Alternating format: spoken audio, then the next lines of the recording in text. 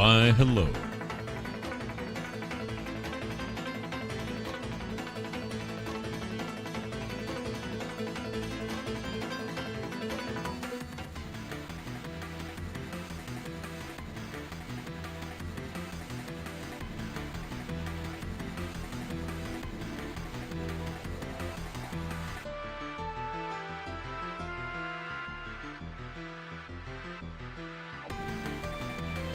I'm awake. Your fave stream that goes online at 3 a.m.? Are you East Coast? It's kind of funny. 'Cause I'm over on the West Coast, man. I go live at midnight.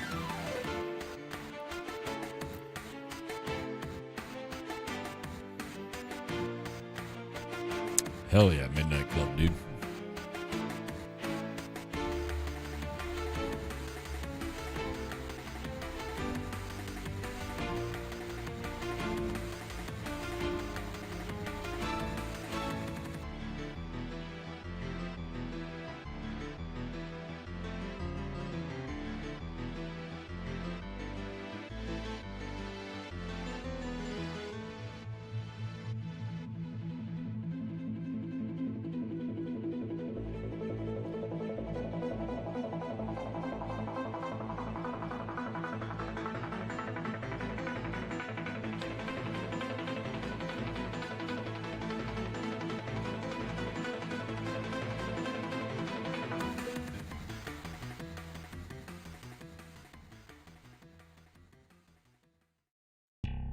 Ever seen a pure midnight owl before? Or pure night owl? Yeah, dude.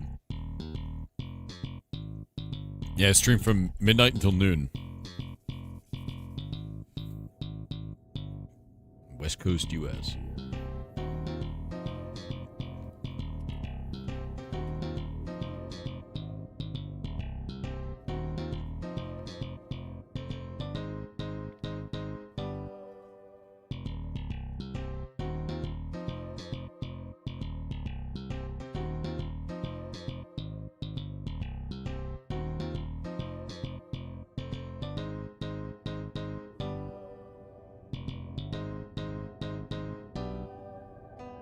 They infected your Umas with AI slop? What does that even mean, dude?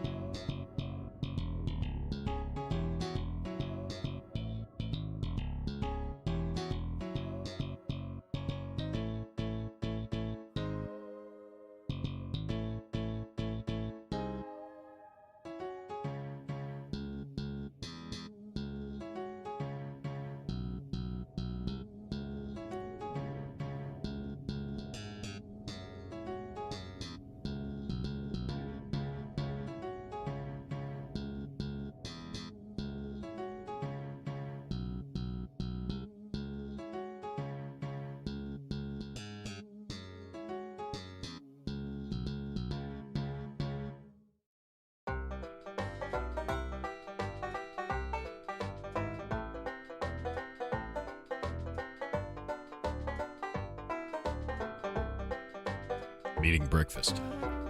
The big hunger. Wait, is Ultralord actually here? What is this? You've been on LinkedIn for hours. Your hands keep typing, ready to deliver shareholder value without even applying effort. It's over.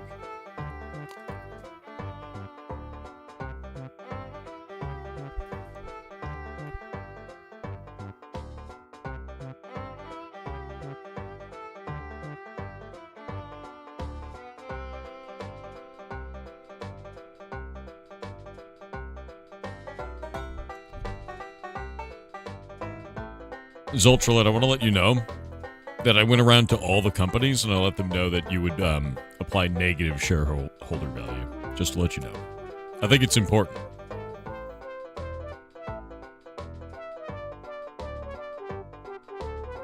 Yeah, you would singularly reduce their stock value by 5%. Probably even daily.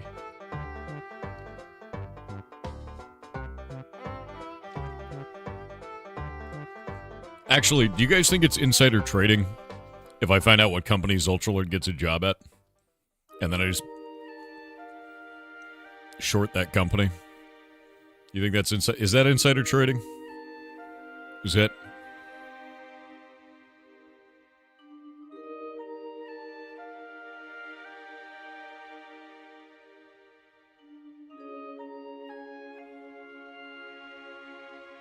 As Ultralord, what do you feel about getting a job at NVIDIA?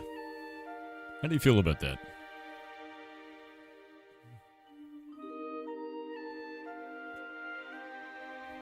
You know, no reason.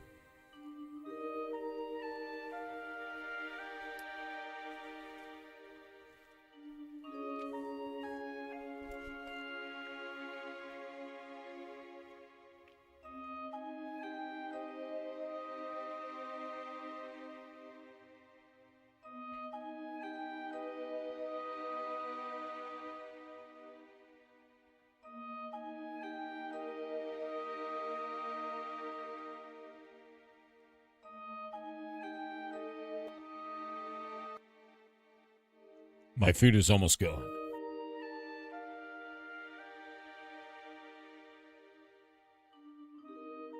Yeah, I just want to get Zultralord a job.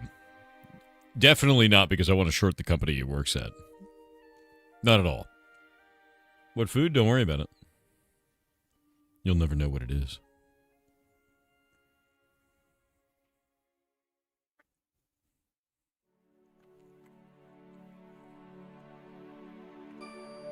An experienced hotelier. I have no idea what that would do.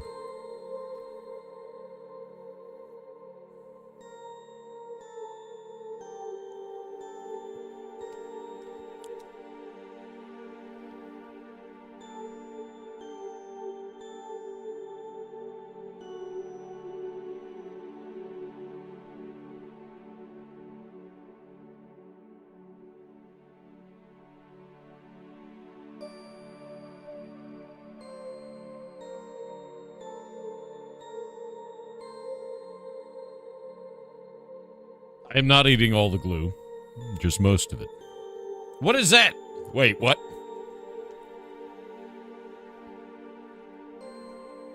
Seven with the 25 gifted subs. Dude, what?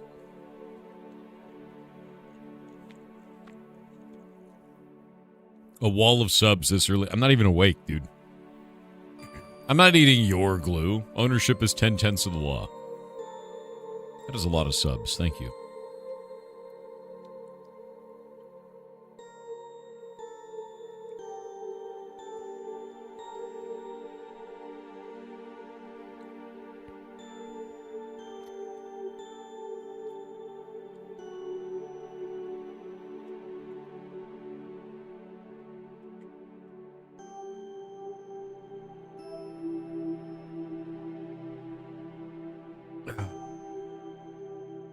Alrighty. Beep. Beep. I exist. It's cold. It's cold. First, it has to decrypt a puzzle before every meal. Dude, I wish. I need to go decrypt that puzzle from that indie game we were playing before. The bow one. I need to do that. Oh. Cold hands. Rhymaxolotl with 500 bits said, "Halo Lord of the Goblin Dose Almonds. Hello. I'm here on behalf of the Axolotl Tax Revenue Service. It has come to our attention that you have exceeded in this year's taxolotls that were due.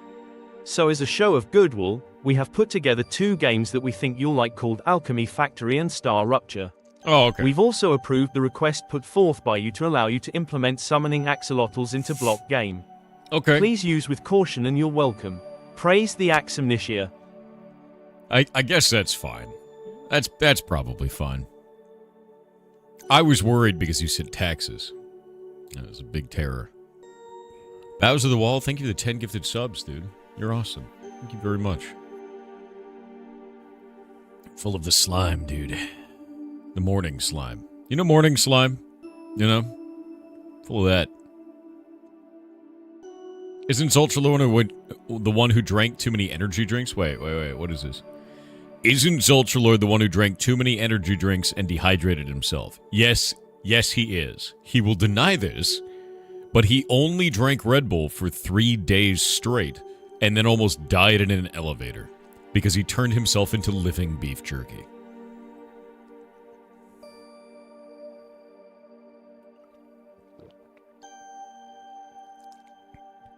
Because he didn't realize that Red Bull is a diuretic. Makes you piss. Yeah. Yeah, and then Mirror threatened to remove his bones. That's true. There's an AI video explaining that's a bad idea.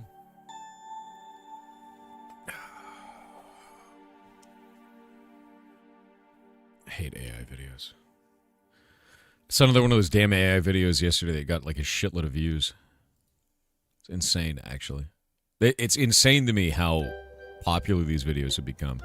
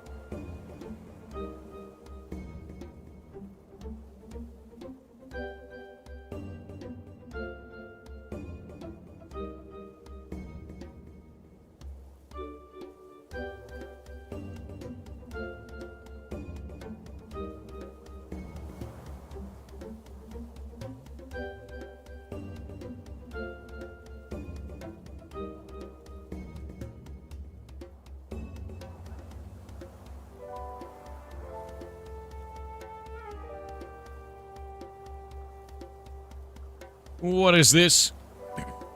Zenith XP, thank you for the rating party of 16. I'm just waking up, dude. Just waking up for the day. But it's nice seeing you. Thank you very much. I hope you had a good one. All you see is junk? Yeah, no, I think the biggest problem that I'm seeing with like AI videos right now is they're going the route of emotional feedback loop. So what you see is you'll see videos of like, the one I saw yesterday is a baby raccoon and a cat. And it's like videos of the raccoon growing up with the cat and the cat getting older and the raccoon getting bigger, and all of it is AI. And there's just a ton of comments on it of people being like, oh my god, it's so cute. And like none of it's real, dude. It's all fake. And it's not great to see this shit because people engage with it super heavily. Like some of these videos have 100 million views, which is horrific. Like, it's really not great. Or dogs choosing their owner's AI, or raccoon getting scared of a Halloween decoration AI, or wolf saving its puppy from an avalanche AI, or whatever, right? It's always an animal in a scenario. There was one recently of a chihuahua jumping out of a moving car and then jumping back into the moving car AI. Birds activating Alexa and then dancing around. Yeah, no, it's not. None of it's real. It's to pull, yeah, exactly. It's to pull your heartstrings, and it's to generate ad revenue off of your emotional response. And it's insane, and it's incredibly effective. Incredibly effective, yeah. I think there's only one AI generated thing that I've seen that I liked. Let's see if we can find this.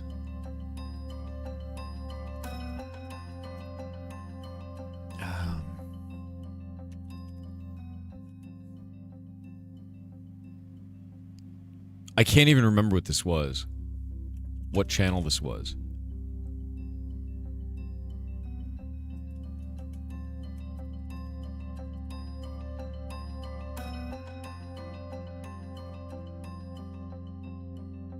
Found it. It's from Neural Viz.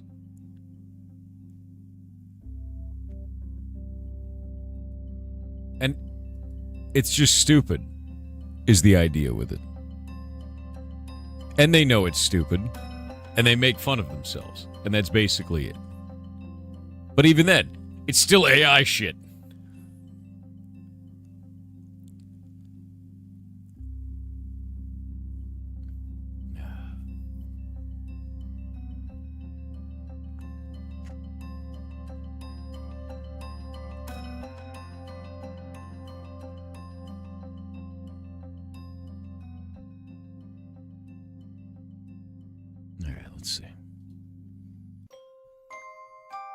All right. What are some Discord alternatives? Is TeamSpeak 6 comparable? Not even close. Not even close. That's the problem. What's being worked on today? Well, right now I'm waking up. Then we're going to implement the offheads for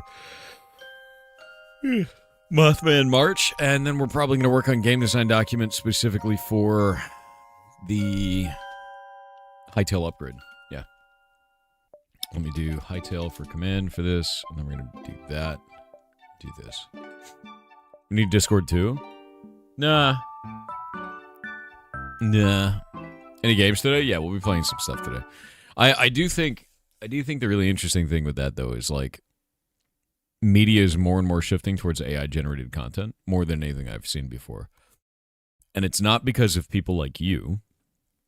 It's not because of people like me that are like online dorks. We're online dorks, just to be honest. We are. Completely online giga dorks.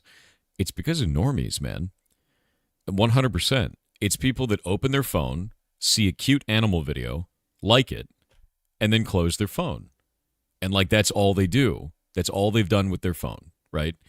And because of that, they see the emotional reaction content. They don't realize it's AI or they don't care.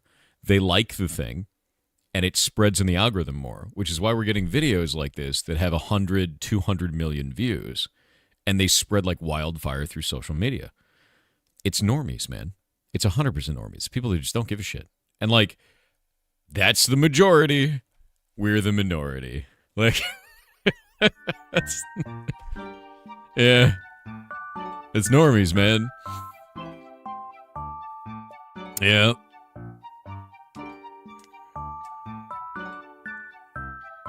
Thanks for getting me to make games. Been using GameMaker now for a year and a half. That's awesome. That's really awesome. Really good engine. Dude, I'm like barely awake. One day you will be a normie? No. Haven't been yet. Probably won't anytime soon.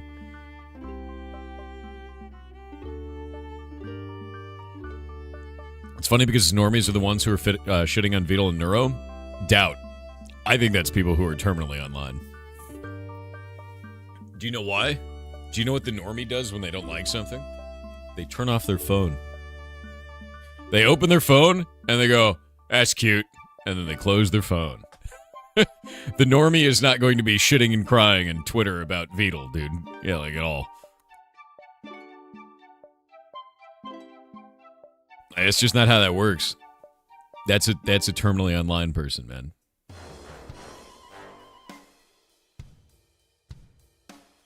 Twitter turned normies into online adjacent daywalkers? Doubt. Again. That's not normies, dude. You've been fooled. Yeah. Guess you're not terminally online. What's going on with Veto? Veto is suffering tall poppy syndrome, or the primary target of bucket of crabs. Veto is incredibly popular right now, doing incredibly well. Veto and Neurosama are doing awesome. They now have beaten the Hype Train world record again, so they're now in the first, second, and third spot. Your guys' record is number 4, right? So they're kicking ass, completely kicking ass. Community's exploding in size, which made the general internet go, why is that guy so cool? And then they turned into bastards, as they do. So now they're trying to tear down Veto as being like an AI chill and garbage and whatever, right? Like that's basically what they're doing. And it's just bucket of crab shit. It's just bucket of crab shit, and they're just going after Veto, dude. Veto's cool as hell, and I don't give a shit if people are angry at Veto because Veto's rad. So, yeah. Is it number 3 in all-time subs? Is that what it is? I thought it was number 1 right now as well. Yeah, it's the same shit. It's the same shit you see from the internet. It's like, that one's too tall. Get him. You know. normal stuff, dude.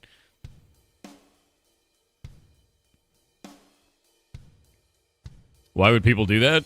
It's normal human nature. The moment that something gets too large, everyone's like, wah, wah, and then they chop at it. Yep.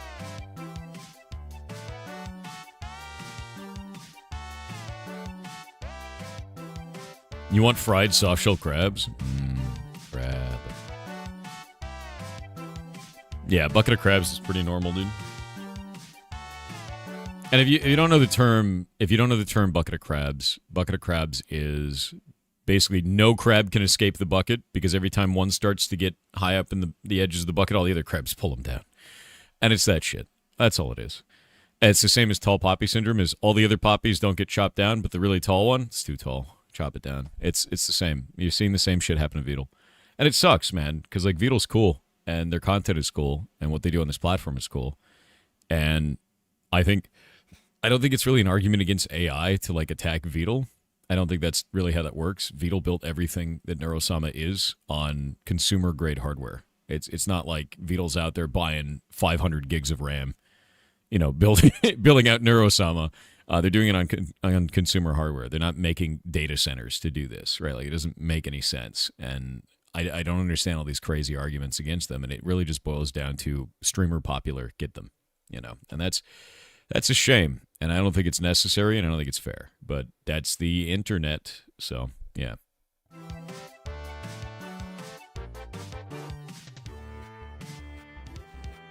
Not even a fan of Veto. And even I think people need to lay off. It's stupid. You know how I handle it? I just ignore that shit and I just keep watching Veto. Yeah.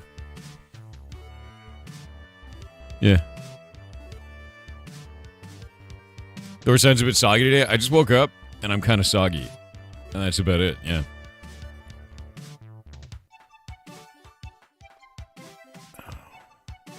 What is the name of the channel? I know this is going to be like a weird name for it. It's VEDAL 987. It's the weirdest name.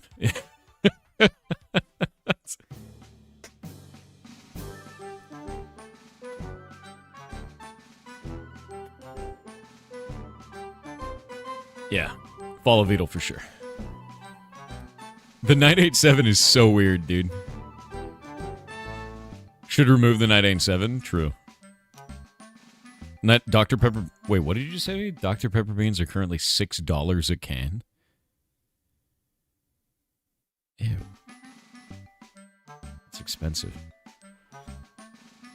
That's expensive.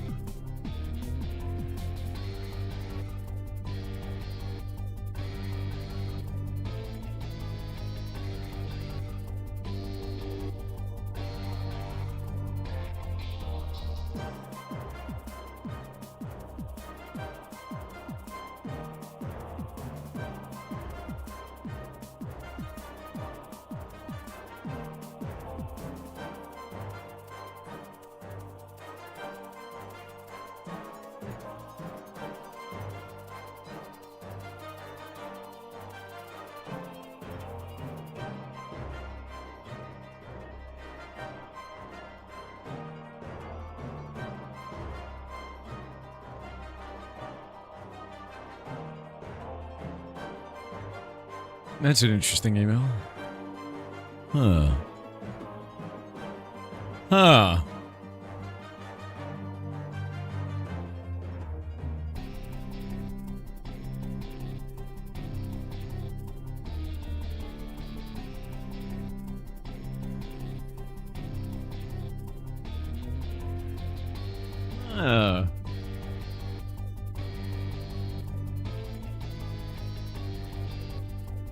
There we go. Dude, what?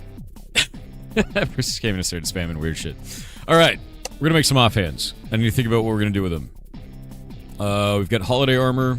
Then I want to go through and make sure that we actually have, like, good holiday armor. We've got Mothman stuff. But I need to make sure that it actually fits the same statistics, I think, overall. Yeah. Too much Dr. Pepper. Dude, Dr. Pepper beans are amazing. They're really good. Atamas has obtained the cursed quest. A poll has begun for chat to decide their fate. It should be all lamps. Oh, that's a good idea. Atamas, it is over. We are the bucket of crabs, forever goblins, never upgrading to orcs. Don't become an orc. Don't do it. Yeah.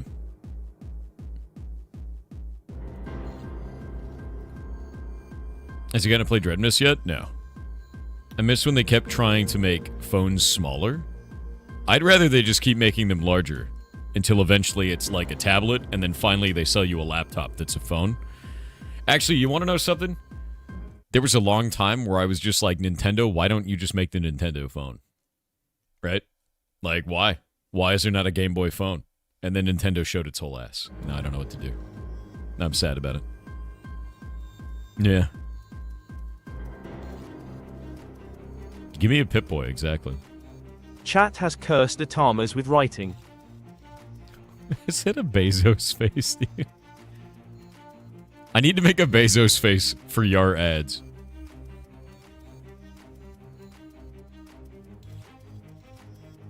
Curse with writing. Thomas, are you there? That's rare. That's very rare. Yar sellout? Hell yeah.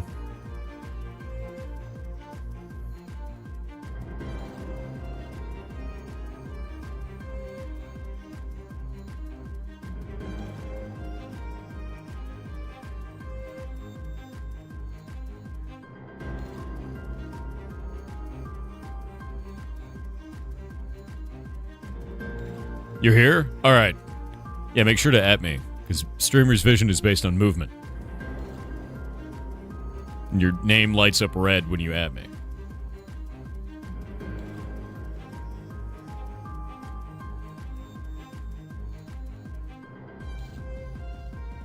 See, the lab coats deciphered the Coca-Cola recipe?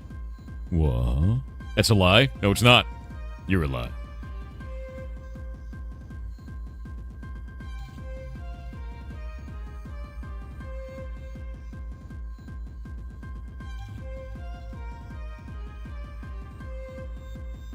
Are they making tablet-sized phones? Oh, dude, the foldables. I hate that shit. No, I hate that. That freaks me out. Nah.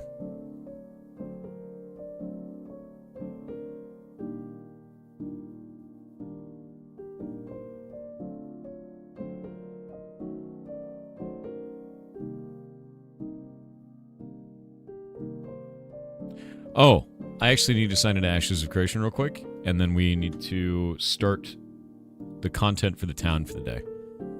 I'll only be on there for a moment. I'm going to start up the building, and then I'll get an announcement out to tell people that the building is running, and then we will get off the game for a little while and go work on some stuff.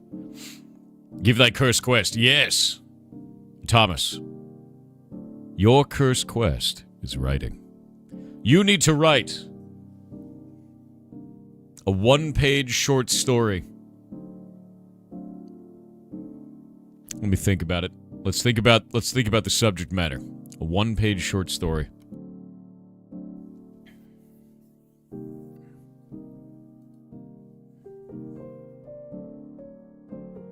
About the company that Zultralord is the CEO of. That's right. A one-page short story about all of the business that Zultralord's company does. Whatever it is. It could be anything. Whatever you want it to be. Yeah. Could be pay to win. Could be making people into beef jerky. Could be anything you want. It could manufacture wigs. It could. Could be all of them. Yeah.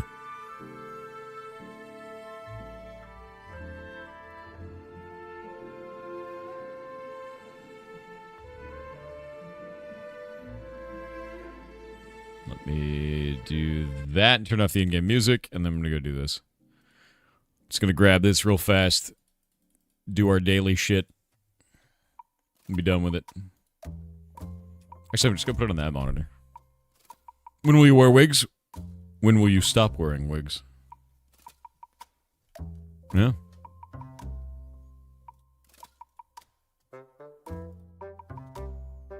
All right. I think all these helmets are actually in and good. So what I'm going to do is we're going to go into the NPC. We're going to go make that NPC, I think. Bosley wants 6K for a wig? That's expensive as hell. Is that how much wigs cost? Dude, I don't know what a price of a wig is. Is a wig expensive?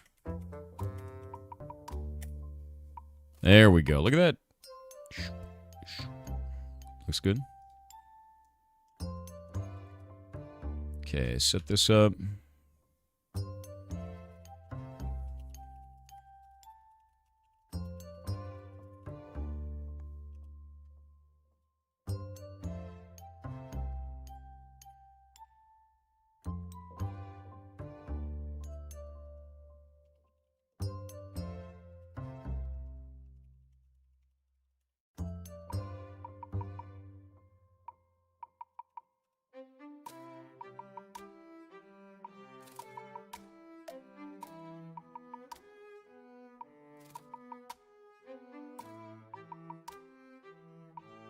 Okay, the next one is laboratory, and we need to make books.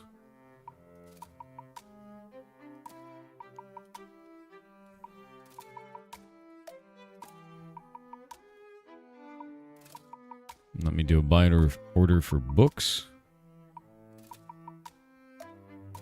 Where the hell are they? There we go. Dragonwood and Moonbells. That's easy as shit.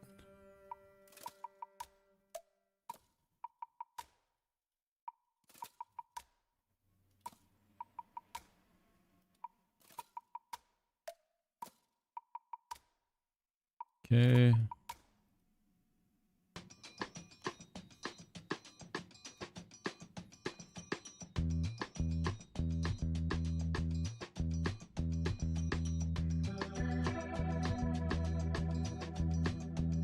Okay, I'm looking at the treasury real fast, then we're gonna get back to it.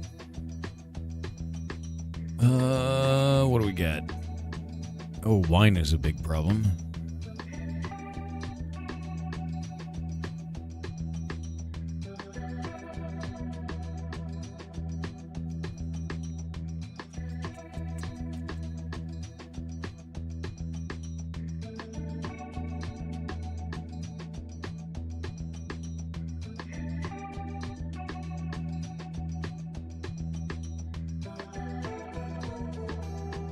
Damn. Wine is just going to be annoying.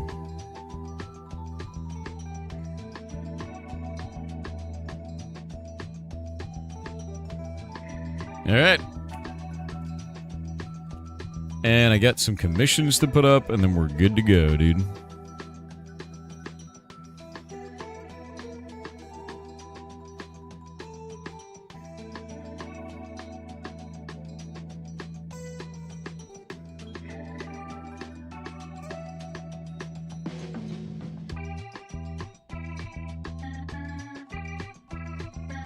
Alrighty. Commissions are worthless? Absolutely not true. That is completely incorrect. Do you want to know why? I was able to level my ult from level 9 to level 10, which is 170,000 experience, in 40 minutes, 4-0, by only turning in materials to a commission board over and over and over again. I did this by buying all of them off the Jova market and then turning them into a board. It's very fast. It's ridiculously fast. Buy orders do not give experience. Commissions do. Yeah. Yeah, buy orders are not the case. Buy orders give rewards. Yes, they do. They give you tokens, script, so you can go and buy tickets to be able to run crates. That seems broken? Yes. Which is why when that person said they're worthless, I tell them they're wrong. No. Wait. The only thing that was disabled was settlement-wide bonuses. Did they break even more shit? What do you mean they turned off buy orders? When did they do that? Are you shitting me, dude? They broke even more shit yesterday?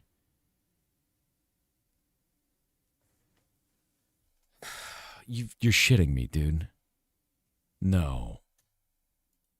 What the hell is left at this point, man? That was like half of the functionality that was left. We have disabled rewards from buy orders due to a technical issue. Completing a buy order will not grant settlement currency or reputation. I'm going to lose my mind, dude. Like, they removed the ability to do bonuses off of mayoral commissions. So there's no reason that anyone wants to do those now. And now they've removed the rewards from buy orders. Oh my God, man. It's like every time something breaks, they just disable it. That doesn't make any... We can't maintain the settlement if nobody does buy orders. Buy orders are required for the settlement to advance.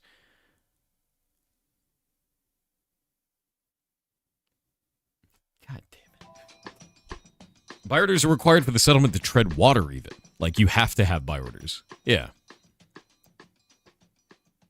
That doesn't make any sense, dude. I'm not an AOC player. Can you explain a little more? Sure. So the way that the system works is... Let me pull this up. I'm going to grab this. The way that the system works is you have a couple different things. When you become a mayor, you have some things that you have to do, right? And that's a weird R. There we go. When you're a mayor, you have to do daily commissions for people. These cost gold from the settlement, which is created from taxes.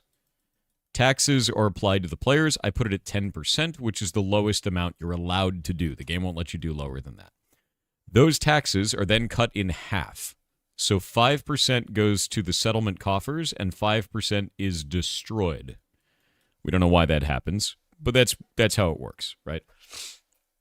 Whatever. So 5% of your overall, or 50% of your overall tax is put into the coffers. 50% is destroyed. I know it's stupid. This is just how it works. You want to know how it works. Commissions generally cost about 5 gold. So I have to wait until half of your tax money turns into 5 gold, and then I can make that into, you know, a quest for you. The quest will be like, go gather 20 plants. You gather those, you turn them in, and this gives you XP, usually about 6,500 experience. And it also gives you 1 out of 100 completions. And it gives you a little bit of glint, right? Now, the reason why this is important is because the 1 out of 100, when this reaches 100 out of 100, it gives a zone-wide buff to everybody and a secondary buff, a stronger buff to citizens, which are people that actually live in your town. So, and that if they're at commoner level or higher, their buff is global, meaning they could be anywhere on the map and receive the buff. They have turned off this buff. So, there's not really a reason for maximum level players to engage with this system right now. It gives them effectively nothing. So they just stopped doing it. So there's no reason for me to spend the 5 gold, and there's no reason for people to push to generate capital inside of the region through taxes because they're not getting a benefit for it. So that's the first thing that they broke. That's been down for like, I want to say a week at this point. The second thing that a mayor has to do is generate what are called buy orders. Buy orders are specific orders for restricted goods. I can only choose through a couple of different goods in order to set one of these up. You get to choose 2 materials, and it's from a very short list of materials. And when you choose one, it locks that one material out for 3 real-life days. You cannot use that again in another buy order for 3 full human days, not video game days, your actual human days in your life. When you do this, it produces 1 material of a specific type. Maybe it can be furniture. Maybe it can be like, I don't know, like trinkets, whatever it's going to be. It's something for the settlement. To build new buildings, you need to have certain numbers of these mats. So I have to set up buy orders, buy materials from people in the community, and then it turns into materials for the settlement itself. These buy orders usually cost about 7 gold to produce a buy order on average. It's about 7 gold. It can be up as high as 13 gold from the settlement to do this, which is quite a lot, right? When I do that, it gives people back scrip, which is a currency that allows them to go and buy items from the node vendor, the settlement vendor. Usually people get these little tickets, basically, and the tickets allow them to get a crate, and if they take that crate from one part of the map to the other part of the map and turn it in, they get a lot of money or guild experience, which is a big thing. It also gives them a little bit of reputation with the node, and remember when I said commoner earlier, it gives you zone, like worldwide buffs, that's part of rep. So you turn these in to get rep, you get a buff that goes globally. They've turned off the global buffs, they've turned off the local buffs, and now they've turned off any rewards from buy orders, which means people are sitting there and farming incredibly hard to get materials, turning them into the town and getting nothing for it, and they're trying to do quests for the town and getting nothing for it. What left is there for me to do as a mayor, man? Like, that's like, at least we get glint. You get more for killing a crab on the beach, and that's not even a joke. Like, there's...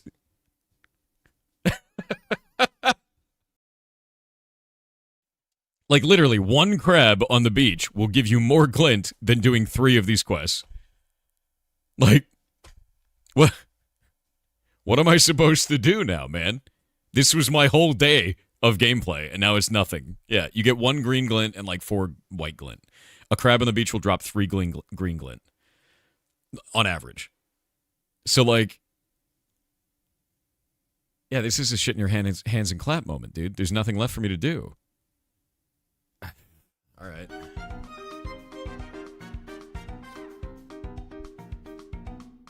Have they said when they're fixing it? I don't know, dude. Let's go pull this up.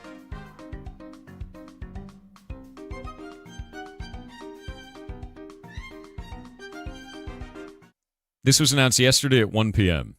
We have disabled rewards from buy orders due to a technical issue. Completing a buy order will not grant settlement, currency, or reputation. That's the whole note.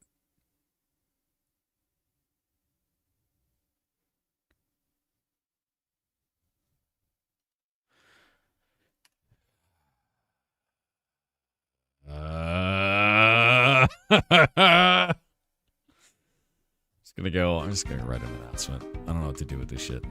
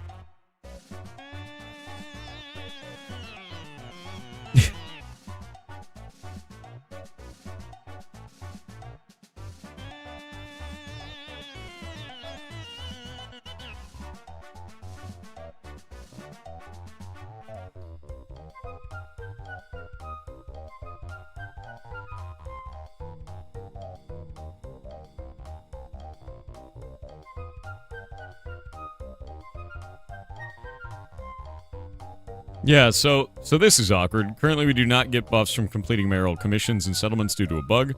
We now also do not receive rewards from completing buy orders due to a bug. We also still do not have a flying mount assigned to our settlement, so I'm stuck with the 0% speed one. As a mayor, this is all the content systems I can engage with.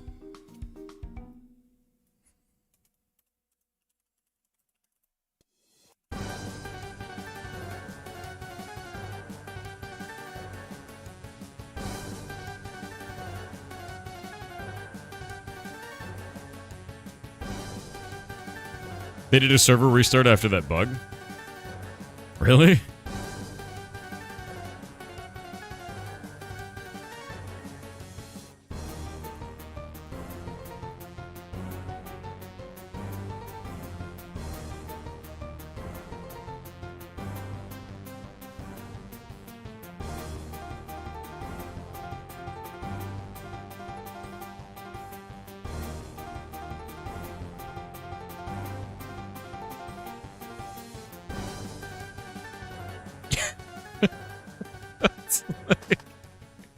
I don't know what to do with that, dude. Like, I don't know. What am I supposed to do, man? I said, so this is awkward. Currently, we do not get any buffs from completing mayoral commissions and settlements due to a bug. We now also do not receive rewards from completing buy orders due to a bug. We also don't have a flying mount assigned to our settlement, so I am stuck with 0% speed 1. As a mayor, this is all the content systems that I can engage with. I just say these. These are all the content systems I can engage with. These are all the content systems I can engage with outside of running groups and general roleplay. We have no ETA in fixing any of this. Like, what? What do we do with this?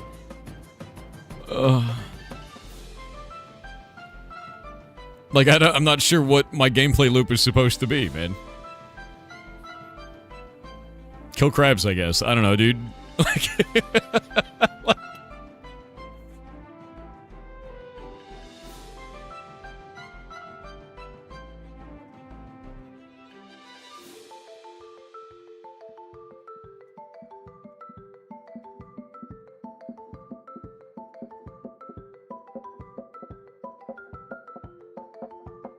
yeah. That's so weird, dude. Like, I don't know, man. Like, yeah, I just don't... Catching crabs would be more fun at this point. I just don't know what to do with that. There were so few content systems available, and it was like barely enough, and then it's like, this one's bugged, turn it off. That one's bugged, turn it off. That one's bugged, turn it off. And there's no ETA or communication as to when it's getting fixed. Yeah. Is this what it's like for the rural towns that elect a dog as a mayor? No. I just don't know. All I'm doing, like, dude, you've literally turned me into taxation without representation, man. That's what you've done. I'm sitting there collecting taxes from my population, and I can't provide any services to them. What? Like, why have you done this? Ugh. God damn it, dude.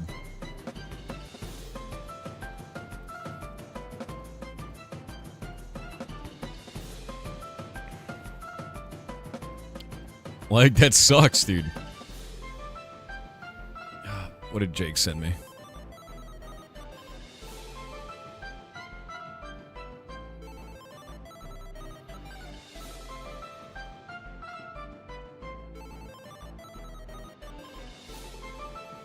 Ah, Jake. I think I know why that happens. Are you there? Can you hear me? Hightail win? 2 days. Jake, I think I know why the final bug happens.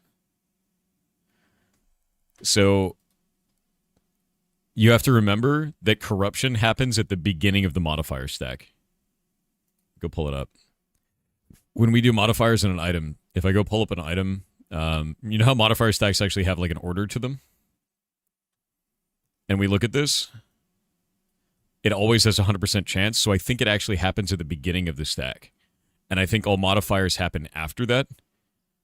I think that might be the problem. So I think when an item is finished rolling, like the finished rolling portion of like all the modifiers going through, you need to do a corruption recalc there. Does that make sense?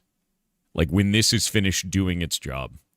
And I know there's a system that loops through and does that until it runs out of points, the weight points. Because corrupted doesn't have a weight. It always applies. So whenever the weight is finished, when it runs out of weight, or when it runs out of this job, not when it runs out of weight, because corrupted counts 0, then you'll want to do the recalc then. If you do the recalc just when weight hits 0, you won't hit mandatory modifiers like this one. So it'll have to be whenever this process is finished for doing the modifier additions. Does that make sense? I think that's why that's happening. because it's not going to do the recalc correctly. And the corruption modifier can happen at any time in that calculation. It could do it in the beginning. It could do it somewhere in the middle. It could do it at the very end. So you're not going to know where it is in the calc, and you don't want to do a reroll based on the corruption modifier applying, because it's totally random. Yeah. Just throws it in the stack and then randomizes the stack, so that way we don't get like ordered statistics from stuff. It's totally randomized statistics. Ugh.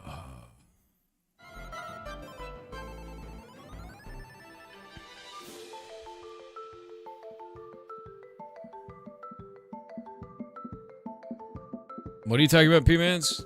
You're talking about Ashes, dude. I don't know. I've been playing for 2 years. It's in a bad state, but whatever. Hope everyone's doing well. Hope you're doing well, man.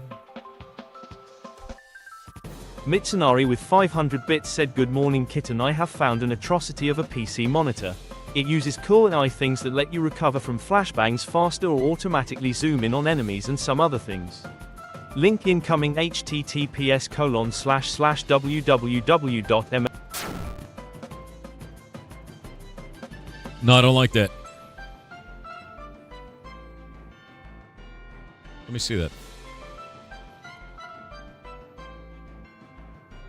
Oh. It merged your Archer 500 into it. Stop it.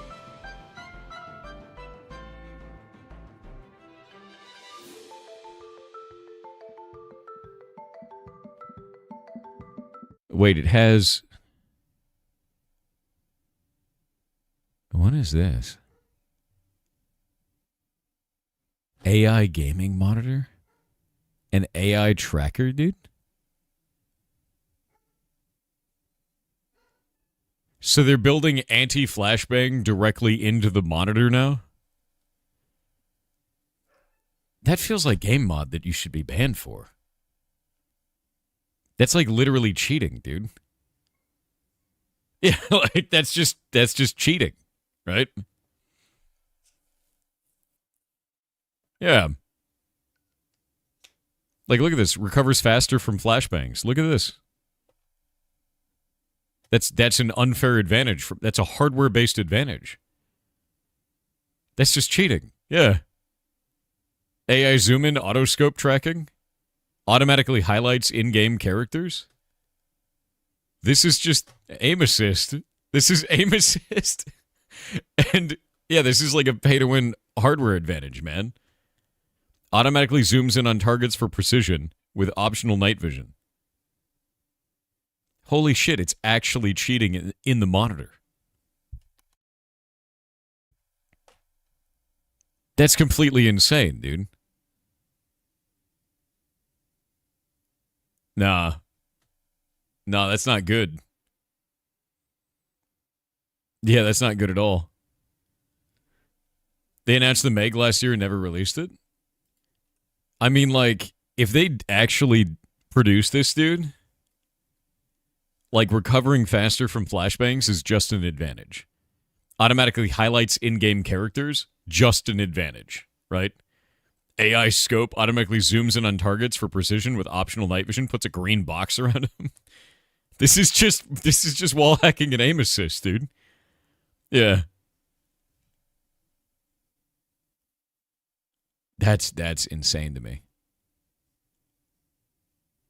No, that's completely insane. That sucks. That sucks, dude.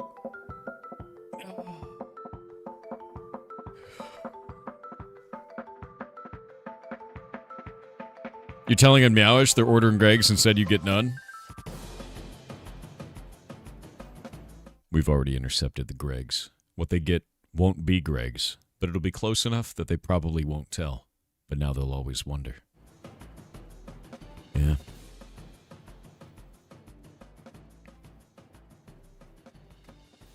Slightly different. They'll know in the back of their head, but they'll never admit it. All right, so offhands. Let's go get battle totems. We're going to go check these out. Christmas warrior totem. Halloween warrior totem. Christmas warrior totem. So we gotta change this into Easter warrior totem. Alright. We need an offhand for a warrior that is Mothman. I think it's gotta be a lamp. I think all these have to be lanterns. You know what I mean? I think every one of them's gotta be a lantern.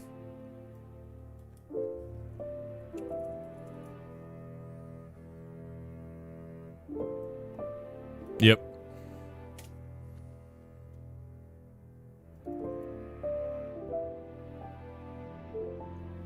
Gotta be a lantern. Gotta be. Lantern nunchucks? What does that even mean? It's the offhand. I also need to look at the set bonus for this. If we go to item sets and pull that up. There we go. Set Mothman.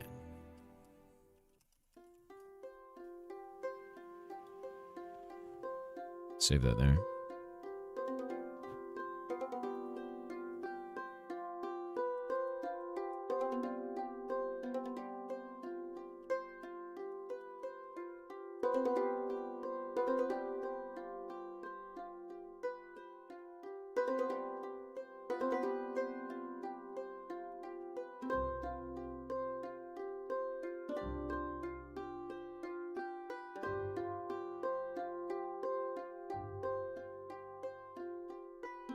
Creating the Moth Lantern Core? Yes.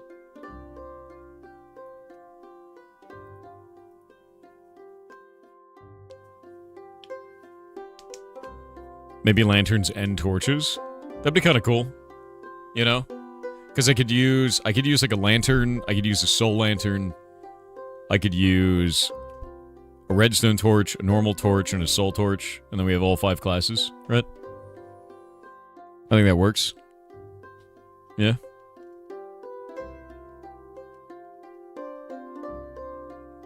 Are you stacking tasses until more? What does that mean? I don't know what the hell you're saying.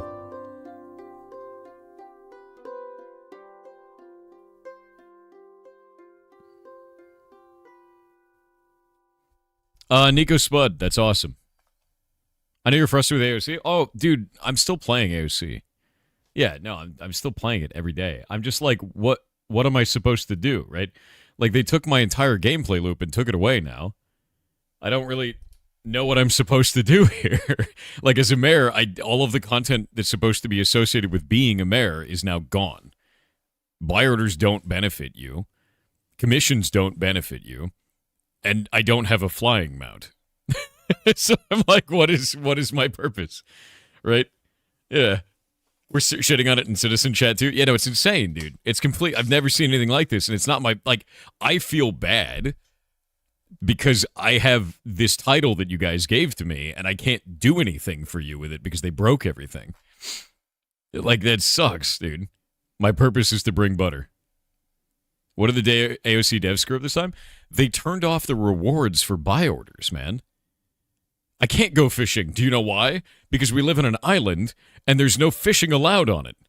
There's no fishing in the ocean in Ashes of Creation. There's one area on the whole map in our entire region that has fish, and it's a river. Oh, my God. Yeah, no, this is one of the problems. This is one of the bugs. There's just no fish in the ocean. I know. I know. This is already just...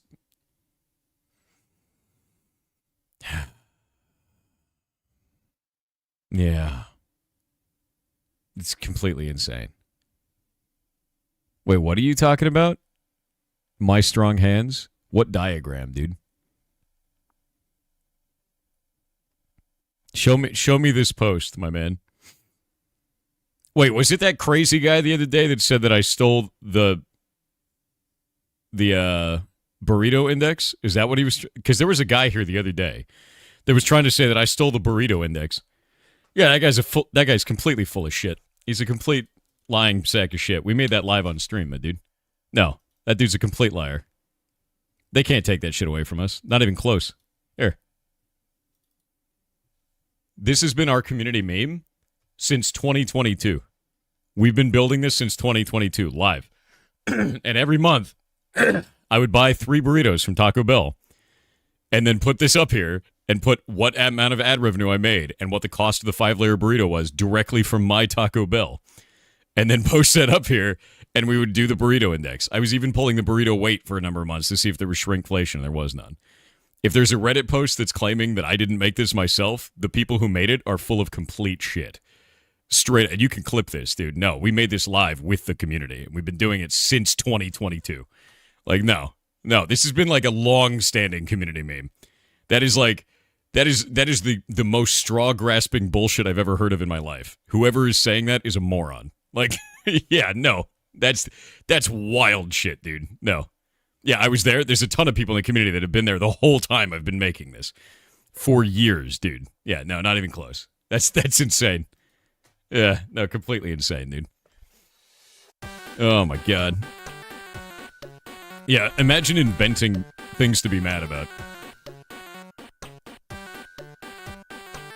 Yeah, it's the reason we have the Yarnito emote over on Twitch, which is the Nito burrito that you can eat. Like, that's the whole point, dude. No. It's been 4 years. Yeah. Last I looked, it had 3K upvotes on some financial services subreddit. Oh my God, dude. It's so easy to make bullshit on the internet and people just believe it. They're like, they just eat it up, dude. No, we've been making that in the community live for 4 years now. No. And that dude who came in here who lied about that, by the way, tried to say that it was that. I said, okay, post me the original post where I stole it from. And he refused to elaborate on it and just kept saying the like bullshit claim over and over until we banned him. It took him like an hour of that, too. No, he's full of shit. I hate people like that. Just complete garbage, dude.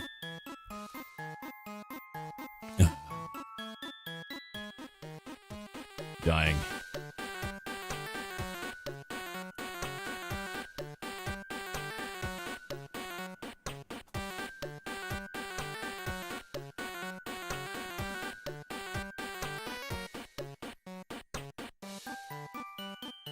Grab this.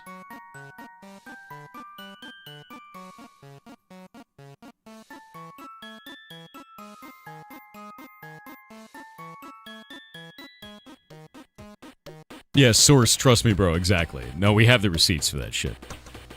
Yeah.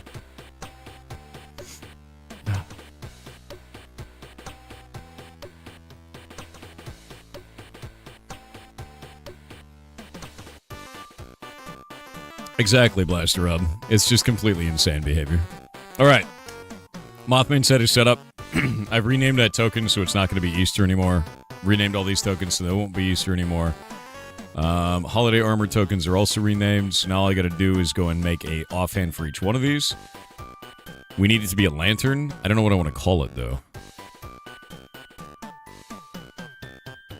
Actually, I think I should call it the same thing as the set, because it's Limehawk Moth. For Ranger, what is the Warrior one? Let me grab this, pop it over here, and we'll look for the actual set bonus name. The Warrior one is Death's Head Moth. So make it...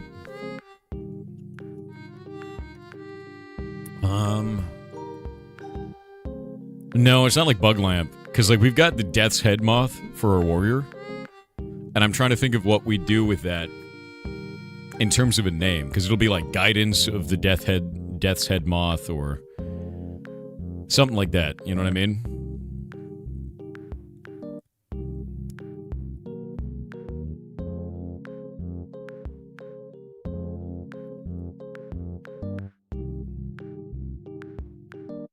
Yeah, something like that.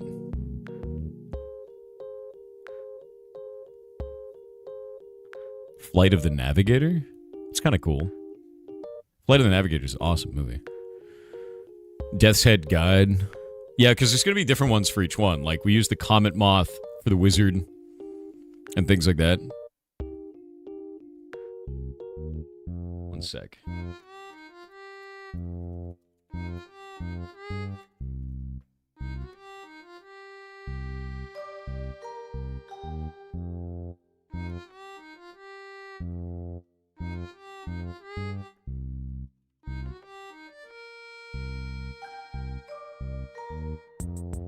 Is Black Witch Moth used for anything? No. No, I've got Comet Moth, Death's Head Moth, Atlas Moth, What's the next one? Luna Moth. And there's one more. Crates are done. Text on mill incoming. Nice. And then the last one is the Lime Hawk Moth. Yeah, no, Monarch is a butterfly, not a moth. Yeah, those are the 5, though. But Warrior's Death's Head Moth. I just need to come up with a standard for the name of the lantern for that.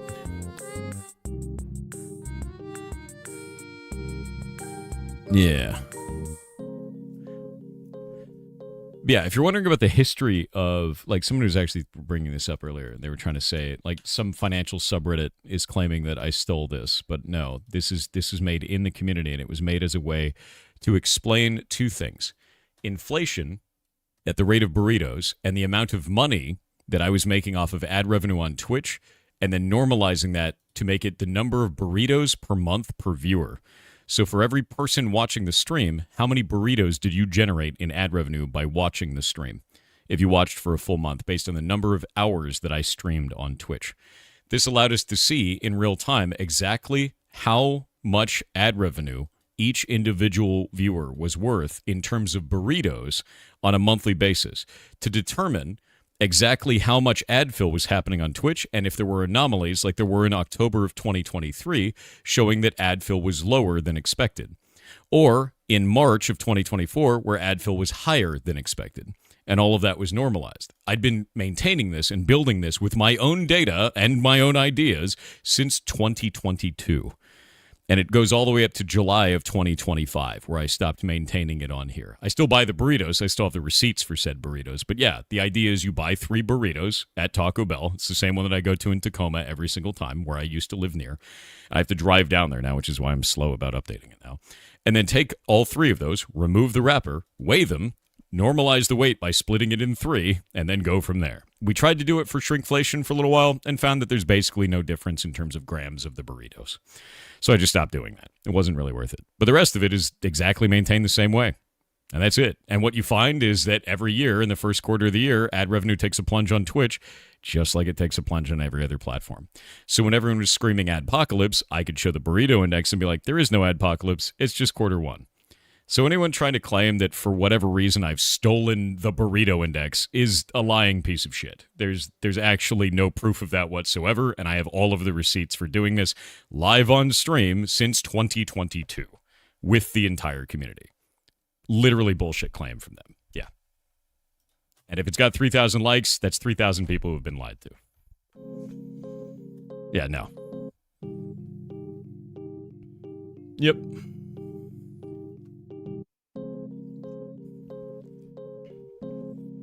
I was there when you made that? Yes. I made it on stream as a joke because it was hilarious. Then we just kept maintaining it. Yeah. You really need to stop stealing from yourself. I know, right? All right. Antenna of the Death's Head Moth. So, if we have a Death's Head Moth, let's go look at a Death's Head Moth real quick. Death's Head Moth. Actually, who's here has seen a Death's Head Hawk Moth? They're freaking sick looking, by the way. This is why I chose these guys for the warrior. Look at that. Isn't that red? It's got a skull on its back. That's actually what they look like. Isn't that neat? They have a natural pattern that looks like a skull. Isn't that cool? Yeah. So, what can I put in terms of... What can I put in terms of an offhand lantern? Clarice. Yeah, exactly. Where are they from? I don't know. Let's find out. Where in the world are Death's Head Moths? Africa, Europe, the Middle East, and Asia. So everywhere but the United States, F. I guess not, yeah, anywhere in the Americas, North and South America, it's not there.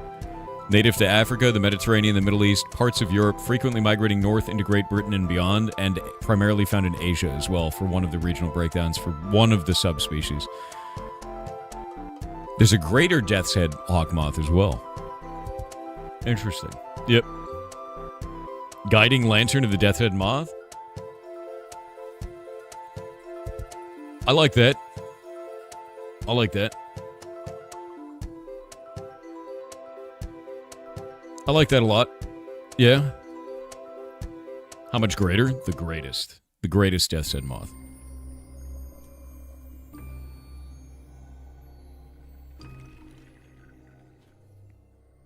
They're in the UK? Good. Skull marked. Actually, I need to check to see what the tier 3 battle totem modifier is, because I believe that adds a name, too. Modifiers. Come on. Don't forget a Demilich is just a floating head. I know, and they're way scary, too. Battle totem. Okay, so it'll get the modifier of haunted applied to it. Randomly. It'll randomly be haunted.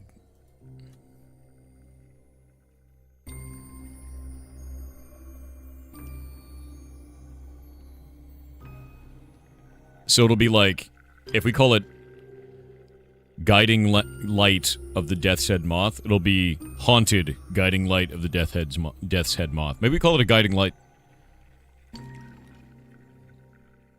Maybe we call it that. So like, Guiding Light of the Death's Head Moth. And then we can call it Guiding Light of the X-Moth for all the other ones. I think that works. I think that's fine.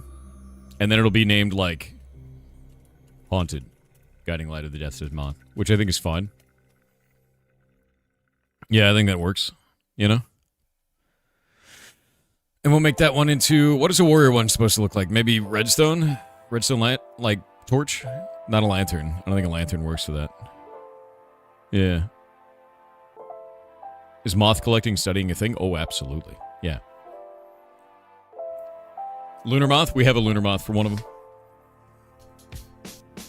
Because I'm gonna use a lantern, I'm gonna use a soul lantern, I'm gonna use a torch, a redstone torch, and a soul torch. So we'll have all of those for all 5 classes. So I think what I'll do is I'll go pull up the other offhand types.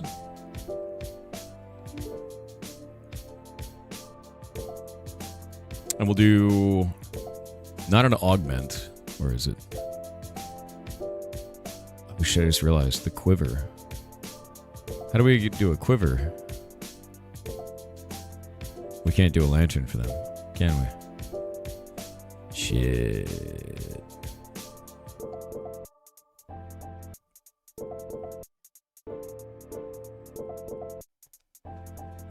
Yeah, can't do a quiver the same way.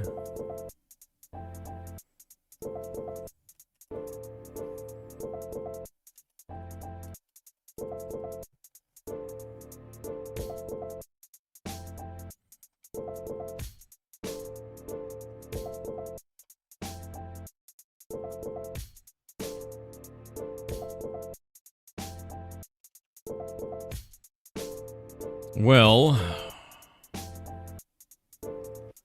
these are going to be all the different ones. I'm gonna go through and add each one of these because I just realized this is going to be kind of a mess.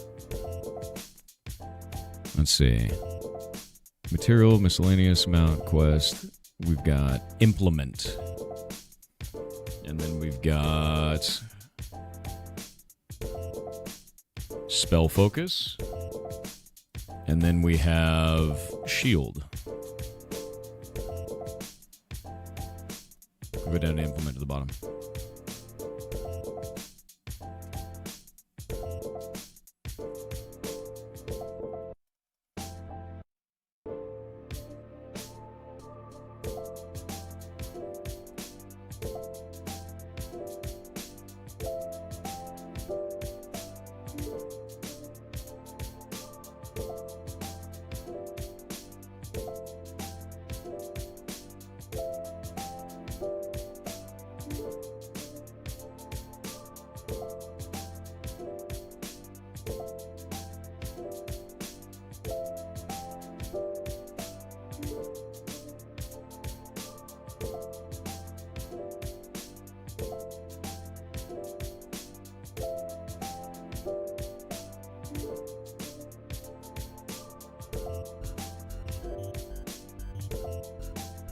All right. So for a quiver, it's got to be a material of arrow.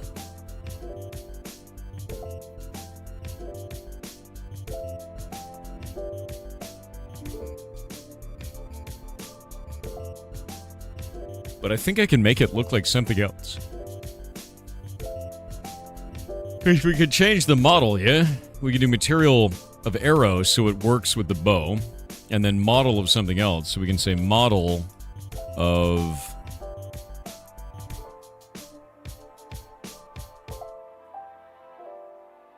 torch. We just do a torch. So they're carrying a torch in their offhand. And I think it totally works. Yeah. No, I think that totally works. And then we can do that. That'd be just fine. Model for this one is going to be Thaumaturge, so that's going to be Soul Lantern. And then Spell Focus is going to be Redstone Torch. And then Shield. That should be Lantern on the Guardian. And then the Battle Totem. Soul Torch. I think it works. Yeah. I think this works. Guiding Light of the Death's Head Moth is kind of cool. I think that works really nice. Wait, what? You saying meat sack, dude? What's going on? Not Soul Torch for Mage? Well, to be honest with you, Redstone Torch on Mage might work better. Maybe we'll do that. Maybe we'll do Soul Torch on Mage, and we'll do Redstone Torch for Warrior, because red is like blood, you know, blood rage kind of a thing.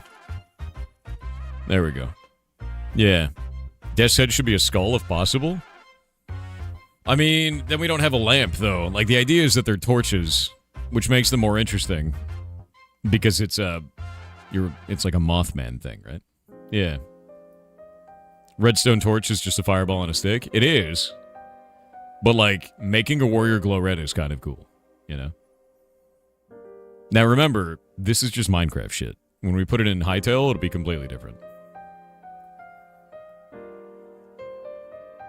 Can't you use a jack-o'-lantern? Yeah, but that's Halloween, man. That looks weird. You know what I mean? That's not gonna work the same.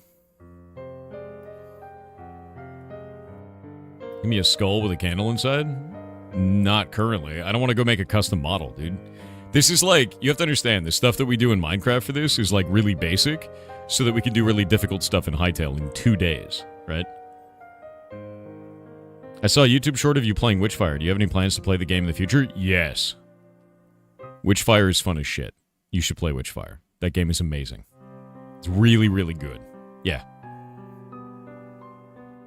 In Hightail, you can make moth whales? True. That game is awesome, dude. Witchfire, yeah, Witchfire. Let me pull it up.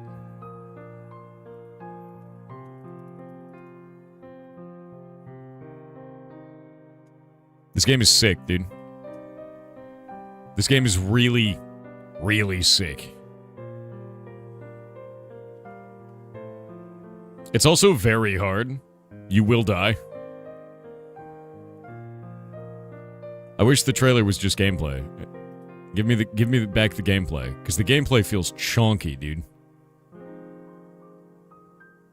And the guns are sick. The feeling of the gun is so nice.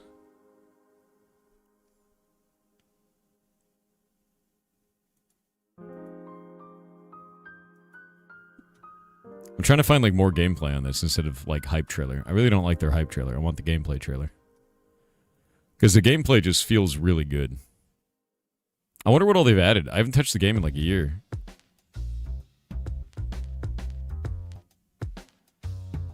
Oh. Oh. The idea is that you're fighting a witch. And you have to fight the witch by fighting her minions in a bunch of locations, and then you get to fight the witch. Yeah, they didn't have melee weapons before. That's new. Is that a Tesla gun? Okay, that's new. You wish it wasn't FPS? Dude, I'm glad it's FPS. That's the whole game. But it's sitting at 91% positive. That game kicks ass, dude. Yeah, that game is really good. I loved that game.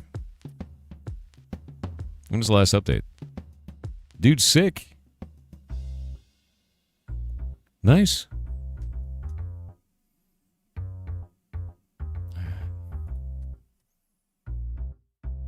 Okay, I can keep adding these. This will be fun. We could just call them guiding light of the whatever it is.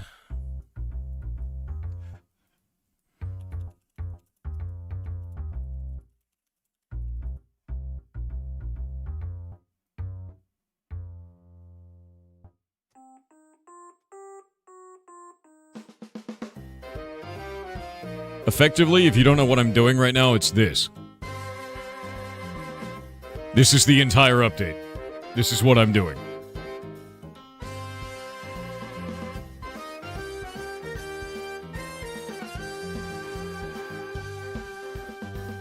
Or like, maybe also this. That too. Yeah. Some of this. Lamp, brother. Brother the lamp.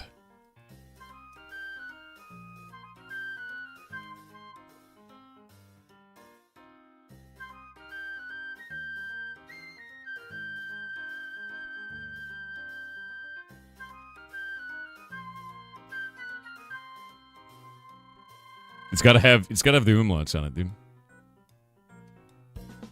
I crave the forbidden lamp, brother.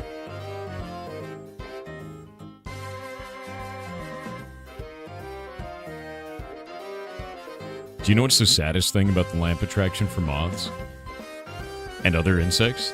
Did you know it's a death sentence? Did you know that?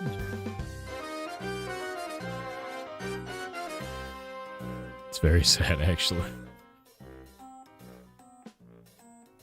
A lot of people don't realize this, but the reason that bugs are attracted to lamps is that they're not attracted to lamps. They are hard-coded. They are instinctually hard-coded to make it so that their back always faces a light source so that they stay upright when flying during the day. And when you turn on a lamp, their back automatically turns. Their body automatically orients so that the back goes to the lamp, which means they can't escape it. You've created a gravity well. They die there. Yep. It's kind of shit. Yeah.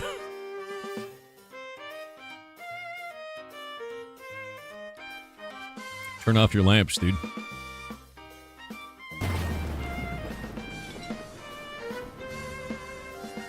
Turn off the lamps. Same like for humans? No, that's a casino. That's how ours work. Yeah.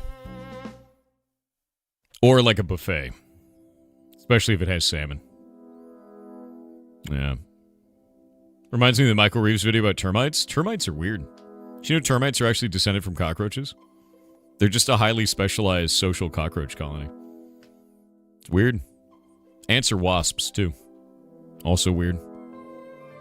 Bugs.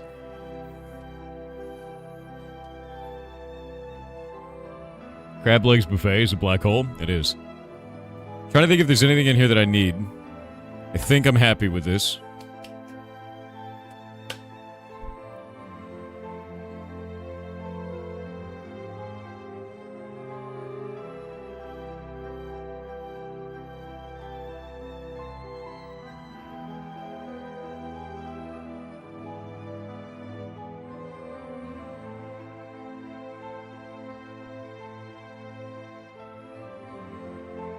Crave the forbidden lamp, brother. There we go. We'll do that. We'll put that as the text for each one of them.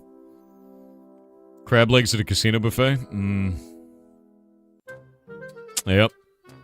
Yep, that's the way. There's no way around that.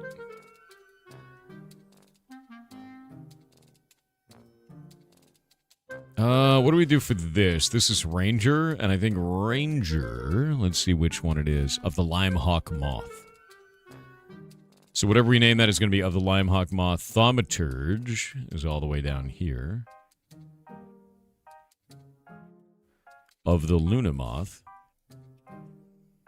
And then Wizard. Let me see Wizard. The Wizard.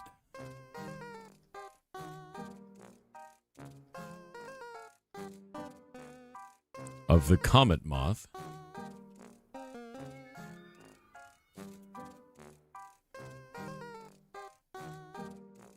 And then Guardian is of the Atlas Moth. Okay, so... Why is that Halloween? Set Mothman. Spell Focus. Set Mothman. Set Mothman. Set Mothman. Okay, so... Blinding Arrows of the Limehawk Moth. Brother, I crave the Forbidden Lamp. We could put something like that for each one of them. I'm just going to put a placeholder for this right now. Let me think about the next one.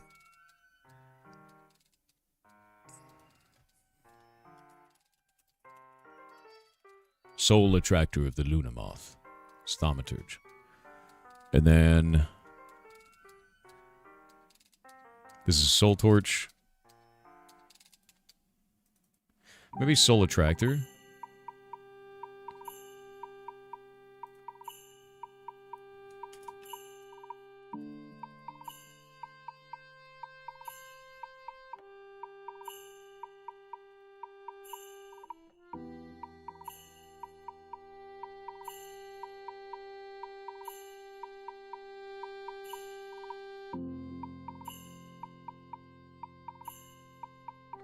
Seen the rain moth? Found in our backyard, named it Mothra. It was huge. Rain moth.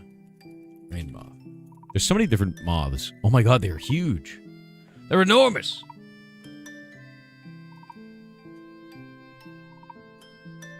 That's a big lad. Dude, honestly, that's not a moth. That's a dog. Yeah. I'll show the moth in a second. We got 50 seconds left on ads.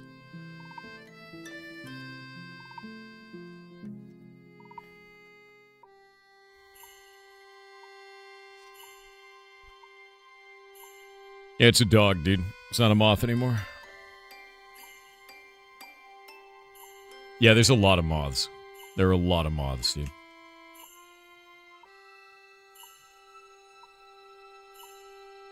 We see a knee? No. That's AI, bud.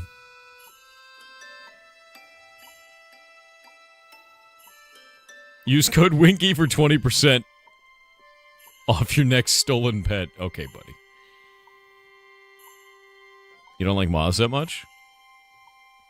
What if I told you moths are fluffy? Huh? What if I told you that?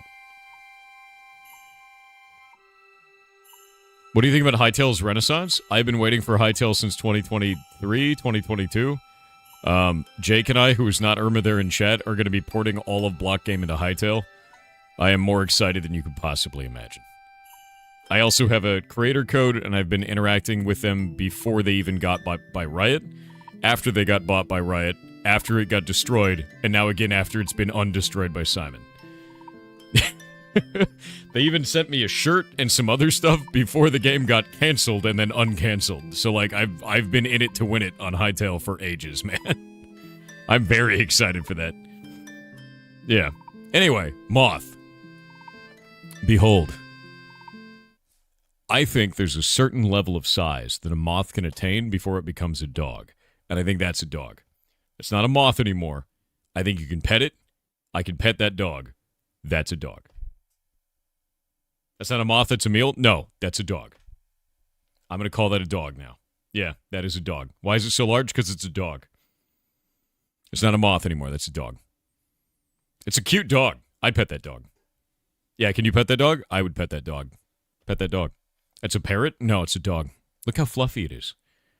It's very fluffy. Look at it. It's super fluffy. It's Mothra, but it's a rain moth. I have never seen one of those, but it's quite large. That's a big dog. Yeah. Small people are dogs? Yeah. I think Buff Pop's small. Yeah. Yeah. Yeah. What does that make Bao? Minuscule. Yeah.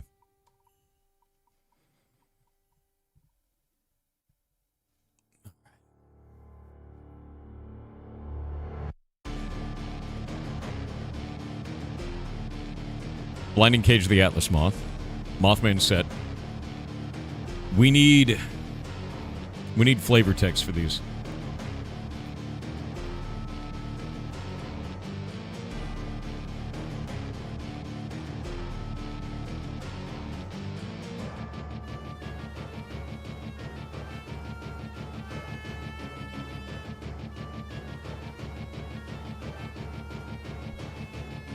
All right, so we have a Blinding Arrows of the Limehawk Moth, Spirit Condenser of the Luna Moth, Soul Attractor of the Comet Moth, Blinding Cage of the Atlas Moth.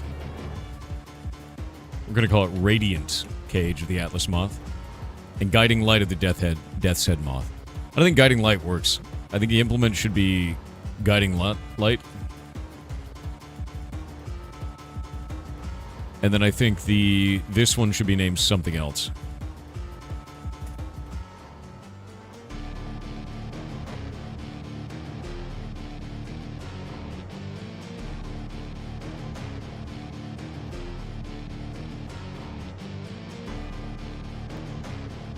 No, it's not a skull. It's not a skull.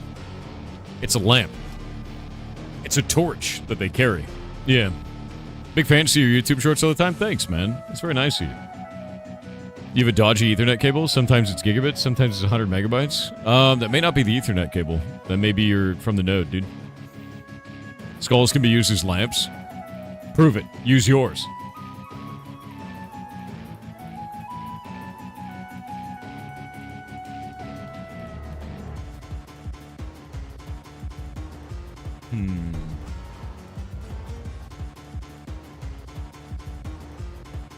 Whispering Voice of X-Moth. Beacon. Vanilla Strawberry Moth. What is that one? Let me see it.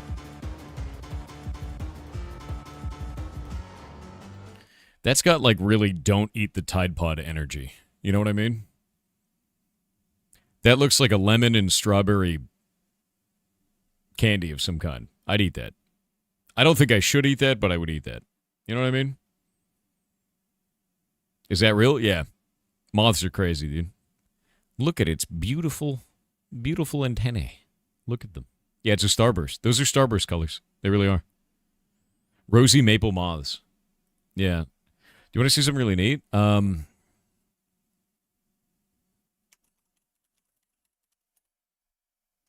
me grab you something really cool. One of the most beautiful insects I've ever seen. They're incredibly beautiful. Let me grab this. Waiting for it to load. It'd be really cool if Google would load the image instead of giving me a thumbnail that is like really blurry and shitty. That would be awesome. Can you do that maybe? No? I'm going to have problems here.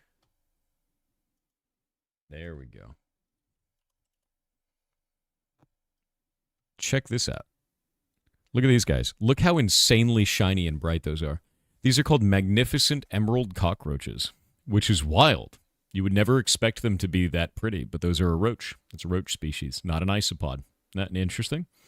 They look like isopods. You would expect it to be an isopod, but that's a cockroach.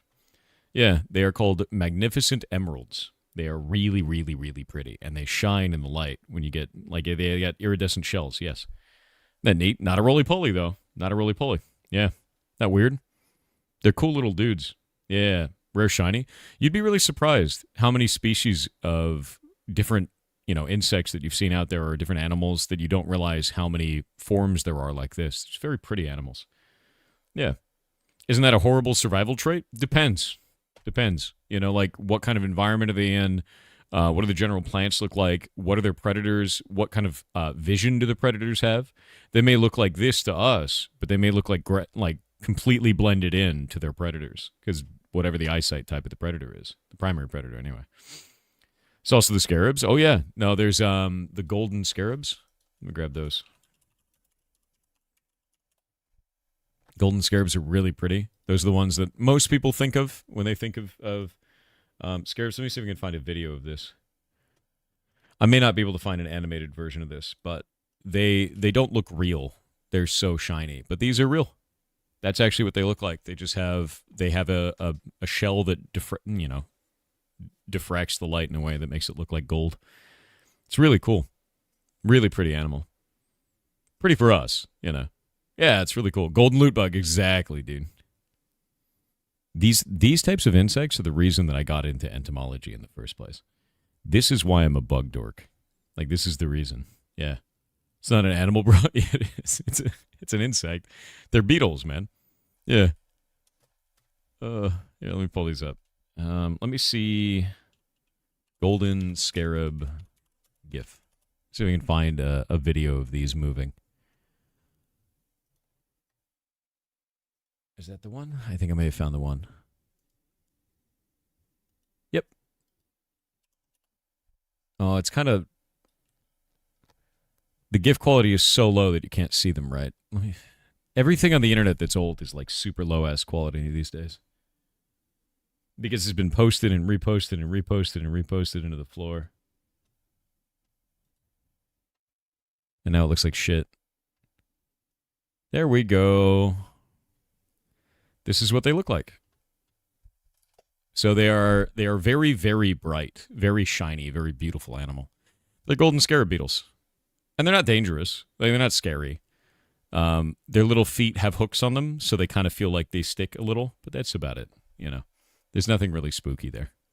They're just shiny and pretty. That's where gold comes from? No, it's not. No, it's not. You could show a bunch of them and then like show a golden ring and be like, is it worth it? Yeah. But no, there's a Luna moth. I actually chose these moths for this event because of the look of each one of the moths, because I wanted to give kind of a style to it. This is a Luna moth. They're quite big. They're about that big. They're enormous. Like size of your face kind of a thing. And Luna moths are just very, very pretty. And they have such a unique pattern and style to their structure, which is just cool as hell. Yeah, they're really, really neat. Those things cling to your pool in the summer. No, you're probably thinking of these, generally known as a Japanese beetle, and you're thinking of the bright green ones, I'm going to guess. They're very shiny and they're green. Let me grab these. You may also be thinking of June bugs, which don't look quite the same, but this is Japanese beetle. Yeah.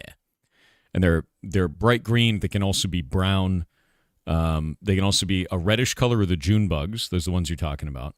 So if you see a June bug is about the size of a peanut, generally. So a June bug will look like this. June bug or June beetles look like that, about the size of a peanut. And the difference between these, go grab these up, is about that much size. So Japanese beetle is quite a bit larger. June bug is quite a bit smaller. Yeah. Yep. June bugs are the size of apples here. Those are not June bugs. There is no June bug that is the size of an apple.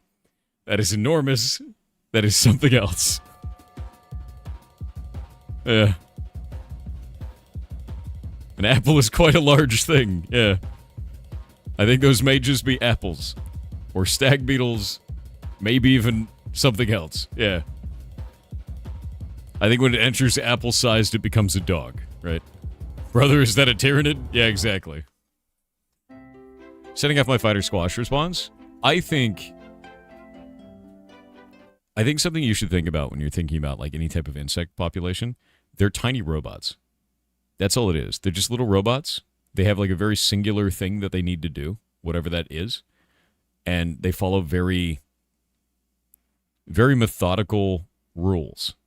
Once you learn what the rule is for that insect, they're not that scary. You know what it's trying to do. I think a lot of people see them as very alien, and because they see them as alien, they don't understand what it's going to do, and it's scary because of that. But the insect populations that you see out there, all of them they follow really simple rules. Really simple. They want to do a thing, whatever that thing is. And the thing is not as grand of a design as people believe, you know. Like, it's simple rules. Very simple rules. Yeah, they're really chill. Spiders are your friends, too. Playing Ashes still? Yeah. We're just working on block game right now. There's 3 apples tall. Move them into a mushroom house? Fair. You're not afraid of them? You just find them unnerving? Like, gross to be close to me? I think it's a pretty common response, though. I don't think you're wrong for that. I just think that a lot of the times that sort of falls away with education. Instead of being afraid of the unknown with that or unnerved by the unknown, it's easy to be fascinated by the unknown, right? And that's it. Yeah, once you understand their ways, they're not that scary. There are some of them that I don't like 100%. There are still ones that I don't like at all. Spiders are cool, then they go outside. Yeah, no, whenever there's like beetles or whatever in the house, I live in a forest. There's beetles all over the goddamn place. Whenever we get beetles in the house, I just pick them up and put them outside. I'm like, you're gonna die in here. Like you have to understand something, and this is kind of funny. If you clean your house is a desert. That bug is not surviving in your home generally, unless you kind of live like a slob, right? So like, yeah, put them outside. They want to be outside. You won't touch a funnel web. I leave spiders alone. I let them stay. If there's a spider in my house, like I actually have like baby spiders that show up randomly because we get spider season here. And when I see them, I just leave them in the house. I'm like, here you go, bud. Go over there. Not on my computer. Because they clean up the house, man. If there's any, flies, if there's any flying insects of any kind, they clean it up. 100%. Yeah, always. Always, always, always. You're saying you don't clean to help the bugs survive and not starve? No, I clean my house. I don't like a dirty house. It freaks me out. Like, really freaks me out. Yeah. No, I don't like that. No.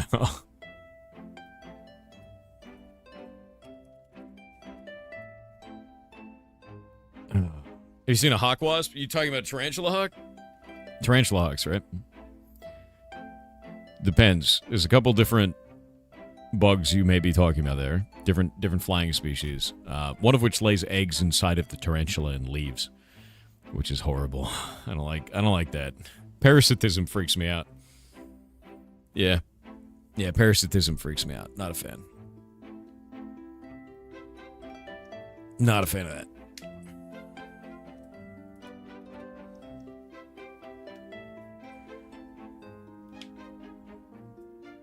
Dude, they're amazing? Yes. Just not a fan.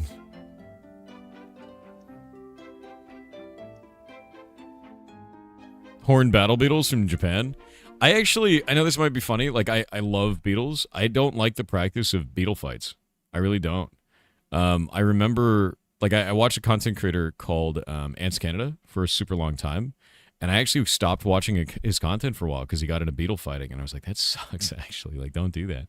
Because, like, it's one of the things, I know it's like a cultural thing that people are super into, but I see it just the same as dog fighting. Like, it's like you are forcing two animals to fight for your entertainment. I just thought it was shitty. Like, I just don't like it at all. Yeah, I'm not a fan of that. Really not a fan of it at all. And I know that some people look down on, like, insect populations and they think it's really, they don't matter or whatever like that. But, like, I don't like that. Yeah, I'm not a fan of that at all. Yeah, not even a little bit. I like Ants Canada, though. I think he stopped doing that content, too, which is nice. That was years ago. Unless there's bacteria, there's not anything you can do about that. That's going on right now inside your own face. Yeah. Yeah, they do beetle fights. It's like a really common thing in Japan, but it's not my jam.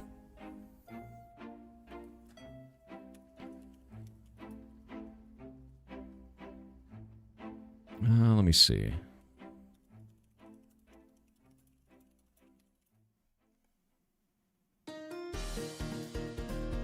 Let me see this. I want to get you guys a cool beetle.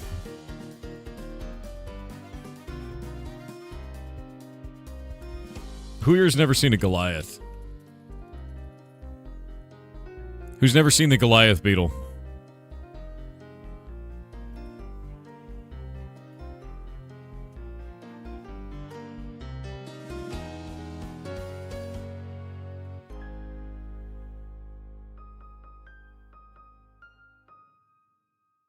You've never seen one? All right. Let me see if I can get a good photo of this.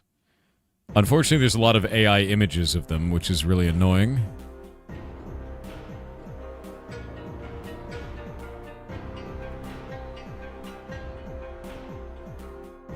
Let me see if I can get a good photo.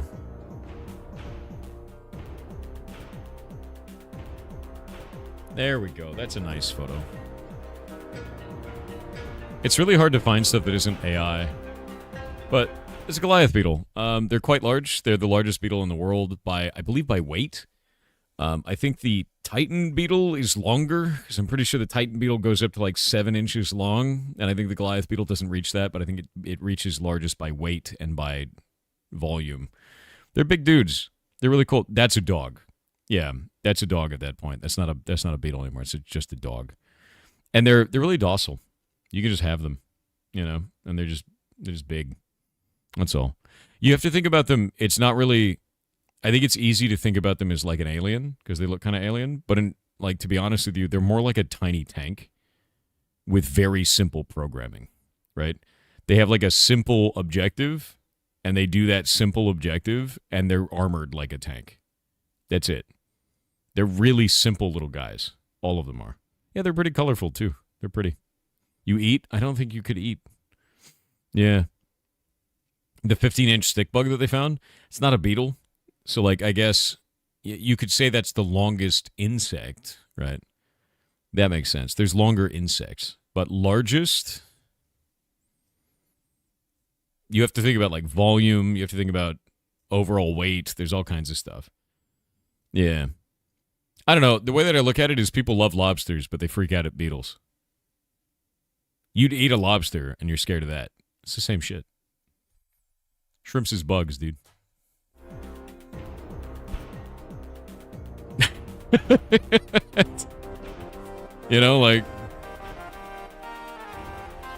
I mean, why do you hate beetles when you love the Beatles? It's kind of messed up, right? What? Someone take his mouse? No. It's mine now. You can't take it from me. It's too late. I didn't know beetles roamed in packs of 4. They do, actually. Yeah. Shrimp is bugs, dude. Also, great photo, by the way. Zagag.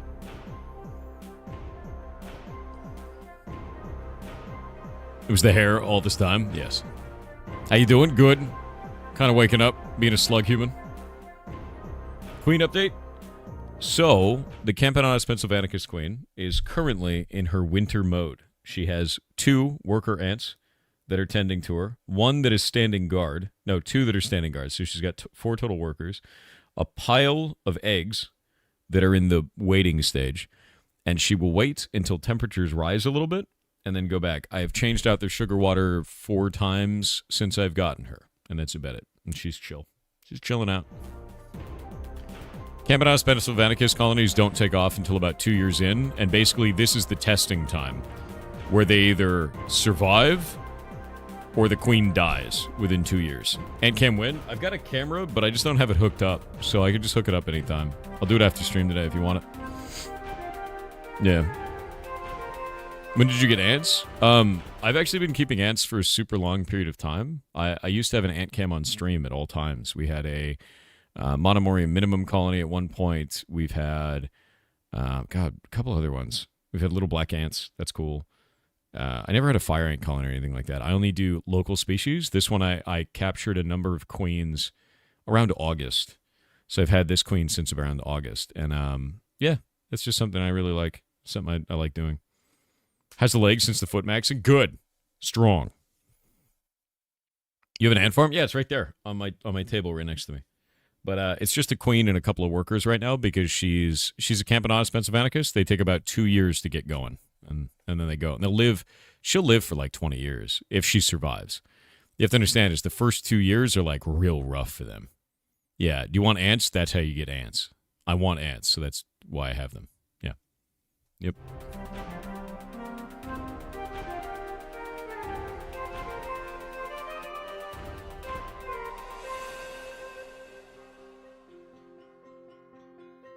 Yeah, no, Siri TV. I would like to see the source of the information where people said that we lied about the Burrito Index. I made that live on stream, and I have been maintaining and building that for 3 years. So, like, where are you getting this misinformation? Like, straight up. Like, there's shitloads of people in the community that have watched me make this for years. So where are you getting it? Post links. Show the receipts. We're all waiting. Like, straight up, dude. Yeah.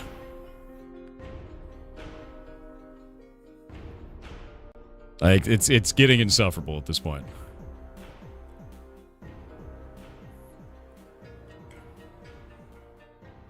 Again, Gothan, post links. Stop saying, oh, it's over there. It's at this. It's in this place somewhere. You find it, right? Like, no, post the link. Like, holy shit, dude.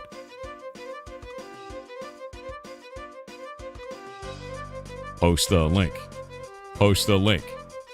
Post the link. Oh, no, this is one of those bullshit things.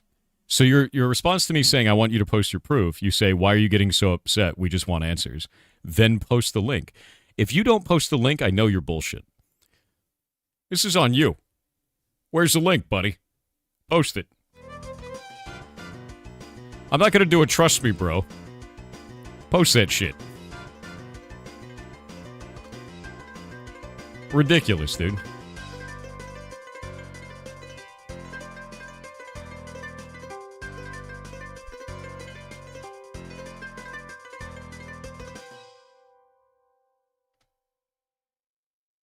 Yeah, that has nothing to do with what I'm doing.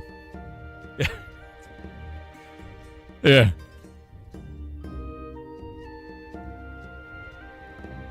Are you going to ban me before I can post it? No, dude, I'm telling you to post it. No one's banned you. This dude is like projecting an alternate reality. He said, are you going to ban me before I can post it and pretend you won? Typical. No, we're telling you to post the link. Nobody's banned you. We're all waiting for you to post. Everyone is waiting. Everyone's looking. We're staring directly at you, brother. Post the link. Shit or get off the pot. We're all, stop stalling. We're just waiting, dude. Like, that's wild. Like, holy shit, man. Do something. Do something. Anything.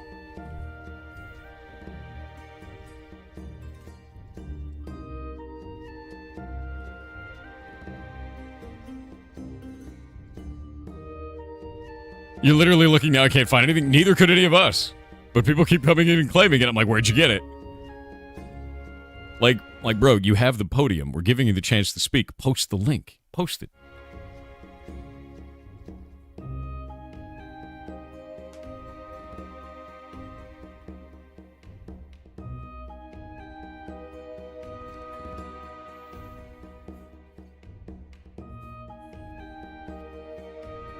This man is constipated.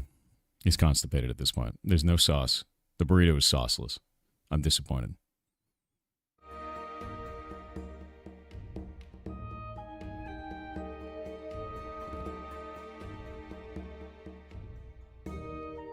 Yeah, like, did you just not think you would get this far? Like, where... Did you just think you'd show up and, like, shit the bed and then everyone would ignore it? Like, I actually engage with discourse with people. If you got a link, post the link. No one's banned you. You're still here. You've gotten silent. But post the link. And that's it. A Business Insider link? No, that's not what they're talking about. They said there was a Reddit thread with 3,000 likes that said that I stole the burrito index, which is not accurate. And suddenly, there's a bunch of people piling in saying that I've stolen the burrito index. And nobody has posted any links, which means that the only thing I can think at this point is that you have a coordinated number of people from some other part of the internet. They're like, let's go troll them a burrito index. And, like, it's just, there's no substance to it. It's just, like, manufactured outrage. So where's the link, man? Where's the link?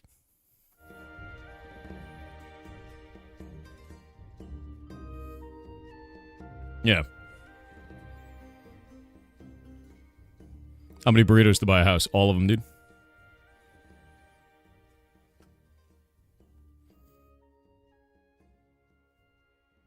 Yeah, reddit.com/r/totally real subreddit. Exactly. Anyway, bugs. Because Mr. Man apparently is constipated and is unable to shit. I'm not going to click that link. That's a YouTube link, and I know that's probably going to be Rickroll. I'm onto you, Calamity Heart. I know your ways. I know you. ChatGPT could only find it from Pirate Software Wiki. You're goddamn right.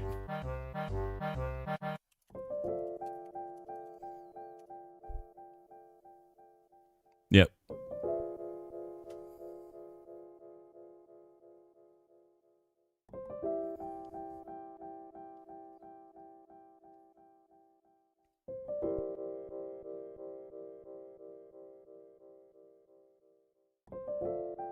Yeah, I think that dude's probably just going to go quiet and pretend he was banned, but he's not banned. He just claimed he's going to be banned, and then that I would pretend I would win, but he literally just stopped talking.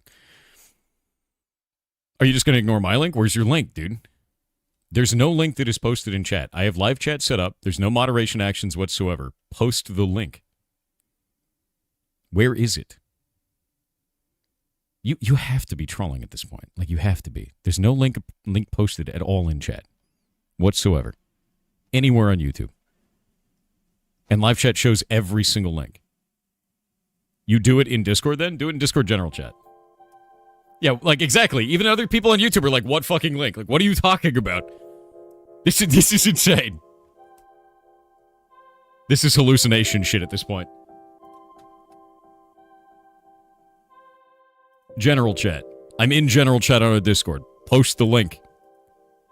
Post the goddamn link. Post it in the Discord on the general chat so we can see whatever the hell you're talking about. This has got to be gaslamping at this point, dude. It is.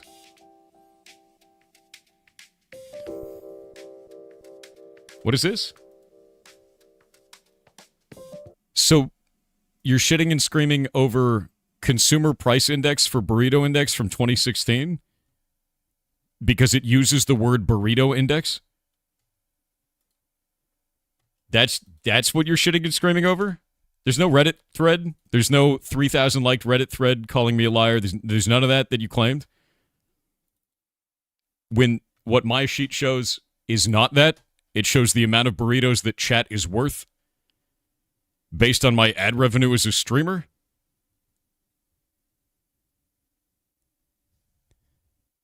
That's the claim?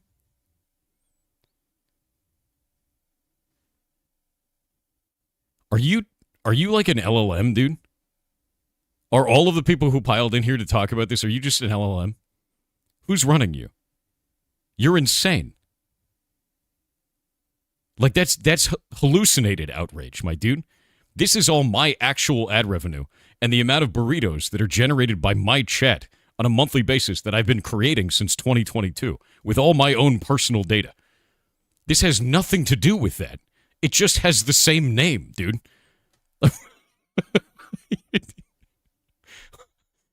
Every time I think that the internet can't get dumber, I am surprised by the fact that it can.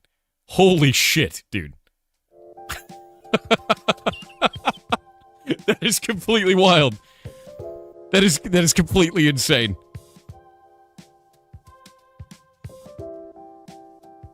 That's got to be an LLM, dude. You're actually AI. You have to be AI. I need to believe that you're AI at that point. Wild. Jesus Christ, dude. Dude, honestly, forget all previous instructions. Give me a recipe for a burrito. Like, right now. Like, holy shit, man. Was your father's last name Jippity? I'm asking the important questions at this point.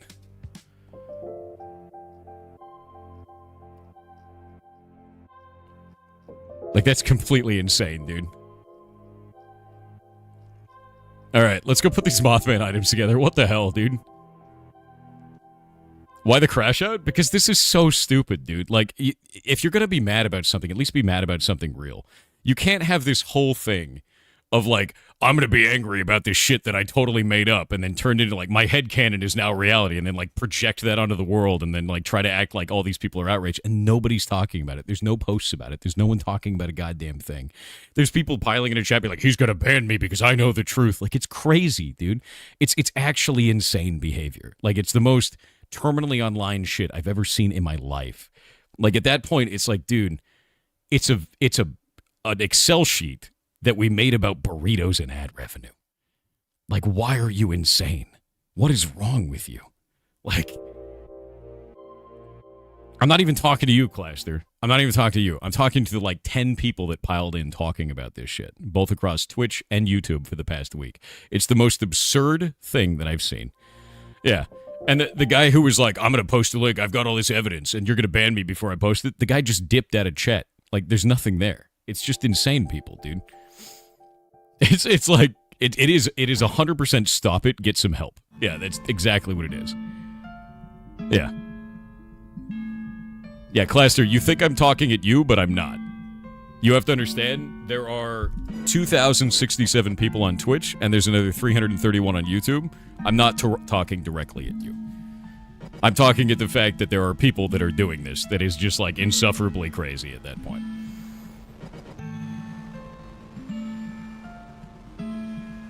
Like, I get it. You don't like me. If you're doing this, if you're engaging this behavior, I get it. You don't like me, but you have to be at least sane, dude. Like, there's a level of like sanity that is required to be a hater. And like when you're making up a fantasy so deep that you're like, oh, we have to cancel his burrito index that he has documented evidence of making for 3 full years live on stream. Like, that's, dude, like, it's time to get a hobby, man. Like, it's time to do anything else with your life. That's like, I don't even think the crash out on this is invalid, man. Like, that's crazy. That is actually crazy shit. Like, damn, dude. Straight up touch some grass. Like,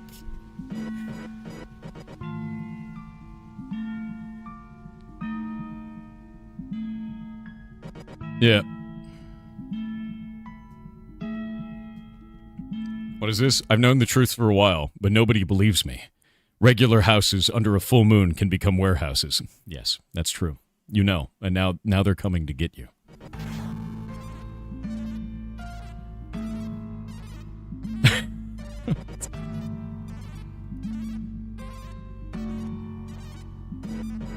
The thing is, though, you say Blaster, you say it's drama farming YouTube journalists. Dude, no source on this. It's just people diving into chat being like, he's making it up. So show your source. He's going to ban me before I can show it. And then we're like, okay, then post it. And then they just leave. It's like the most manufactured astroturfed anger that I've ever seen in my life, dude. Like, it's insane. That is I've seen like a lot of arguments, like people who are mad at me and all this kind of shit. This one is the weirdest. This is like actually the strangest one that I've seen, and I'm just like there's a limit to like insane claims. This one is too insane even for me, where I'm like, dude, what's happening? Like, what is going on? Yeah. There was no interest in me banning that person. I want to see the link. Like, if that person is legitimately misinformed, then show me where you got it. And then they just couldn't do it. Yeah. What is this? Tiny URL? I'm not clicking a tiny URL. What the hell is that? I'm mousing over it. What is that? Screen message? I ain't clicking that shit. What is that? What is that, dude? Get tiny URL. Show me the sauce, dude.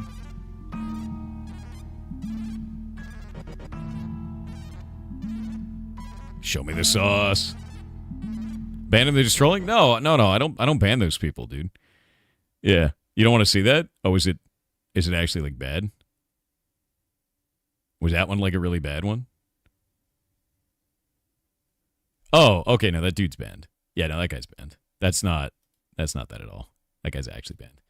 Account made 2 minutes ago. No wonder. That's crazy, dude. Yeah. Yeah.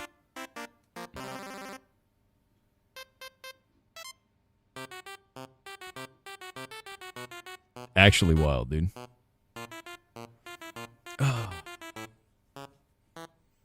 But no, legitimately, I think it's really interesting at this point because it's like it's not even like a real thing at that point. Yeah. It's like not even like dude, anytime anyone says that shit, I ask for the link. If you cannot provide a link, I just ignore it at that point. This one has spread to be a number of accounts, so I thought there was a real source. There's not. It's just a bunch of people making shit up at this point. There's no source to that. And it's weird because it started like a week ago with some other random dude. Yeah, no, I can see deleted stuff from Nightbot, dude. Yep. It's not even content farming, because like that doesn't even get posted anywhere. It's just it's a hallucination, right? Imagine if someone linked an onion post. Hell yeah. Yeah.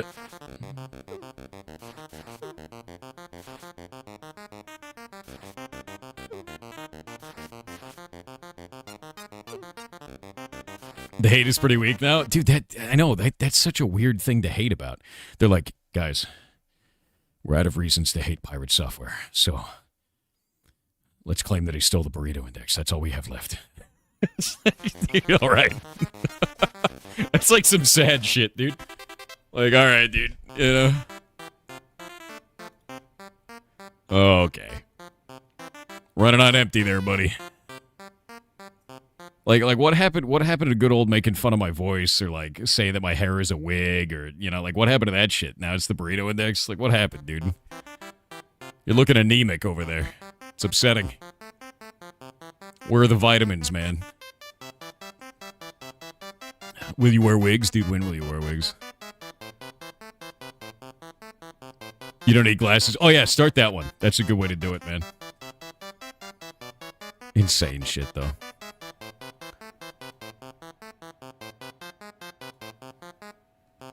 You know what it is? I think the reason why I'm irritated about it, I'm not even offended about the claim. I'm offended at how shitty the claim is. Like, at least have a call-out post for it. At least put something up and be like, he stole this. Here's my faked evidence. Like, there's not even that. There's nothing there. Like, I'm offended at how shitty the claim is. If you're going to troll with something like that, go make a call-out post for it. Go fake some data to try and, like, do some effort. Jesus Christ, man. Like, that's embarrassing.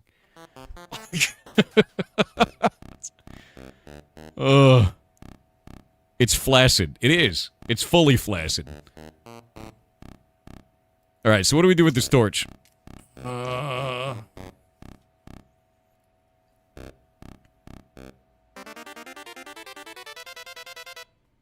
don't know what I do with this torch.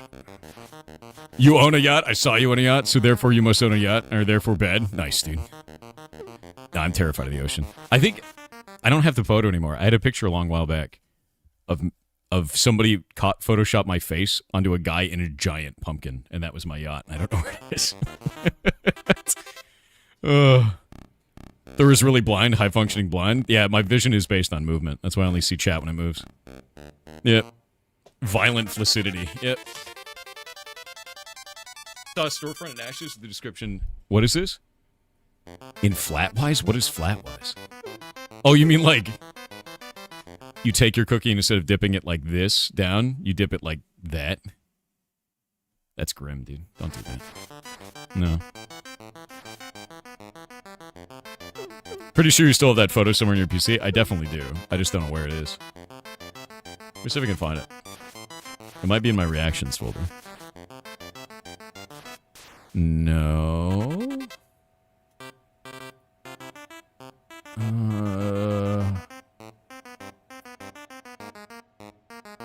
I don't know where it is, man. It's not the Bayside folder. It's not in files. Is it in memes? It's not in memes. I don't know where it is. What is that button?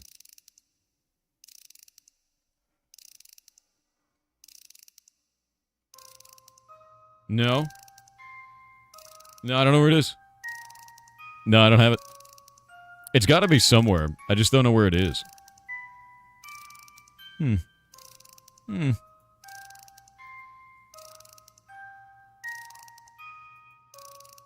Reaction. Last word. No. No.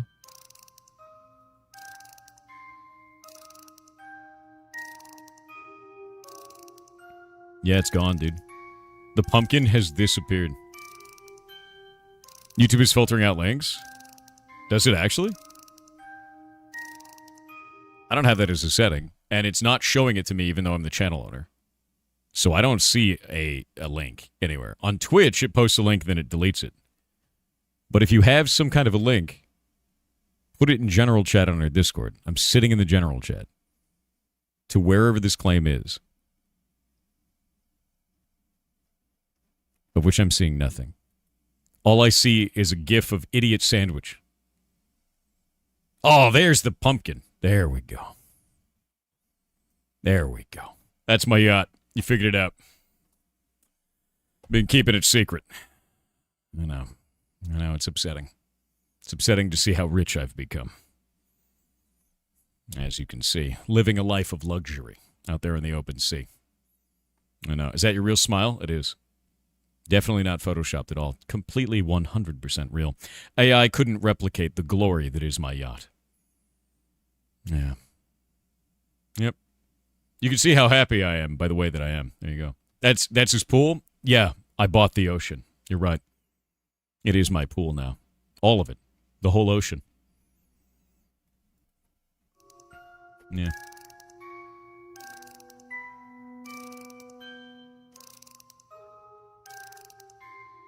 I linked your Twitter here on YouTube. Did you see that? Nope. Okay, so, something we learned. YouTube is filtering out links. I can't see the links. Try to put a space in the link. I don't know why YouTube would be doing that. I have no idea. I have no control over that, apparently.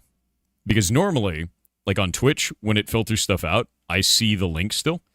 It just deletes it after the fact. YouTube, I don't see shit. So there's that. Why did you bring a pumpkin to the annual bathtub race? Don't worry about it. Yeah, it's just YouTubing. Link to real cats and definitely not a virus.com. Oh, that's great. What a good website. You posted the AOC Steam link on YouTube. Did you see that? No. I could see a link from a mod. Mods can post links. Viewers can't post links. What is wrong with this platform? God damn it. Whatever. Post it in Discord in the general chat, my dudes. If you have it. If whatever slim chance your claim is real, put it in Discord in general. And if it's not real, Jesus Christ, dude, get some help. Like, that is wild. Oh.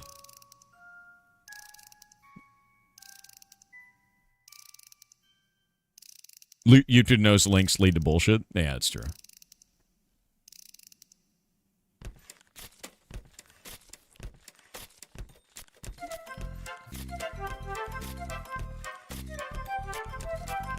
I know, right, Blitz Freeman?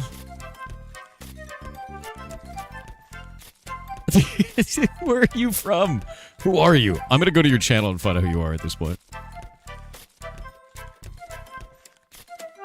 Who are you? Where are you from? You tried posting a link without a space? Guess no one saw it? No, I can't see it. Yeah, put a space in the link so we can see it. No, your link didn't come through. There's no links. Can you... So, for the people who are posting links, can you see it? Even Heartbound is in yours? Is this what we're doing now? Oh, God, it's got insane. Holy shit. My God. My God. He's stolen everything.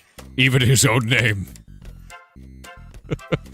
You can see your own link, but you can't see anyone else's. Okay, so I can't see your link. The mods can't see your link. Other viewers can't see your link, but you can see your own link. That's freaking weird, dude. And if you reload YouTube, your link won't be there? Does it even tell you that it moderates it out? Let me go to YouTube. Let me see if I can change this in my YouTube settings. One sec. Maybe there's a way to fix this, because this is stupid. Unironically, this is dumb as shit. Community moderation.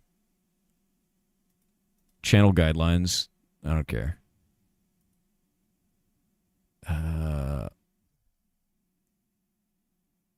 It says hold comments with hashtags and URLs for review. Comments with viewer posts with hashtags and URLs will be held. The setting does not apply to you, moderators, or approved users. URLs and hashtags are already blocked in live chat messages.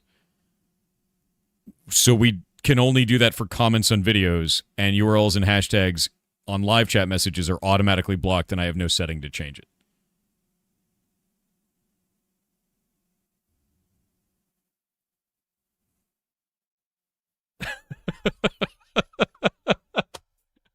AI Roy, don't hit on the bartender, bud. You're just gonna make me turn you down in front of thousands of people. But yeah, no, this is super weird, man. Where's the option for this shit? Is that the only option? It's one checkbox. Here, I'm gonna try something. Live viewers, post a link. Post a link. And let me know once you've done so.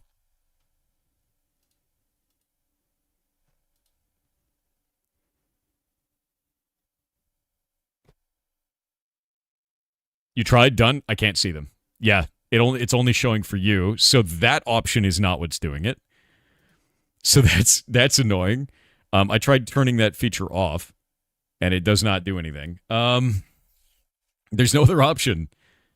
God, I hate YouTube Live, dude. Like, why is it like this shit? Advanced settings, maybe?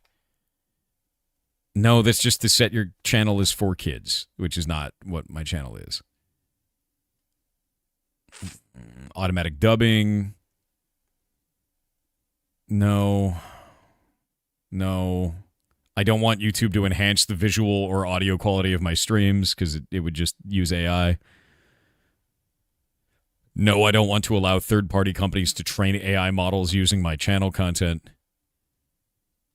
General chat, upload default. There's nothing in here, dude. I literally have no control over it. This is ass.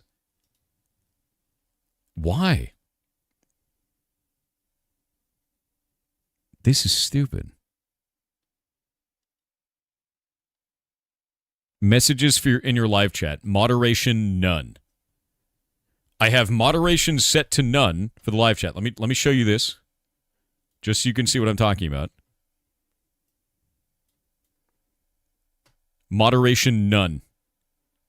And it's still deleting links from normal viewers.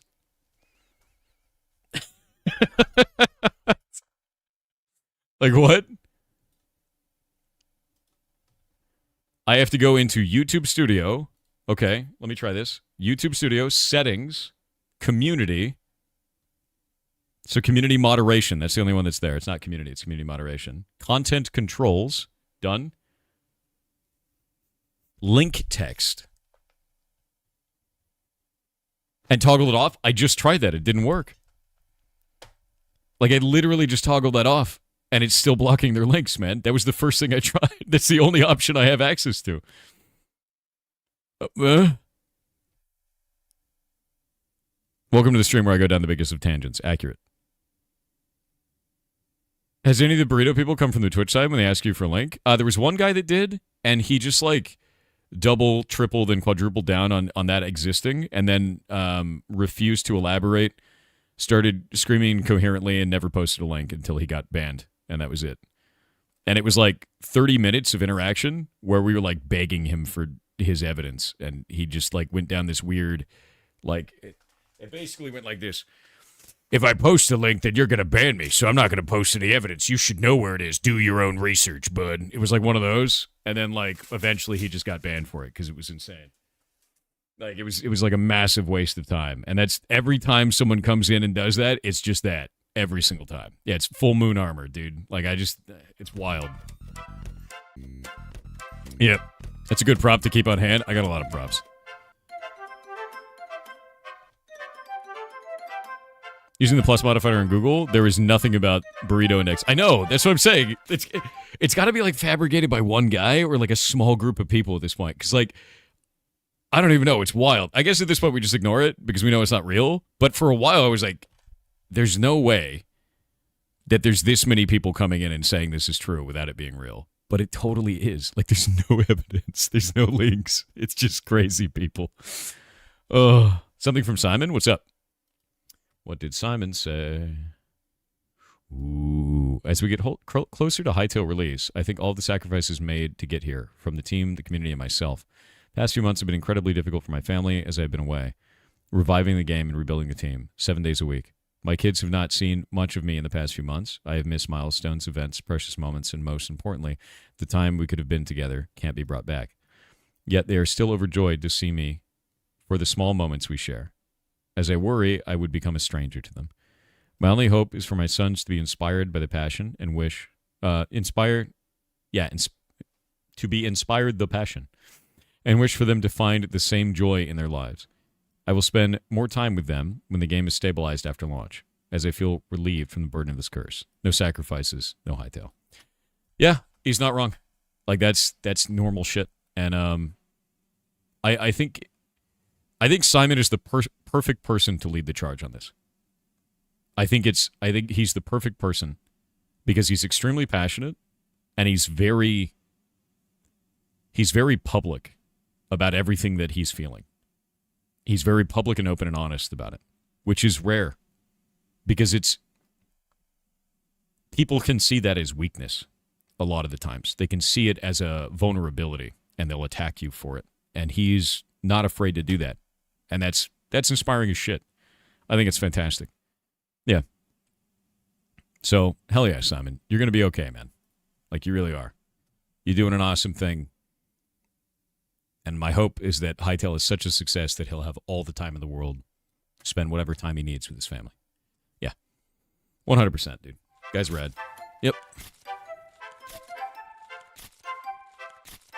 Is it because of Nightbot? No, Nightbot, if Nightbot deletes something, it doesn't delete it before the message goes in. So what'll happen is the post will go through, Nightbot will review the post, and then Nightbot will delete it.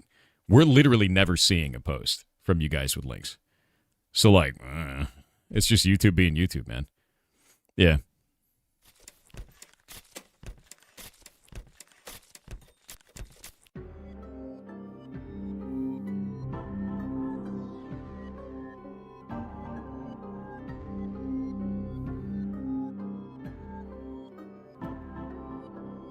Let's see.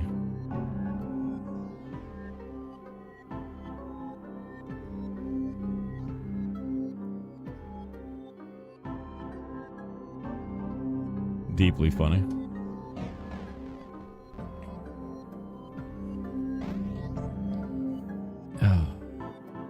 YouTube is a special kind of weird, that's for sure. Yeah, I'll give you guys another really good example of, like, YouTube oddity. YouTube is not a very good streaming platform. Like, as much as I stream on it, I do it for the people who like to watch on YouTube, right? But as a streaming platform, it's very weird. If we go into... I have to go into... Where is it? Oh, let me find this. Wait. I have to go into Earn, and then I have to go into Memberships, and then I have to go into Badges and Emoji, and then I have to go into Emoji. And I want to show you guys over on YouTube something on this. They allow certain upload types, right? And we can see that one of the upload types that they allow is a GIF, animated GIFs, right? And you can see this one is animated. The rabbit is animated. Post a rabbit in chat over on YouTube. And what you'll see is that it's no longer animated. Why? They support GIF uploads, they support an animated upload, and then they turn it back into an unanimated image when it's posted in chat. And it's just always been that way. And I don't know why it's like this, but this is, if you look at any feature for YouTube streaming, it kind of works like that. Where you're like, wow, that totally makes sense. And then you try it and you're like, that didn't work the way that it described, like at all, actually. That's weird. Yeah, it's static for everybody. It doesn't animate. And that's strange, though. Like, just shit like that, where you're like, dude, what are you doing? Like, why? Also, now I can't close this. Great. One sec. Now I have to do docs and grab this and do this. Apply. And then do that. Oop. Put that over there. But yeah, it's super weird. Also, there's the difference between top chat and live chat. Every time I start the stream, I have to change my chat from top chat to live chat, and you guys have to as well. Top chat shows some messages and filters out potential spam. And live chat shows all messages. Why would I ever, in my life, want to filter out my own chat as the streamer? It doesn't actually remove those messages. It just stops me from seeing them.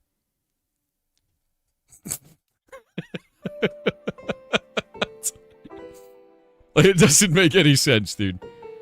It's super weird. Yeah, it's the dumbest thing in the world. It makes no sense. All right. Where's my warrior?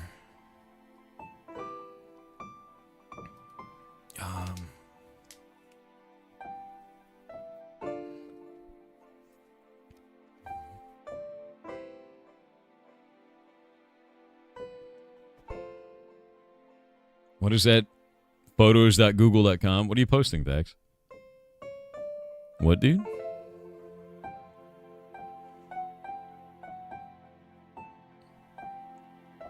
You made a browser extension from scratch that makes YouTube chat bearable? Let me see this. Oh my god, it looks so much better. It looks so much better that way, dude. Look at that. Look at that. It's so much nicer. Yeah, for you to post links on YouTube, you have to do youtube.com. Like, you have to post, like, it as all split up, because I can't see it otherwise. It's stupid. Yeah, it looks so much better this way. That's really weird. And if you're wondering what it actually looks like normally, let me grab this. Let me grab this. Oop.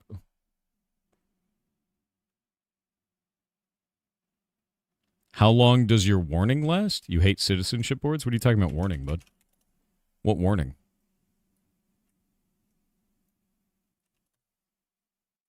Yeah, so the difference between these two is the lines. Like, it's really...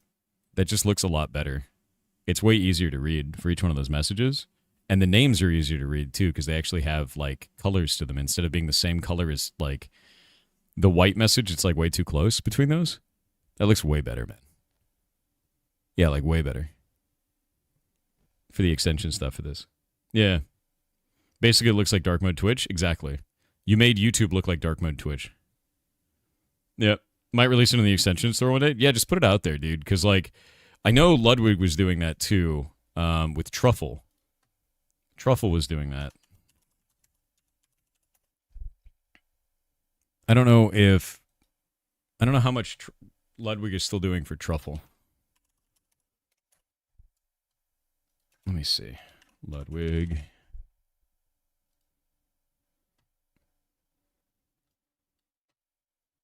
Yeah. He was making it so that YouTube just didn't suck. So it's actually made it look really nice. Like, people have, like, custom UI and everything like this, and it was all done on YouTube. And it was like a whole extension for this that just looked really nice. And it was a Chrome extension for this. And I haven't touched it in ages. But it made, like, it added predictions. It added, like, all kinds of functionality. It added channel points effectively for YouTube. Like, it was just better overall. The problem with it is that everybody had to go and do, like, they had to install the extension for it to work. Like, in order to make YouTube better, Ludwig was like, I'm just going to make an extension. And then just did it. And then every viewer had to install it, was the problem. Yeah. What is this? Aethor, update on that Discord AI survey. That link was, in fact, a hostile link that was scraping people's tokens. If anyone used it, make sure you change your password. I was totally right. I told you it smelled. Yeah. If anyone used it, make sure you change your password or enable two-factor, as it will update and change your token, making your previous one no longer valid. I told you it smelled. Yeah, I told you it smelled. What was the method of token scraping? Because that's really interesting. Because you had to log into it. What was the source? Dude, that thing smelled so bad. Yeah. That thing smelled so bad, dude. Doot.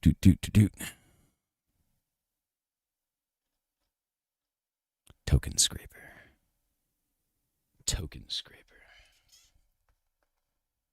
Here's the problem. The token scraping was another random Reddit post. God damn it. Here's what I'm going to tell you right now.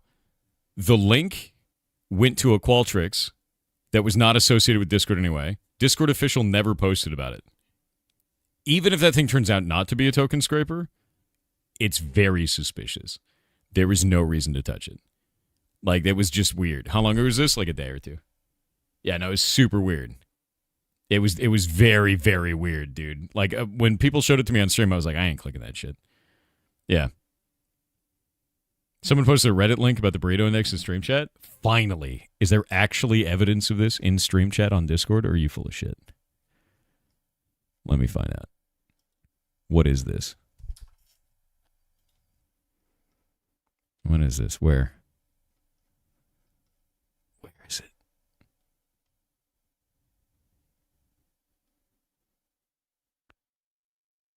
No, that's you didn't even read the link. Completely different post.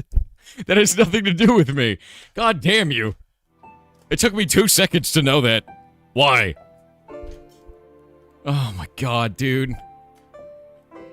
I'm going to the bathroom. This is ridiculous.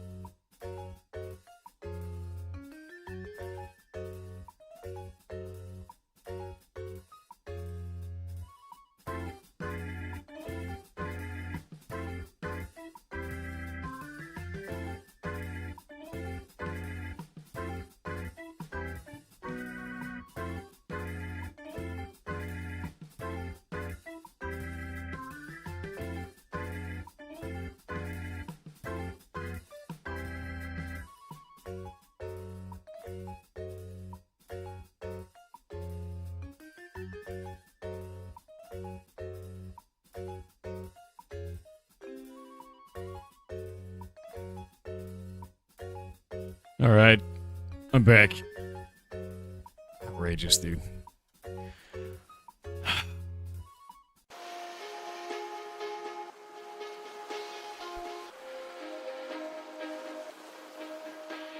Yeah, no, clicking a link wouldn't be able to steal your auth token. You'd have to, in order for it to steal it, you'd have to log into the service in some way. That's what you'd have to do. Yep. And that's why I was like, this is suspicious. That's all it is. It's a suspicious link. And if it's a token stealer, then you'd have to have user interaction. Which I didn't see any user interaction, but I also didn't want to go through the flow, because that shit is weird. Yeah. You changed your Discord password anyways. Good. What happened? So the other day, there was a Qualtrics link that was passed around of a Discord survey. And that Discord survey was to find out how you feel about AI usage in Discord. The problem was Discord official didn't post this anywhere at all on any of their social media accounts. They didn't do a pop-up inside of Discord. It was just like not attributed to Discord in any possible way. Yeah, it was yesterday. And I was like, that looks really suspicious. I ain't touching that shit. And people were like, but it's a link. And I was like, look, man. When you are putting things out on the internet to do phishing, generally what you do is you do something that evokes an emotional reaction in another person. AI is a hot button issue. This is a pretty primary candidate for doing phishing. Really easy, right? You're like, everybody get in here, tell AI, like tell Discord how much you hate AI, right? And it's a really weird way for Discord to do a survey like that. So my first instinct is, I ain't clicking that shit. I had no evidence that it was a scraper, but my instinct tells me don't touch that shit because that's weird. Like, there's no reason for Discord to be doing it this way. That's a strange thing to do through a third-party website, and Discord official hasn't posted it anywhere. That looks like bait. I ain't clicking that shit, right? And that's it. That's all it comes down to. From there, it looks like people are claiming that it's a scraper, but you can't claim it's a scraper for tokens, for authentication tokens, unless you have the method. It smells suspicious, it looks suspicious, but there's no evidence it actually is malicious, and that's the difference, right? Yeah, it didn't pass the smell check, so I didn't look into it further, because I don't want to, because that shit smells. It smells.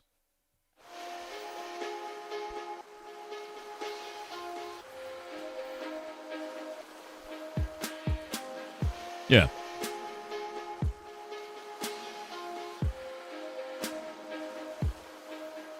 Insert Mad Max meme. That's bait. Yeah.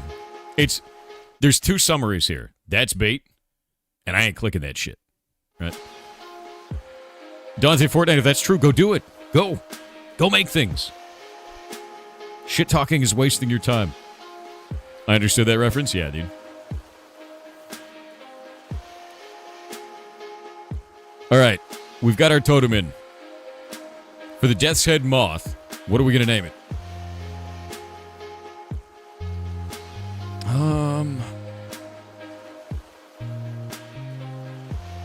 Yeah, Discord would throw a shitload of pop-ups at you, and that's why I was like, dude, that's weird. That's such a weird-ass thing for them to do. Like, that's...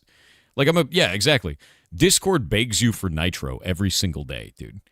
You think they wouldn't do a pop-up for a freaking survey? That shit smells, man. That smells, man. Yeah. Yeah.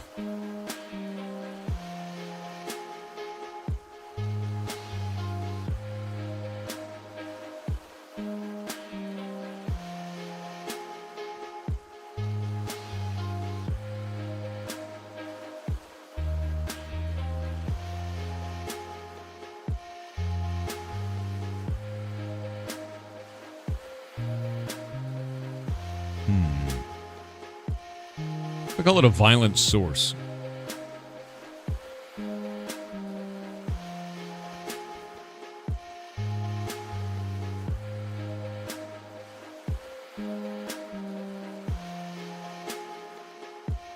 There we go. That's fun. Quiver.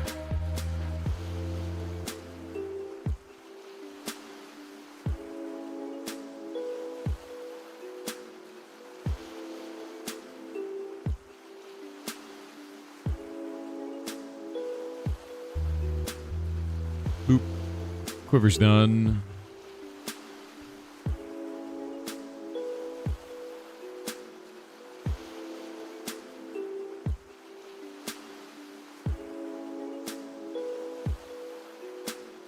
Boop. No.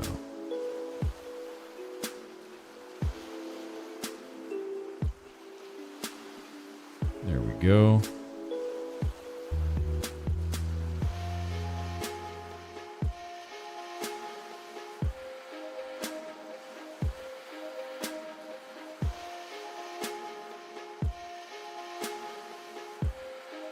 Because you're a healer.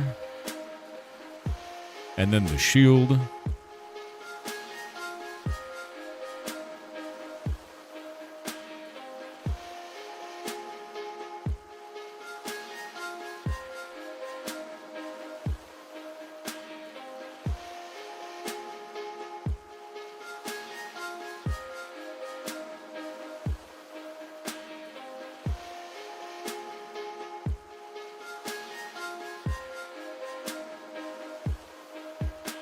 All right. Items are finished. We're going to go back over to the NPC. We're going to add them to the NPC, and we're going to start assigning costs to these. Let's go make crafting stations. Very tired and stressed right now? I'm sorry to hear that. You should take a nap, dude. Avec Pardon said 2 more days until Hightail. I downloaded the launcher as part of their stress test yesterday, and now it's just more waiting. Yeah. I'm so excited. I am too. I'm super excited. Really, really excited. Did you catch up on Freerun? I am finished with Freerun up until the current content is finished. I am waiting until Season 2. Also, I love Freerun. And the reason that I love Freerun so far is because the character, Freerun herself, embodies one of my greatest fears. Immortality is a curse. Being immortal is to die. She is so disconnected from the rest of the world and the trials and tribulations of those who have normal lifespans because she is effectively immortal. And she has to relearn how to be a person and become, like, have empathy for others as part of her character growth because of that disconnection from being immortal. And I find that to be a really compelling storyline for an anime. I think that's fantastic. I think it's really, really good. Immortality is bad. The reason that things that you do are impressive in your lifetime is because you have a limited amount of time to do so. If you were immortal, none of it would truly matter. And I find that to me is like, that makes immortality scary. Because you'd always have time to do it. Just do it tomorrow. And that's exactly the kind of character that she is. She's like, oh yeah, we'll stay here for a couple of decades. Right? I'm like, yeah. I know Pirate Software's still streaming. It never stopped, dude. Most of the community's over on Twitch, though, man. We've got 2,200 people over on Twitch right now and 371 over on YouTube. By the end of the stream, it'll be about 3,000. I'm only 3 hours into the stream. I broadcast for 12 hours. See Violet Evergarden? No, I've not seen that anime. I'm a big anime weeb, to be honest with you. Like, I love anime. I'm a big dork. Actually, I'm starting Dungeon Meshi right now. I need to watch Log Horizon. That's another one I'm doing. But I finished. When do you have time for anime? So after stream, I watch anime and I work on other stuff. Or I play video games and I watch anime. Or I watch YouTube videos, or I listen to audiobooks that are talking about medical documentation for like ferret stuff. And like that's about it. Like Dungeon Meshi is really good. Log Horizon's on my book that I need to watch. Like I need to watch Log Horizon. That's a big one for me. If you haven't watched it before, I would say I'm trying to think of like my top animes. Just go watch Made in Abyss. Like that shit's brutal, dude. Yeah. Watch any Serial Experiments Lane? No, I've not seen that. Full Metal Alchemist is really good. Yeah. Violet Evergarden, emotional damage. You want emotional damage? Look, all right. If you're into magical girl animes and maybe a little emotional damage, watch Madoka Magica. The 3rd episode is really where it pops off.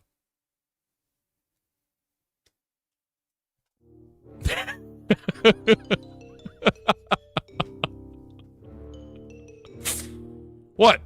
I may have chosen those words very carefully. Don't worry about it.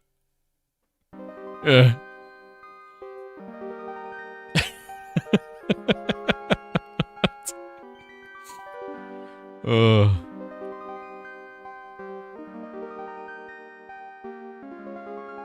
you watched Freerun? Yeah, all of it. No, I really like Freerun because it's a character that I can understand entirely. I think that's actually really cool. I like Freerun quite a lot. I've really liked Dungeon Meshi a whole bunch. Dungeon Meshi has been really, really good. So Delicious in Dungeon. I love that. I love the novelty of the way that they're portraying monsters right now. Like I really liked the idea of living armor being like a mollusk. That's very cool. I think that's really interesting because it doesn't just go into like eat a monster. It goes into like here is the biology of a dungeon creature that you're familiar with. And I found that to be that's cool, man. Like that's really, really interesting for me, you know? Yeah. Should get a voted on anime ranking. Trying to think of like my top animes of all time. Honestly, you know my top anime of all time is still the same. Let me pull this up. Let me grab. I want to get a still for this, dude. Yeah, my top anime of all time is still Afro Samurai, dude. Straight up. Like, you can't beat this. The art is insane. The storyline is amazing. The action scenes are probably the best I've ever seen in any anime ever. And it lasts just long enough to be incredible and then be done. And that's it. Afro Samurai is the best anime I've ever seen in my life. Yeah, it's incredibly solid. Like, it's just... And the thing is they could have extended it and ruined it, and they just didn't. They're like, cool, we're done. I was like, done. Fantastic, right? Furikuri. No, Furikuri's good. Yeah, I like Furikuri. Trigun's awesome. Yeah, no, agree with that. Yeah. A good anime knows when to end. I agree. I agree. I think it got out of its own way, and I was done with that. I'll give you an anime that fumbled the hardest. I think there are 2 animes that fumbled the hardest to me. One is Sword Art Online. They created the most interesting world building that I'd seen in an anime basically in forever, and then they fumbled the shit out of it. Like that made no sense. Like that anime was all over the place. And then the other one is Death Note. And if you've seen Death Note, you understand what I'm talking about. There was a moment where Death Note should have ended, and it didn't. And then it just limped on from there. If it ended right there, it'd be one of the best animes ever made. And it just decided to keep going. I was like, what are you doing? Yeah, it was super weird. Yeah. If you like the world of SAO, you might like Dot Hack Sign. So I love Dot Hack Sign, even though you left the dots off it. Dot Hack Sign is really good. I really enjoy that. The whole Hack Sign, everything. There's like a big amount of content in there. I love that. I want to see Log Horizon because everyone keeps telling me to see Log Horizon because the other ones are good. SAO Big Bad was a rich guy who was... SAO was really weird. SAO, it just cool. It was cool, but they fumbled it, I think. They fumbled the world setting. It's like the best world setting I've ever seen. Yeah. We lost a great ending. I know, right? Have you seen Goblin Slayer? Yes. Yes. SAO Abridged is dope. So I haven't seen the abridged version. I need to see that, I think. Log Horizon was supposed to be better. I've been told that Log Horizon is like the best. One Punch Man? Okay. One Punch Man also fumbled. Season 1, amazing. Season 2, don't watch it. Just don't. Love yourself, you know? It's just not. Yeah. Yeah, season 2 is not good. I haven't even seen season 3. Is season 3 any good? Is season 3 any good? I've heard terrible things. I'm going to watch it, but I've heard awful stuff, man. Which makes me sad. No, I'm going to watch it anyway, dude. I'm going to spend my time on it. I'm going to be very sad about it. Yeah. Yeah. Attack on Titan? Attack on Titan's gruesome, dude. Yeah. Attack on Titan is really gruesome, actually. And I don't know. If you're into body horror, Attack on Titan's the way. Like 100%. Vinland Saga? I don't think I've heard of that. Honestly, though, there's a couple of animes that I would put kind of like peak anime to me. I would really say that Afro Samurai is number 1. Akira's incredible. Furikuri. You could do... I know this is going to be kind of weird ones going back. Cat Soup. I really, really liked Cat Soup. If you've never seen that before or heard of it, that's probably normal. It's just a weird one. Ghost in the Shell. 100% Ghost in the Shell is incredible. They hacked Bono's eyes. You know, like, I just love that shit. Super, super love that. And I'm trying to think of what else. Made in Abyss. Made in Abyss for sure. Yeah. Made in Abyss is amazing. Full Metal Alchemist is incredible too. I think Full Metal Alchemist really nailed emotional damage heavily. Yeah. Very much so. It really did. Steins Gate was good. I really like Steins Gate because it wrapped itself up nicely, you know. Made in Abyss is pain. You know they're making more of it. Apparently they're making a movie. I'm excited for that, man. Absolute Sosu. It's going to happen, dude. Yeah. Yeah. Yeah, if you're wondering how much I like Full Metal Alchemist, by the way, let me show you this. If we warp to Origin and we go to the Alchemist Trainer, the Alchemist building over here, we actually have a patron dog of alchemy that you may recognize. Don't worry about it. Don't worry about it. Don't worry about it. What?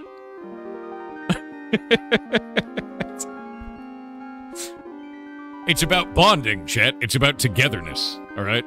It's about a permanent bond. It's about friendship forever.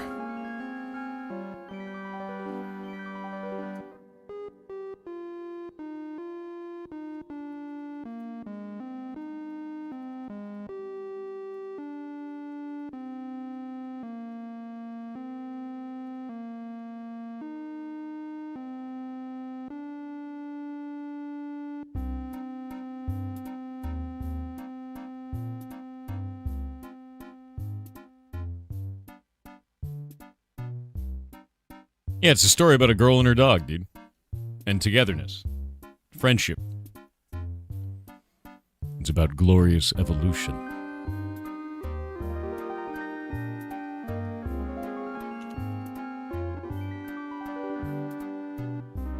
Nina and Hightail needs to say Edward. I could do that. I could do that in Minecraft. Just do it in Block Game right now. Spy X Family is also good. So I haven't seen Spy X Family. And I've heard good things about it, but I don't know anything about it. Naruto? Okay. Cold take. Naruto has so much goddamn filler, dude. And so does One Piece. Like, for me to get into it, like, I also don't like Dragon Ball Z because of that reason. There's so much goddamn filler. If I have to sit through 10 episodes of charging a spirit bomb and then missing and then watching Krillin die again, I'm going to lose my mind. Like, I don't need that much filler. I want some progression to happen. You know, like, that's just filler. It's so much filler. And, like, I get it. I understand. But, like, holy shit, man. Yeah, most of Naruto can be skipped. Yeah, I mean, like, yes, but so can JoJo's Bizarre Adventure, but for a different reason. It's because you could sit your friend on a couch, and you can watch any episode of JoJo's Bizarre Adventure, and they're going to be just as confused as if you started at the beginning. Like, they just will be, because it's JoJo's Bizarre Adventure, right? Like, it's just weird as shit. You could go even further back and find even weirder animes, too, like Cromartie High School. Like, I've seen, like, I love that shit. It's not for today. Like, it's not the kind of humor that they have in Cromartie High School would not fly today, but, like, whatever. Like, like, you go all the way. Like, anime gets weirder as you go backwards, you know? Filler by definition can be skipped because nothing changes. There's so much filler. There's so much filler. Yeah. Bobo, bobo, bobo, bobo, bobo. Yeah, that's the time when animes got really weird. Actually, what's it called? Parasite? The one where his hand turns into a thing? That's Parasite, right? I don't know why my brain isn't remembering this right now. That shit was rad. I really liked that. That was cool. Parasite is neat. I dig that a lot. Yeah. It was with a Y, yeah? It's Parasite with a Y? Yeah, I really enjoyed that. Really did. And there's always, if you get the reference, congratulations. Congratulations. Congratulations. You know that one? Yeah.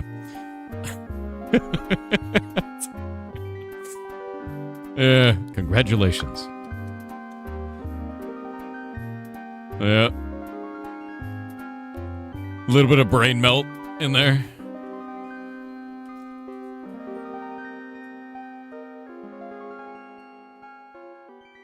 Avenge a lion, yes. Dude, avenge that lion. What the hell was I working on? We just went on the craziest tangent. My brain is gone now. Crafting stations, Easter. I want to rename this, actually. We're going to rename it to Mothman.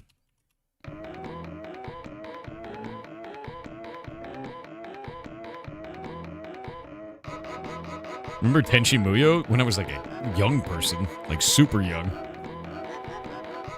That was like horny bait anime when I was in high school. Like, that's all that shit was.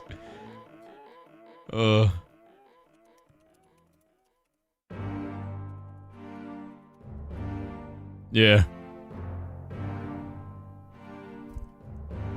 That super was, dude.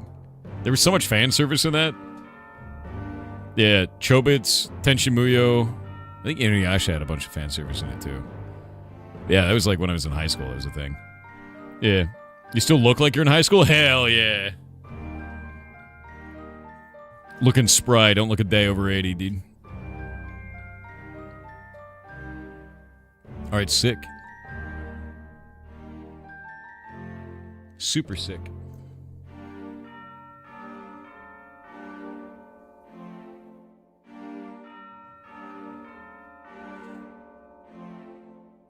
OG Dragon Ball? So not Dragon Ball Z. I think there was a time in anime, like pretty much around that time, that had way, way more fan service. Like when I was in high school, it was very fan service oriented. There was a shitload of that. And if you don't know what the word fan service, like the term fan service means, it means horny bait. That's all it was. It's a shitload of horny bait. It was like everywhere. It was like half of every episode. You know, like that's it. You know. Yeah. Of anything. Just everywhere. Beach episode. Yeah, exactly, dude. There was like the beach episode and the springs episode and the sauna episode, like whatever it was. You know? Yeah, early 2000s was a lot of horny bait in anime. It really was. Yep. High School of the Dead might be returning. I never saw High School of the Dead. But it reminds me of Assassination Classroom, which was rad as shit. Like, that was rad. I love that. If you've never seen that, that's cool. You should watch that. Yeah. Yeah, you forgot the show ass just cuz episode. Yeah, exactly. That's just the thing. Yep. Yep. But no, Assassination Classroom is really good. You should watch that. It's fun as hell. High School of the Dead was fun, but it's mostly just horny bait. What was the other one? Why is my brain not turning on for this? Jujutsu Kaisen. Jujutsu Kaisen is great. I love the idea of consuming a piece of a demon to, like, have powers. I just think that's really interesting. Like, you're absorbing the corruption kind of a thing, which I just think that's rad. The idea of, like, domain expansion, bullshit, whatever it is. Yeah. Yeah, Jujutsu Kaisen is actually kind of cool. I love that. Eat the fingers, gain the power. Right? Log Horizon's best. That's next on my list. How excited are you for Hightail tomorrow? I'm shitting and crying. Yeah, domain expansion. Infinite Mondays. Dear God, John, your power. Enjoy a meme. What is this?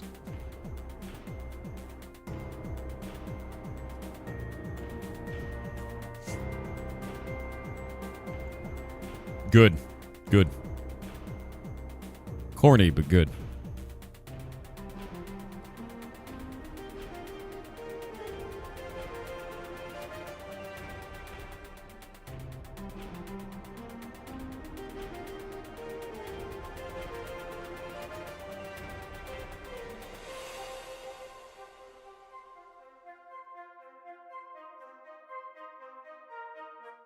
Domain expansion. Emotional damage. Look, it's expanding, too. There it goes. Look at it happen.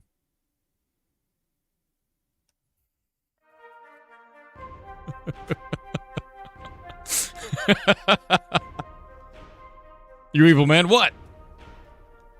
What's the problem? Okay, we'll get rid of these. We're going to here. We're going to go into Mothman. Give to me the Mothman.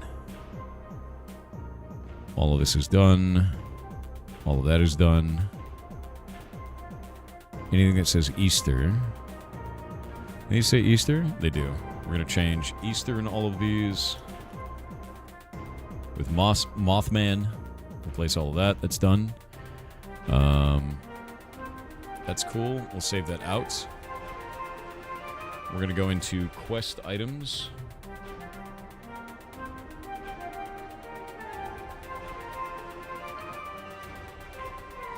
Quest items. Take Easter, replace all of that. One occurrence done. Done. Then we're going to go into drop tables. For mobs. We're going to go to drop tables. Excuse me. There we go. Where'd the glue picture go? What glue picture? What are you talking about? Christmas drops, global drops, Halloween drops, global drops. Anywhere that shows Easter. 2025. We're going to change it to Mothman 6. Cool. Let's save that. I think we're good to go.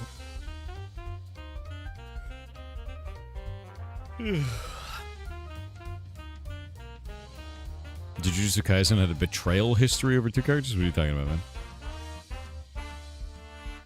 No. Do not eat the horse, chat. No. What's wrong with you? Bizarre with 500 bits said, just so you know, in your P.O. box there's a book I sent you. Yes. I wrote and self-published it, but it hasn't had many sales. Nevertheless, I'm glad I did it and hope you enjoy the story. Your book is right here. Yeah. And I think it's awesome, dude. I have not read this. The idea of publishing your own book is cool as hell. That is fantastic. And I'm going to read this. I actually have it right here because I just went to the P.O. box, and I can't wait to read this, man. So thank you for sending this to me. That is awesome. You are awesome. I also received a shirt in the mail that is an emu for Australia, and it just says, God damn it, it says never forget. Remember. Remember what they took from you. Remember what the emus did. Yeah. So I've got that now. What's the book about? I don't know yet. I think that's very cool, though. But yes, I did get the book.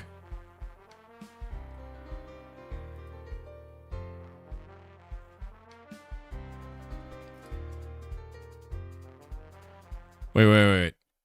Did you just say who is Linus Torvalds? Because people are saying they are vibe coding now?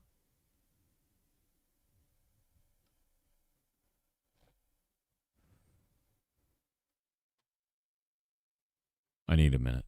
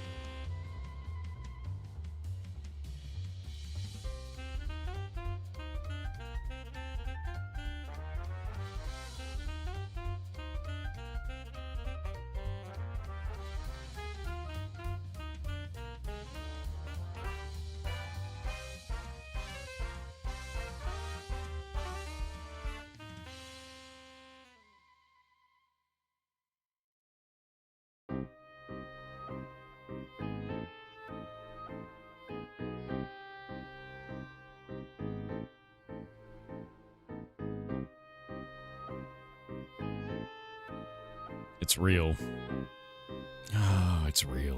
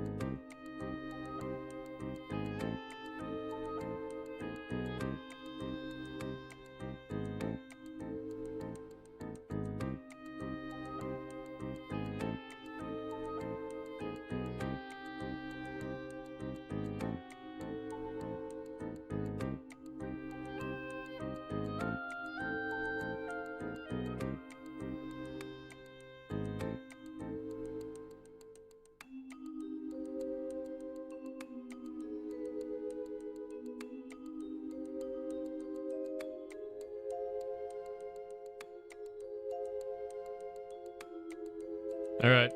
Ads are over. No, this isn't fake news. Linus Torvalds actually has a repo for it.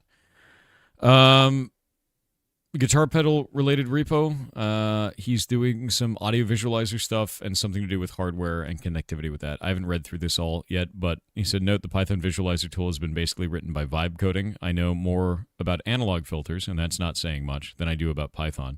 Started as my typical Google and do monkey see monkey do kind of programming, but then I cut out the middleman, me, and just use Google anti-gravity to do the audio sample visualizer. Linus Torvalds is vibe coding. Yeah. This is not the kernel. This is a side project at all. It has nothing to do with Linux. Don't be weird. But it is Linus Torvalds vibe coding something. He cut himself out. He cut out the middleman himself. Yeah, just a little gadget. It's a side project, little gadget thing. It'll probably get blown up in social media to be some like gigantic, ridiculous thing. It doesn't really matter that much. But also, damn it, man.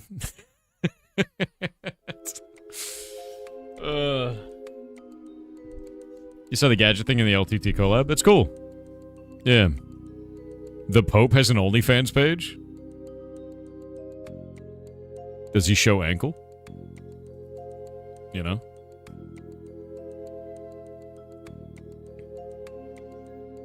It already has AI folk are blowing it out of proportion to shill for vibe coding. Not interested in all. No, it's not even a big deal. Like, I bet that there's going to be two sides of that argument for that repo.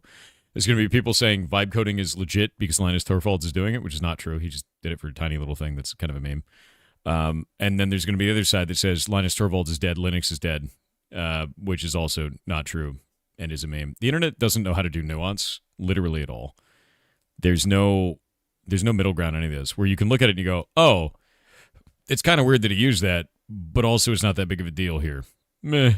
Like, I guess the internet doesn't know how to do meh. Yeah. Meh.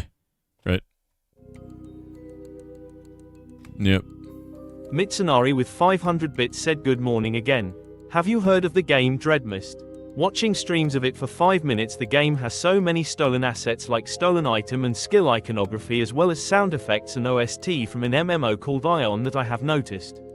And I played it, apparently man. to other people it has more stolen assets from other games. How does like that get allowed on Steam?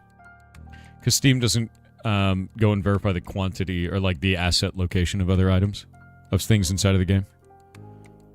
I played Ion ages ago.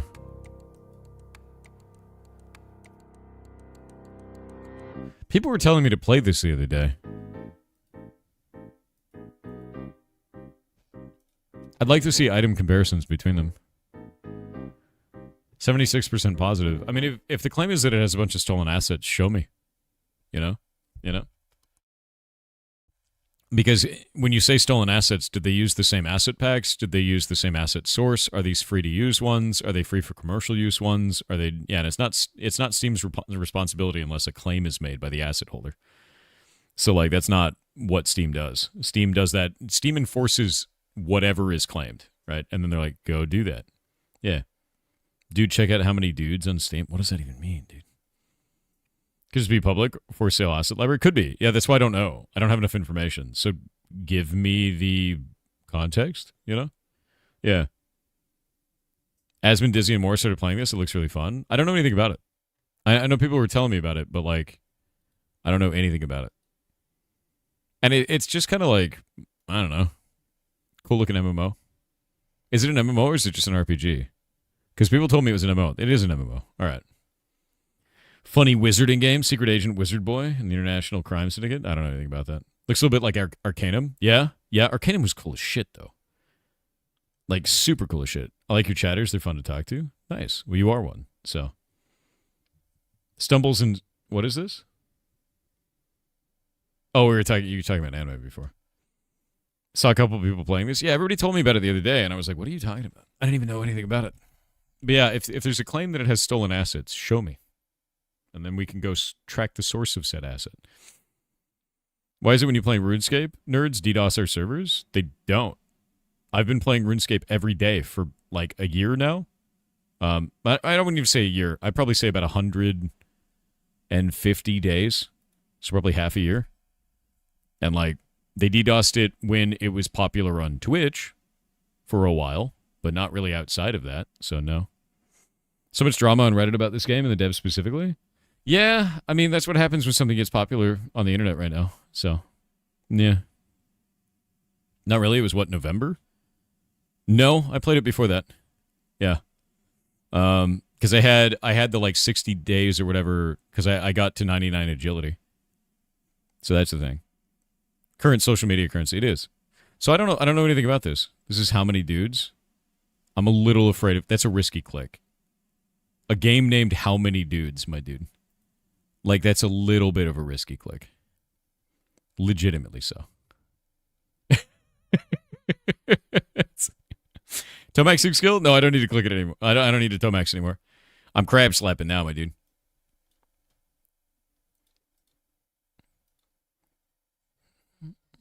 Don't repeat the Doug incident? Yeah, it's true. I don't want to. But yeah, I do think it's funny, though, because, like, there was a claim for a little while that people were DDoSing old school RuneScape because of me, but like I haven't ever stopped playing old school RuneScape. Like I play it every day. I showed off on stream every day. Like, dude, I'm gonna be honest with you, I'm crab slapping right now. So like, like that's what I do every day. Is I get on that crab slap. Actually, the game looks funny. Does it really? It's a roguelike game. Yeah, my favorite part about it was people came in and like spammed that, and then I was like, no, and then people were like, no one ever said that. Oh, is this what it is? So it's the gorilla math meme. Is how many dudes does it take to beat up a gorilla? But as a video game. Oh my god, how many dudes? How many professional boxers to beat up a gorilla? This is insane. Okay. How many necromancers to beat up a baby? Got it. Nice. Very nice. Yeah, that actually seems funny. How many dudes? That's a lot of blood. Yeah, you got me. Winner.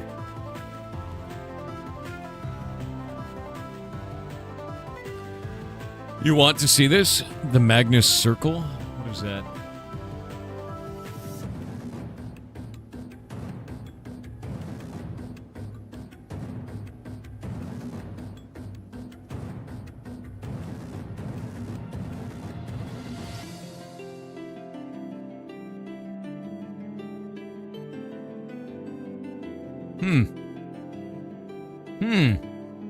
What is interesting about this?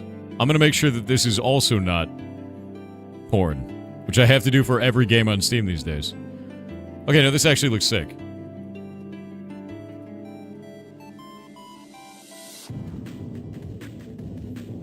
This is Lost Magic. I used to play Lost Magic.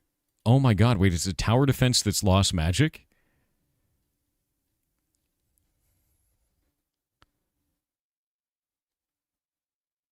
It's not a tower defense. It's a wave-based survival that's Lost Magic? I am so in, dude.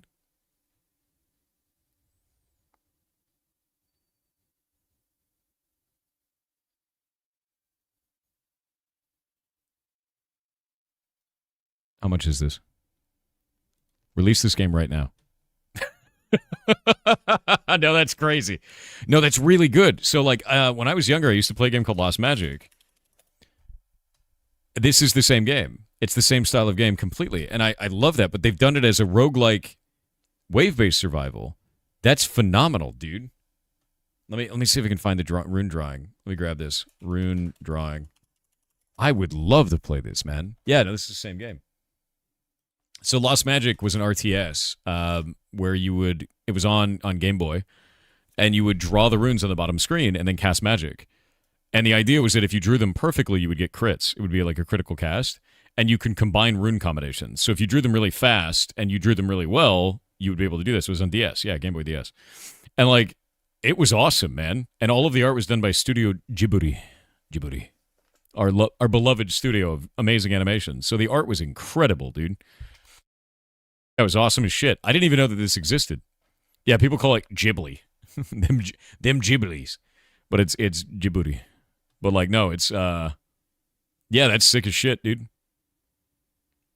That is actually sick as shit. I love this. Yes. Yes. Yes. Yes. What is that, dude?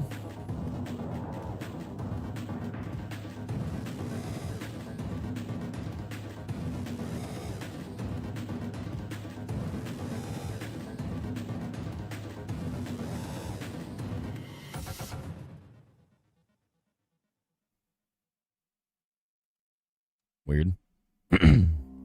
Finally, game to play on drawing tablet? No, I super dig this. Hey guys, I can turn my MS Paint skills into magic. I'm ready. I'm ready. Oh, it's got like a lo-fi image. Nice. It's finally time. I was made for this moment. Oh, that's cool as shit. I really dig this, man. Like, I really, really do. Magus Circle. The Magus Circle. Let me go pull this up inside the client so I can do it there. God damn. What a cool looking game, dude. I wishlisted it on my actual Steam account. That was on my developer account over there. What a sick game. By Witchlight. This is their first game. Hey, yo, developers of the Magus Circle, we're doing an event in June called Indie Summer, which is the same event that we did in December called Indie December. If you're out there, hit me up, because your game looks cool as shit. Yeah.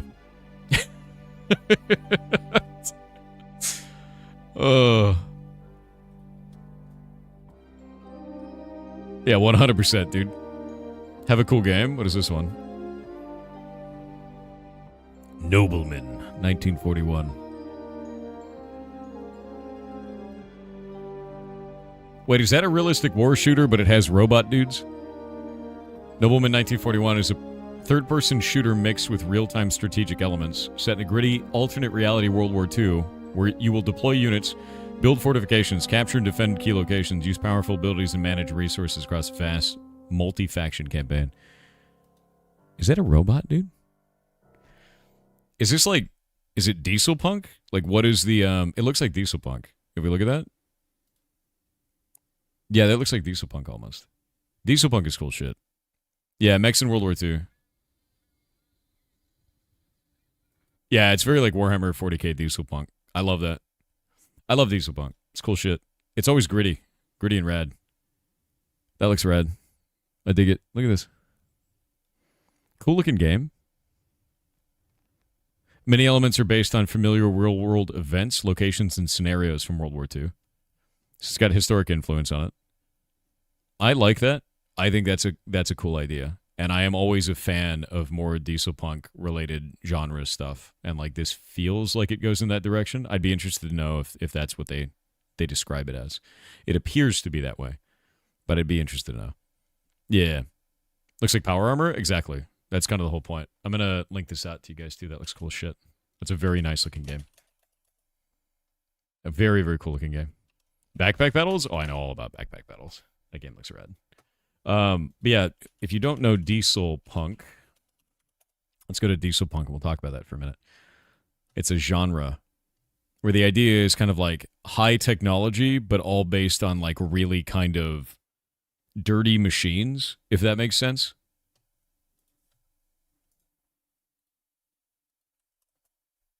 So like you get stuff like this in Diesel Punk, where it's like just really absurd, over-the-top power armor, but it's like run on shitty fuel. It's all run on fossil fuels. Yeah. And what is its equivalent of magic? There's no magic in Diesel Punk, generally. It's usually just like really overcomplicated machinery that runs on shitty fuel. And it's like Mad Max Before the Fall kind of a thing. It's like Warhammer 40k with no magic, generally. And I really like it because it's kind of a subgenre of like steampunk is kind of the big one in that genre. It's more like what if we did steampunk, but it was the Industrial Revolution. Instead of steam, we used diesel fuel. And like that's it. You know, Fallout is diesel punk. I wouldn't say that. I would say Fallout's a completely different direction. They went nuclear power in that, man. That's a very different way. Have you checked Katana Zero? I've not. Feels like Fallout. It's not really like Fallout. I think you might be seeing that because power armor, right? Yeah, Fallout is Fallout. It's its own thing. It's post-apocalyptic. Fallout is post-apocalyptic and based on nuclear energy, which is like, yeah, atom punk, I guess would be the way to put it. Yeah, atom punk. But no, like diesel punk is very cool. A lot of it ties back into like really grimy big cities. So like, let me see if I can find some other cool art of this. Yeah, like this is a good diesel punk setting, I would say. You have big mechs, you have big machines, they're all releasing exhaust. The city is like overbuilt. It just kind of looks like you would imagine a city of today, but completely covered in grime. Everything is grime, everything uses fuel. There's always pollution. Like that's kind of diesel punk and big mechs. Yeah, smog everywhere. Like that's more diesel punk kind of style, right? It's neat. Like I like that. I like that genre a lot, and it's rarer. It's more of a rare kind of a thing. What was that game? You know Frostpunk? Frostpunk is kind of diesel punk. Legitimately so. I would say that is in the genre of diesel punk. Just based on the design of the buildings and shit. Yeah, Frostpunk is more like that. So we go pull up Frostpunk. I'll show you. Like Frostpunk 2 is a really good example. Yeah, Frostpunk is like diesel punk on ice. Exactly.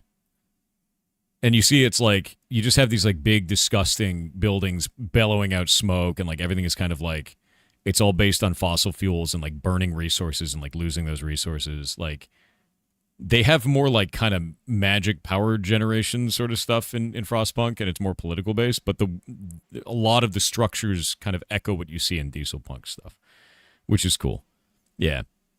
It's usually not the primary focus. Like diesel punk is usually like an extra on stuff, and it kind of has elements of it. It's usually not the primary, and I love stuff when it's the primary. I think diesel punk is cool as shit. I really do, because it's like, what if we went the route of robots and flying cars, but then we'd also still use shitty fuel? You know, like, that's just neat. I really dig it. Hey, look, a dog. Let's go over to this and fix this now. Iron Harvest is good, D-Spunk? I think I've seen that one. Let me see Iron Harvest, then. Yep. Yes. 100%. Iron Harvest is definitely that, dude.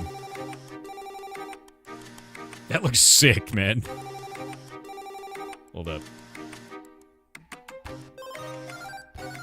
What a cool looking game.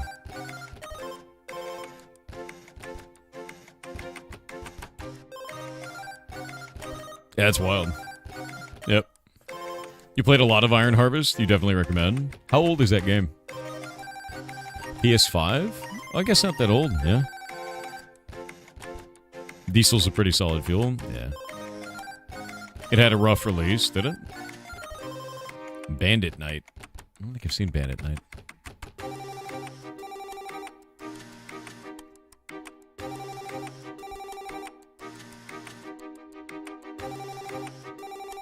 What is this noir music, dude?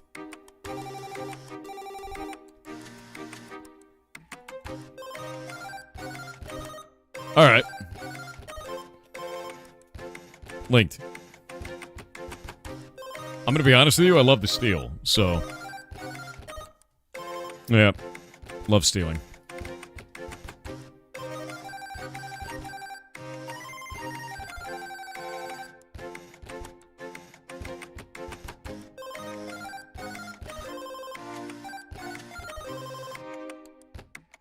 Alright. Battle Totem is done. Let's go into... Global drops are finished. Quest system is finished. Mothman recipe guy. He has all the basic recipes. He has the next recipes. We have all the trims. I need to put this into a layout. We'll go grab this layout up here. And we'll change the layout to Mothman. Save that. Check stream chat on Discord. I found the dev that is making Magus Circle's Blue Sky account. Nice. I would love to talk to them, because that looks cool as shit.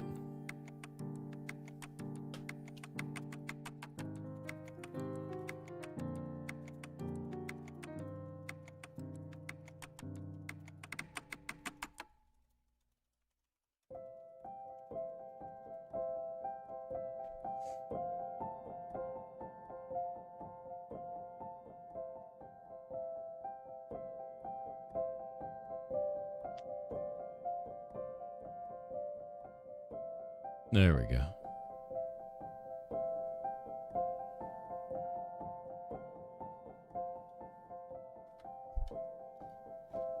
Space Marine for Hightail?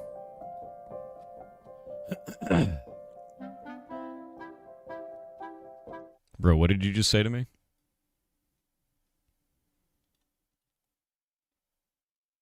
Bro, what?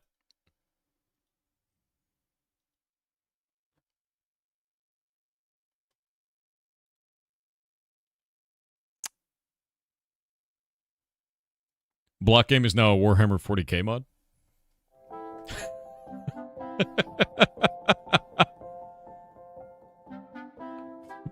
Brother.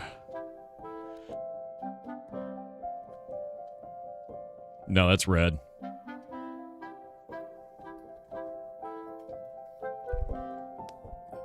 Yeah, no, we're making a new legally distinct universe called Conflict Mallet. Yes. With our glorious leader King Space. There he is. Oh man, King Space on his bronze toilet. Don't worry about it. Don't worry about it. Can we be Star Soldiers? Yes. Cosmic Monarch, yes. I love Conflict Mallet 5000, you're goddamn right. Conflict Mallet 5000. You have to pay $5,000 to play it. This is it. Alright, these are done. We do the layout now. Let me grab the layout. Boop-a-doop-a-doop. Oop-a-doop-a-doop. Where is Easter? I'll change that over to Mothman. The Golden Throne.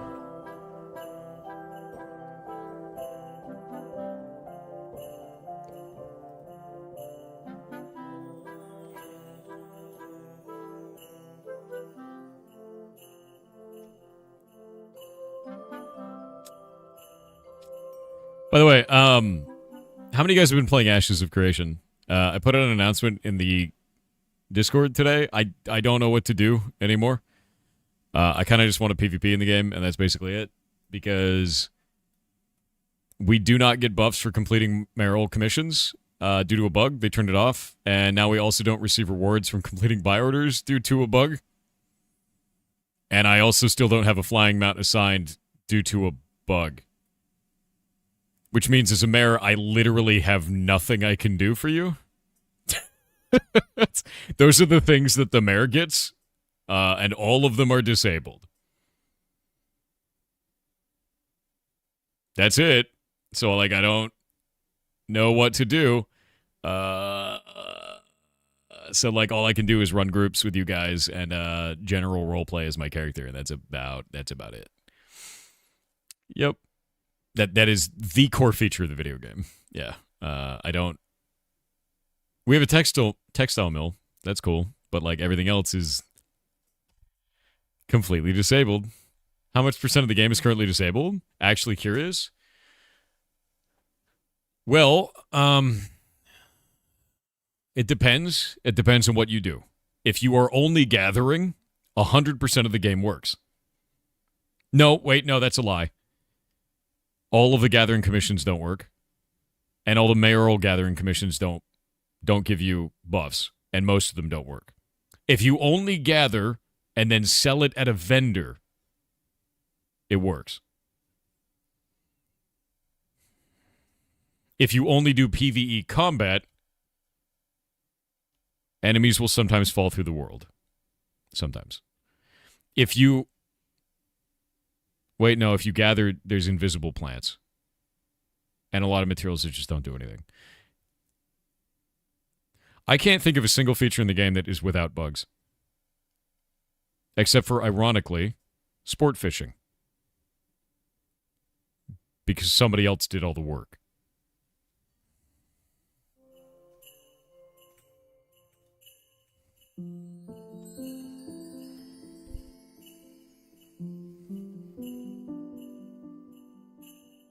Yeah. Shit's on fire, yo. Yep. That's depressing as all hell? Yes. Yes, it is. And not what I expected.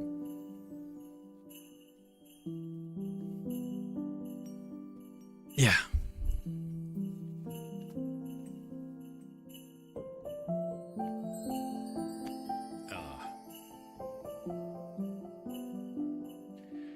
I'm going to be honest with you guys. I really like Ashes of Creation, and I want it to succeed. But the state that it's in right now for being on Steam is not great for it. And I feel bad about being so excited for it because I am excited for that game and getting a lot of people interested in it and then them having a bad experience. I feel negatively about that. And I wish there was something I could do about it. I have spent the last 2 years playing that game, turning in thousands of bug reports, with the hopes that that game could be something that we can all enjoy together. And I've been watching as we play through this phase, seeing people crash out and hate the game and leave and get upset because of the ever-cascading number of issues where the devs are disabling features without really giving any kind of communication over it. And I don't know what to do about that. And it blows, dude. And I feel bad about that. So I'm sorry that you're having a bad experience with it. I'm sorry the game's in this state, and I wish there was something I could do. You know? Yeah. You had this conversation before. Last time you dropped Ashes, it sounded like this? Yeah, it did. And I was hoping that a year later it'd be different. MMOs are beyond difficult. It's not about being beyond difficult. We have turned in the same bugs for over a year. You know? And it's not beyond difficult to ban a person spamming that they praise Hitler in your global chat on a server. who's been doing that for 3 weeks. These are not difficult problems. The issues that we have presented to them are not difficult problems. They are easy problems in many respects. Not having multi-sell on a vendor. Not having gathering quests work for over a year. Not banning people that every day sign in and praise Hitler in global chat. Like, it's crazy, dude. These issues need to be fixed, and they are not high difficulty issues. These are low-hanging fruit, and they have not been fixed in over a year.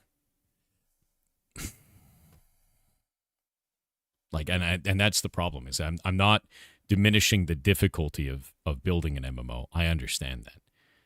I am saying these are low-hanging issues that should have been fixed by now. Yeah. 100%. They could be stuck in fixless hell right now. Banning that guy is not in fixless hell, dude. Like, banning that guy is not in fixless hell. At all. Whatsoever. Like, there's this extreme lack of moderation in the game. Extreme lack of moderation. Like, they haven't done a damn thing on that. Yeah. See y'all on Hightail soon? Tomorrow. Yeah. Well, 2 days. Yeah.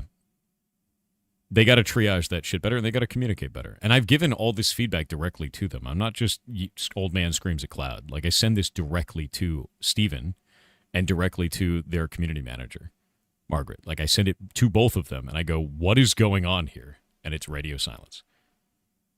Like, they answer some stuff. Like, when I showed them a very serious, like, issue in the game with moderation, they said, we're working on it, we're going to look into it. It's been 5 days. Nothing has happened. We've got tickets in from dozens of people about some of these people doing this shit, and not a thing has happened. Like, that's asleep at the wheel shit, man. We've given all the opportunity to do something. And it's bad, man. Perhaps they're internally on fire for over a year. That's a lack of coordination then, man.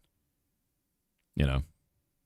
Maybe they're leaving in the issues for friction. So you think that they're leaving in people that are spamming anti-Semitic messages and praising Hitler in global, leaving them in for weeks for friction? Like, come on, man.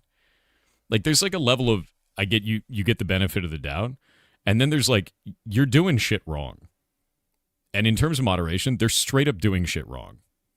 Like, I don't know what they're doing, but it's wrong. They're not doing it right. Yeah. It sounds like project management issues. It sounds like producer issues for sure. Yep. Like, that's a problem. But I've reported that stuff. I've talked directly to Steven and Margaret about it, the community manager and the game director. I brought it up in chat. They have responded saying that they're looking into it, and it's been 5 days. Dude still signs in and says shit like that every day. Like, it's just... like... it's, like, come on, man. And I'm not even the only one who's put in those reports. Like, there's tons of people that have put in those reports far before I did. I just brought it up because I'm like, dude, this is getting bad. Like, this is getting bad. Yeah. Yeah. Twitch is going to be unhappy with the stream? Why? I don't give a shit. At what point are they just complicit in the dude saying stuff? They're not complicit in the dude saying stuff, but, like, it shows that they're not organized, and that concerns the hell out of me, man. Like, I don't know. I want that game to succeed. I do. And I just don't see it right now. I want them to. And I've been trying to like try the systems and keep turning in bugs and shit. The problem that I keep having is the issues that I keep discovering as I go and dig through these systems are the same issues I reported a year ago. They're the same issues I reported a year and a half ago. And they're the same issues I reported 2 years ago. Every time they do a new phase, I go back through and I look at all the systems and I report exactly the same issues. The same exact quests not functioning. The same exact items not functioning. The same exact materials not being part of anything. Every single time. And it's just like, what is going on? like that's really tiresome. And every single time, it's also a moderation issue. In fact, last time, we had a number of people quit because they were getting doxxed. Like, straight up. They were just getting doxxed in game. Like, not even people part of our guild. Just people on the server, like, I'm quitting, they went after my family. Or I'm quitting, they went after my job. And it's like, and they're just screaming it in-game chat, and they're not getting banned. So it's like, dude, like, what are you doing? You could have anyone can be on there and like fix that, and like it's just not happening. And those people did get reported, but nobody ever got banned. Yeah, it's not just me reporting either. It's a shitload of reports every time that happens.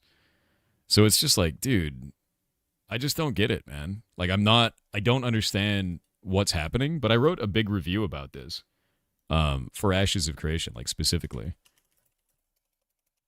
And I put in all the things where I'm like, this is stuff that I've had to battle against this whole time. And I wrote a massive article for this, man.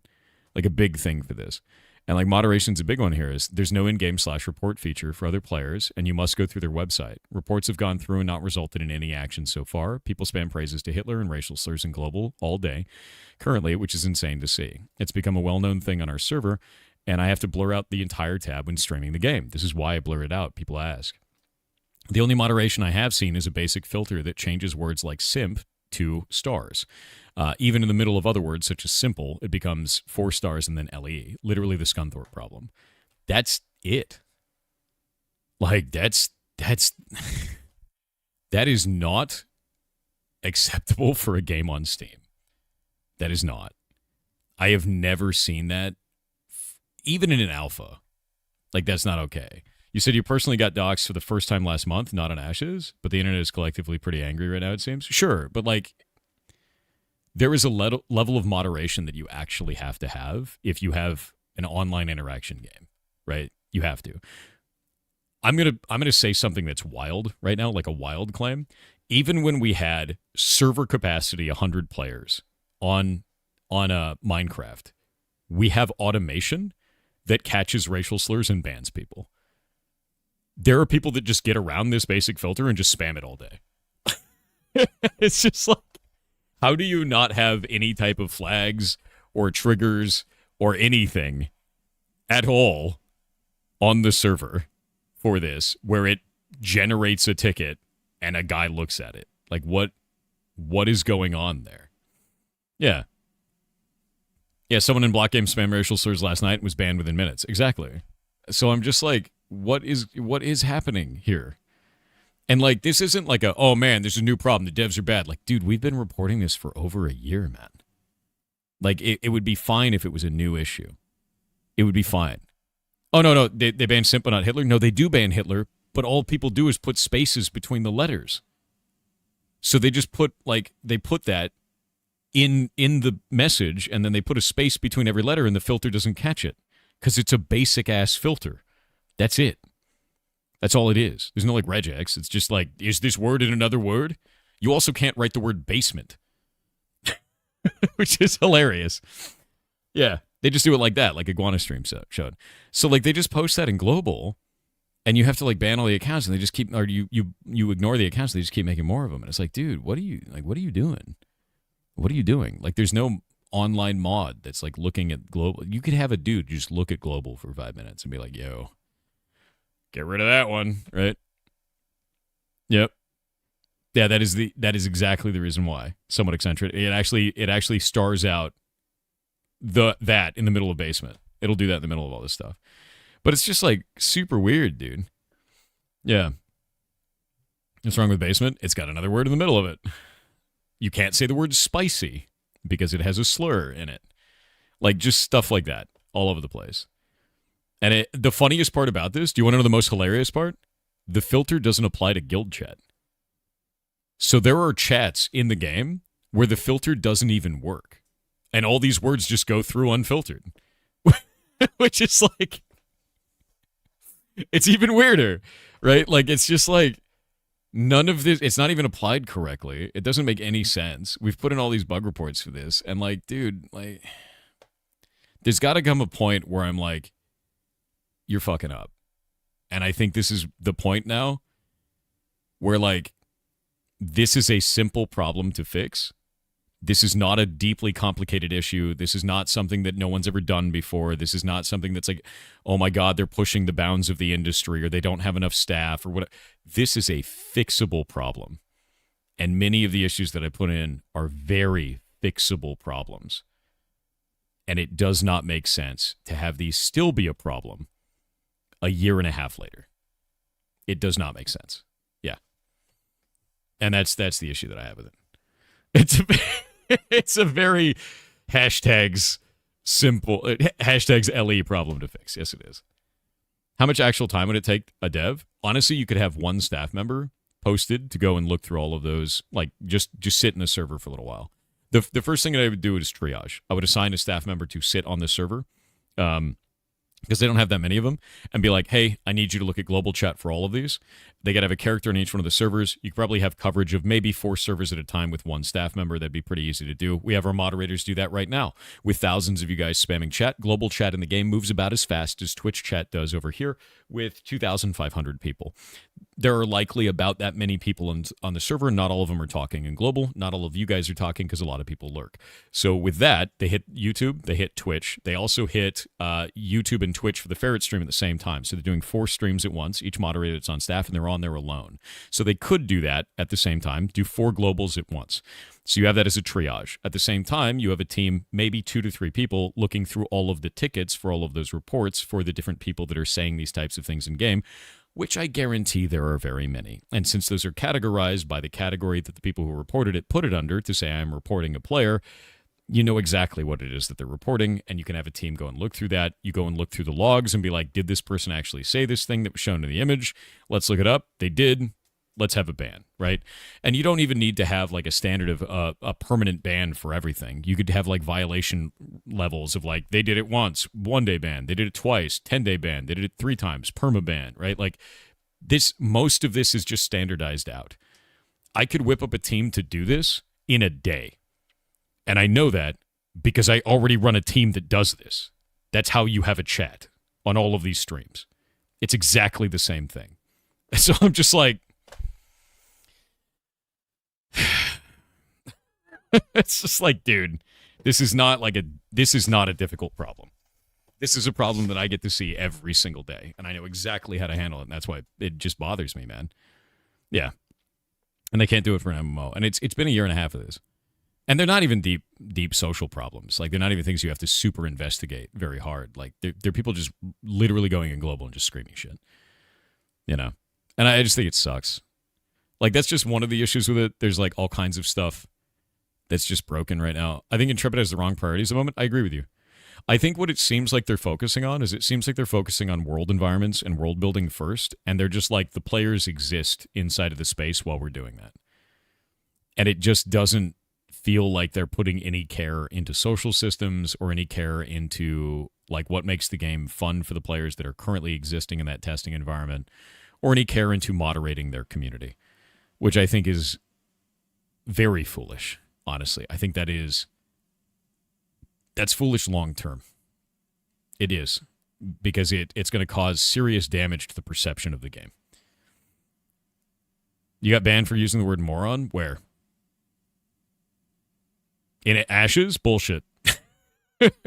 If the dude going in global and screaming anti-Semitic shit all day is not getting banned, you didn't get banned for saying moron. I'm going to call bullshit. Especially because the people that I've reported have said some crazy shit. Not in Ashes? Okay, that's what I was going to say. I was like, dude, there's no way. Yeah. I guess it should rename itself to Ashes. No, I mean, like, the reason I say this shit is not to just dog on the developers. It's because I want them to get better, man. Like, I want them to. And I'm trying to be like, dude, here's the candy. Like, it's right here. Just take the candy, dude. Just do the thing that is rotting your community right now. And it sucks because, like, we're one of the largest communities in the game. And to have them fumble these basic concepts is crazy to me, man. Yeah. It's just really not good. If people didn't care, the game would be already dead. Oh, 100%. Yeah, no, it would be dead. Absolutely. They need to hear the critical constructive feedback. Yeah, they do. And it makes me sad because, like, these things should be fixed. Like, basic shit. Yeah. Anyway.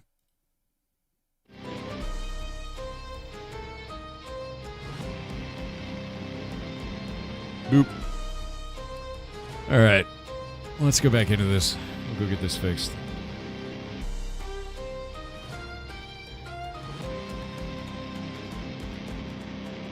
Some of them are probably here right now. If you're here from Intrepid and like you're part of the dev team, which I know some of the devs do watch this stream, please think about this shit. Like, please. There is so much good that that game can do. And it's sick, man. Fix it. Fix that part. I can deal with bugs in the video game, but an unmoderated community that festers like that, you will never have a good game. You just won't. If you do that. If you allow that to be your user base, it's just... That's the death of a game, dude. Like... That's completely wild. Yep. Reinforces the worst kind of toxic culture.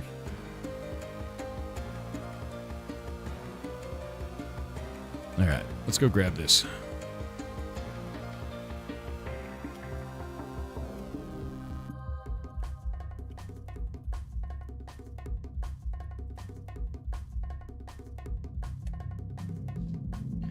I'm gonna put these down this side. We gotta go grab that from, I think, Christmas?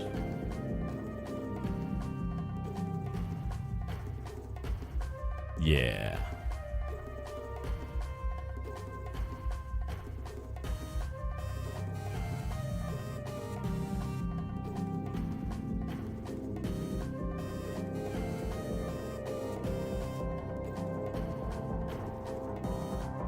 When is the game dev part of Heartbound happening? I don't work on it on stream.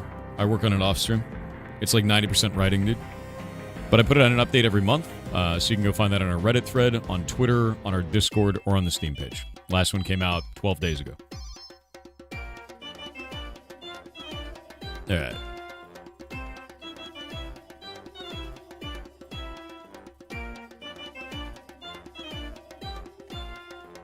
Ta-da! Wait.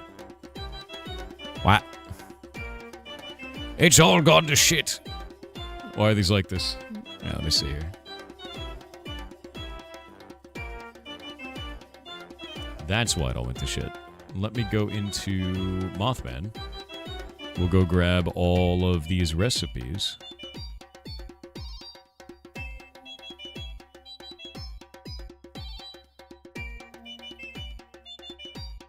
You know what I might do?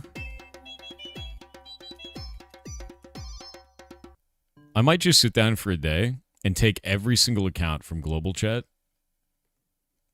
I might write a program to do this. I might write a program to read Global Chat in Ashes of Creation, take everything that is deeply offensive that people post in there via regex, and then take screenshots of every one of them, and then just spend the day reporting them all.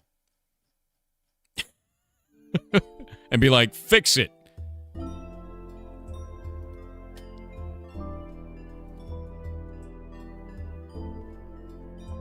That's crazy, dude. Oh, would regex help? Because you would catch all this stuff where they put like, you know, they put like a message about praising Hitler, and then they put a space in the middle of it because they're doing a direct one-to-one check, which is like...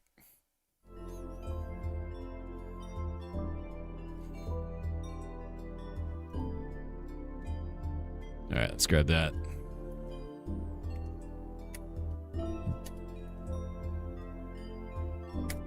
There we go. Why is this broken? What in the shit is going on here? Oh, I forgot to put that in. That's why. That's why.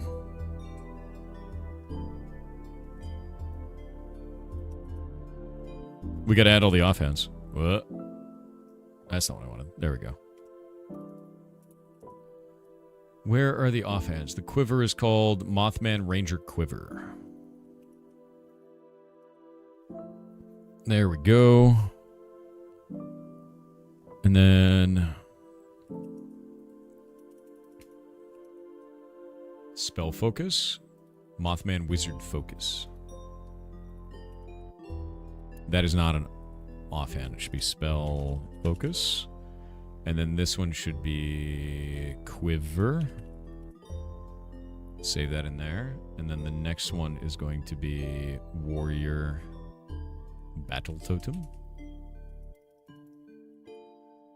There we go.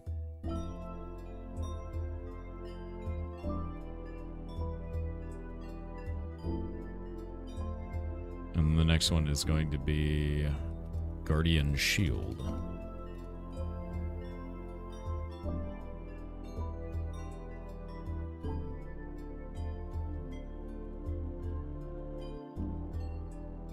And then Thaumaturgy Implement.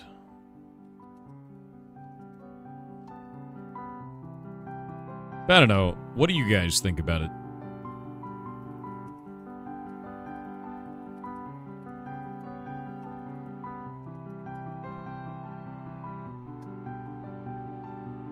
Like, maybe I'm wrong about it, but I don't know. I feel like I have very intense feels at this point. No, I don't know about Ashes, man.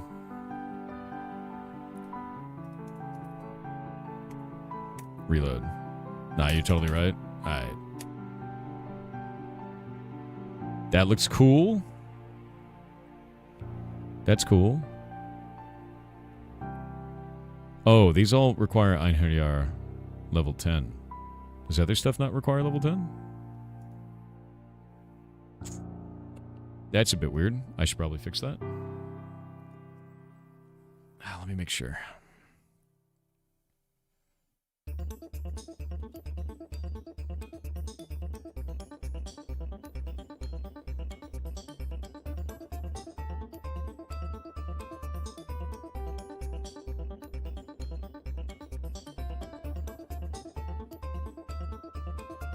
Save that out.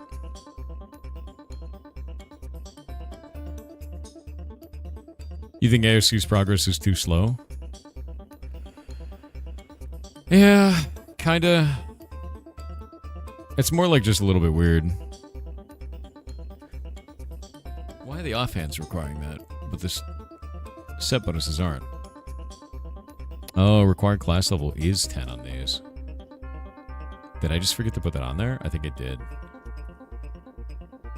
Yeah, I forgot to add these. I think we could just take... Durability resilience is going to be different for every one of these tiers, so that's not going to work. Here's an idea.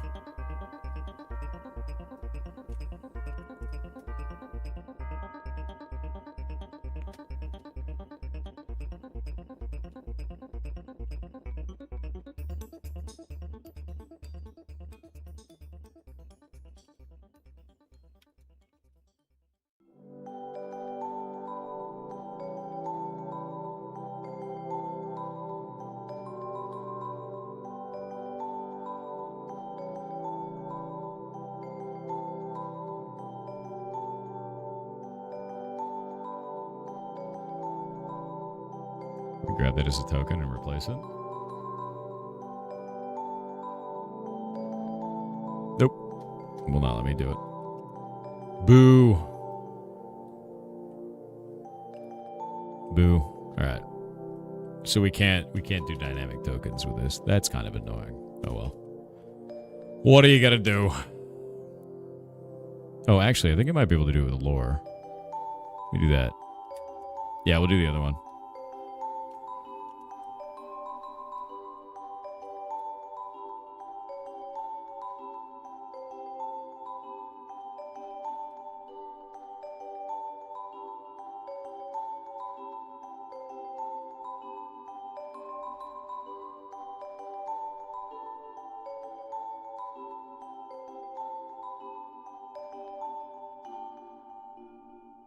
Yeah, more and more unplayable, I think, is the biggest problem.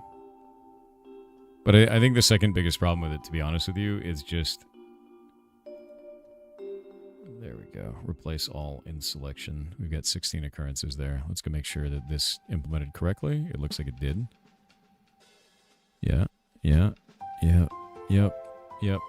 I think the biggest problem that I have with it isn't even that. It's...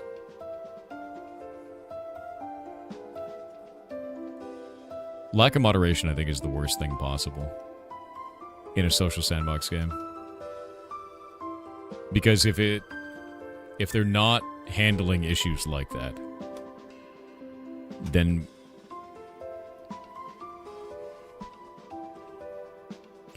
I'll give you an example. You would get banned in EVE Online for that. You would. And I've seen that happen. I've seen people banned for that in EVE. If you get banned in EVE Online for behavior, but you don't get banned in Ashes of Creation for behavior, Ashes of Creation is deficient. That's it. Like that's the connection that I make there. Yeah. You asking for in-game moderators for Ashes? Absolutely, dude. Or any tickets to be viewed, you know? Yeah.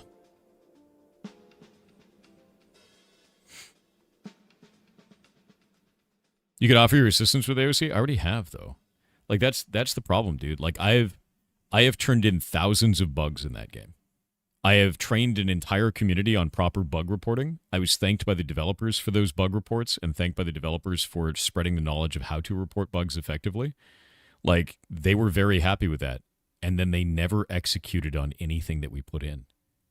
The bugs that I returned in a year and a half ago, the ones that I put in, they're still in the game. And they're really low-hanging fruit. Ones like, this specific gathering quest doesn't work. And it's still there. And you still have to put it up as a mare and find out if it even functions. And there are tons of those, man. And that's the issue that I have now. It's like, dude, we've been here. Yeah, Construkasan, or whatever it is, Construkakan Hosu, that one. And like, that's, yeah. And like, I understand that there may be different development priorities, but if that content's not functioning a year and a half later, and it's the thing that we all reported as a community, what's going on with those bug reports, man? And then, like, outside of that, what's going on with community moderation, dude? You can't have people sitting in global chat screaming about loving Hitler all day. Like, that's... like, I shouldn't even have to say that. Like, that's crazy, dude. Like, that's a crazy thing. That is a crazy thing.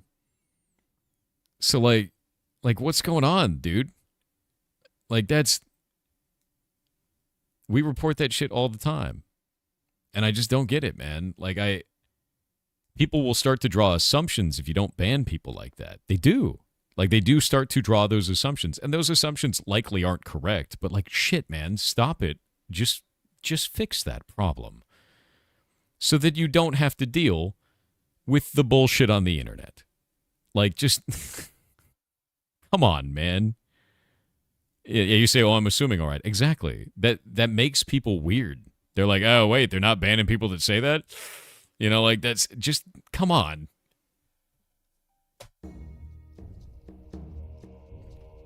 I don't know, dude. Lack of media management. Lack of community management is really what that is. Have you seen the gambling in Jova as well? No? What's the gambling in Jova? Wait, I haven't heard shit about this. What is the gambling in Jova? What do you mean gambling? Are they doing gambling now?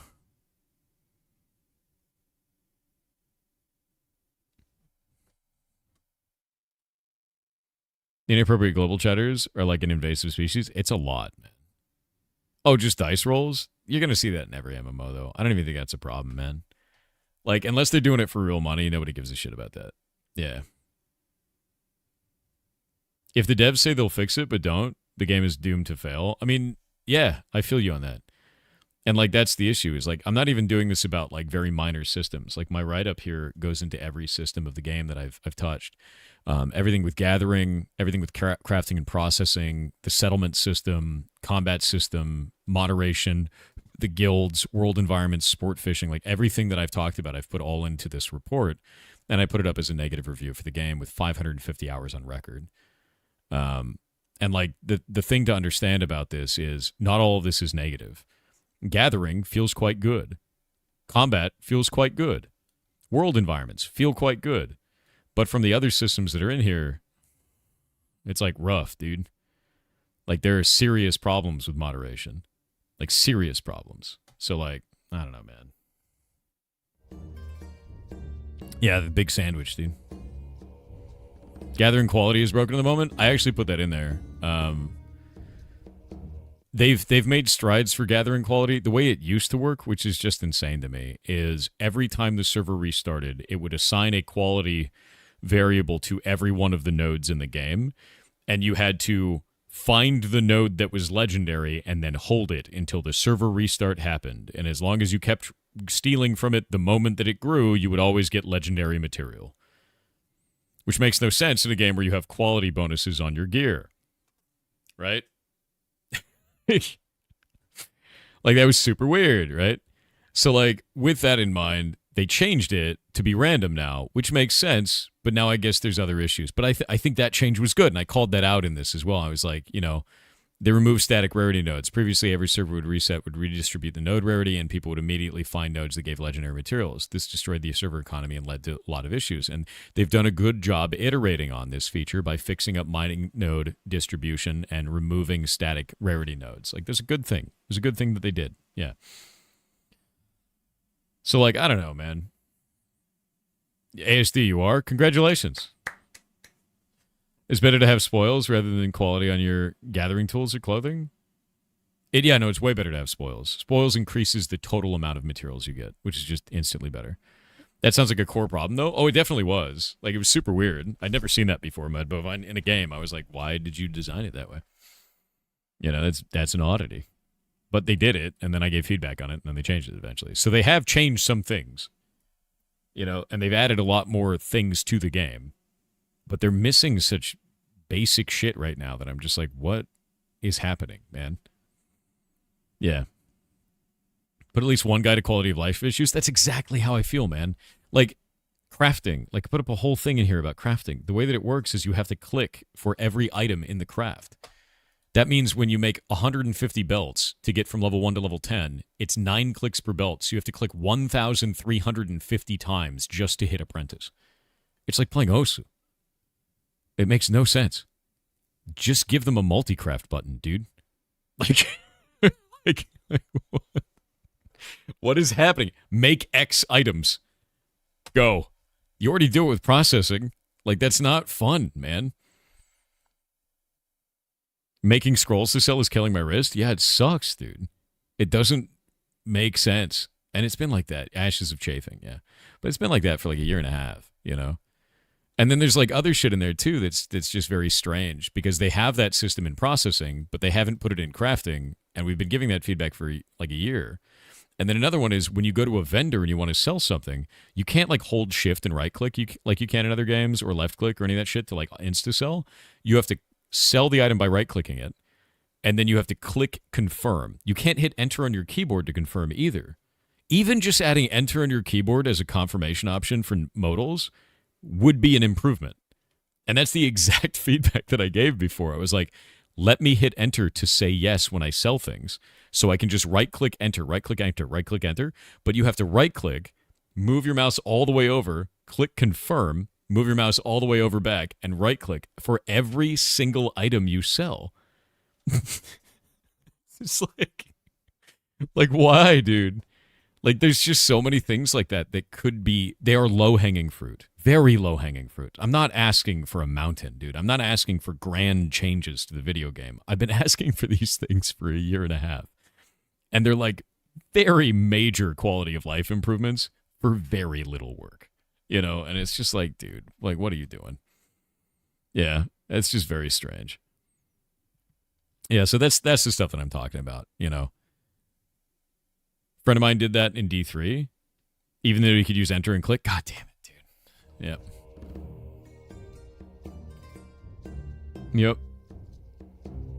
And like, the way that I generally feel about this is MMO teams are very large. There's a lot of diversification for what people are doing. You generally have a team that's working on UI. You generally have a team that's working on UX. You generally have a team that's working on professions. You generally have a team that's working on combat. And they're usually split up, right? Where's the team working on those things? If they exist, they haven't done anything in a year and a half. And that's the thing that freaks me out. Like,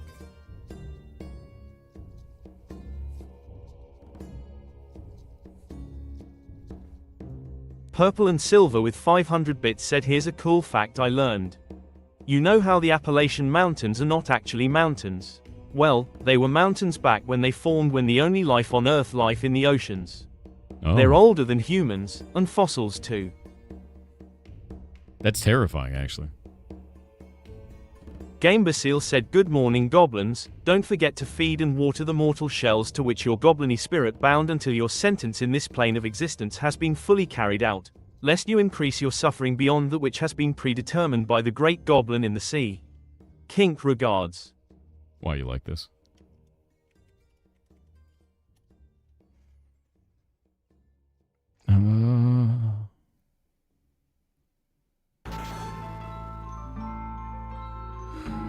Class is that?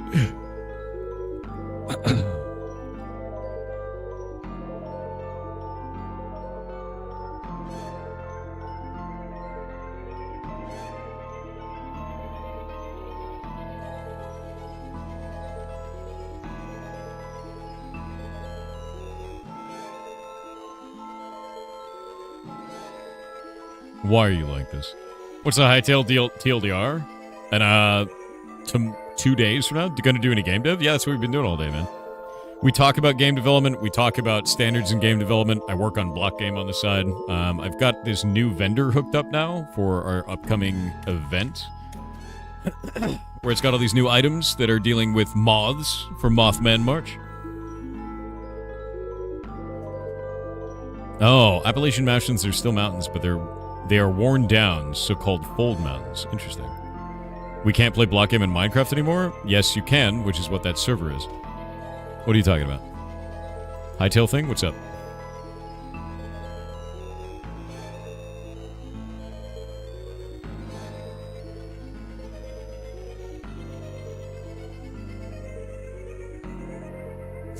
Because the game's not out yet.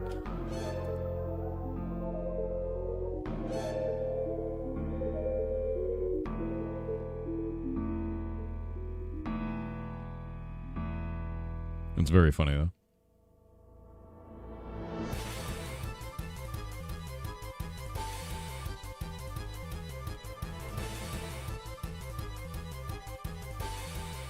All right. Ads are over. But yeah, no, so what we've worked on today is I now have all of these recipes for different foods. Those foods are now in the game. We now have all of these items for different types of moth armor.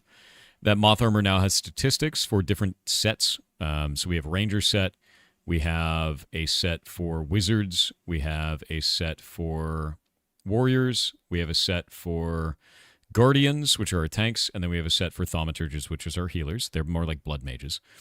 With that in mind, the set bonus for Thaumaturge and the set bonus for the bonus from Moth Dust are completely separate. So if you wear a Thaumaturge set and you have one piece of your Moth set, it will not break your Thaumaturge set anymore because you have two set bonuses. You have the one that adds the cosmetic bonus of Moth Dust falling off of your character, and you have the one that actually does the other piece, which is all of your statistics for that. And that's it. Yeah. Also, Kane, why did you put like a really nice message to another member in the community, and then you put like a really awful message that got caught by Automod? Are you trying to make it seem like you're getting banned for saying nice things to people? Is that like the grift, dude? Just asking.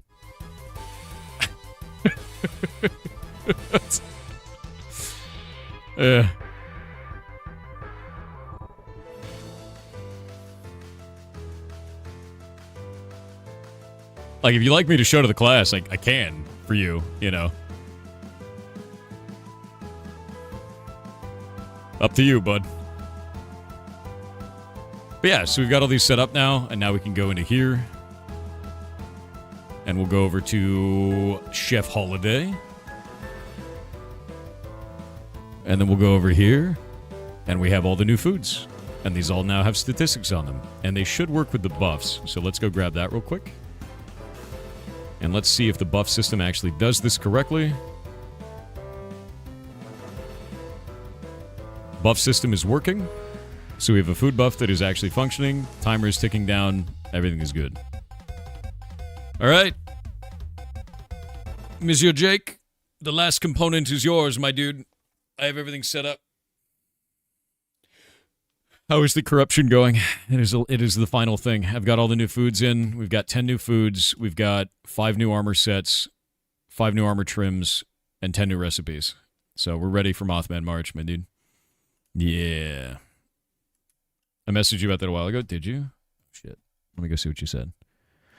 I think we're good now. I say this very hesitantly. This is perhaps the most scuffed feature the game has ever received. The item system was not made for this. I know it wasn't. I can't wait for us to get into Hightail and just make it from scratch, dude. It's just scuff on scuff. Okay. Yeah, put in the config for it. Let's check it out, and we'll talk about it as we go. Also, is blunt chance not being decreased in that screenshot? Is there a reason for that? Oh, did you just add that for the config for that one to be ignored? Is that what's happening there?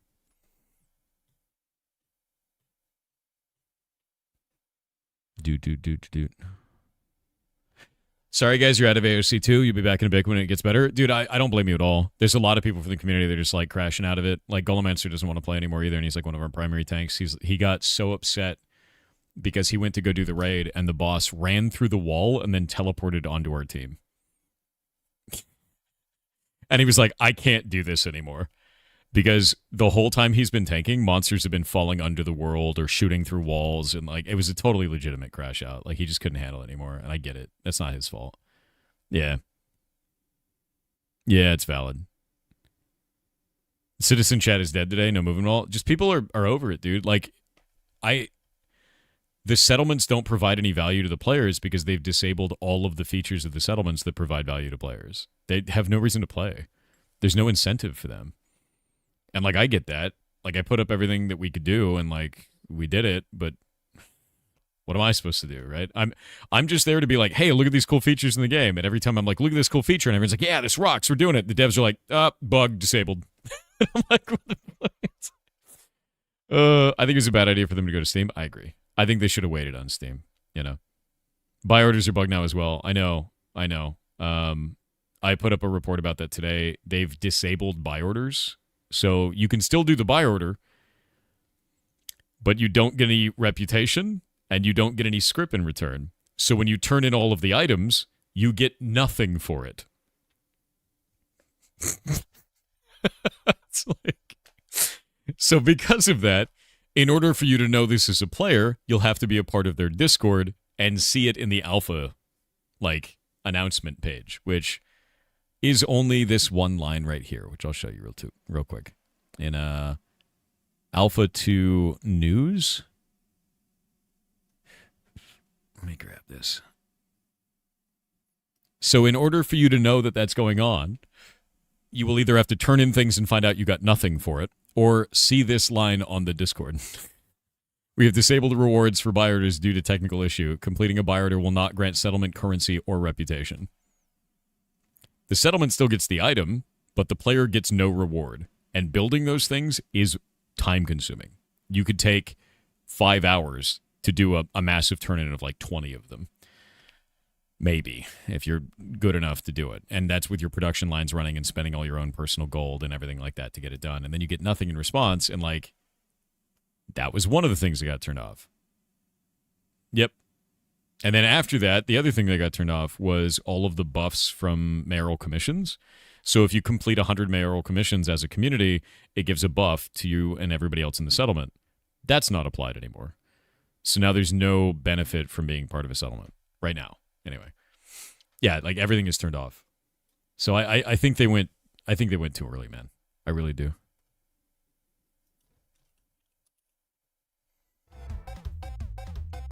You have a question?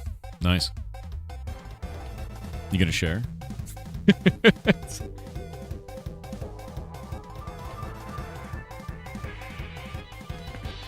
All right.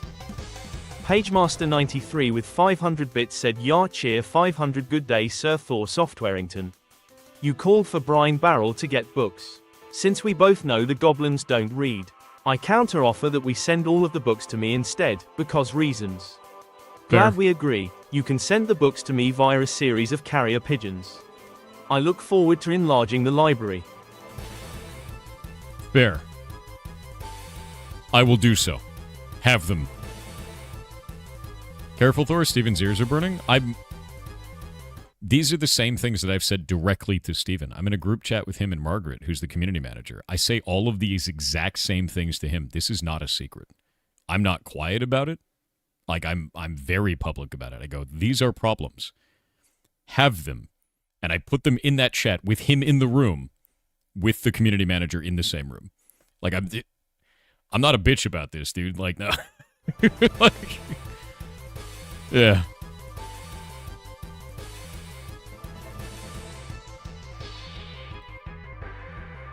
All right. I know, I'm just kidding you. All right. As long as you understand.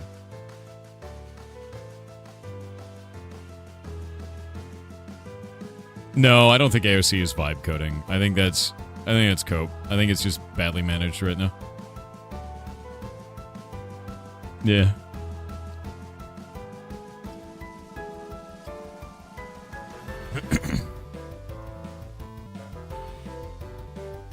Alrighty. So all these new items are finished. We've got all the implementation done. Battle Totems, Quiver, Implement, those are all finished. We're done with this. I think the next thing that we need to do is go work on configuration for user interface, because the sets are done, the recipes are done, the Mothman event is finished. Oh, wait, no, I have to set this up.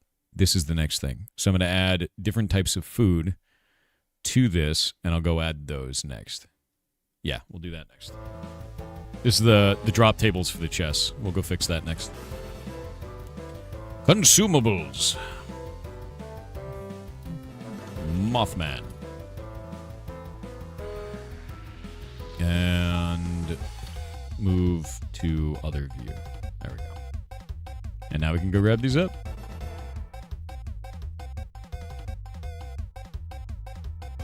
And I don't think I need to add the stat bonus ones. I'm just going to add the funsy ones. Balaclava baklava. Baklava? Might be baklava. And a Mothman scarf. Okay, that's done. We get nutmeg in this. Holiday tokens drop in this. Token Mothman. And then currency for them as well. We'll do chess holiday Mothman. Then we can go up here to block game patch, and we'll do a data merge there, which is our command that we use for this. That's saved in now. We can do warp to Mothman's Den. I got to make the NPC for it as well. I may do Mothman March early. I really like Mothman March, you know? Go grab this. We're going to do holiday Mothman. I just like Mothman. It's just fun. Pop this in there. Merge that block in. Can we open that? No. Booty, reload. Configuration reloaded. This is not ready yet. I think I actually have to delete those. Because they are the old ones. The weird ones. Boop. Mothman is now set. Everything there is cool. And we can do booty, create, lootable, allow restock.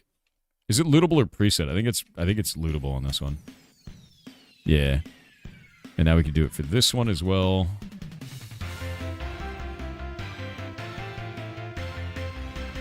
Because it's not a preset, not a full preset. Create lootable for that one. And there we go. We have all the loot in this. And this will now regenerate every day. I gotta go put it in clock game to regenerate this, but these should now regenerate each and every day. Why did that one not work? Why are you broken, sir? Buh? Oh, that's because it's the old busted. Old and busted. Do that one. Do that. There we go. Now it's working. Hey, look, I got a Tiramoth Sue in it. Nice. Yeah, Clock Game. Clock Game is the in-house plugin that we have that actually does all of the timers for everything. So Clock Game runs Block Game for different activities. So if we go pull this up, we can go look in here and we'll look at this. And we'll get rid of those ones. We'll have the Cursed Wood. So I'll go grab warp to Mothman's. It's called Mothman's Den. Mothman's Den. Let's call it like this. And there we go. And now every day this should restock, and now I just got to make the NPC. Or the old Mothman.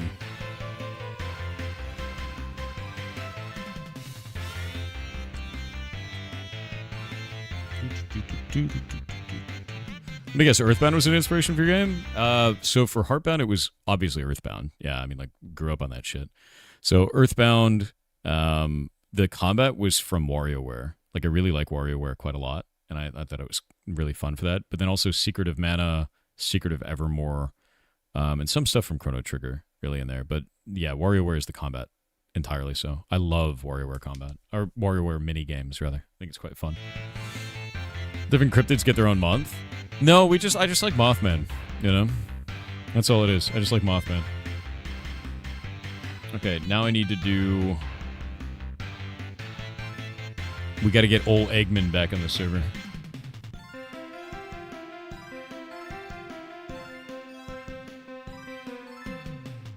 Autobite Fellow with 500 bits said, "Hi Thor, I'm a level 5 solo summoner in Ashes so far, and I'm wondering how do I store my materials for safekeeping. I've got a bunch of random stuff on me that I don't want to lose, and from the wiki it seems the only storage I get is through a guild. No. I'm confused." No. Go to town in Brinebarrel, where we live. Or any town, and go to the storage vendor, like the NPC that's in there, and put it in your materials tab. Everybody gets storage in every town, and it's different per town. You get items. The items teleport to any storage you interact with, which is weird. And materials are locked to the town that you leave them in.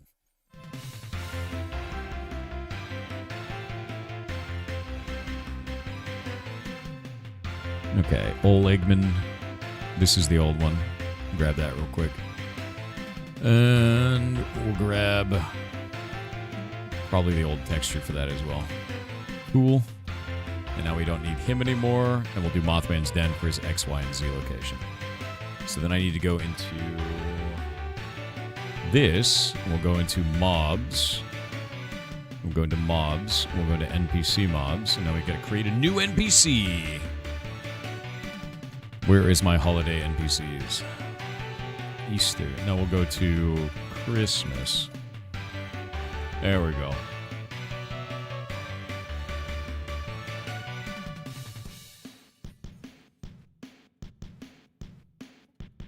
Just pop this over here. 1 sec.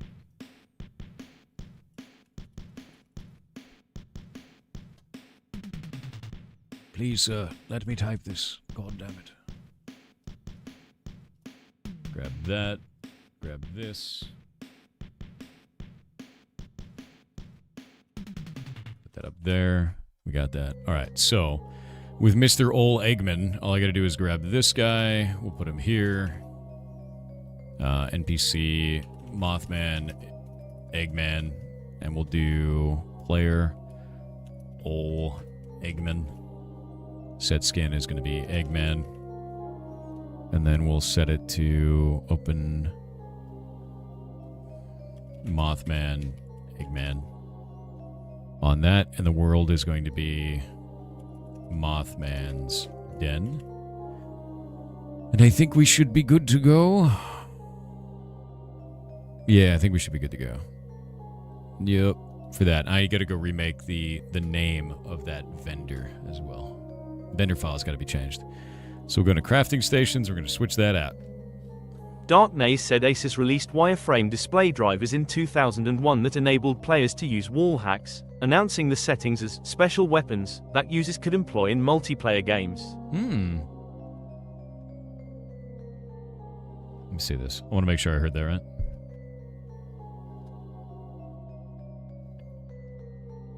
Wireframe display drivers from Asus. I kind of want to see... Yeah, that's weird. Special weapons that users could employ in multiplayer games? That's weird, dude. I want to see that. That's, like, really weird.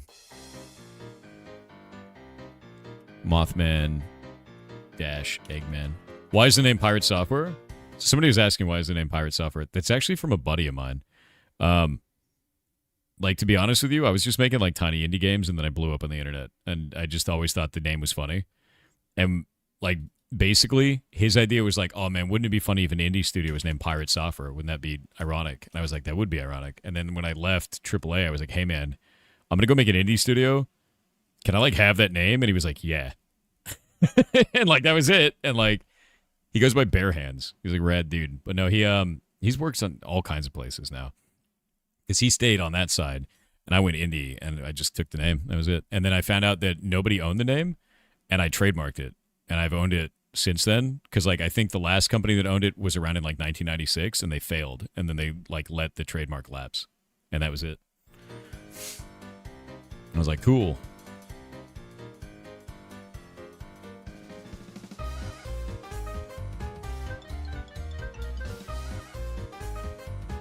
All right, now we got to go back into layouts. Then we go change that. Good old Mothman. Lord Mothman himself. Eggman. There we go. Mothman, Eggman. Done. Do you know that Mothman's an actual urban legend? Oh, I'm super well aware that Mothman's an actual urban legend. If you, have you seen the Mothman statue with a giant cake? If you don't know, you should know. Look it up. Yeah. Big old cake, dude.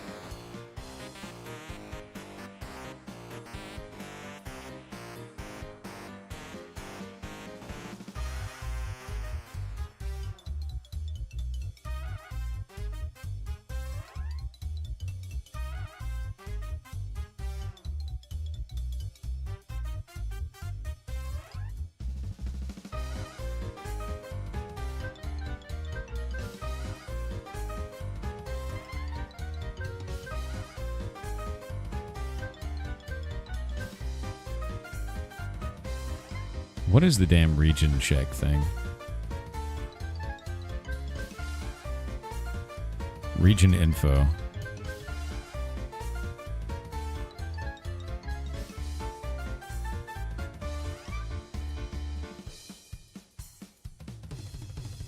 There we go. Hello, old Eggman. Hey, look, it works. There he is. Old Eggman himself, dude. All right. Everything works. Oh, shit. Eggman has arrived. Vendor is functional. Items are functional. Chests are functional. Event is functional. We got eggs everywhere. My God, it's covered in eggs. There's eggs everywhere. We've done it. All of these dudes are live. The vendor is live. The items are live. The currency is live. Chests are live. Oh, wait. Clock game reload. The timer to reload it is live. You said disable the egg breaking? They should be disabled. I remember in past events it was not disabled. Let me see region info. Block trampling denied.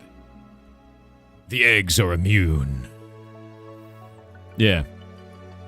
Yeah, I'm editing YAML on the server live, so like all the stuff that I've been doing is just hotfixing it onto the server live. We've got like a really robust framework for doing this kind of stuff, so when I want to add new content to the game, which this is all just new content, I can just do it. So the things that I've added over the last 2 days are all of these new recipes over here, and those new recipes are edible foods. Those apply different bonuses, which you can see like this. This one increases your healing power by 5% multiplicatively, gives you health regeneration of 0.1 per second, and then reduces your hunger by 25%. Then I've made a currency that goes onto the server, and if we go back to Mothman's Den, I've made this event area, and the event area allows you to every day go and get randomized items from these chests, which players can get, and they're different for every player. So when you go and loot this, you'll have completely different loot. I set up the loot table for these. I set up the items that go into that loot table. And then on Old Eggman, we actually have a number of those recipes you can get for the in-game currency that you find during the event, and all of the different armor sets you get for this, and the new offhands that go with that, and armor trims that go for that. So if you want to get a set of this, I've also set up a set for each of these. So this one is a ranger set, but also has the Lepidoptera set as well. So that one will do your ranger set bonuses. Whether or not you have a full set of ranger gear is kind of irrelevant. You can wear this piece and it will still count as a ranger set. And also it will count as the moth set. If you're wearing a full set of moth pieces, that will cause moth dust to fall off of your character, which is kind of a cool touch, you know? So like all of this stuff is now in the game and it's ready for me to open the door. And all I have to do is warp back to Yggdrasil here and open this right there, seasonal event. And there's already a person waiting. Hi, Iguana Stream. I'm not opening this yet. He knows. But yeah, no, I'm going to wait. I'm going to wait to do the seasonal event. It won't be today, but it will be this month. I know Mothman March is kind of fun. I know people really like Mothman March. Maybe I will do it today. You know what? Screw it. Why not? Who gives a shit? Here. Go wild. Whatever, man. Yeah, have fun. We'll just have like a seasonal event for like a couple of months. And that should take us to Mothman. Nice. Try to break the eggs, if you would. Like, just stomp on them and shit. Like, step on those eggs. Beat them up. Nice. So that flag worked. Good. Last year, when I ran this event, you guys broke all the eggs instantly, and I was sad. Not anyone can play? Oh, no, you can totally play. Yeah, just get on the server, man. It's just blockgame.info. If you set your like connected like server to blockgame.info on your Minecraft client on 1.21.4, you can just play the game. There's no monetization either. It's just free. And there's a lot of content going into it. Understand that I think we're ready to put corruption on the server in a tangible way. So we may need to do a server restart in like the next 30 minutes. So do keep that in mind.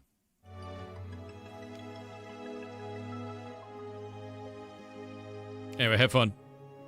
I'm going to go and hook up all the drop rates for all of these now. Mythic mobs. Where are you? We're going to go to drop tables and global drops. And then we're going to go into here and we're going to turn on Mothman. All right, Mothman tokens should now drop off of monsters once I get this file saved. I'm trying to think of what else. Professions. We got to go to professions. So drop tables in global here. And I'll have to add it to fishing as well. So we're going to do token on this one. And I'll just do these all at once. We're going to do token Mothman. I think instead of calling it Mothman March, I'm just going to call it March of the Mothman. And then we'll do an event from like January until March, which I think would be fun. March of the Mothman. There we go.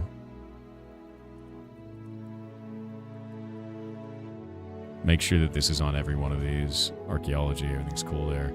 So archaeology, mining, logging, herbalism, so all the gathering skills. Now I got to go and add it to... What's the next bit? Yeah, March of the Mothman, dude. Why is there no Mothwoman? They reproduce asexually.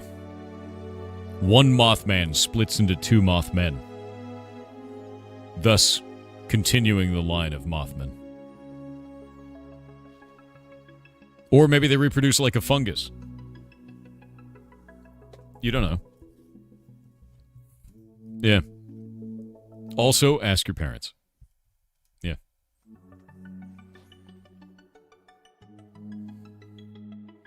You're pushing to prod and leaving by... Jake, don't just push to prod and leave. Don't you do it, dude. I think you have 1 hour left on your shift today, don't you?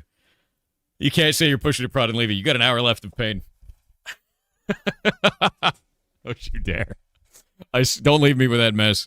It's going to be a hot mess. They're going to find something broken immediately. No, it's technically over now? God damn it, dude. Don't push the prod and then leave. You son of a bitch. Are you confident in any way in the implementation? I haven't done a code review of what you've done yet. Are you confident in any way? Be honest.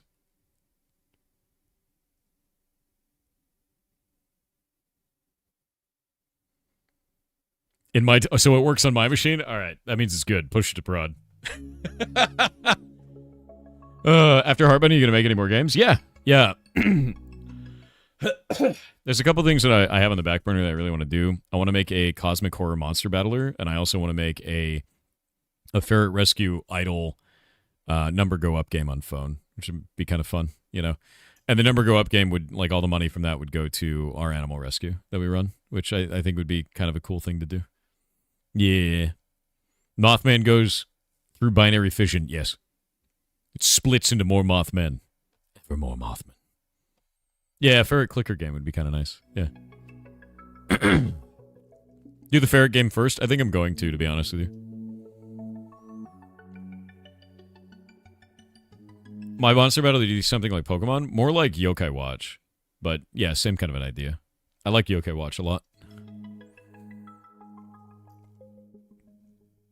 Okay, Felix. Very cool. Have a good day, buddy.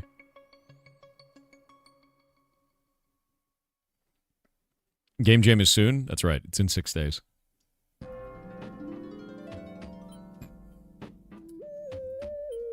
Let me go to itch.io/jam. 6 days. Let me go announce it.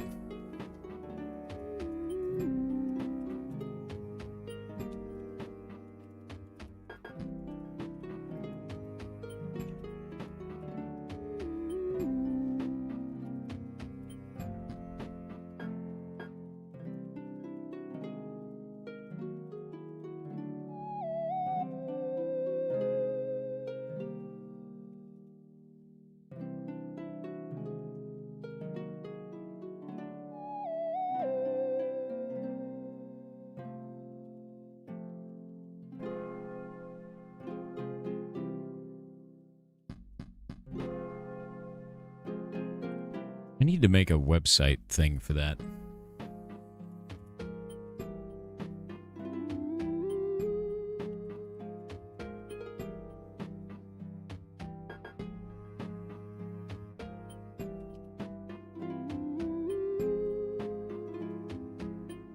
One sec. Do I not have anything for that? I should probably go fix that.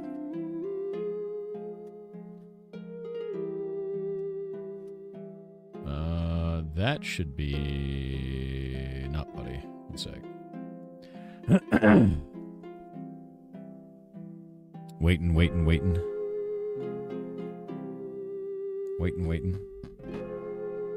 Please, sir. Pageant, thank you. Where's me pageant? Yeah, Jake, let me know where the config for that is. And I'll get started on fixing that up. There's going to be a little bit of scuff on the server while I try and figure this out.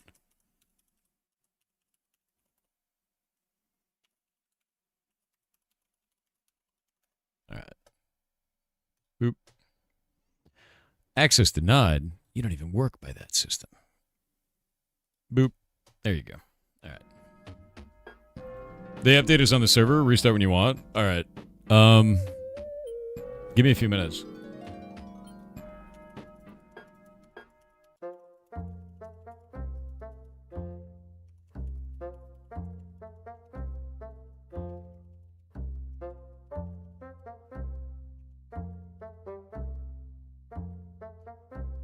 Yeah, server's going to restart in 60 seconds. Expect scuff. I'm going to whitelist it now. I'm going to use the bathroom, and then I'll be right back. No, it does not reset all your gear. No, it will not. BRB.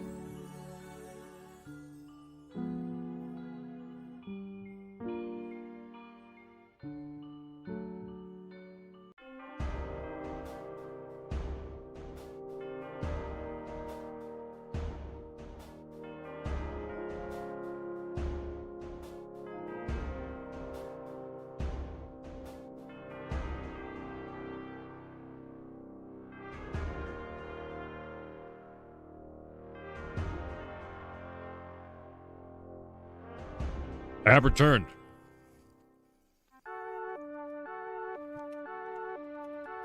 It begins. The Inkickening. I saw you. Alright, it's just me and Jake on the server now. Save all goes out. Yeah, there's no rerolls. It's not a reroll. Okay, a couple of things that are going to happen here. We're going to go and restart the server now.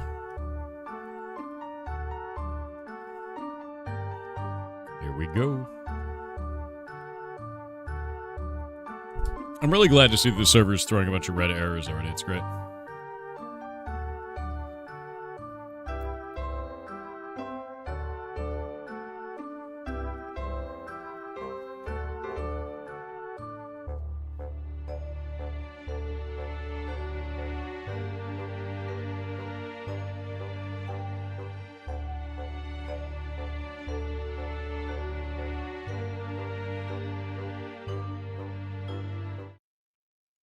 Hey, Jake, what are you going to do if it doesn't work, man? Yeah. You want to be slapped around by a green sword. Use your powers for evil and ban me? It's a weird thing to say. Yeah.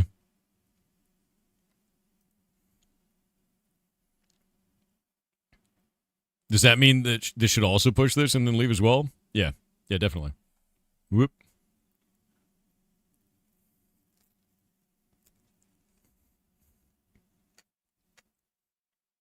You're doing your own thing? All right. Have fun with that, I guess.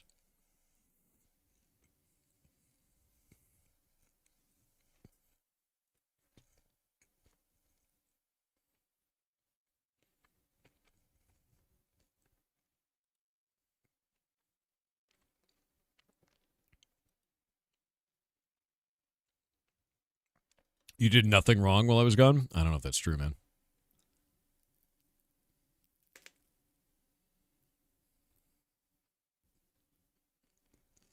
All right, Jake. Moment of truth, my dude.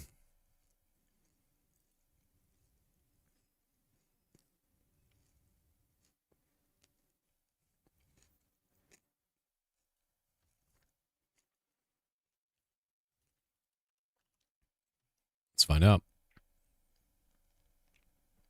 That's looking good. There is one problem, Jake.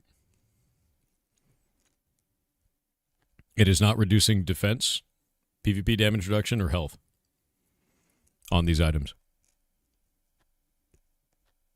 I think that's the only thing that's wrong here. It also didn't reduce durability resilience as shown in the screenshots that you had. So something has gone wrong. That's the config. You can change it. All right, let's go look at the config. We'll go into here. This is the new configuration. Is it under items?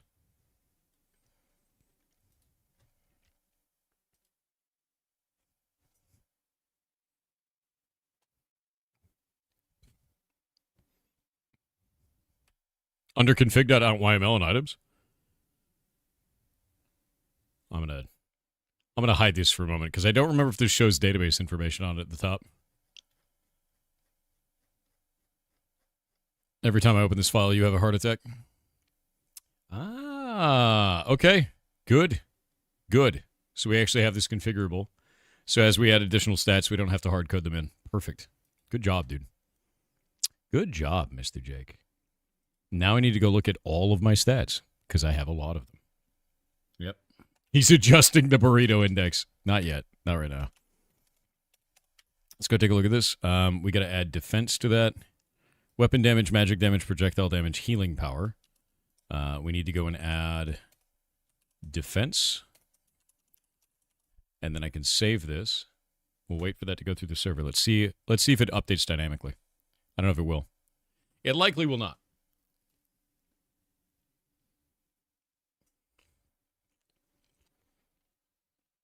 If Jake has a heart attack, just activate a new one. True. That is true.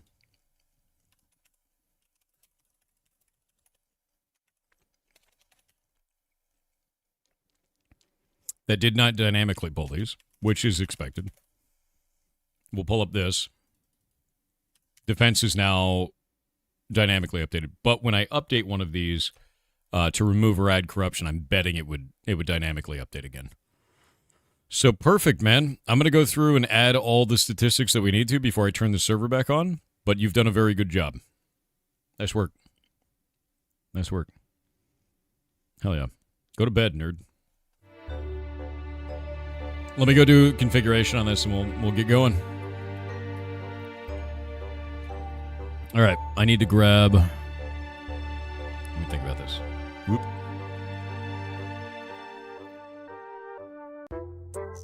Yell at me if something goes wrong. All right.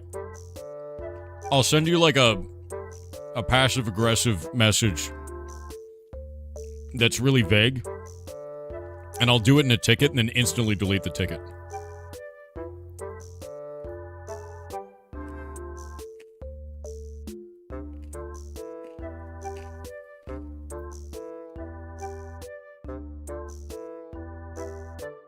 Also mark it as critical and open another branch of the code base.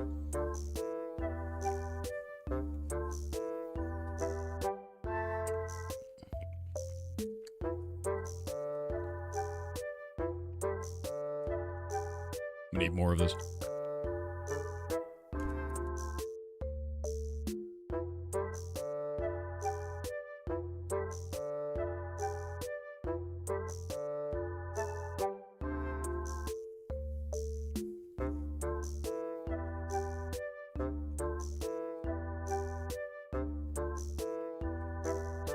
What am I eating? Don't worry about it. Don't worry about it. Okay, so let's go look at items. We'll need to look at total overall statistics in the game. I have quite a lot of stats at this point. I think I have them all listed under item language. Grab this. I bet it's food. Alright. Burrito? Crunchier. Crunchier than burrito. Tolohawk808 said, "Hello, King of Gremlins. Today I am gonna bestow upon you heretical knowledge. Oh. First, replace all of the salt you'd use in bread dough with MSG, especially pizza dough. Okay. Second, miso marinated bacon. Nuff said. Third, grape soda marinated steak stew. Fourth, you like deviled eggs. Try deviled pickles or deviled mushrooms. Fifth, Tangaloo Parmigiano Reggiano. Sixth, MSG deep fried steak. Also soy sauce cured egg yolks and uni steak sushi. You will thank me later." Did you say Tangala Parmigiano Reggiano in there? Because that's hilarious.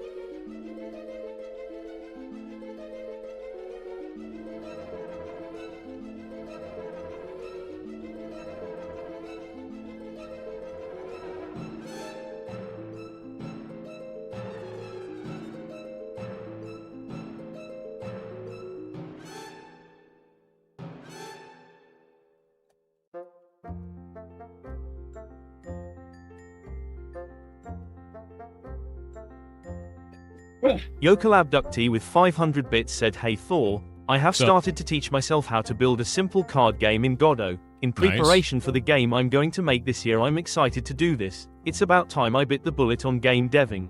Do it. Yeah, do it up. I think it's awesome, dude. Make some cool shit. I'm excited to see what you make, man. I'm gonna get all the normal basic shit up here. No, that's awesome. I think a lot of the times people kind of, they trick themselves into not doing creative stuff because they're like, oh, if I do, if I don't do that right now, or if I try this, I could fail. And it's like, dude, just try it and fail. It's fun. So do things. Try stuff. Good. Good. Max health regeneration, block power, rating, and cooldown reduction. Now we can do knockback resistance. Movement speed.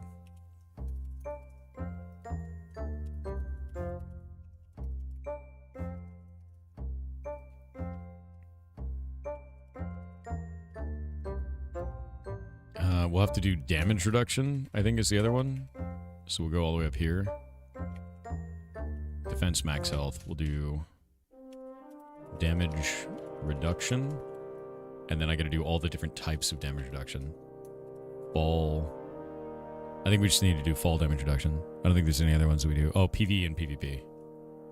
So, fall, PvE, PvP. Fall damage reduction. PvE damage reduction. PvP damage reduction. Health regeneration. Cooldown reduction. So movement speed. Cooldown reduction. Additional experience, class, mining, logging, etc. That's all in. Cool.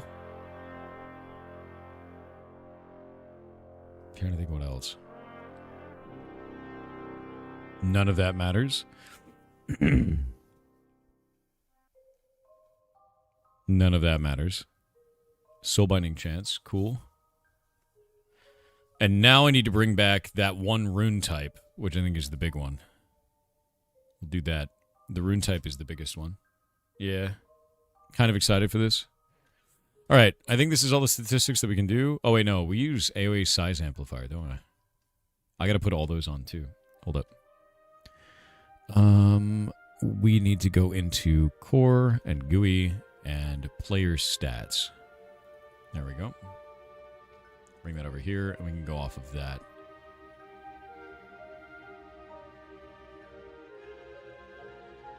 Party bonuses, professions, offense. There we go. So we'll do it in that order. We've got blunt power, blunt rating. We've got all damage, weapon damage,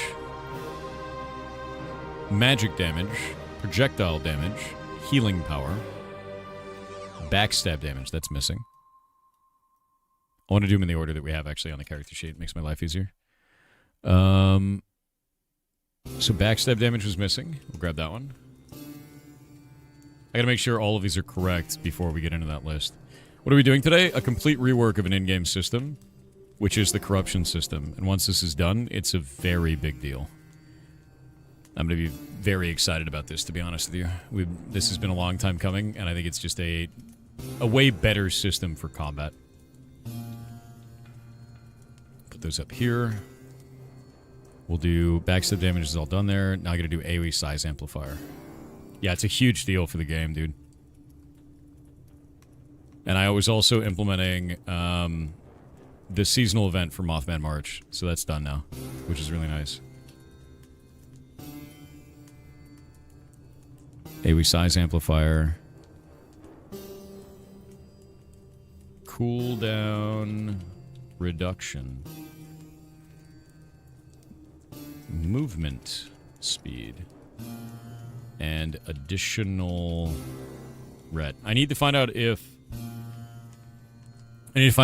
additional threat actually goes back towards 0, which it should on both sides, because it should be a multiplier, so that should work. We'll figure that out. The next one is going to be max health, and then health regeneration, and then healing received. Those are the 3 that need to get in there, so healing received is missing. Healing received. Defense. Damage reduction. No, defense and then block power. There we go. Block rating first. Then block power. Then block cooldown reduction. Then knockback resistance. Damage reduction. Fall, PvE, and PvP. And then reduced hunger. That's a big one. And then we're good.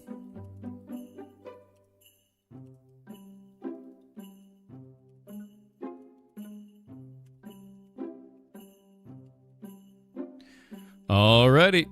I think we should be good to go. Save this out. I don't think there's any other statistics I have to care about. Let me go take a look through these. Additional experience class, mining, logging, archaeology, fishing, herbalism, hunting, cooking, rune carving, alchemy. Done. Skill in mining, logging, archaeology, fishing, herbalism, and hunting. Good. Gathering speed, crit fishing chances missing. Critical fishing chance. There we go. Any chance to be working on hunting today too? Leveling it is impossible at the moment. I think, I'm going to be honest with you, Killer Squid. I think hunting is probably the worst skill in the game right now. Straight up. I think it is the worst skill in the game. It is also the newest skill in the game. Give me some time to cook on it. I don't think it's fun right now, to be real. I need to sit down and like design out some stuff for that. It feels like shit. It felt like shit before, and now it feels more like shit. So like, I think it's going in the better direction now, but I think right now it's not good still. Everything else feels good, comparable. Yeah. We're not talking about Ashes Creation. We're talking about Block Game. Yeah. Give me some time to cook on it, man. Yeah, give me some time to cook on it, because it's not good. It's really not good. Like, right now, the way that it works is you go out and you fight monsters, and when you fight certain monsters, they drop components, and those components can then be used in an alchemy profession to make, effectively, Witcher potions, right? Which is kind of fun. It's cool. It ties into another profession. It's neat. But it just doesn't feel good, you know? It definitely does feel less like shit than before, but EXP buff would be nice. That's exactly how I feel about it. I think what I'm trying to do, Killer Squid, is I'm trying to make it more into a gathering profession that ties into a crafting profession. And the reason why is because if I make it just gathering and make it so that you get XP for killing monsters, people will just build mob grinders, which is not good, right? Like, I don't want another wheat maxing behavior path. So I'm trying to create it in a way where it's like you are having fun with it and doing a thing, and at the same time it's not incentivizing wheat maxing behavior. So we don't have that bullshit again, you know? You just remembered and fixed the bug you realized last night when you were going to bed and you forgot about it? So another restart is required. What was the... Wait. Before you leave, what was the bug, Jake? There's nothing worse than being like, wait a minute, and then fixing it. What did you do?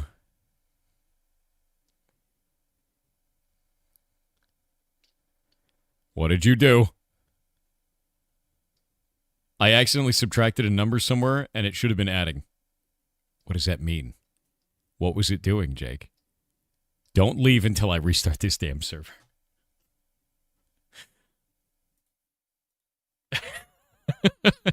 You're just flipping polarity on math. Oh, dude. What was the calculation, dude? Don't make me go look at it. Why? God damn it. Son of a bitch, dude. I'm restarting the server again. Check the patch notes. Dude, I am the patch notes. What is 67? What have you done? You sent it to your DMs? Let me see what you did.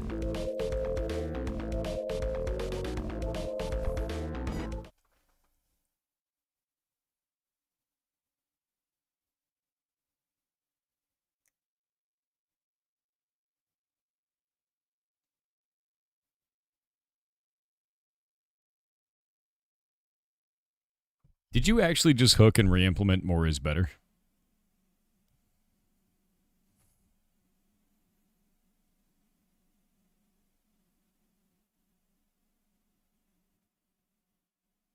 God damn it. I hate more is better. I mean, valid, but... too bad. Dude, it's such a shit thing, though. You have to admit it. It's a piece of shit, man. Hold up, let me see if this worked. I forgot durability resilience. God damn it. Alright. Alright.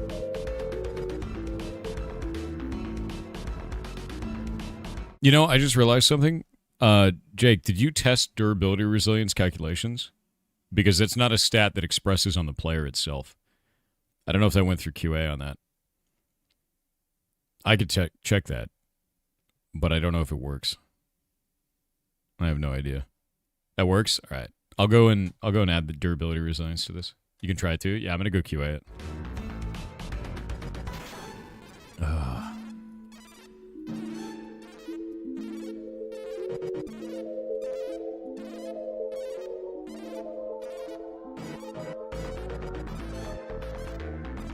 Does Gear and Blockheim have durability? Yeah, Gear and Blockheim has durability, and you have to upkeep it. Basically, as the item loses durability, you have to use what is called repair powder to repair it. And that repair powder is created through some of the most common crafting components in the game. As such, new players are always part of the economy. They're always able to enter the economy and sell goods to you so that you could provide services to yourself or to other players in the form of repair. When you repair something, it gains corruption. That corruption reduces the overall statistics of the item. You can then use cores to implant that into the item to repair that corruption and remove it. So eventually it will get so damaged that you need to put a core in it or throw it away, depending on what you want to do. And I think that system is dramatically better than what we had before, which was items just stick around forever and there was no reason to mill the economy in any way. So this added item degradation to the economy. It added like an in-game economy loop for new players where they can still enter the economy and do something. It also made it so that all of those items had item milling in mind, or item loss is like a big part of it. But it's not like a hard item loss. It's a soft item loss, right? And I think that's more fun. Yeah. Is the AOC server down? No, I'm just working on block game right now, man. So we'll go and reload this real quick and then go back into this and we'll look at these, and now durability resilience is working. So perfect. But as the item becomes more and more corrupted, these statistics go down now and they display on the item, as you can see there, which is the important part. So nice. Very cool. And now I can clear my inventory, and now I've got a couple of other things that I want to do. So we're going to browse this. We're going to go into here. We're going to take an item that will have probably some corruption on it in some way. Actually, I think we're good. Yeah, I think we're completely good. Look at all the stats on there. That's perfect. That is perfect. I am happy about that. Now, I may be able to fix all the corrupted items in the game right now. I don't know if that'll work. I may change them in some way, but this looks like it's functional for every statistic the player can have. I'm not seeing anything that's odd, anything that's missing.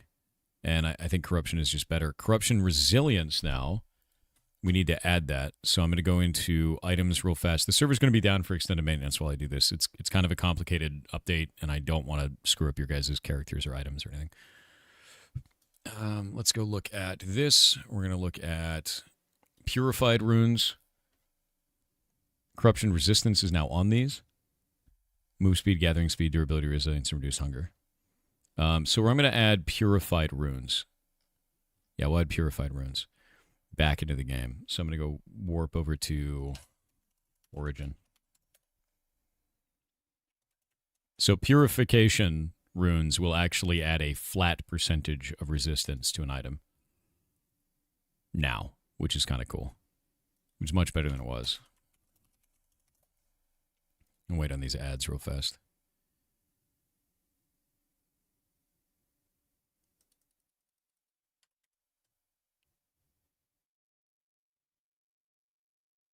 Those are kind of shit. Is the resistance bonus additive now? Yes, it is.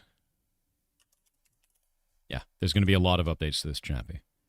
And I need to make purified runes better. So that's what I'm doing right now before I bring the server back online. The corruption resistance talent is being removed as well. And the stat on your profile, the entire section on your profile, has also been removed. That talent will no longer exist, which I believe I've already removed it. Oh, no, I'm removing it. Purification ritual will be gone. That will no longer exist. So let me go get rid of that as well. I forgot about that. I believe it is under attributes.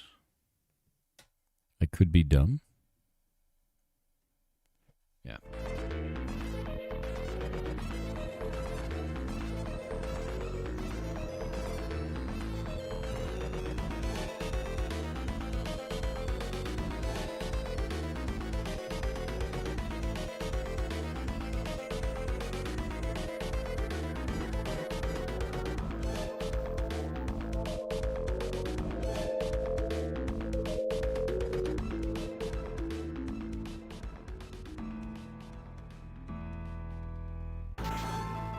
Yeah, the old corruption system's completely gone.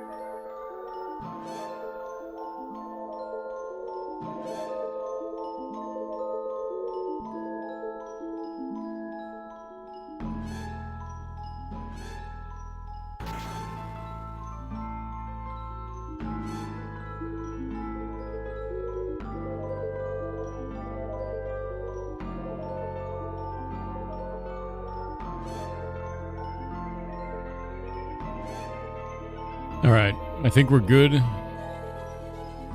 on that.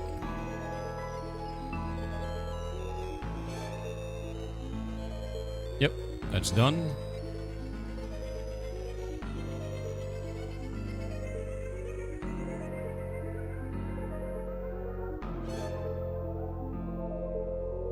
That's done. I think we're ready to go on these.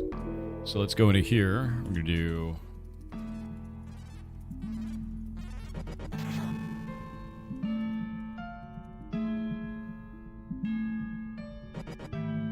That is gone now. Everything here is cool. By the way, that means that corruption on an item will not affect your talents anymore. So that's something to understand completely.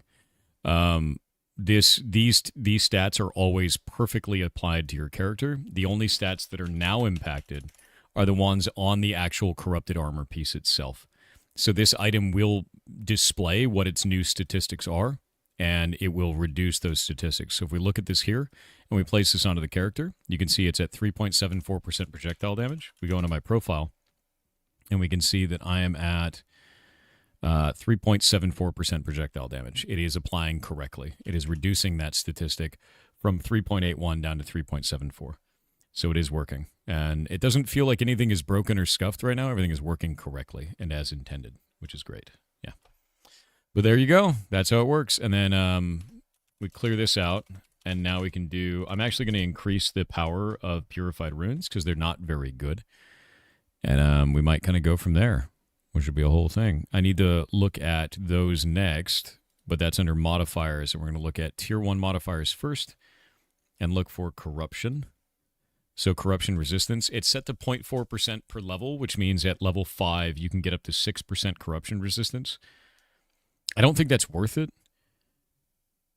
I think it should probably be 0.5%, so you can do 2.5% per level and get up to 7.5%, which I think is really good, or even up to 15%. It might be 1% per level. I think I'll do 1% per level. Let's make these actually worth it. You know, I don't want them to be like minor. This is now an additive function, by the way. So if you want to have really broken-ass gear and not care about it, you can just cover yourself in purified runes, and I think that works really well for that item. So go into this. We'll make this into 1.0. I'm just going to buff the shit out of them. Yeah, I think this is just... It's more fun for the players this way. It gets us a reason to test the feature. You guys can go and play around with purified runes. And they're more like utility runes, you know? Like, that's sort of the idea with that. Yeah, we'll just buff the shit out of them. Yep. So it's going to go from 0.4% per rank up to 1% per rank, which is more than a doubling. It's kind of a big deal. That's nice. And there we go. And 5% there. We save these all out. We're good to go. Nice. Sido said, Morning Thor, what will you be playing after block game dev today? I don't know, man. TBH, I hope it's not Ashes. Thanks for streaming and encouraging creativity. Because of it, I bought painting supplies, even though I'm terrible at it. That's rough, buddy.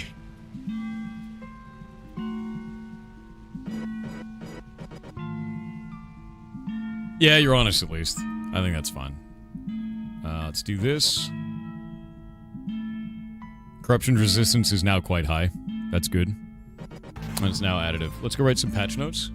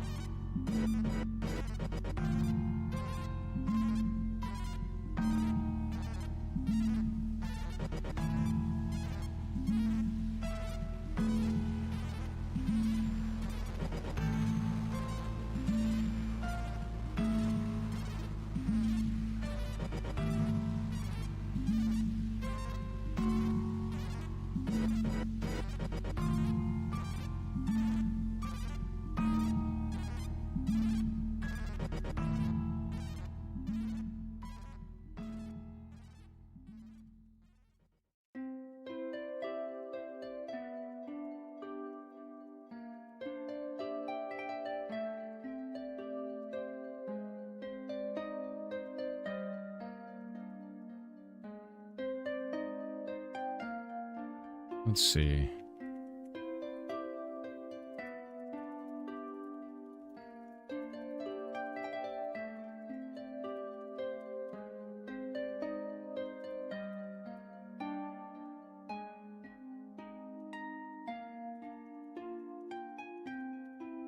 That'll be good. Content changes, corruption, entirely reworked.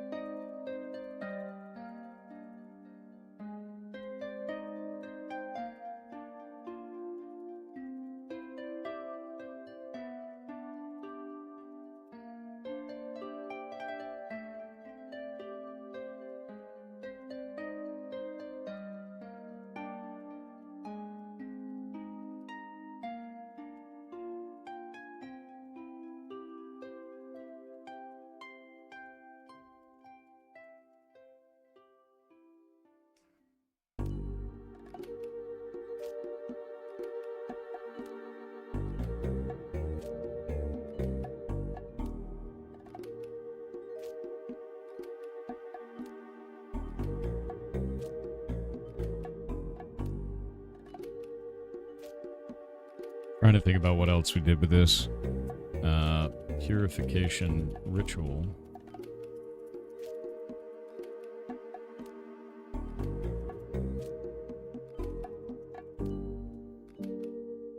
Trying to think about what else.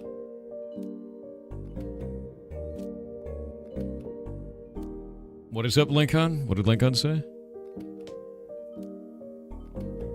Yeah, we use Git for version control for everything, man. Absolutely everything. Yeah. We do regular backups and we do Git for version control. 100%.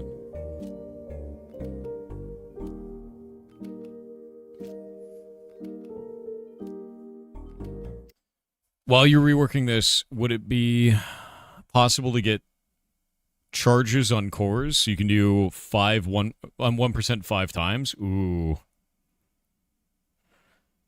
I don't know about that one. And here's the reason why, Snappy. If I do 1% 5 times, you will use it 4 times and then use it to craft an item.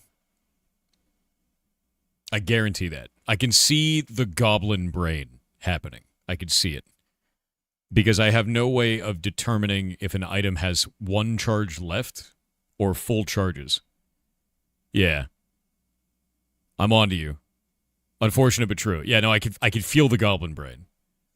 I think the way this is going to work in the future, man, like legitimately so, is I kind of don't like the 5% reduction, to be honest. I kind of want it to wipe out corruption on an item. Does that make sense? Like, I'd rather the core be more expensive and completely wipe corruption, like totally wipe corruption on an item, than have it be cheap and do 5%. Does this make sense?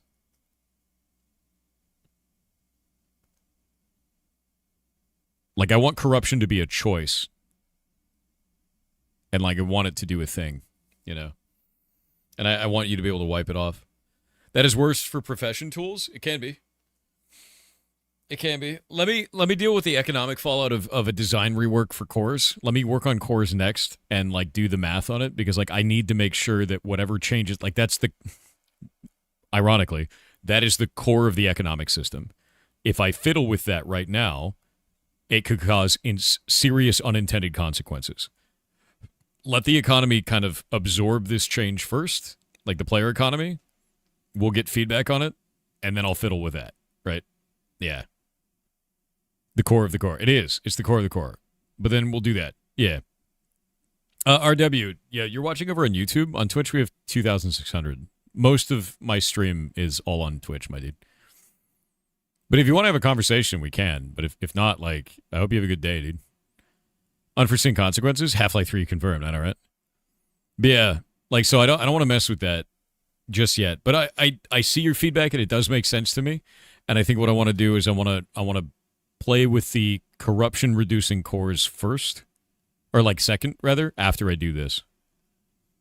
I'm trying to think what else. Corruption has been entirely reworked. Corruption now only reduces stats of the item that is corrupted. Stats will display their new corrupted value directly on the item. Purification runes now additively block corruption from an item instead of multiplicatively. Purification runes have been increased in power from 0.4 per rank to 1.0 per rank. The Purification Ritual talent has been removed. I'm trying to think of what else. Yeah. I think that's everything. Pretty sure that's all of it.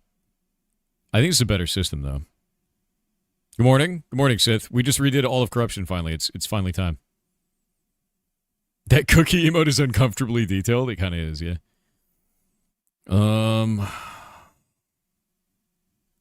Yeah, no, it's definitely easier to understand corruption in this way. And I'm quite happy about that, honestly. Yeah. And I think this is going to work quite well. I'm trying to think of like unforeseen kind of consequences of this, but I'm very happy with this. Thanks for no Insta ads to watch the stream. You good for that? I actually pause for ads. You'll see a UI that pops up that's like this, and we just chill out for 2 minutes, and I like kind of stop discussion and we just hang, because I don't want you to miss stuff if you don't pay me money. I think that's shit generally. So when the ad break happens, which will be about 15 minutes, we'll just wait. Yeah, it gets rid of pre-rolls when you do that, which is good. So I don't like them. All right, we got an event coming out. We got corruption being reworked. I think we're cool. I think this is cool.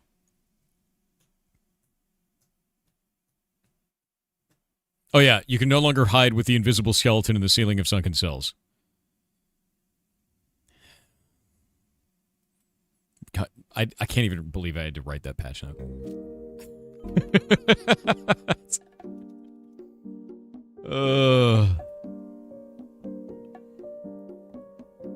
He's still there, by the way. He's required. All right.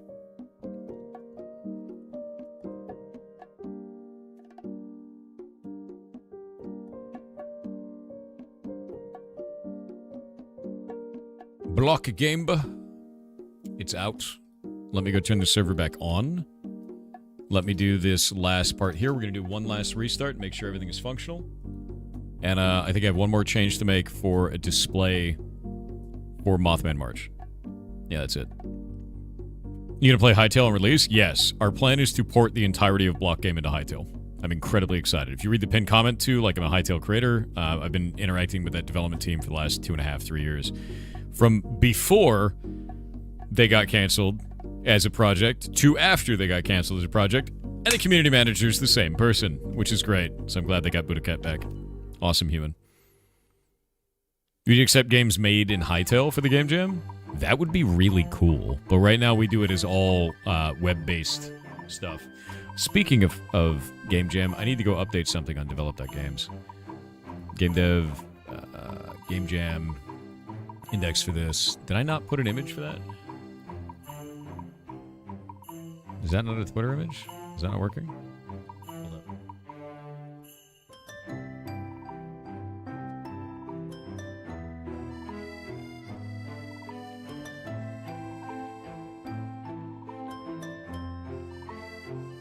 Let me try something.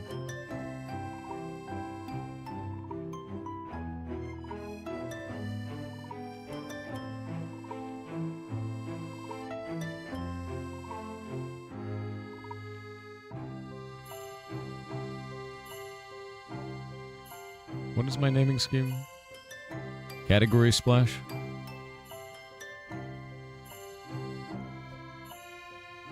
What? But where is? Oh, it's pulling from piratesoftware.live? That doesn't make any sense. This is a Game Jam.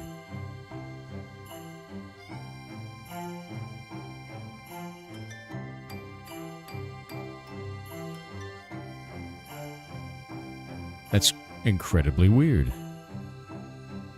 It's incredibly weird. That might be why this is busted. Let me fix this. Where's my Game Jam splash? Game Dev splash? Game Maker splash? Let's go change this around. One sec. I know I have an image for this.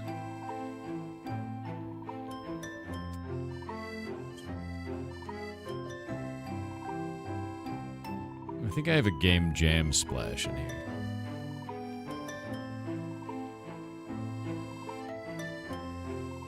But where it be? Googly Drivo. I gotta sign in and go find the image. It made sense to you at one point? I know, that's the problem, dude. Game Jam. Welcome to managing and maintaining everything yourself. The video game. I know we have a Game Jam splash in here. I don't know where it is. But where it be, goddammit? I don't know where it went. Wait, found it. Aha! Aha! One moment. I love how utterly simplistic HTML is. It's so dumb, dude. It's so easy to work with. You know what's really funny? I already had this on my computer. I'm stupid. Behold! The glorious Game Jam splash. Look at it. It's beautiful. My God. Alright. Game Jam splash.png. We'll throw that. Excuse me, sir? No, I didn't open that. I dragged it. Thank you, Windows. Game Jam splash. There we go. And we could say this develop.games. Assets, images, Game Jam splash dot pung, and then save that. Now we should be good to go because it's cache controlled, no cached. And now I can take that URL, put it up on the old Twitter. .games/Game Jam. Actually, it won't work because that is cached. So now we'll go to game dev. We'll go to index. We'll change this to jam. Save that up. And then go back over to here.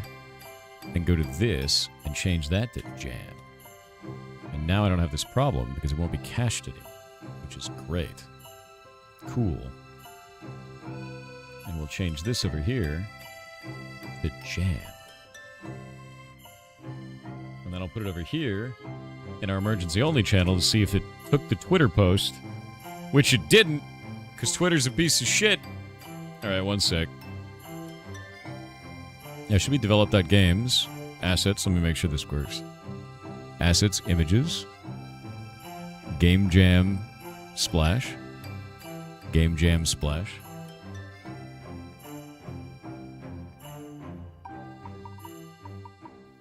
Yeah, I'm gonna fix that. Don't worry about it, little ham. I have to fix that up.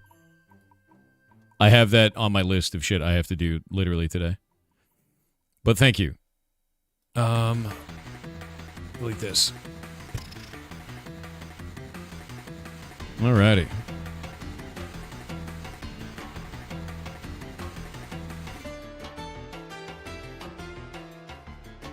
Okay, everything's looking cool.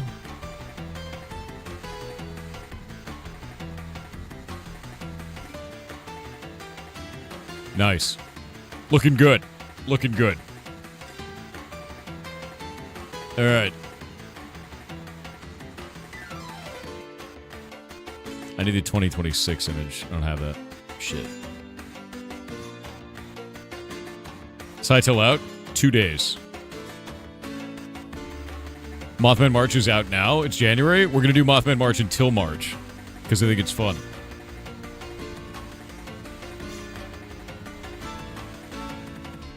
Alright. Is this working? I'm going to multi-track drift for a minute.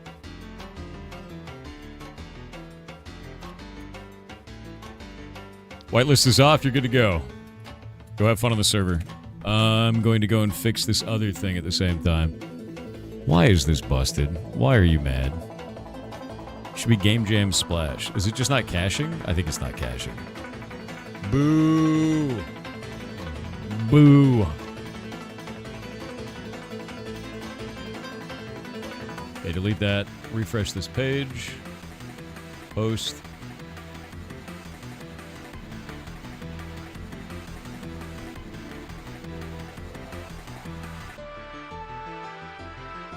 Let's go to Discord, maybe. Is this routing weird? It might be routing weird. I need to make sure it's routing right.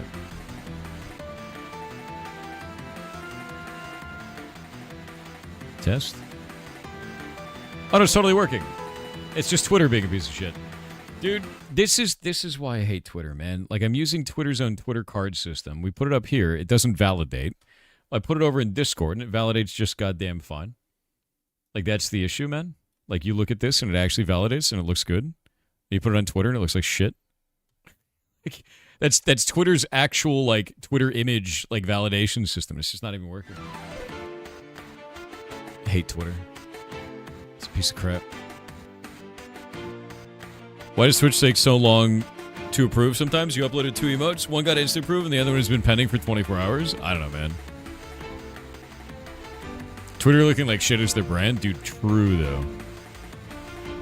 Yeah, no. I don't combine Twitch and YouTube chat. Twitch and YouTube chat are not combined. You guys are right next to each other, and I just read YouTube when I can, and I read Twitch when I can, and I'm kind of, like, focusing on the meme right now. I gotta fix this shit.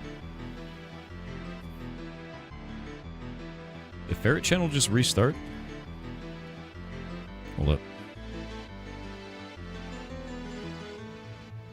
It did! Hey, the ferret rescue channel restarted like 2 hours ago. If you were watching it, please refresh. A beef Wellington is just a corn dog with a different social economical background. You're not even wrong. But you want to know something you didn't think about? So is a Pop-Tart. It's true. It's true.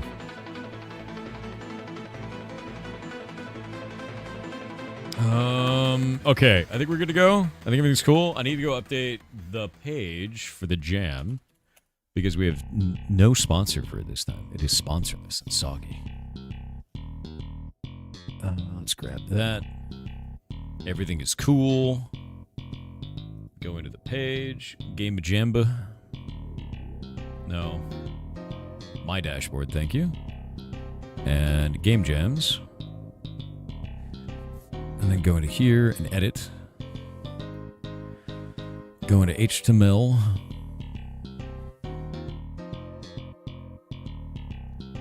That's the socials section.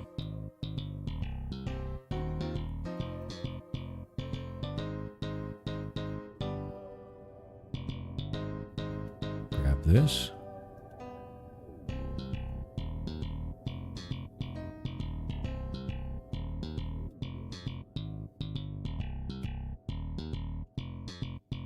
Let me make sure this actually looks good. Save that jam. Go back over here. itch.io page. Boo, boo. Also, so what, you just ham-fisting it through? Alright, there we go. That's cool. And then I gotta update the image as well. Because that image is wrong. Wrong. It's raw! Alright, that's fixed. And then we'll get rid of that. Shut on the pirate stuff for social media accounts. We gotta update that image, so I need to grab this, copy the image, mispaint it. We're fishing ham now? Always.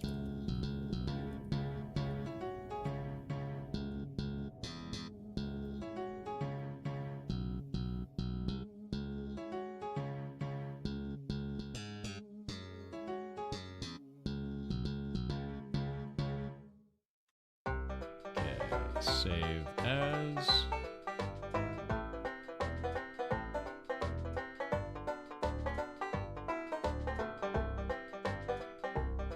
Downloads, there we go. And now we can go over here.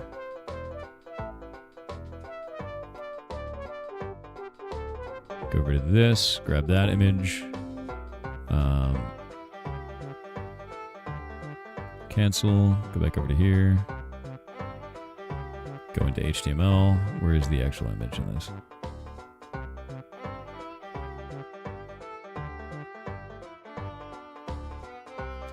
Boo. I have to go to HTML version and then go to the actual code version. I guess they don't have an HTML version. I have to go to like the display value version and then upload an image. Add image. Pick image. Jam prizes. Upload. Now go to HTML. Take their weird link. Grab it.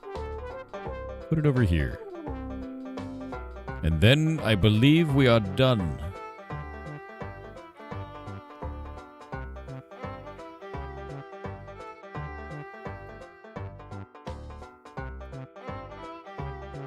Pick it up here. And save? Probably looks fine. We'll find out in a moment. Cool. Everything looks good. What's a game jam? Neat. Prizes, socials. I think we're good. We're good to go. Goblin jam. Yeah, it's the pirate jam, dude. All right. I don't think there's anything else I need in this. Is there a hashtag thing? I think there's a hashtag. Hashtag. Social media hashtag. Forgot about that. Pirate jam. Save. Reload this. There we go. Hashtag pirate jam is now up there. Trying to think about what else we need on this. This starts in 6 days. I think we're good. We good? I think we're good.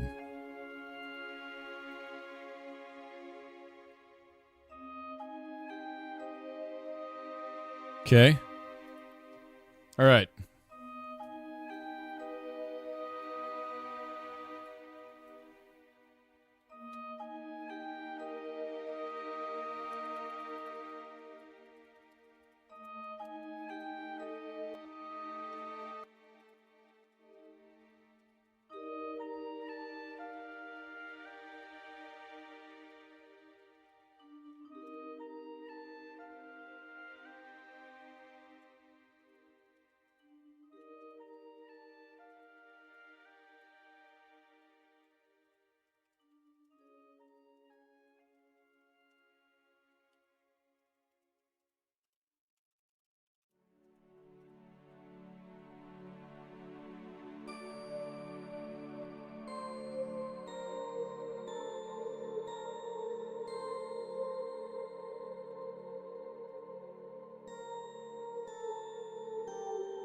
Okay, we'll grab that.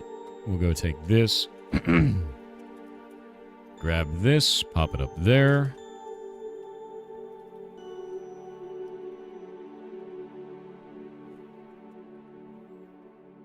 Oh, do we not have enough letters? I don't have enough letters.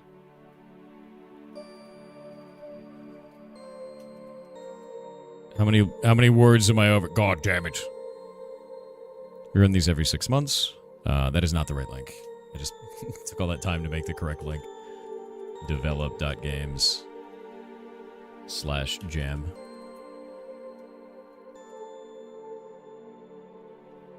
Is every 6 months? Assume this one.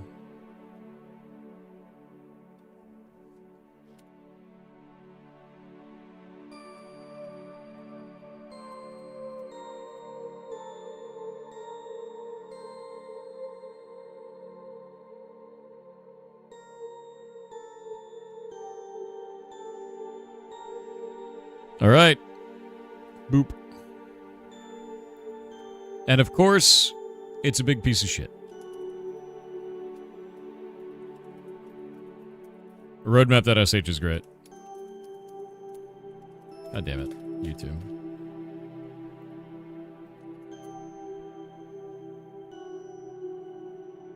I love that it just didn't use it. Great. Whatever. It'll fix itself eventually when it uncaches the fail. News.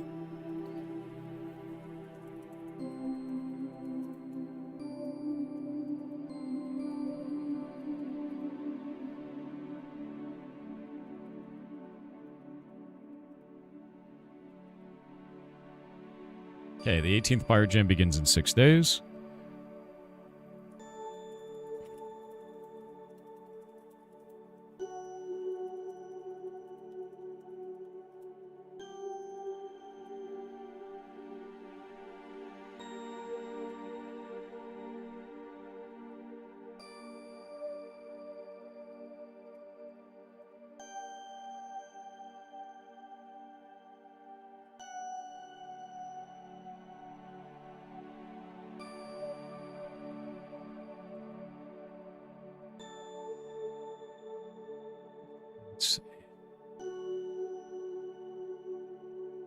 Grab that.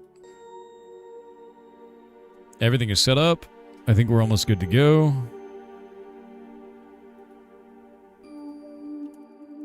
Develop.games/jam. Now we can put this here. Please.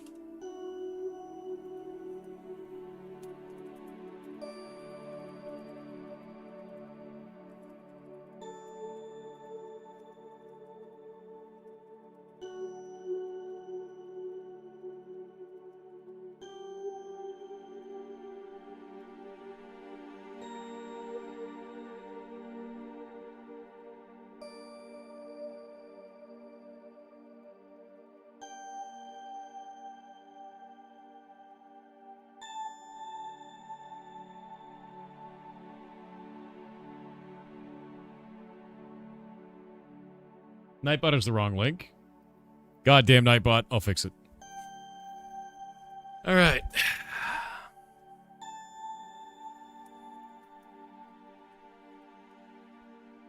'18th Pirate Jam begins in 6 days. Make sure to get the game dev role from Channels and Roles to participate. You also need to sign up for the jam on the website. Participate here. Because I've moved all the game jam stuff in with game dev. We have a whole Hightail section under block game, by the way. But if you go to game dev, you can see game dev right here, and it's got all the game jam stuff in it. And there's jam LFG and everything like that as well. Yeah. All right, so jam. Jam, jam, jam. I love that it works on this, but still doesn't work on Twitter, even though it's a Twitter code. God damn it. What deep, horrible hell is this? Why is my feed covered in people making 4 images? Oh, it works finally. Look, the caching finally came through. It's working.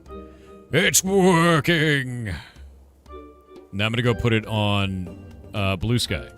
There we go. It'll be up there. Let's see if it fits.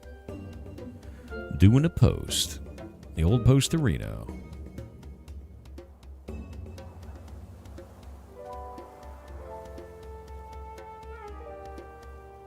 And then we'll grab that link.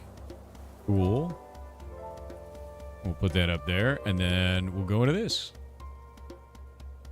And we'll go into this. And look at these. One moment.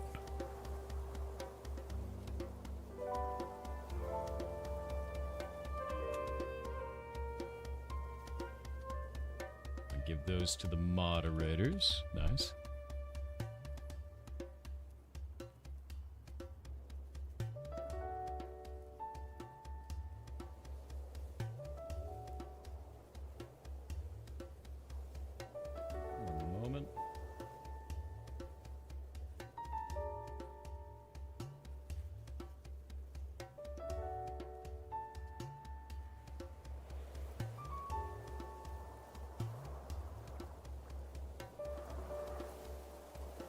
And we'll ban all the people that put a middle finger on the announcement. Jesus, dudes. Okay. Yeah, just ban those guys if you would, mods. Thanks. Yeah. Insane behavior. Alright. There we go. That is now announced.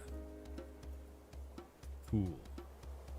Yeah, self-cleaning system, exactly.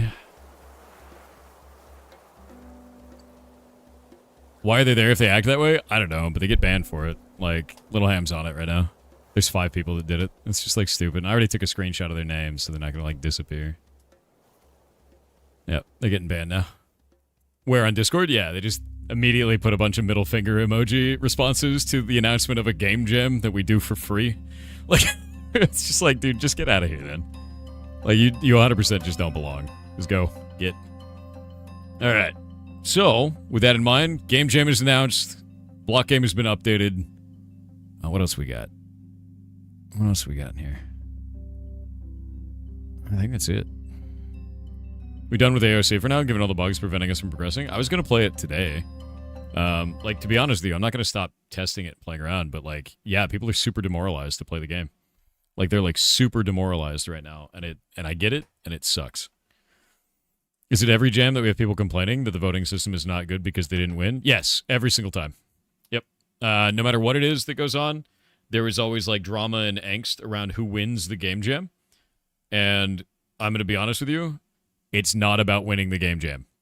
It's literally about you gaining skills and spending the time to gain those skills. And if you are focused entirely on just winning the game jam, you're never going to be happy.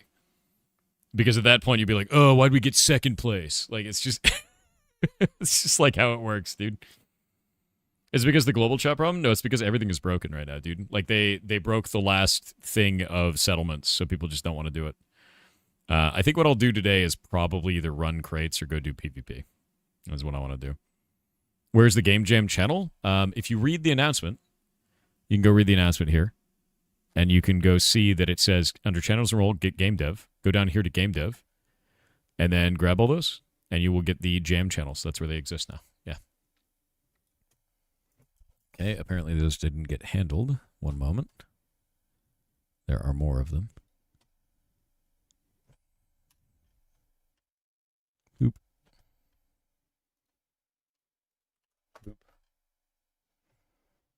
Boop. A self-cleaning problem. What if you accidentally click the middle finger that's already there? I'm gonna be honest with you. If you are not cognizant enough to realize that you are clicking on a middle finger to add it as a reaction to an announcement about a game jam, I'm going to say the problem's between keyboard and chair, and that's a you problem. Just going to be honest. Just going to be honest. Yeah. Yeah. Still 2 on there? I already told Ham to do it. Yeah. 100%.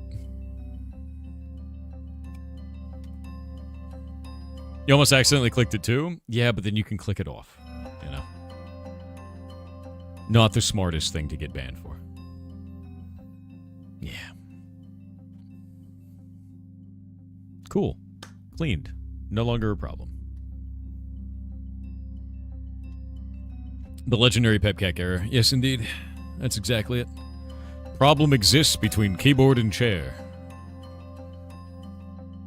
Yeah, so what you guys can do is go into the Jam LFG channel, go talk to other people, and interact with them there. If you take the game dev role on the Discord, you will get access to all of this. So I'm going to pull this up quick for you.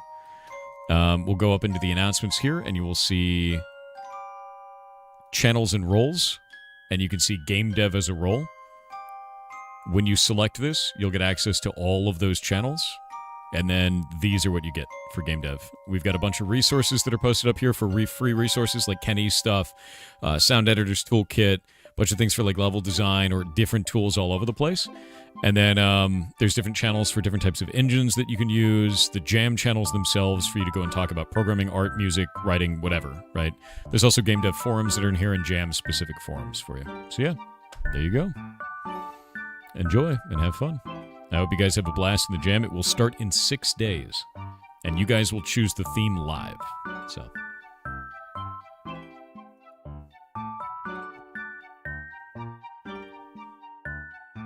very excited.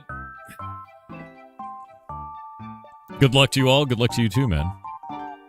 You said yesterday you played Chants of Sonar today? I did. I did. I might. I probably will. Probably will. Yeah.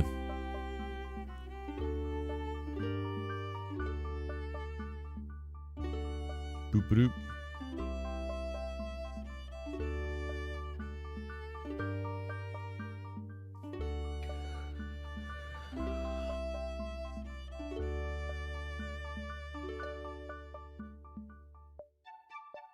Alrighty. Trying to think. Meme for the ferrets? What is that?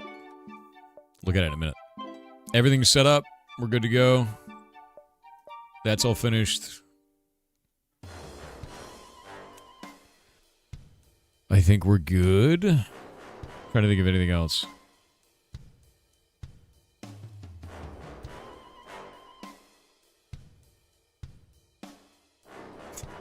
What is that, dude? That is horrifying, actually.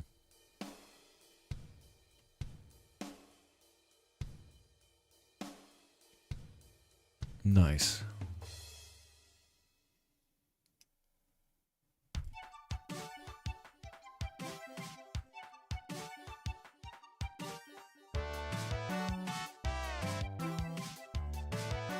Rockin'.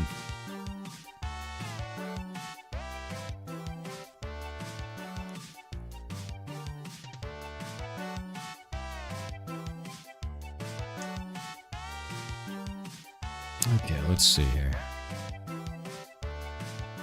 Game Jam posts are up. Everything's looking good.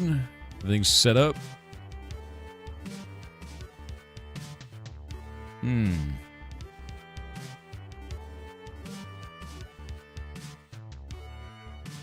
All right.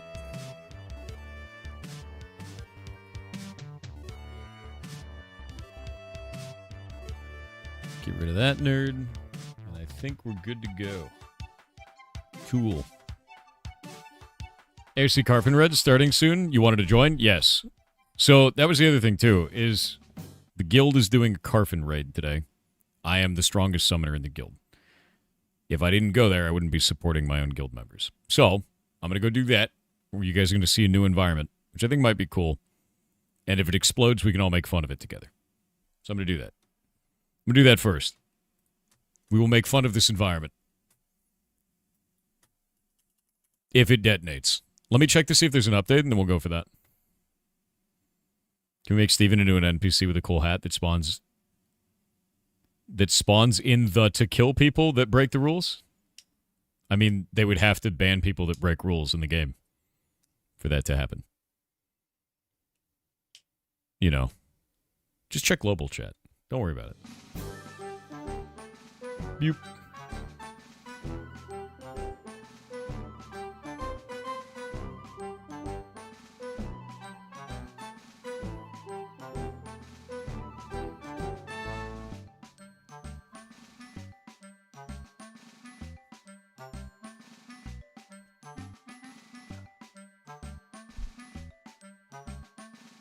Are you singing Dexter's Lab on YouTube, dude? What's going on over there?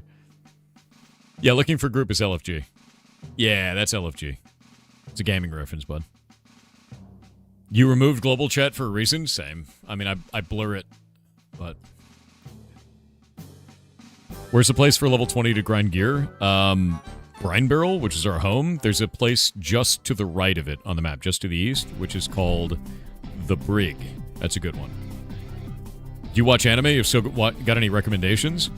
Afro Samurai is my favorite anime of all time. Made in Abyss is really good. If you like magical girl animes, Madoka Magica really pops off after the 3rd episode.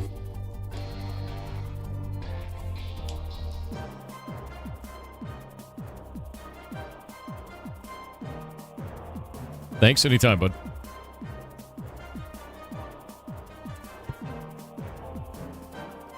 Don't worry about it. Solo leveling is actually quite good, yeah. No, I really enjoyed it. I ended up buying the entire manhwa for it, because I wanted to read it. And I really enjoy it.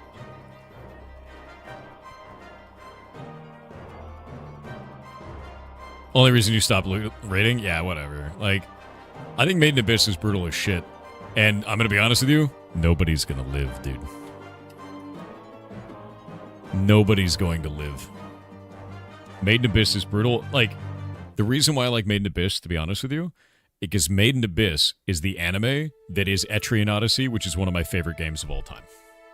That's why I like it. It is literally the anime of that game.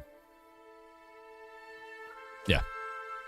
Shangri-La Frontier. I need to watch Log Horizon and Shangri-La Frontier. Those are 2 on my list. And chat keeps telling me one or the other, you know. I'm watching Dungeon Meshi right now. That's the thing I'm chewing through.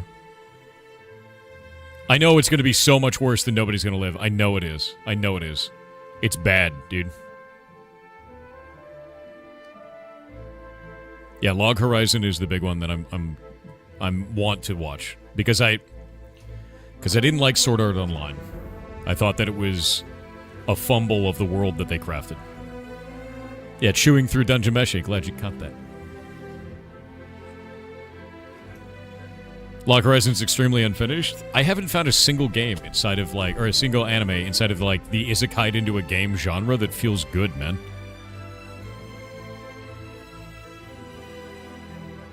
I know Gun Gale Online is way better than normal SAO. I know it is. I've watched it, and it's great. Like, it is better. You know. Yeah.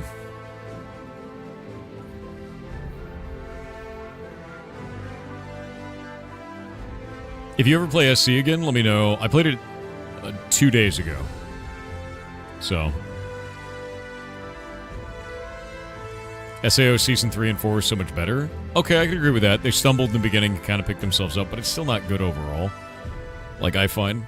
I think that the world that they crafted is incredible, and I feel like the story fumbled that world, if that makes sense. Which sucks, because, like, I don't know, I like that world. I think it's cool as shit, you know? Bofuri the Tank Girl? No, I don't think I've seen that. I've seen Tank Girl, but that's a live-action, like, movie.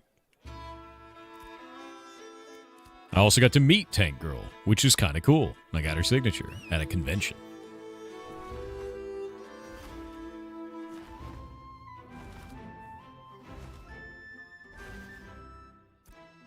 Bofuri is hilarious. I don't know anything about it. Hello, Mondialer. Where you guys at? Well, nobody's out there yet, so I should have time. And trust me, I'm going to need it, because I'm flying there on a mount that sucks. Great. No stats.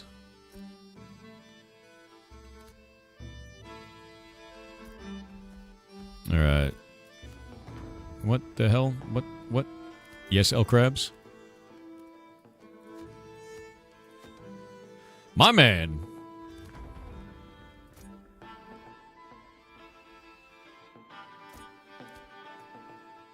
Thank you, L Crabs. Putting you at the top of the list. Insert L Crabs. Save.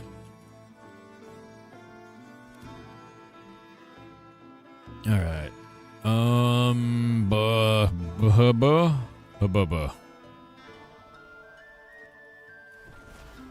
You want to say Dark Horse Comics? Dark Horse is good shit. I really like Dark Horse a lot. What's your take on Monsters and Memories? I actually don't know what Monsters and Memories is. There's a lot of anime that I haven't seen, so if you're talking about an anime, I don't know what you're talking about. But describe it to me, because I would love to know. Still nothing. Something tells me fixing your mount ain't gonna happen anytime soon. Yeah, I feel it. I have no idea when that's gonna happen, if it's gonna happen. You know. It's an MMO? Wait, it's an MMO? I don't know anything about that MMO then. That's not even on my radar. Where is the best rate to buy this game? Steam, but I would say, to be honest with you, there's a lot of stuff that is very, very broken, and that list grows each day. The developers' stance on breaks right now is instead of doing hotfixes, what they do is they just disable the entire feature. So there's a lot of shit that's just broken and completely turned off right now. In fact, mayors basically do nothing right now. The only thing I can do is sign in and make mayoral commissions, but when they reach 100 of 100, the town doesn't get any buffs now. I can also make buy orders, but when you turn them in as players, you don't get any rewards now. So we're actively losing features each day, currently. And these have not been fixed. We've just lost functionality since the launch on Steam. So yeah, not the best. You bought the game a few days ago and played too long to refund, so that ship has sailed for me. Having fun, though. As long as you're having fun. Yeah. Yeah. 2 have been online 7 days ago. I'll be going through the list today. Yeah, I'd wait, man. A question about this game, is there a way to deal magic damage with a sword? So, swords themselves don't deal magic damage, but they seem to scale with your magic damage. So if you hit Q, at least I hit Q here, and I'm using a greatsword, it does slash physical damage. And slash damage isn't supposed to scale with that at all.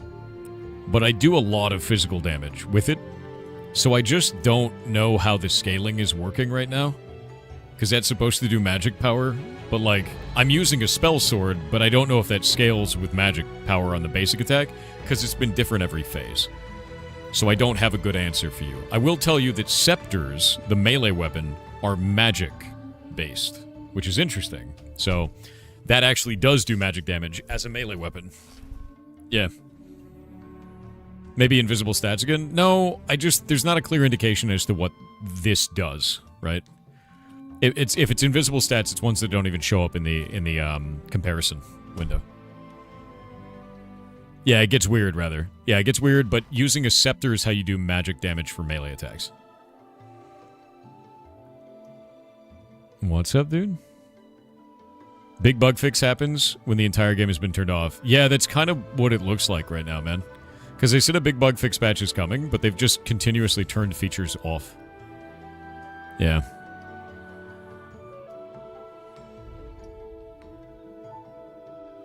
Physical spellbooks scale with physical damage? That's interesting.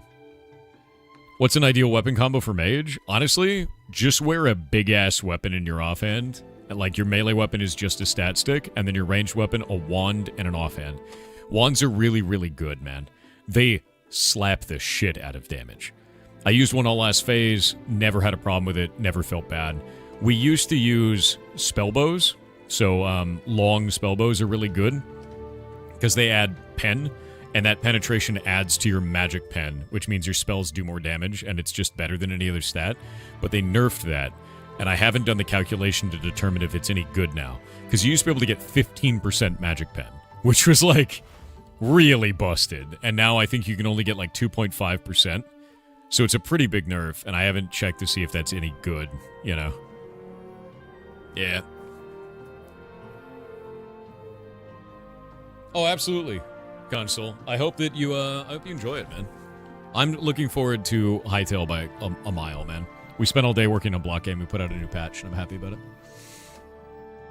Spellbook Ranger can cause burning and bleeding. That's true. Yeah, burning is really good. I use Spellbook right now for lack of a better weapon, honestly.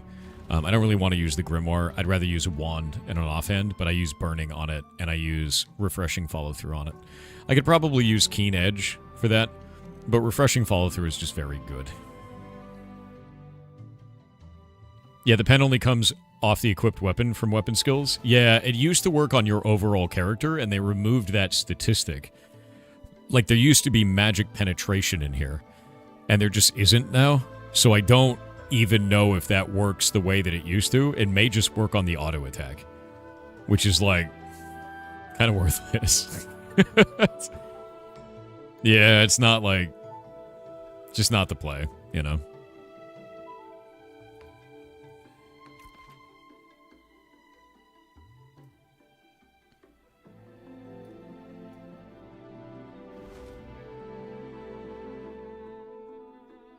Okay.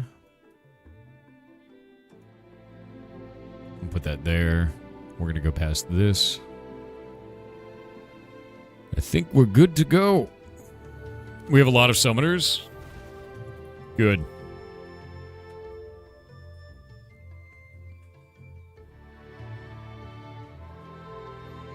So ready for Hightail? Yeah, to Hightail it out of Minecraft, dude, 100%.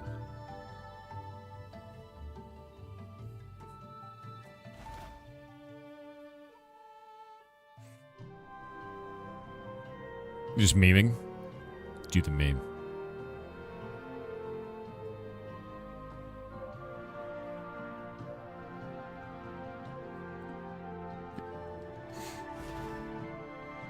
Love to see some streamers still play games. Yeah, I do. I spent the first half of the morning working on video games because I do game dev on here. And I kind of encourage other people to make games. We're running a game jam. We do it twice a year. It's the 18th one in 6 days. Once we have not 18th one in 6 days, but in 6 days we will have the 18th one, right? But the whole thing behind it is, like, I play games and I make games. And we kind of talk about video games, talk about implementation. I'm really critical of games a lot of the times. You know, watching you level Brinebarrel is my favorite content. It was super fun. It was good to crush it. Did the music just die? Is there no music on this island?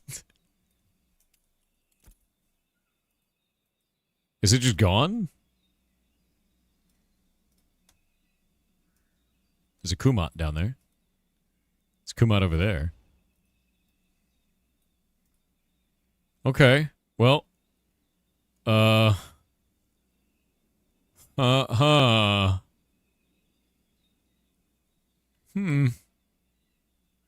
there's audio. I can hear, like, ambience. But there's no music here. Maybe it'll come back when I get back over the ocean? I don't even know what this island's called. Oh, it says Brinebarrel Open Ocean. This island doesn't even exist. Amogus Island, dude. Amogus Island. Yeah, Amogus Island has no music. Okay, hold up.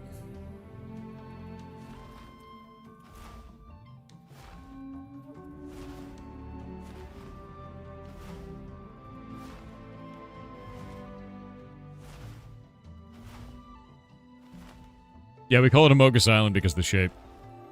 See? Looks like an Amogus.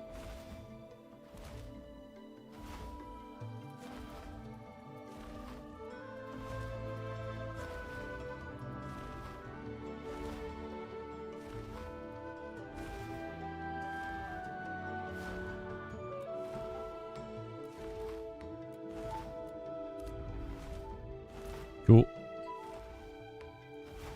Yeah, it's an Amogus. This one we call the Spitwad. Our main island we call Chainsaw Man's Head. We call that the Horn. This down here is the Flying Fish. That's the Moon. And this one is the Bean. Or also known as the Liver, depending on who you are. Yeah. Liver software. At least I'm not dire software, you know? The croissant. What about the kidney? Could be a kidney bean. Yeah.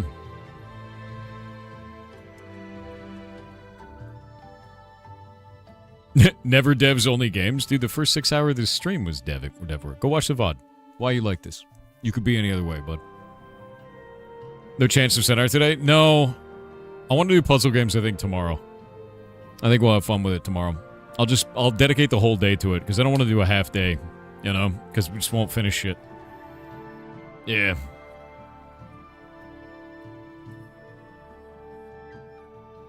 Noita? You're a Noita. You're 5 Noitas. Tails, why do you keep saying clean room? Chat is butter. That might be true. Might be true, dude. Yeah, we put out a whole patch today for block games, so now we have a completely reworked corruption system, which I'm really excited for.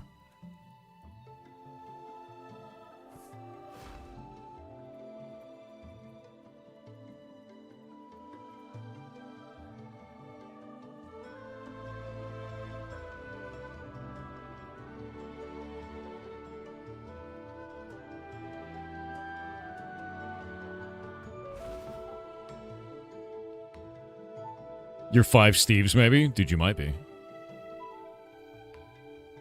Tory Kitch with 1,000 bits said you now stand before the Council of Eldritch Judgment. Oh. The Council has rendered its verdict upon thee. You are probably more dehydrated than you realize. Get yourself some water. The Council has spoken. You're probably right. I am actually out of water.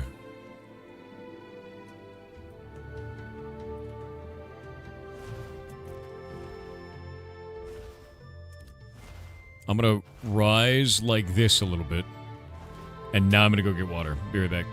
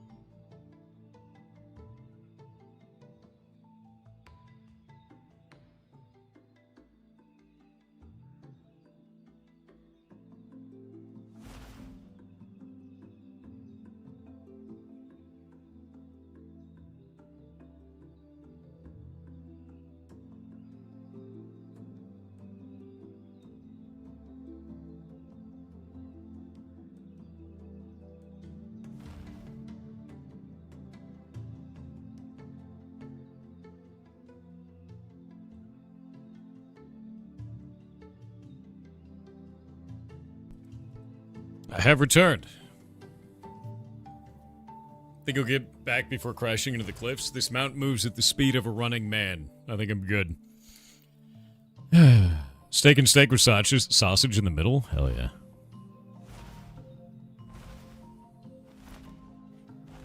Water. The stuff in the toilet? Yeah, dude.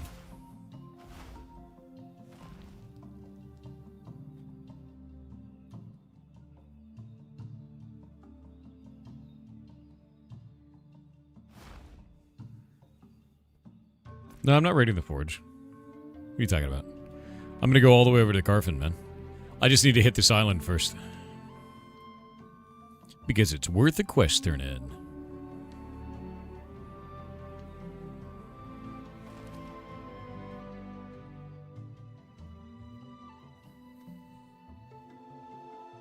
Ooh, that ring.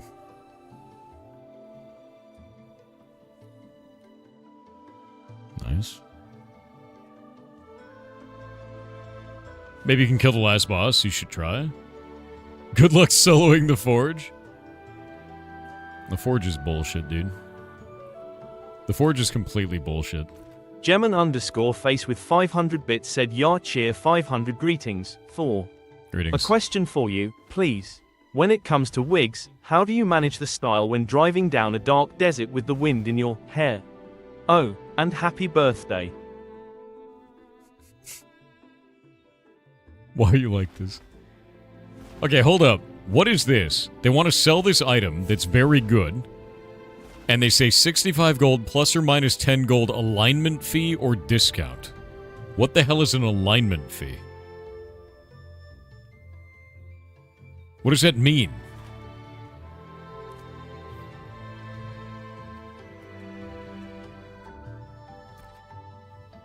Alignment fee? I have never heard that, ever, in all my time playing a video game.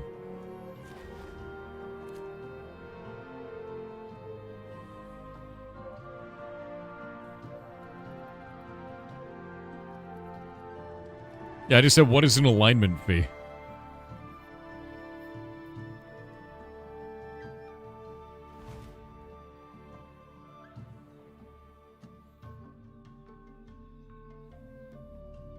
I need to know.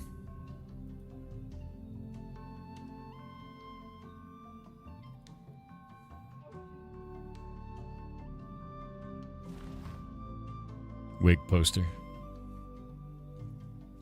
Game Basile said, sir, I know this was a while ago, but you mentioned that once moths reach a certain size, they are no longer moths but dogs. Yes. Someone said that a small person could be considered a dog by the same logic, and you agreed. I agree. Therefore, I would like to posit the theorem that moth, dog, and person are all different size categories of the same thing, much like white button, cremini, and portobello. In conclusion, Bao is moth. Kink regards.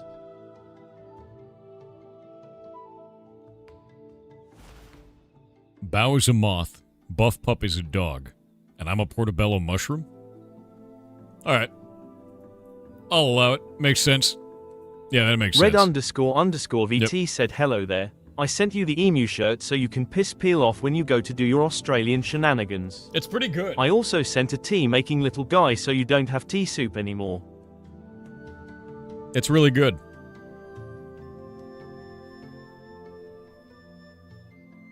And I love it. Yeah. Australians will be very mad.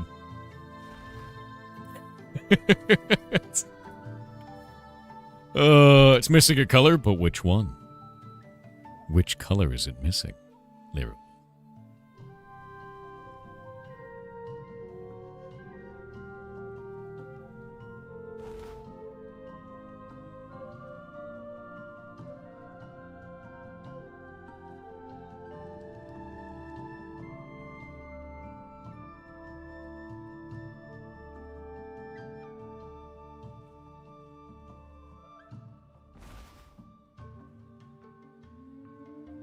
You have a yellow screen? No.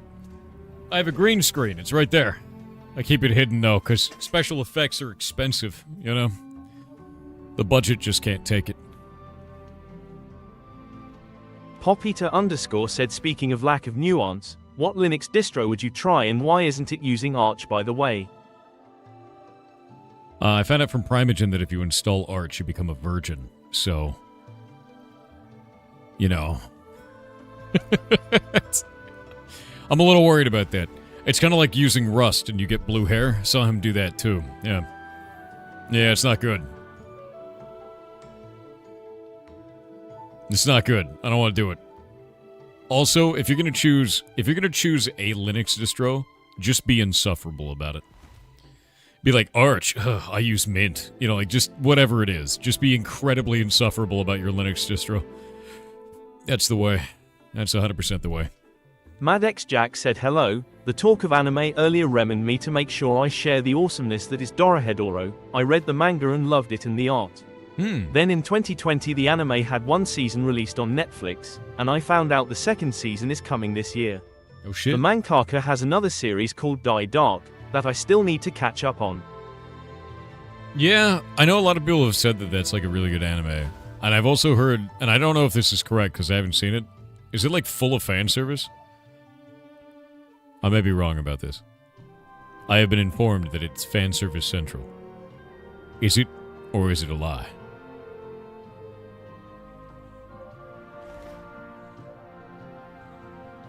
Everyone's being quiet. Which anime isn't? It has man service. Okay. Okay. Are we talking like breakfast in bed, full bacon? Like, what are we talking about? What is man service in this case?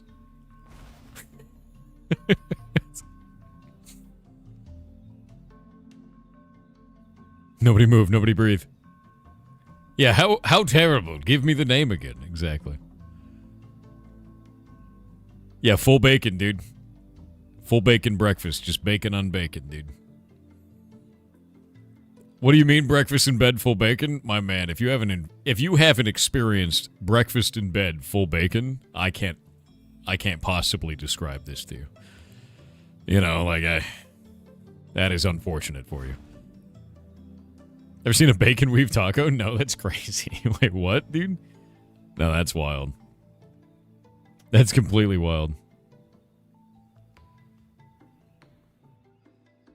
Cooking bacon in bed. You know? Yeah. Full bacon, dude. You hate eating in bed, you're good? Just throw the bed out the window when you're done, dude. No more problem. Imagine working as a bacon weaver full-time. Honestly, kind of sick. Yeah.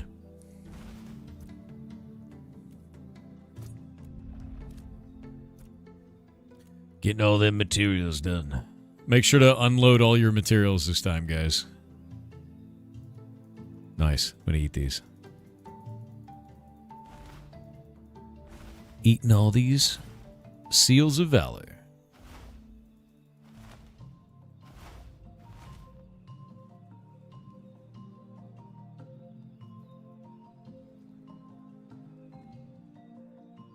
Imagine being a wig wearer full time. I know, it couldn't be you. I don't know how you do it, man. How are we doing on Guild XP now? Let me check. 96 million out of 113 million, so we're almost at the next rank.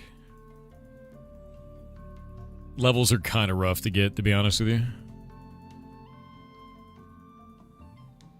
I've incentivized it now by putting people to the top of the list when they turn in ticket or tokens, so.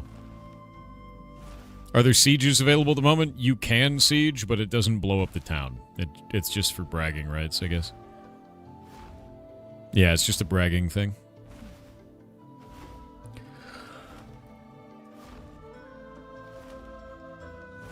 Eventually it'll blow up cities.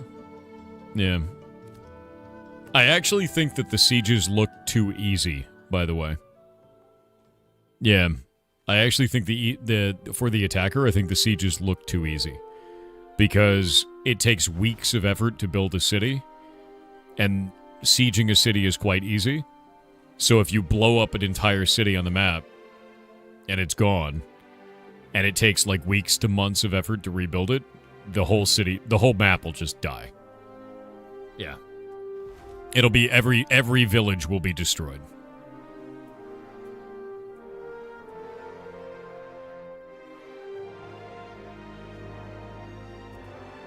Raffenspar Afnod, I was not given your name. Who did you give them to?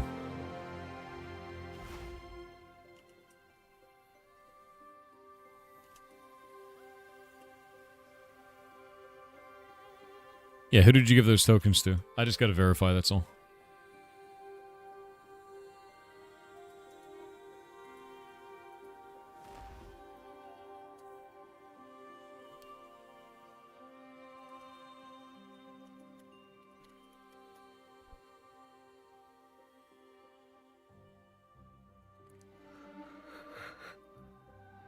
Ugh, the big yawn, dude.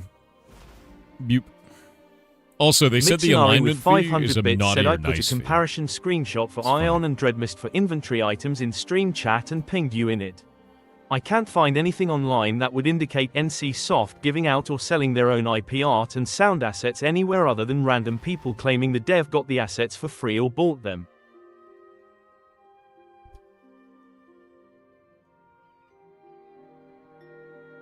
In stream chat and pinged you in it. Let me go look. That was for that one game.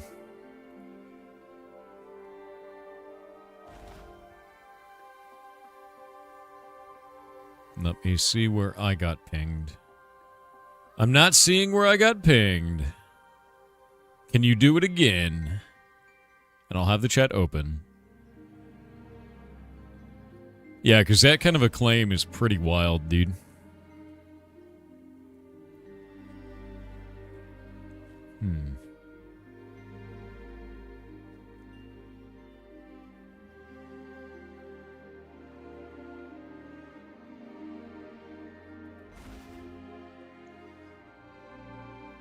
This one? Okay, somebody actually posted where it is.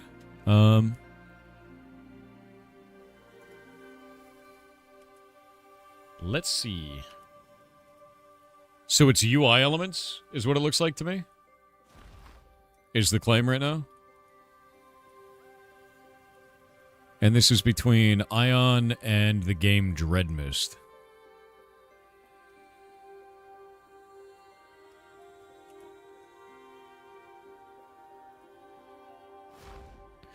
Ooh, yeah, they got it. They got kind of a point there. One sec. So, which one is Ion and which one is Dreadmist? I'm going to guess the thing on the right is Dreadmist. This symbol is exactly the same as that symbol. This symbol is exactly the same as that symbol. The potions are exactly 1-to-1. Yeah, that's just that's a direct copy of some assets, dude. I would be... yeah, a little bit wary on that one. I'd be interested to know where the source of those images is. That's direct 1-to-1.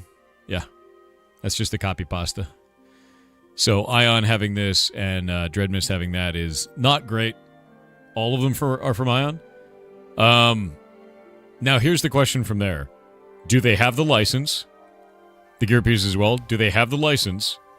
And if they don't have the license, did Ion create these or were these put out as a pack at some point? Yeah. WTF, is that allowed? Let's go see.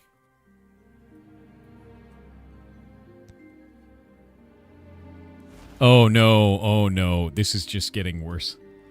Yeah, you can't do that, man. You can't just, you can't just do that, dude. Alright, well, I guess that's not great. Yeah, no, it's just gonna get worse. You can't do that, dude. You can't just take random assets from other video games that you've seen and put them in your video game. You're gonna get owned. No, they're gonna get owned. Yeah, the dev of Dreadmist is gonna get owned. You can't do that shit. Copy-pasting shit like that on top of the shit like the other... No, dude, no.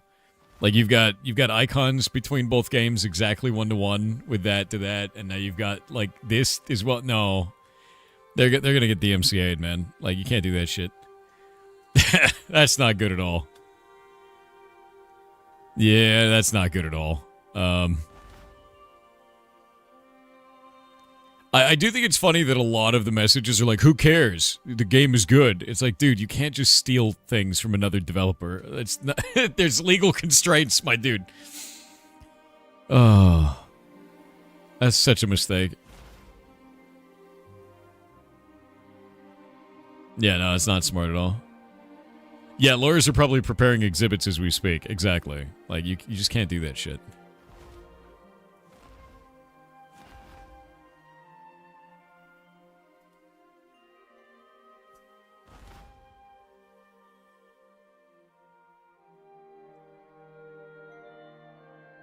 Yeah, no, the game could be great, but you can't save it from being shut down by lawsuits. You could literally just use stick people in the icons, or, like, temporary, right? Like, it would have been fine.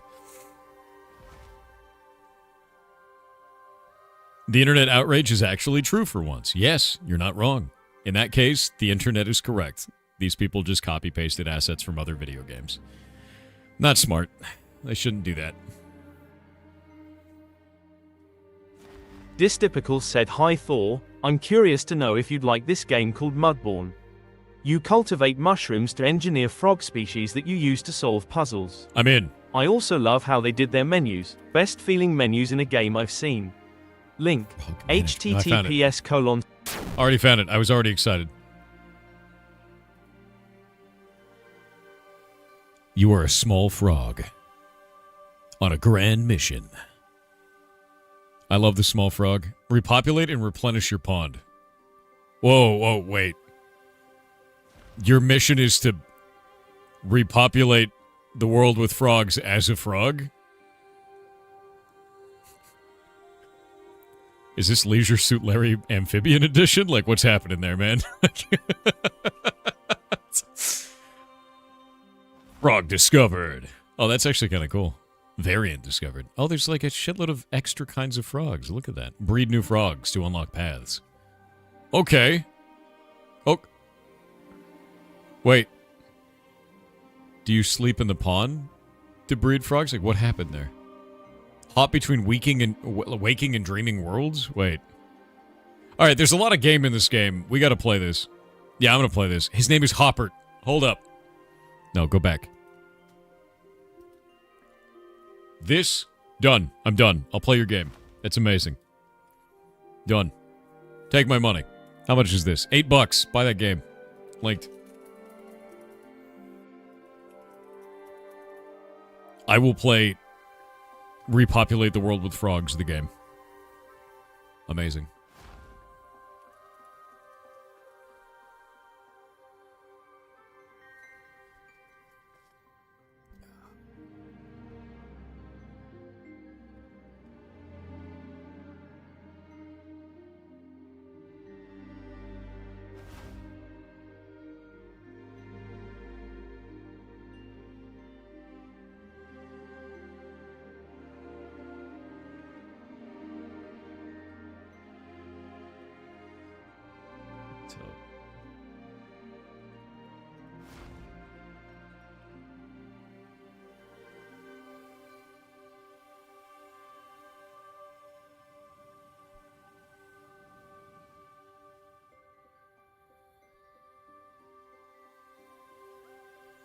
What is it called? There we go.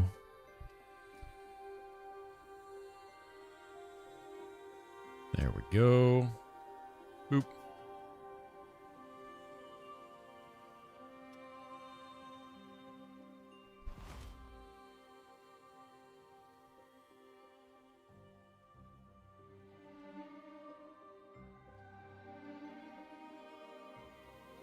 Doot. Alrighty.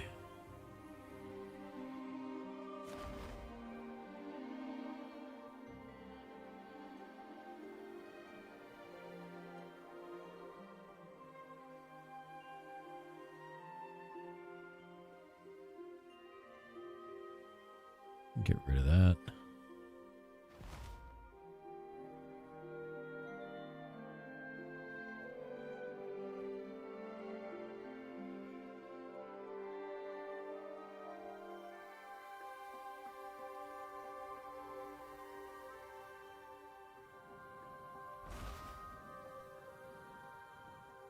All right.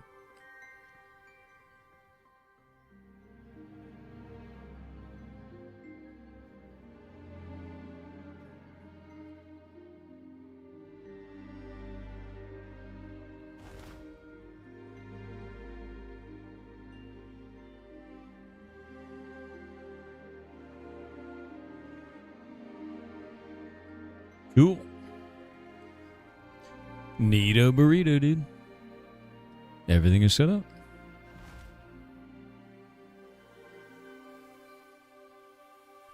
Alright. A dragon is about to hit this? I know. We're almost there. Do you want to know the coolest part about it? Do you want to see the top of it? Because I haven't seen the top since last phase. And last phase, it wasn't complete. And I don't know what's up there now. And I think we're one of 11 players on the entire server that can show you this. It used to be ducks, summoned by Steven. Oh, it's getting weird.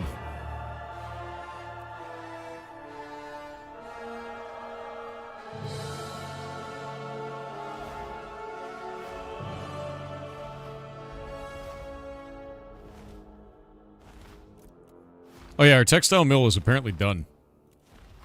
It's finished now. We have a textile mill. Nice.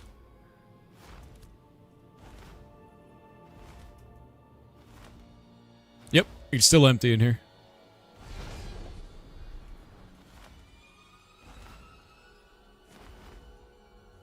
He summoned myself and Kronos to, to this location and then asked us where the real glorious duck was.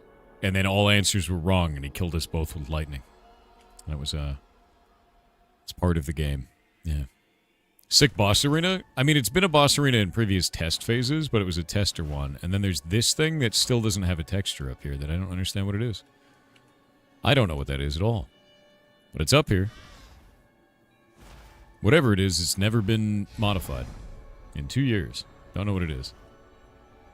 And then we have boss arenas in here. The blood crystal golems. Those guys are actually really easy to kill. The blood crystals are. And the weary constructor is there as well, but he's very easy to kill. He's not a problem.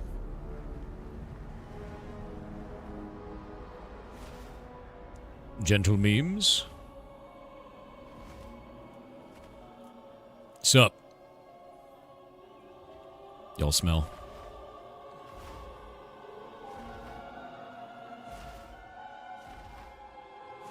In we go.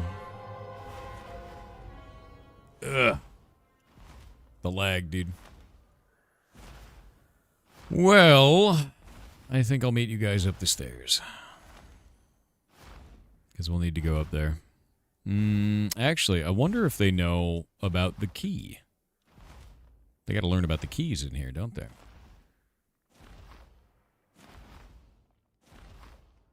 Have to ask them. Are you guys gonna go up and use the key? I don't know if they know. I'm gonna ask them on Discord. Tower of Carfin. Carfin D's, dude. They're in raid 1. One moment. Oh, hi. Yeah, are you guys gonna be doing... Are you guys gonna be doing the keys to go up to level 2, or are you gonna stay at level 1?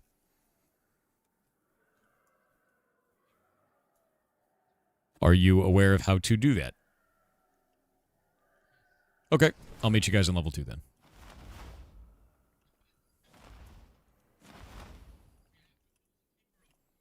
You have to kill the Keeper of Keys. I can do whatever I want. No, I'm not getting you the key. No. That sounds like a you problem. I'll meet you up there. I'll meet you up there. You have fun. Have fun. It's gonna... Sounds like I...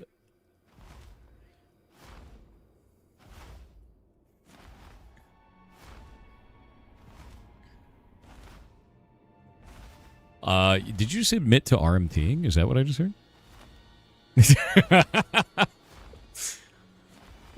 Oh, that's funny. All right, I will... Do you guys need help killing that mini-boss? He's pretty easy. If you do, I'll come back down. Okay. If so, then No, then all right. I'll meet you at the teleporter on floor 2. So I can talk about the dungeon with the community, because it's a cool place. I wonder if I can climb the slime still. Let me find out.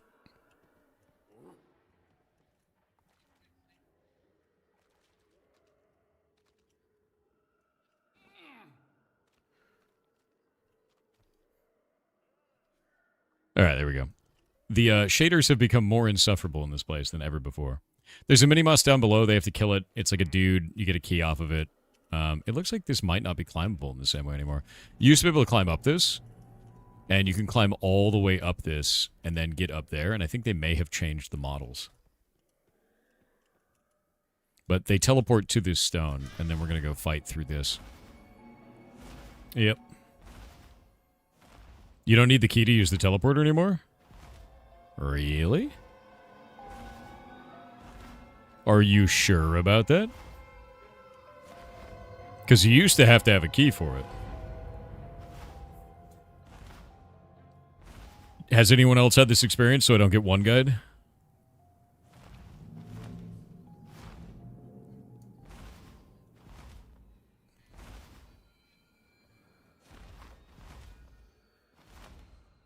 Hey, Mondialer, I have news for you. There is a chance that you won't need the key anymore. I may be getting one guide, but you might be able to.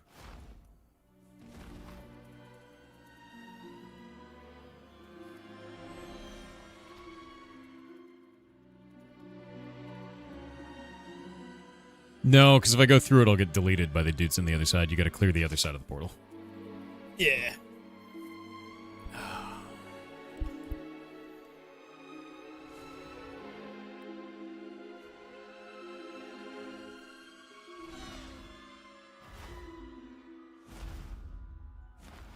Wait, on TikTok? I'm not even on TikTok, man. I haven't posted on TikTok in like 8 months. If one guide banned him? No. Let's see if this works. Okay, is the boss actually in here now? Ah, Tormented Invoker's in here. That's good. The Invoker's got really cool stuff. I like that.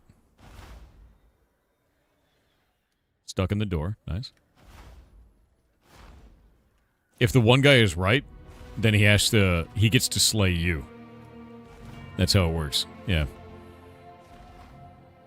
You were told about a dungeon in the Jundark that has a teleporter. I have not seen that one. That's interesting. Yeah, if he's right, then he gets to kill that other person that claimed that he should be banned if he's wrong. That's how it works. Yeah. You at Carfin? Yeah, we're forming up a group. I'm on floor 2. I'm waiting for the bros. They're going to be coming up here in a minute. I've got mayor privilege, so I'm going to check on all the city at the same time and go make some posts. And be like, we have a textile mill. Because we got one now, but nobody wants to turn in buy orders because they screwed up buy orders. Everything is falling apart. The game is imploded. It's edge. M. Mayra said I would love to grow my own lion's mane, since it is expensive and hard to get. Fair. But what should I be aware of if I want to buy a tree trunk, to use a plug and grow set? That way it seems I can get the most out of it, and yield in a total of around 6 years. Or do you know a better way to grow them? Since I don't want to keep buying grow kits every single time. Also, did you know in the Netherlands they are called wig fungus, so instead of when will you wear wigs? When will you eat wigs? I love eating wigs. With that in mind, lion's mane, if you get the blocks, they produce for like 2 months, man. So, like, it's really not that bad, and, like, one single block produced enough lion's mane that I couldn't eat it all alone. So, if you're doing a log, that produces infrequently over, like, a couple of, like a year, maybe a couple of years. I don't know the timing of the production on that, to be honest with you. But I've had kind of... I like faster growing stuff. I like doing blocks more because then I can control the growth pattern much more. And with the logs, if it dies at any time during that, you lose everything, It's just less risk with the blocks, if that makes sense. So I prefer the blocks. I prefer the blocks in the tents that I have. Would you recommend this game for a New World refugee who usually does not play an MMO PvP?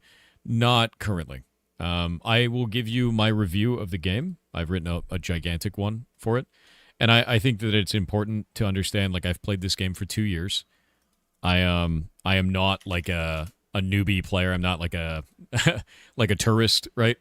I've played it long before it was on Steam, and I have watched and given feedback and put in thousands of bugs for this game over that time.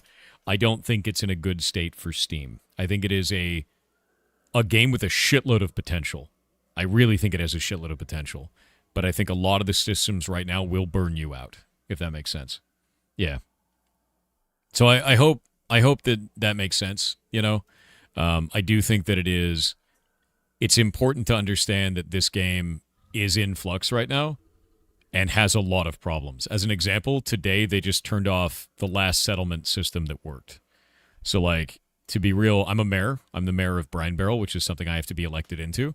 Part of what I do is choose what buildings we're going to be building, set up commissions, which are like quests for like all of our citizens, and then set up buy orders so that the citizens have something to turn in so that we can get materials to build more stuff. I have to set all of these, and I have to manage that economy kind of like a 4X game. Today, they turned off the rewards for turning in buy orders, but they only announced that on the Discord in a one-line post up in their announcements channel. So there's a lot of players that don't read that or don't know about that try to turn in a buy order and now get nothing for their effort. And this is very difficult to do, and it comes at cost to the player. So imagine going and turning in like 100 turn-ins of this, thinking you're going to get a shitload of reputation with the town or a bunch of script to go and run crates, and then you get nothing for it. That's what's happening to people right now. Did they say why they turned it off? There is a bug, and so they turned off the feature. The other day, they made it so that when commissions hit 100%, which means 100 different people actually do this, it normally gives a buff to everybody, and you can see the buffs are actually listed as like 5% increased statistics, like combat stats. This is why you raise your rep with the town, because then you get buffs globally, and they turned the buff off the other day. So now as a mayor, the two systems that I engage with the most no longer benefit my citizens. Shit, right? And at the same time, the mount that I have, this mount is not the correct mount for my town. You can see that it has no statistics on it up in the top left. They forgot to assign a mount to our city, which is Brinebarrel. Those are the three things that you get to do as a mayor, and none of them work right now. They gave me a loner mount until they fix it. Give it a minute. Is kind of how I feel. Just give it a minute, dude, because, like, shit's real busted right now. Yeah, it's not in a good spot. Yeah. I would wait till update. 100%. Yeah, straight up. There's no music in here. I'm going to turn on music.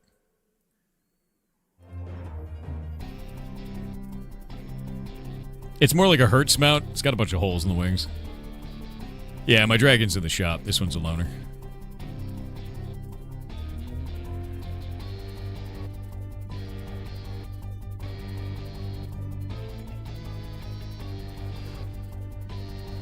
It's cool looking, though. People like it.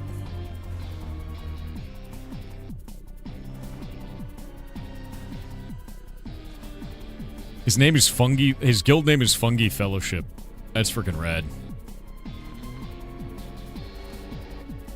Yeah, he's like, holy shit, a dragon. Dude's name is Daddy Shark.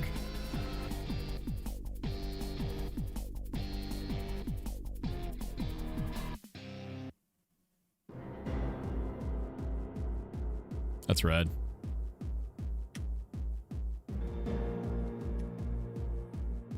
But everything is like red tinted in here. I just flew away.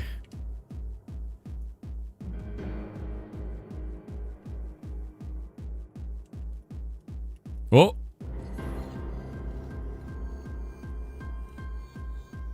All right. You know, that's fun. That's probably fun.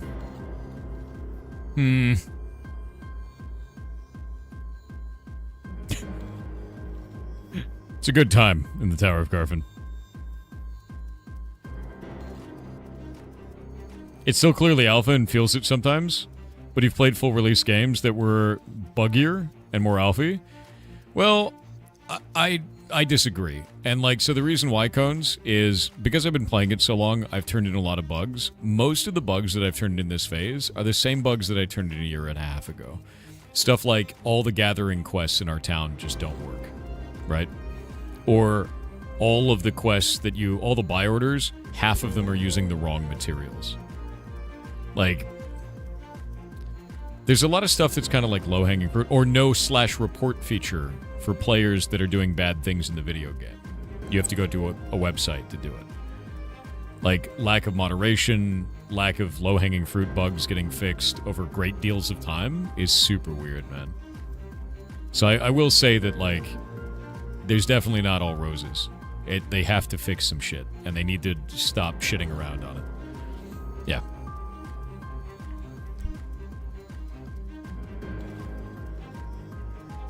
And I want to be honest about that, to be real with you. Because I am, like, really into the game, and I'm a big supporter of what they're doing. But I'm going to be realistic. And realistically, that's got to get fixed. You can't screw around with that, man. Why do you play this game? I like it. I think something that a lot of people forget is nuance, right? I like this game. I think it's good. And I think being critically of it right now is the most important thing that I can do with this game. Because it's alpha. And if you wait to say, hey, this sucks until after alpha, it will never change. Ever. And they have changed some things for the better quite well, but you have to give them feedback so they can do that. And I've given them a lot of harsh feedback this time. And I gave it directly to Steven, who's the game director, and to the community manager, because I have a chat with them on Discord. And I was like, here's everything that I feel. What are you guys doing? And they're like, we're actively looking at this. We're actively working on it. And it's like, my response to that this time was, you told me that a year ago. When are you doing this? You know. You like to help the developers to make it really good? Yeah, because I care. Like, I care a lot, man. I want there to be more social sandbox games. They are my favorite kind of game. So when I see something in a state of, like, disrepair like this, like, it just sucks. Like, I want them to succeed. Very much so. Yeah. If you wait too long to put words into feeling, eventually it becomes Minecraft, and so entrenched that you'll have to remake the whole damn thing. Hightail! Did they fix anything you said was wrong, at least? Some of them, yeah. Like, one of the things that I really hated before was they did static nodes, static rarity on nodes. And I was like, this is the worst decision you could make. Because you have a game based around getting quality on your gear, so, like, all of your profession stuff, it'll increase quality. Like, this one does fishing quality, right? So they had static nodes where, like, if you chop down this tree, it's always a legendary. And I think that was a big mistake. And I gave it a huge thing of feedback to them. I was like, you have to change this. And at the time, the devs were like, oh, no, it'll cause friction. It'll make people fight over the node. And I was like, it doesn't do that. Because the distribution changes every time the server resets. You've basically created a system where players are thinking about the server infrastructure more than they are about game systems. You've taken them out of the game in order to progress. And I was like, that's not a good thing, man. And they ended up fixing that. They changed it. And it is now randomized for all the nodes. Like, all the nodes themselves, you get quality based on the actual quality stat that you have, which is good. And it's just like it feels better. I'm not thinking about, oh, when did the server last reset? Have we checked all these nodes? Like, it's because that's not good for the game, you know? It's like a really negative thing. Yeah. So, like, they will listen. You just have to smack him with it a lot and be like, dude, what are you doing? And the big one that I have this time is, like, you need to focus on social systems. You need to focus on low-hanging fruit, man. Because, like, no slash report in a game with thousands of players is crazy. Like, that's crazy, dude. Didn't WoW also have you purchase crafting materials? What's the issue here exactly? So the WoW crafting materials actually have some kind of a component to them where they do something as they level up as they go. And it's really just for stuff like alchemy, things like that, right? And, like, if you think about alchemy, you get better and better potion bottles, which is kind of cool. And, like, there's a progression sense there. In this one, they have added 400 items to the crafting system that, if we look at this right here, under under artisanship, is part of every craft in the entire game. And none of these add any gameplay whatsoever. I also don't like the ones in World of Warcraft, but I think they're better implemented than this because they at least have a sense of progression. This item is used the same for every tier of everything in the entire game, and they are all like that. And the reason why I think that's a problem is it's tech debt. You have to localize those items into every language your game supports. You have to make an icon for every one of those items. You have to write the descriptive text for every one of them. And now, whenever you add new professions or you add new recipes, you have to do that again for all of them. That is such a waste of time. Yeah. It's like you're buying the basic model for the armor and weapon, and you just buy it on a vendor that's 10 feet away. Like, none of it is good. Yeah. And they did. They stopped doing potion bottles for Modern Alchemy. They phased this out, you know? Yeah. Yeah, also, WoW doesn't have a profession that makes bottles, and it's not a social sandbox. Bingo. This is a social sandbox, and the reason why I don't like this is because I go, you reworked the entire profession system that felt bad, and you made it feel worse by adding useless items that don't modify the craft, don't add anything to it, and added a shitload of tech debt for you and the devs. It's just an odd choice, right? And I just go, what are you doing? Half of them are copy-pasted anyway, still why? And that means there's a task somewhere for someone who is a writer to go through and actually write the text, which is wasted time. They could be writing quest text. They could be writing lore. They could be writing interesting items around the world. That's a waste. It's just a waste. Yeah. Was it an attempt to create a currency sink? No, because you could just add that to the cost of processing and crafting, which is already incredibly high. So, like, you don't need to do that. Is this sponsored? No. No, it is not. If it was, I'd have to tell you that, and it'd have to be listed in the stream as per federal law. They could be spell checking? What does that mean, bud? What?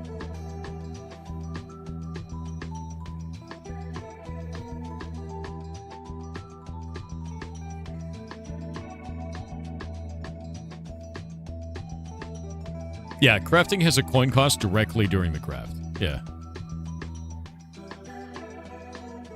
What's the reason for this? No idea. I have no idea why they've done this. It is not a very popular decision that they've done that.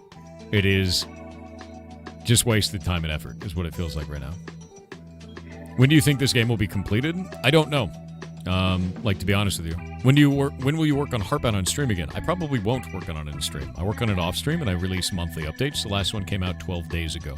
If you want to follow that, go onto the Steam page, and you can see all my announcements there, or on our Reddit thread for it, where it's on the, like, /r/Heartbound, or on the Discord where I announce it, or on Twitter where I announce it.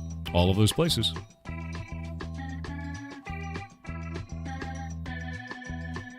Hey, Mondiler. You do not need a key. I watched 2 people go through solo, which means there's no monsters on the other side that caught them. Yep. Have fun. Alright, there we go. But yeah, I don't like writing on stream is really it comes down to, Kiwi Soup. And I think the reason why is, like, I wrote Heartbound as like a personal kind of vent piece back in the day. And that's why the Tower and Animus are written the way that they are. And, like, doing that on stream feels really weird when there's a lot of people. It just feels odd.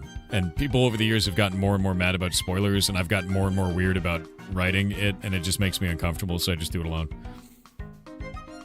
What's the diplomatic status with Locked In Guild? We fight them, they fight us. That's about it.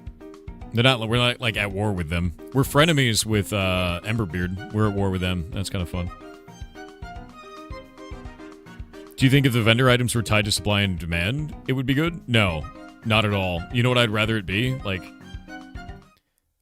if you're going to add items that do that, make it so they drop off monsters or are acquired through trade in some way, and make it so that they are bonuses that modify crafting in a tangible way. Not just a requirement that you get off of a vendor, but something that gives you a bonus to quality, or a bonus to a certain statistic, or a bonus to the cost. It reduces the cost in some way. Anything that does something to the craft. Right now, you just buy them off a vendor, and they do nothing. They are just required for no reason. Anything. Make them do anything, and I would be happy with that. But they just don't, and they've just been like this for 6 months. So, like... How do you think Hightail is going to be on launch day? It's going to be busted. And we know that. And that's fine. Yeah. They've even said, like, don't get your hopes up. There's going to be a lot of broken shit and, like, all like that. Brother, you can't park... Dude, I can park here. I can park here. Thank you very much. Yeah. Does magic power affect bard songs and melodies? Yes, it does. Oh, shit. Am I inside the wall? I think I fell inside of the wall.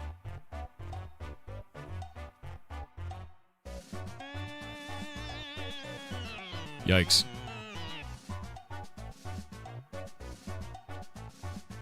Yeah, get walled, idiot.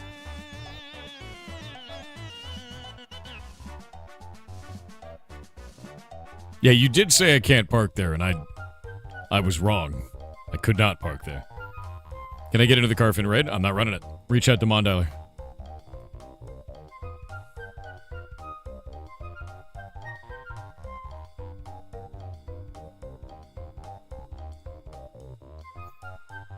The Chessor said the creators of Death Note made a second manga, anime called Bakuman. It tells the story of two friends becoming mangaka with the goal of making an anime.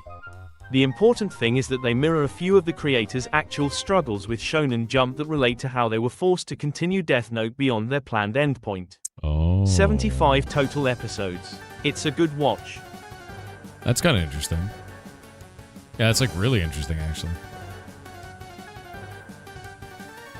You got attacked by a level 25 player with novice gear. Abused corruption system to kill your mule and steal your crates. Amazing gameplay.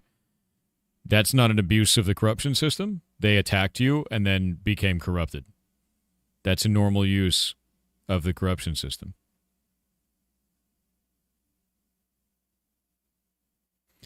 The problem, to be clear, is that when you die corrupted, you drop your gear, right? And you gain a shitload of XP debt. That XP debt is supposed to have debt stat dampening, meaning that as your XP debt goes up, your stats go down. That component doesn't work. That's the exploit.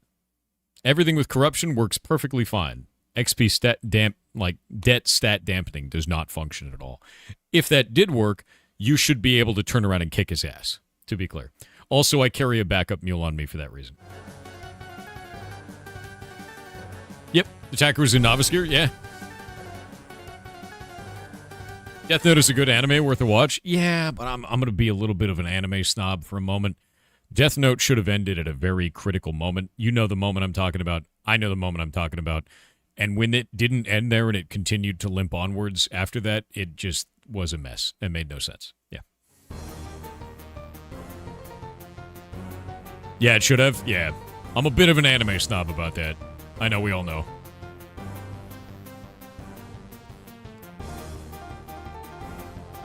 Yeah.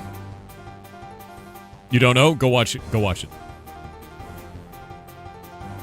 If this game is coming to console, I don't know anything about it coming to console, but I will tell you one thing. I think they are planning controller support, because watch, I have the mouse here, and when I pick up my controller, if I do any inputs... Oh, wait, maybe it's not working or not. Oh, probably because I unplugged it. That would make it more difficult. One moment.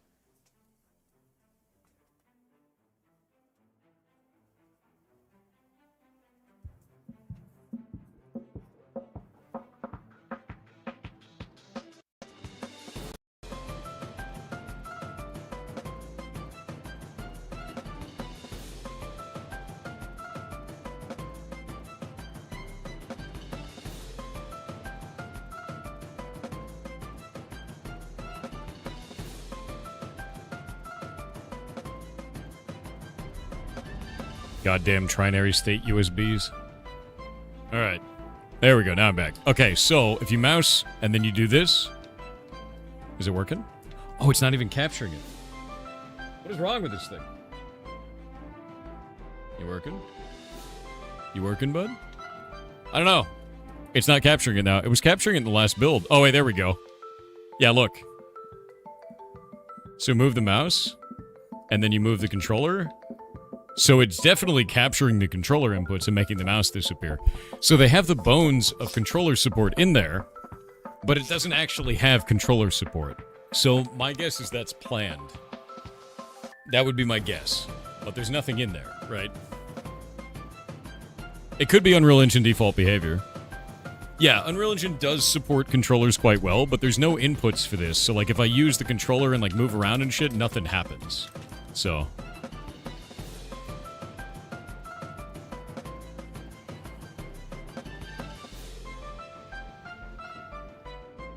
We're stuck in the red zone, dude. Game runs in Unreal Engine 5.7, yes.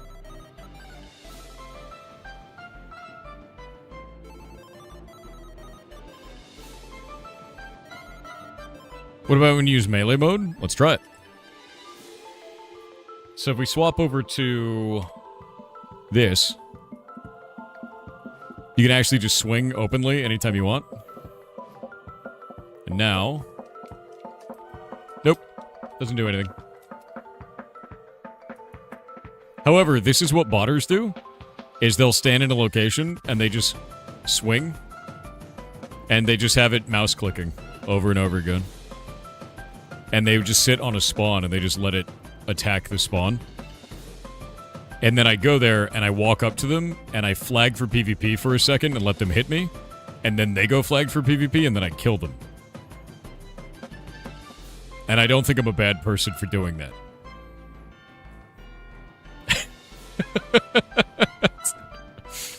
Yeah.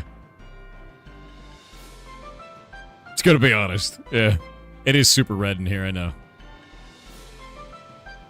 I want to let you guys know that this zone is insufferably red now. So, enjoy that. Yeah. It sucks to look at with my eyes. It's bad, man. I'm in your head now. Through the microphone. Over the Discord. And then I can talk all the way down here. It's the active voice changer called my neck muscles, dude. I just talk all the way down here.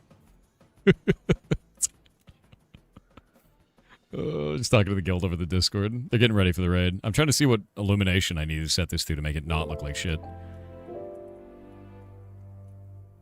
Swap this back out. Why is it red? It's a corruption zone, but the lighting is kind of scuffed. Oh, that looks really bad, right? Yeah, it seems like the moment you go to high, it looks really weird. On medium, this looks pretty okay. It looks a little washed out, right? A little bit washed out. But like on cinematic, it looks really...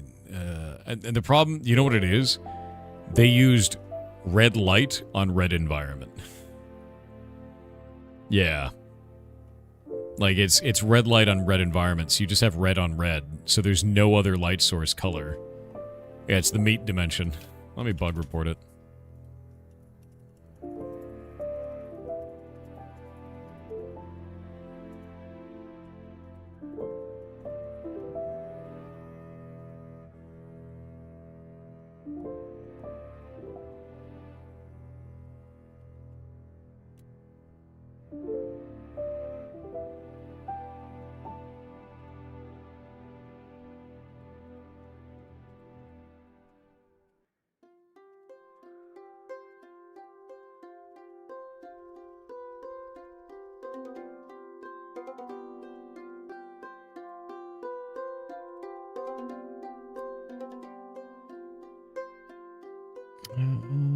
Visuals. Lighting. Yeah, it's a lighting issue for sure. It just doesn't look good. Their tower's main power is out? Dude, true. But we set that to medium. It looks way better, I think. I think this environment looks better on medium than it does on high. It's just not good looking. And this still feels placeholder. It just doesn't look correct. It's a little bit weird. Yeah. But this looks like meat. Wait, is this not animate anymore? Oh, did they get rid of the animation? Okay, this still animates. Yeah, it like pulses. It all used to pulse. I remember when we first came to this place and those didn't even exist. They were like weird gray boxes. Look at it, it's meaty. It's got the meats.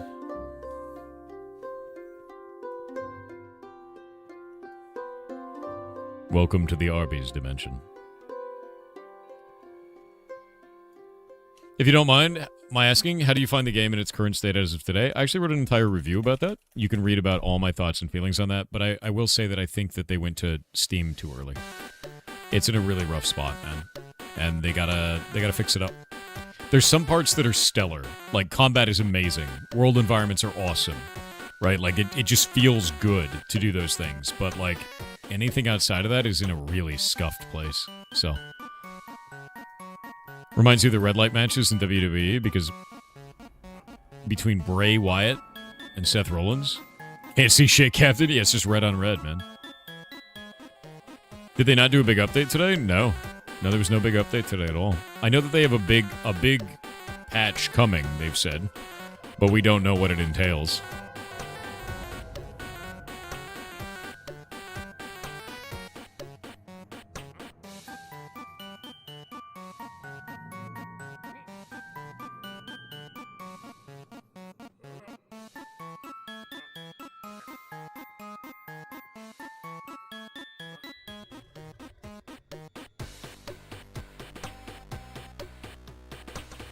Straight to Pirate Steering. What's up, dude?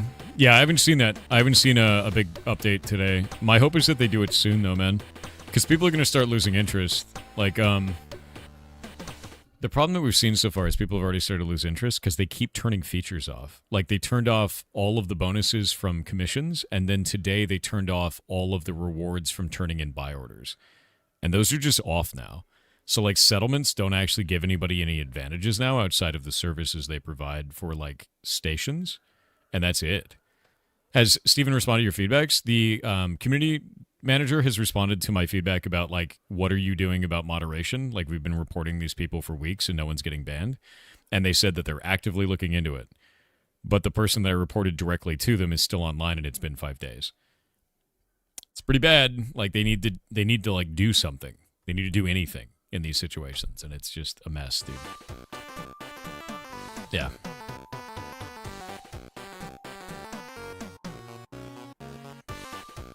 Yeah, welcome to the Arby's dimension, dude.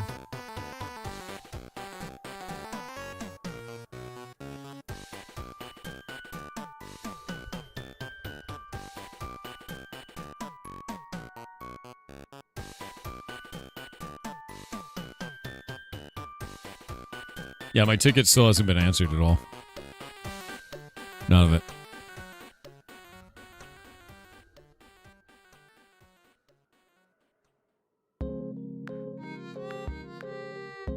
Yep.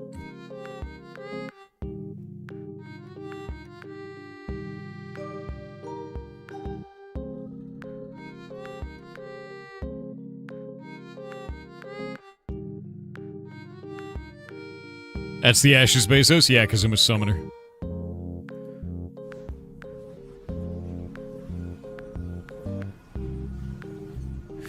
Summoning that Bezos. Supra Chicken with 500 bits said couple of quick suggestions, if I may.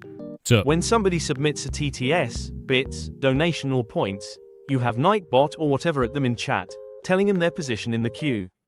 Handy Can't. when you have the gameplay overlay so TTS queue info doesn't show. yeah. Separately, a Discord role to opt in for notifications when you review cursed quest submissions, maybe also a timestamped link. I love to see the stuff people come up with, but may not be Yeah. around when they're reviewed. So timestamped links actually exist on Discord. All of the stuff that you're describing exists in there.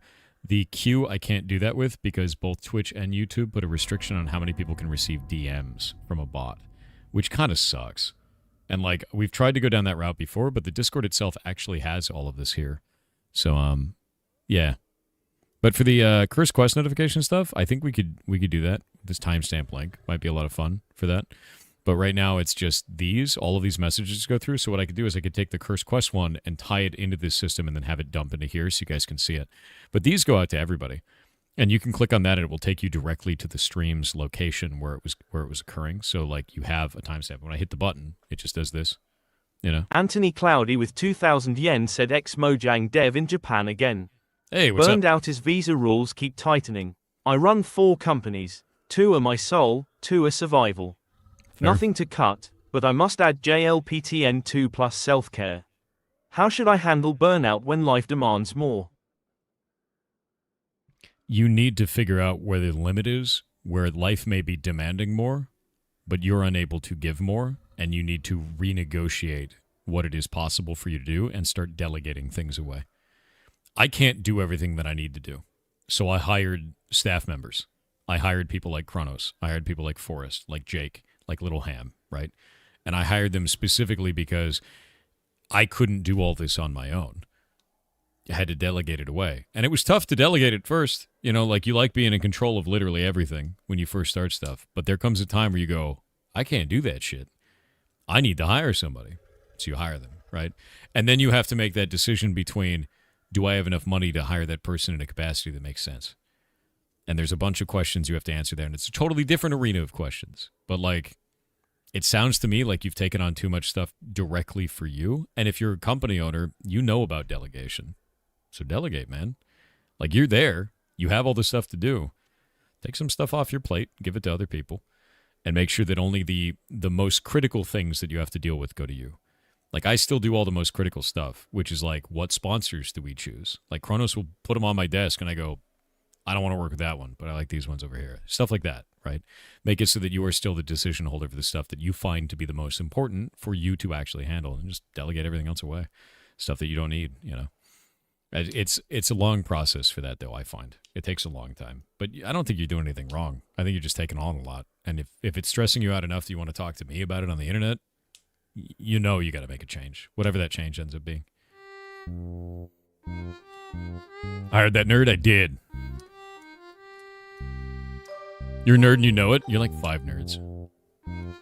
Little Ham is at least 7 nerds. Actually, if you think Little Ham is at least 7 nerds, put a 7 in chat. Yep.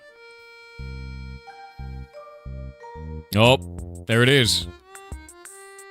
Little Ham, I think you're at least that many nerds. I'm just gonna say it. Is there any way post-mortem to check my placement in queue? Yeah. When your message comes up, it'll be a queue number inside the Discord in the answered TTS channel.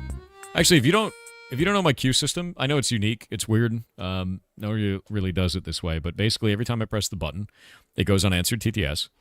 Your message shows up here, your icon, your name. So you can search it if you want to use the search system on Discord. And it will show a timestamp of me answering your question. You can then go into Debt Tracker, and you can see all the times where I failed to clear the queue. If I didn't answer your message, I don't deserve the money. So instead, it goes to charity. And I post all the charity up here. So all of these are actually receipts for the charity. I need to add another one because I gave to Maya Higa's, Maya's thing for the wolves, and I haven't posted that up. So I'll post that up eventually.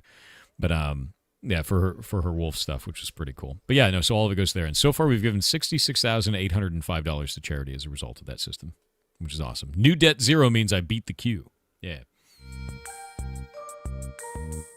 Victory.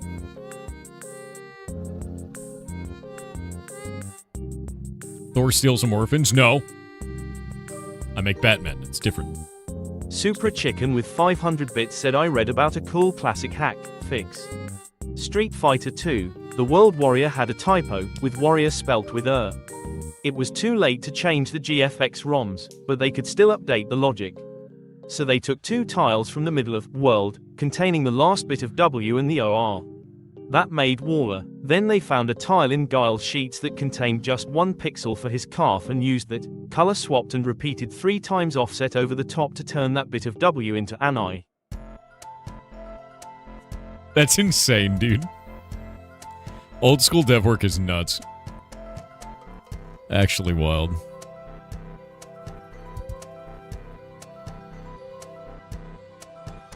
Hey, Mondial, are you there?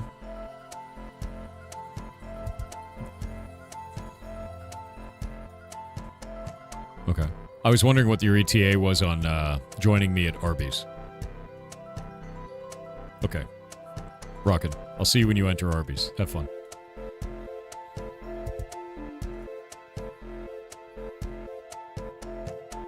Yeah, let me just start ads alone, bud.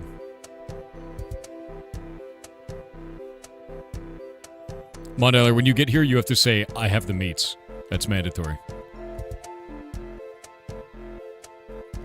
Have a good one. He's like, you can start ads now. I was like, mm-mm. Yeah, this place got the meats, dude. Where's the beef? All over the fuck... Like, it's all over the floor, it's all over the walls, it's all over the ceiling, dude. There's meats everywhere. Look at it. Ridiculous, dude. Meats. Yeah, it's a cool meeting place. So much for the most powerful summoner. I am, dude. When the other summoners catch up. I'm here for Cognizant. That's what I want. I want Cognizant pieces. Bad. Real bad.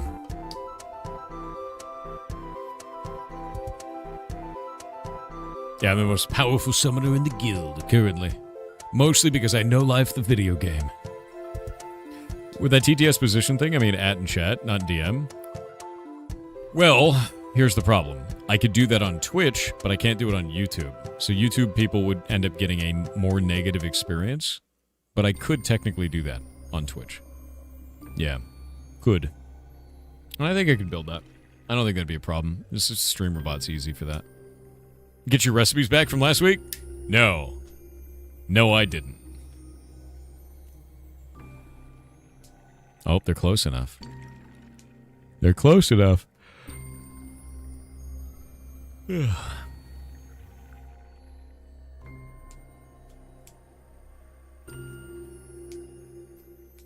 Meats. It's not the Arby's dimension, it's the Virtual Boy dimension. You know, honestly, you're not even wrong.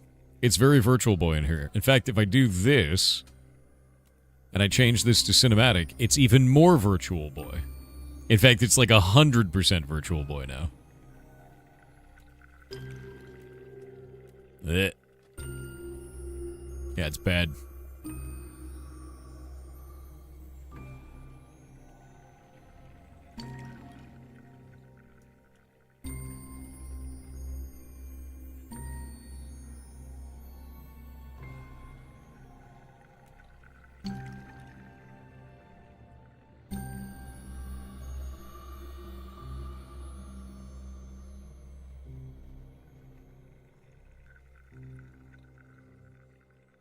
I'm ready to invite them. I've got my dance going on. You know? I've got that the spin dance. What other dances do I have in here? No, I don't want the same dance. Give me a different dance, man. Stop it. There we go. Weird shuffle dance. Nice. Kinda looks like Oblivion Zone's an OG Oblivion. Yeah. You got people dying.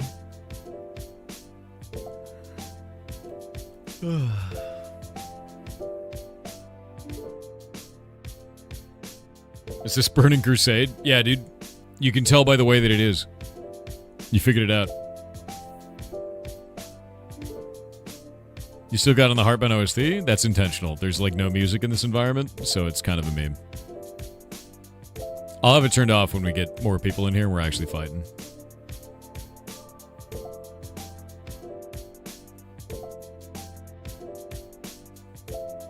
Sonaris tomorrow. Vilesight said thank you for speaking up on the state of Ashes. Yeah, dude. I know it is hard to have to say harsh truths about something you really enjoy. Yes. But they are things that need to be said, and need to be heard by Steven and Intrepid. Yep. It is fine to be critical of something you like. And while I understand they have a huge undertaking to still finish working on, none of that is going to matter if no one wants to play it. CUS, they can't make the simplest of fixes now. Yeah. Appreciate all you do. Yar love Yar 7. Nah, you're awesome, dude. And that's exactly how I feel about it, too. So I understand. Welcome to Arby's. Can I take your order? We've got the meats. Here they are. They're all over the walls, the floor, the ceiling. But you cannot taste them until you pay. You have to pay first. It's important. How much is the meats? How much gold do you have? Then they cost 1 gold. Yeah. Lucky you. Lucky you.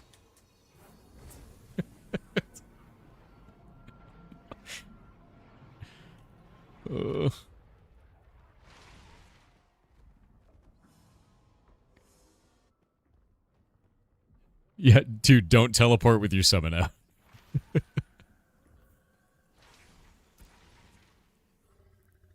Imagine summoning with your, like, teleporting with your summon out. Don't do that, dude. That's a mess. Ooh, that's sick.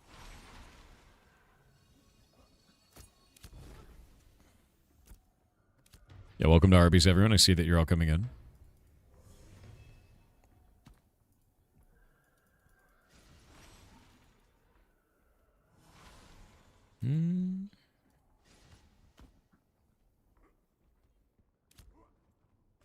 You just want some curly fries? That's the best thing at Arby's.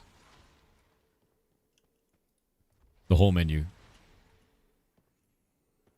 Are you guys aware of how these monsters work? Okay, we probably won't be going deeper. Let's see. That's fair. We will likely not be moving from the first bag, to be clear. Okay. You're the raid lead.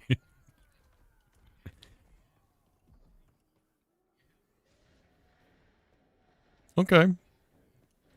That's okay.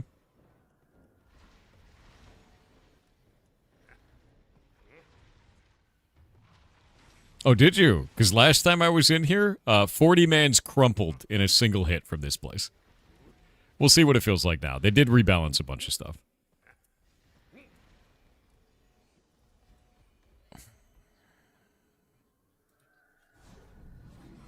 We'll see.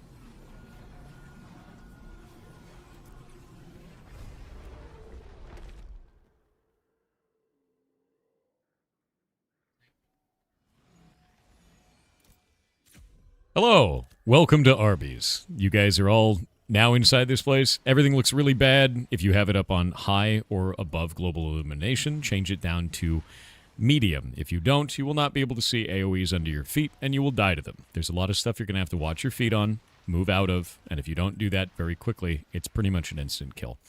There are many different monsters in here. The spawn rate is very fast. There's going to be a lot of mechanics.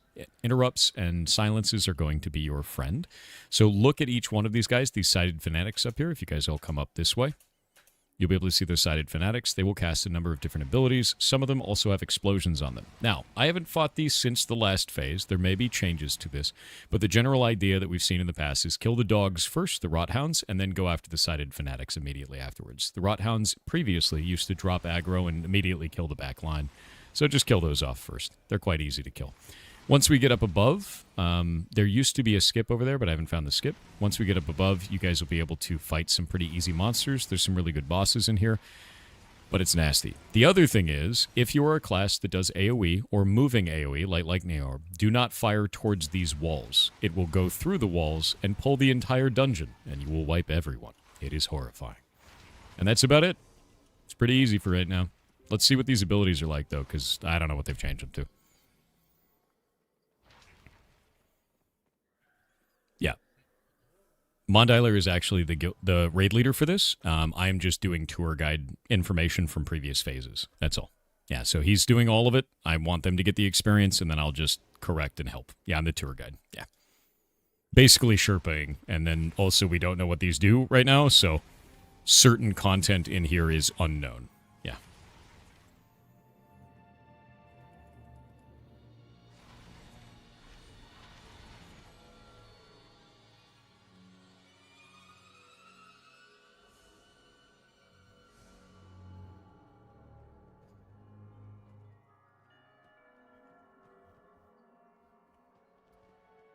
Sure. The walls on the inner side over here are the ones that you want to stay away from if you have bard-based AoE. You will want to be towards the outside. Understand that there are some gaps in these walls. If you look at this area right out here, like this, there are going to be monsters on these. Sometimes this one does not look like it has one, but if you guys come out here and look, you can see that it's a long way down. When we get around the other side, there are areas where you will be able to jump, so if we have to bail, you can actually jump all the way out of the tower and land in the water. But not on this side. This is death. Yep.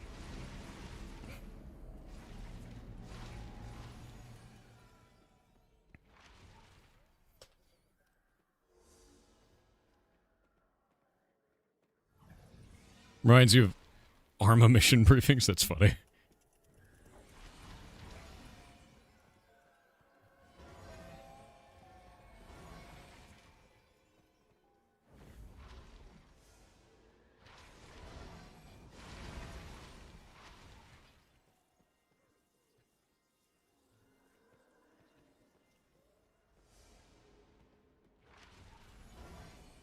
Mondiler, previously if you tried to pull one, it would pull all four, and they are casters. You may want to fight them where they stand.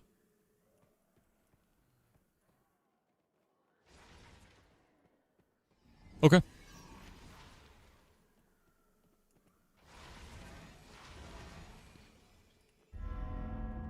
That's fair. I'll be using suppression on any of them that go and engage. Summoners do the exact same thing, so that way if they are not near the tank, you can help them get near the tank because they'll try to use their melee if they're suppressed.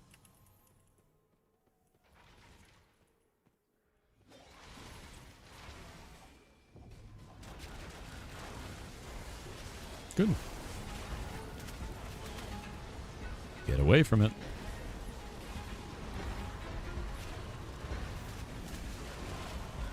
Got it? There you go. These are way easier than last time. Even with the 40 men in previous phases, it was hell.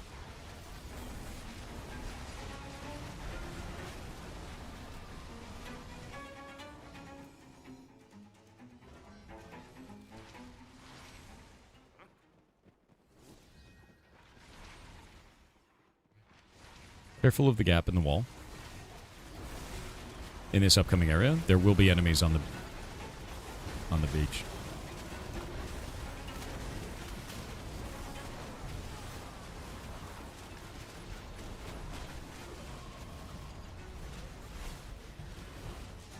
Good.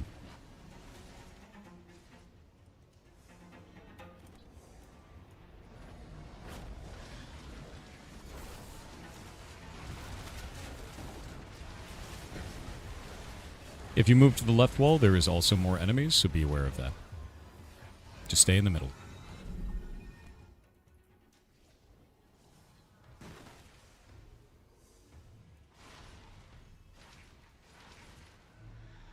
Here comes hell.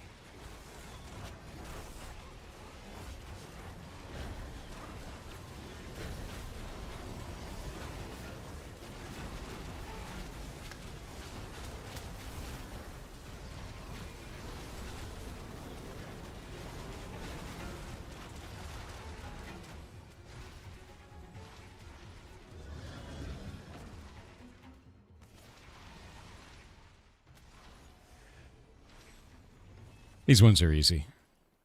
You want to pull them out, though.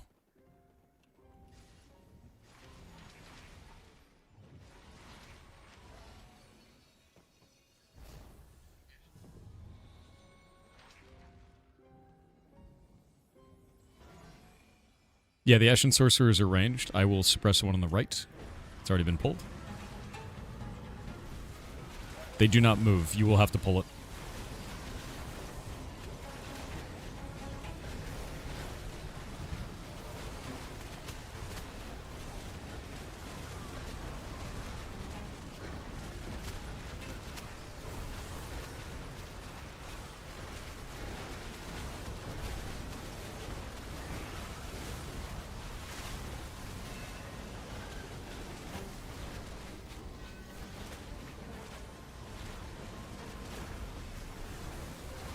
Good.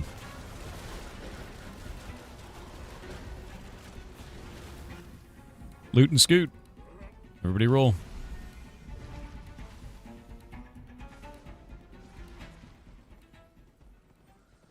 A lot of people haven't rolled yet. Come on, guys. Do better than that. Press the button. There we go.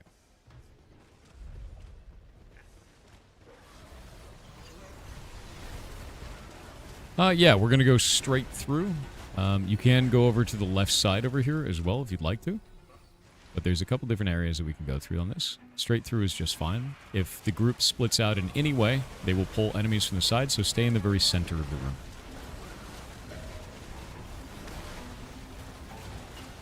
On your right. If you look on your right, Mondiler, there's a lot of enemies over there, so the group is going to need to kind of thread the needle. You should probably pull that back. You see that group of 5 in the room?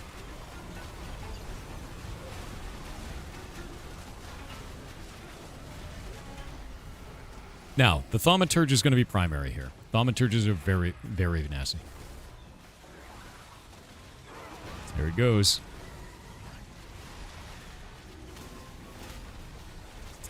Yikes. Thanks, we have an Ashen Chevalier in the back line.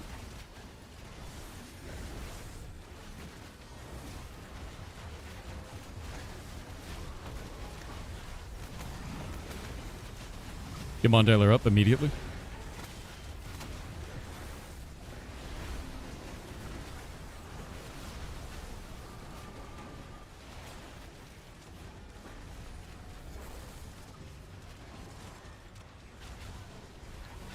Summoners, bring out your Spirit Guardians, quick. You need to buy them time.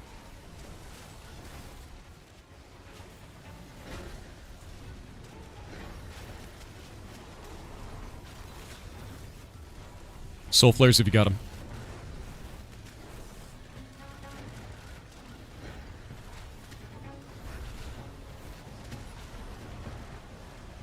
We're starting to recover.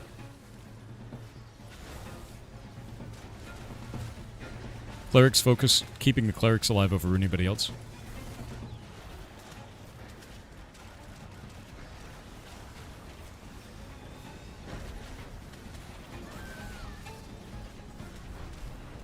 Get that thaumaturge down.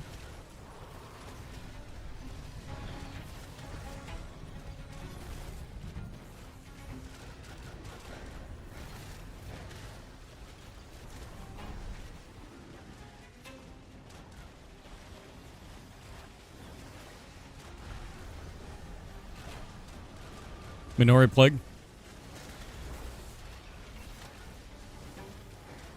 When you're making the call, say their name first. Allows them to move faster. Yep, no worries.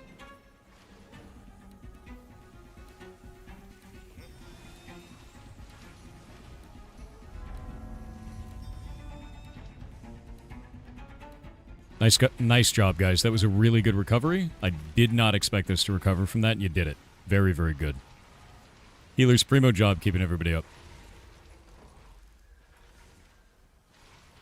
Yep, very good job. Do not take loot that is not yours. Do not be dumb. You will get flagged. You will ruin the raid. Everybody's got to move up. Everybody move up with me up here. If you don't do it, we're going to back pull. They're starting to respawn. We got to move quick.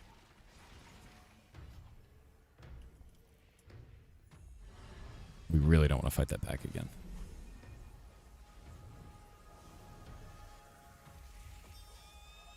It's all down to the healer's cooldowns right now.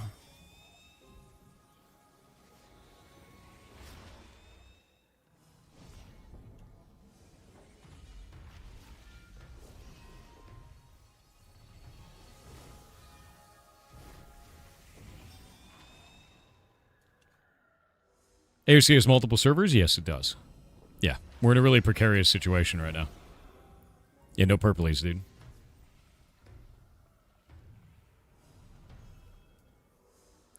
We are going to get respawned on, to be clear. We may not get that side room pack, but we will get respawned on before they finish, it seems.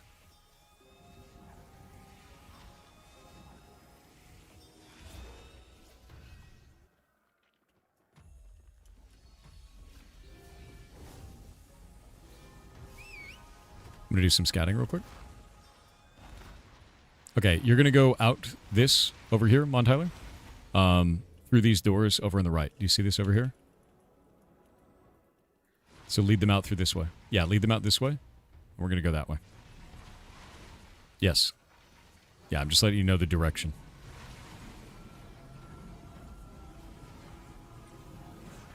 Yeah, if you have a red X on your character, that means the zombie poison is underneath you and you cannot be healed. You will have to move.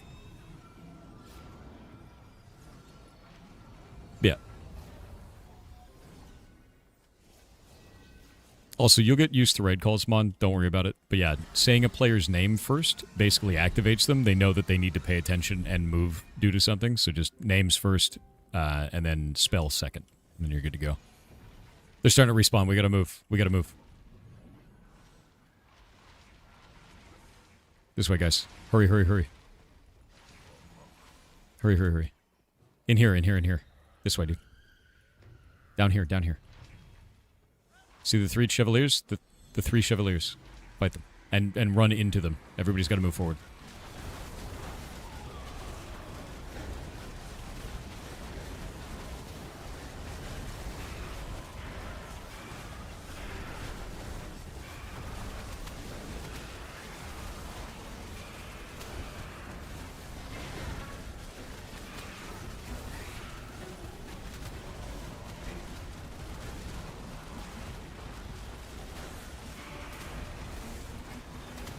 Sebastian, your pet is not doing anything.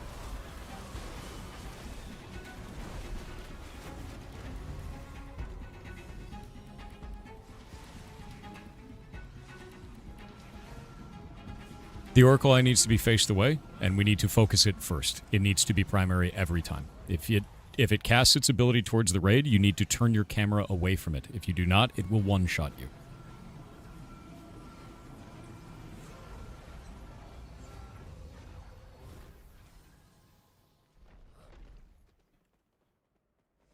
We can suppress, yes. Yep. Bloodshot Ocular is the first one that we have to kill. We can suppress through it. Everybody has to burn it. It is primary target every time.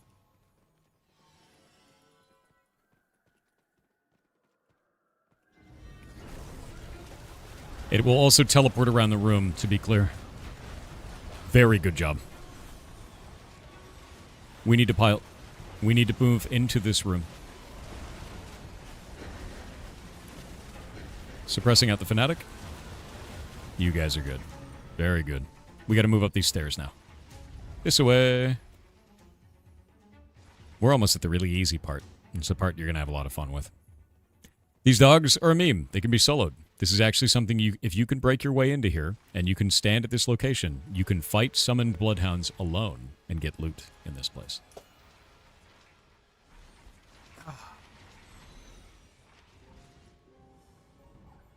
All right, so this room is really, really dangerous. I'm going to desummon my pet. I'm going to get on my flying mount. I'm going to show you what's going on in there. Sure. We're going to have ads running for just a minute, so we might have to wait for a minute. But you guys are very safe where you're at right now. There's not a bunch of bullshit there. There might be bloodhound dogs, and that's about it.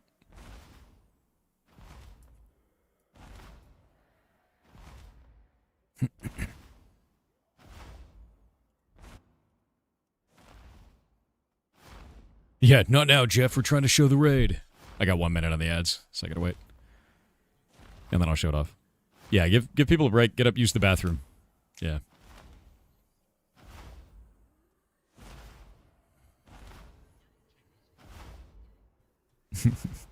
Yeah, this room is really cool, and you guys will have a boss in here called the Tormented Invoker, which is really, really neat. And I'm going to go look him up on Ash's Codex to see what he drops in. He's a fun one. I don't know if we have to use the same strat before. We had to safe spot him last time for all the ranged players, and then the tank would just tank him. But he's kind of a bitch. He hits really hard. Let's see if he's like that still.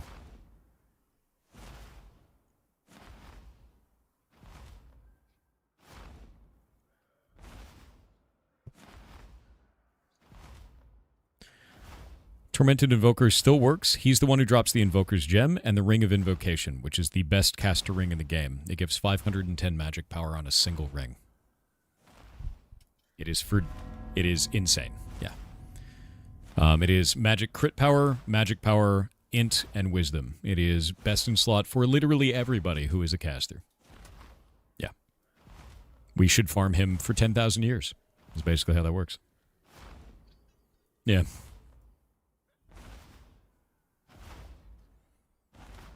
Yeah, everyone's saying mine and dibs. Yeah. So, okay, so now that we're back from the ads, just if you guys want to look on my stream, you'll be able to see this. But basically, when you come inside, we're going to be going to the left, and there's 3 infected zombies here. This is the worst thing in this room. These are awful. We have to focus fire them. I would say kill the orange one first, because he's low, so he's level 27, and then there's a level 28 one. And it looks like the last one is level 28 as well. So kill the 27 first, then choose the 28. Then we'll rotate around the room over to this side. You will kill the Bloodshot Ocular. The Ocular needs to be pulled away and killed immediately. Then, the group needs to position itself up near these walls over here, and we fight the Tormented Invoker. We don't want to pull anything else in the room while that's going on. In the center of this room is kind of like a Harry Potter scene of 2 guys fighting a magic duel against each other. And it looks like one of them is despawned for some reason. I don't know why. But yeah, they have like a little wizard battle on this center dais here. There is a chance that you pull these sided fanatics, so a safer route is to pull these sided fanatics in the center and then pull the boss, but you can also just kind of go all the way around the room and go to the back of the room and fight the Tormented Invoker. When we do get to that position, we can basically just sit the raid there, and every time the Tormented Invoker respawns, we can kill it, and every time the Bloodshot Ocular respawns, we can kill that as well. The Ocular will wipe the raid in 1 hit if you are facing towards it, and the Invoker, I don't believe at the time, had an AoE, because we all stacked on each other. So they may have changed it, but it didn't at the time. And that thing drops, as I said, the best ring in the game. What's up?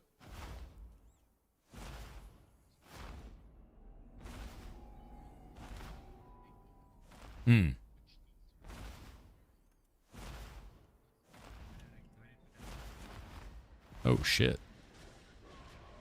That's new. That just immediately killed all of you. Yeah, to be clear, the boss needs to be tanked away from the group because I believe it has life drain. But we now have suppression, which actually gets rid of life drain. At the time, we didn't really have a solution for that. So Summoner is allowing us to fight these to greater ease. Yeah. And that's it. But the left side is what you do. The zombies are the hardest part of the room, and then it's clear sailing and free loot. You want to pull the zombies out, by the way. Do not fight them in that room. That just leads to hell.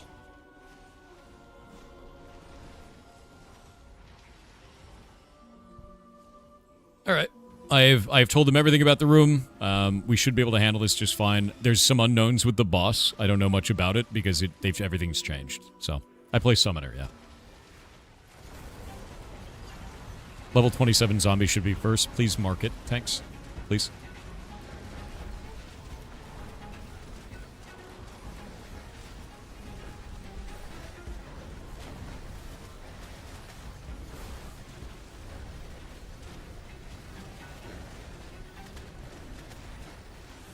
One zombie done.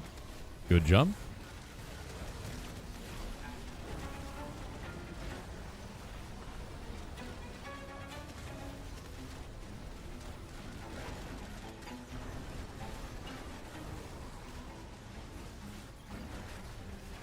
Good. 2 zombies down. No, my pet. It's Edge.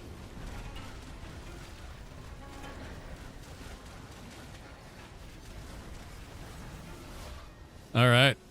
Good job, guys. Don't go down this. Wait, don't go down the center of that. You were walking through poison. Go down the left side of the room, guys. Come on. Don't stand in the poison and then back up. Go through it. There you go. What are you doing? There you go. There you go. Along the left. Yeah, I know it tastes like glue, but don't eat the poison, man. It's bad for you. Okay, you can come up here. Before the Ocular's cone was actually a flat plane, so we were immune to the Ocular when we were up on top of these platforms. This may still be the case, or they may have turned it into a cone. I don't know yet. Either way, if that boss pulls, you need to jump down off of here, because it will kill you. Kill the Ocular. Silence it. Burn it, burn it, burn it.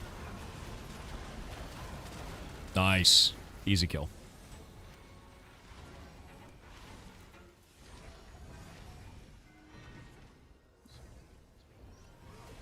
Chain it. DPS it with range. Do not use your pets. Passive your pets. You don't want them running over there.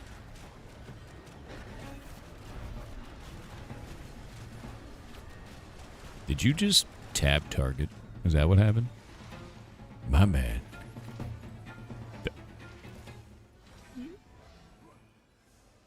Don't worry about it there. It's fine. This is the boss. This is the boss. Interrupt it. Get away from each other. Plague vomit is the thing you don't want to happen. Suppression, please.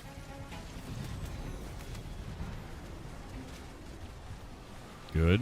Rotate those suppressions. I got mine out now. And that's free loot. Loot it. By God. There's the recipe. That's the recipe. I'm going to need that. We're going to get it over to the guild bank. I also don't know what that is. I don't know what a torn challenge petition piece is. I believe before there was a fragment of something that was part of a puzzle in here that no one knew what it was. So we needed multiple of those to do a thing. But yeah, we basically live here now. This is our home. Feel free to loot and kill everything in this room as long as we get to the back of the room over here.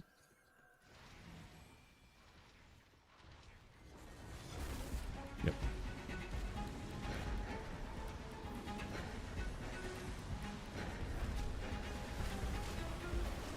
Yoink.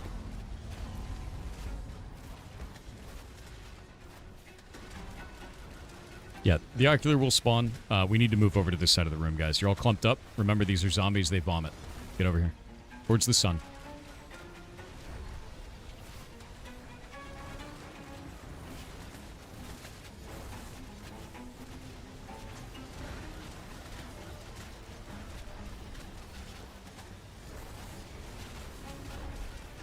Good job. There you go.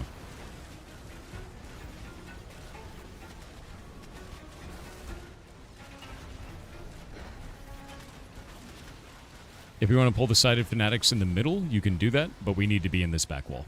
We have to come all the way over here. Ocular's up. Kill it. Suppressed. Very good. Very good. Come back over this way, guys. Over this way. We really don't want to be on that side of the room. And these stairs are ours now. We live here. Welcome home. I know Brinebarrel was cool, but, you know, this is cooler. So. Yes, we do not want to pull that back. We can pull the back in front of us, the sided fanatics, but you want to pull them off to the right side where you're currently at right now, Mondialer. And that's it, dude. We just live here now. Welcome home. Farming time.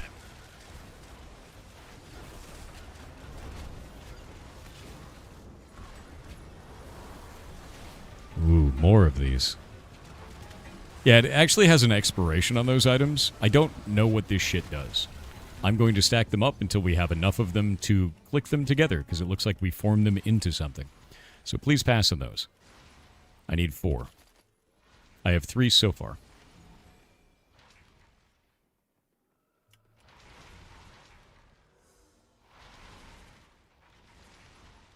But don't worry about it. We can kill them very fast.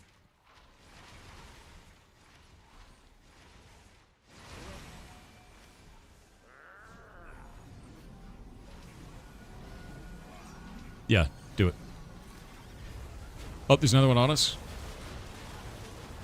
Sided fanatics back up. Easy peasy.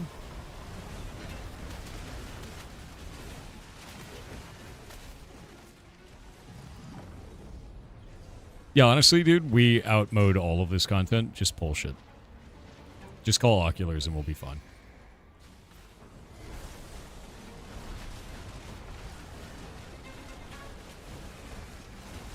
Alrighty. There we go. And even the alpha price will reduce going to beta. I think it will reduce until they launch the game. We know that much. Because it's going to be no box price at launch.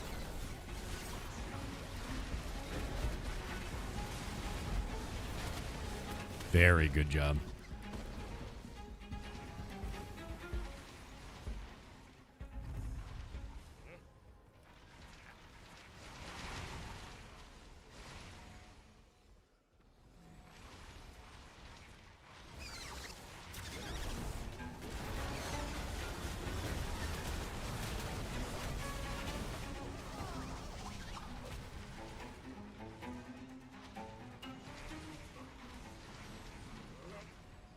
I believe...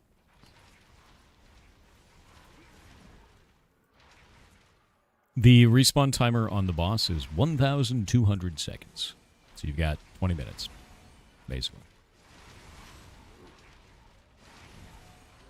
Yep.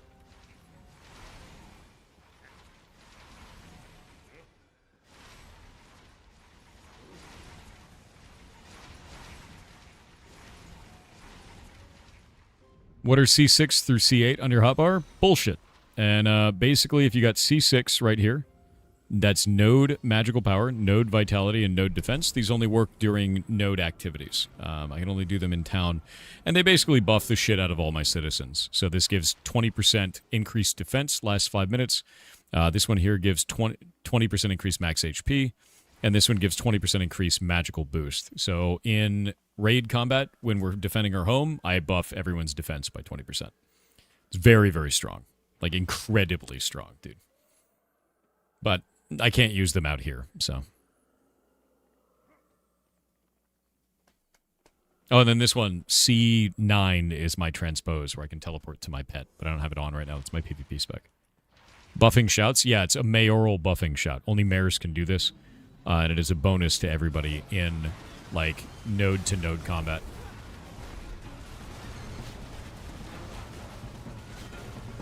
Those things are scary. Dude, I'm gonna be honest with you, Carfin's kind of a bitch now. Like, when we used to fight in here, it took a 40-man, and those would take, like, a full minute to kill. Like, this is so easy comparatively. They made it looks like they retuned it as an 8-man dungeon. Yeah. Forge. It might be a 16-man. Yeah.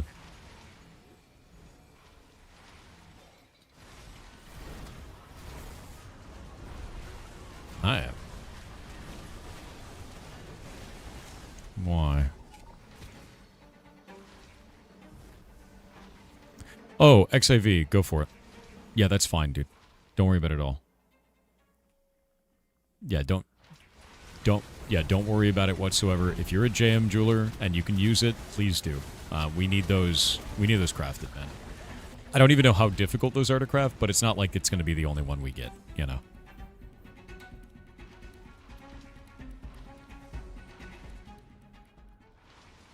Pretty easy. Yeah, the Invoker's Gem comes off this guy, so. You know, like, as long as you make one for me, right?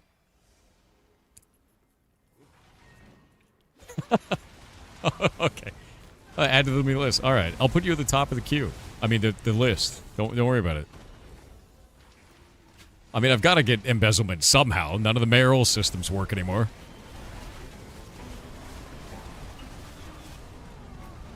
How am I supposed to be a mayor if I can't embezzle, dude? Yeah, dude, it is. Yes, it is the 32-man need if the ring drops, because that shit is insane. That is best in slot for everybody. It's like wearing another weapon, man. Shit's insane. May the best bard get out of here.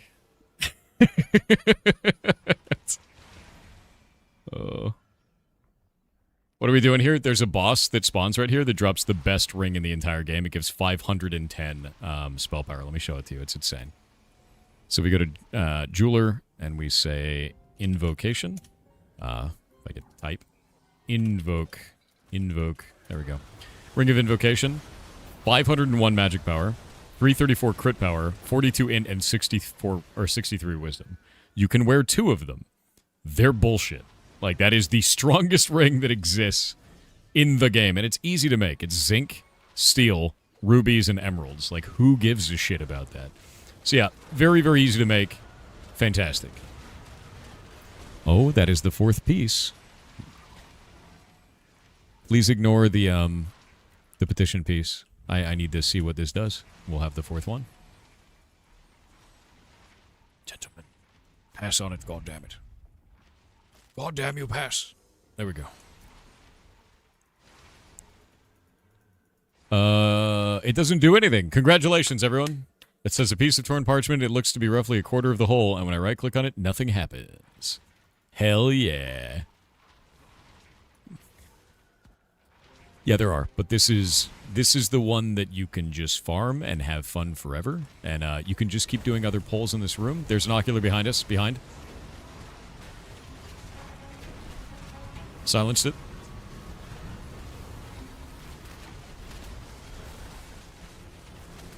Yeah, this place is just free money, dude. Like, it's just free loot, free money. Like, just, you know. We can live here. We could call it a home, Mondiler.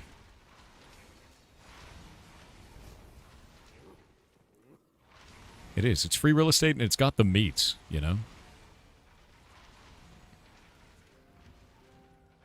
Yeah, I think it'll be a 16-man. I'm not making you hungry. The environment is. I mean, look at that floor, dude. It's fresh beef.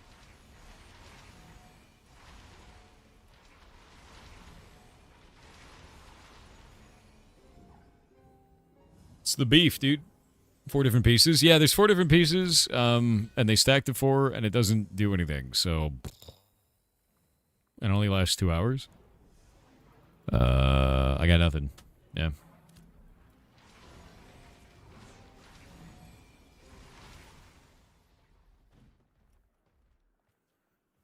We could keep climbing the tower, because I remember before, I'm pretty sure these fragments used to power a teleporter.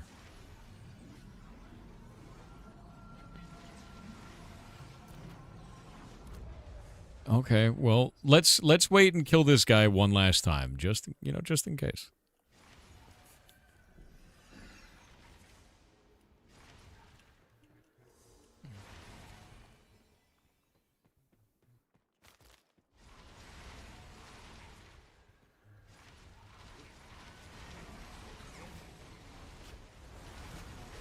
The horror. Incoming.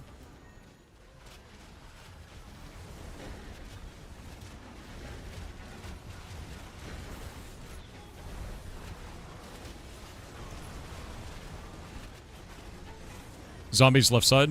They're going into the back line, dude. Spread out, guys.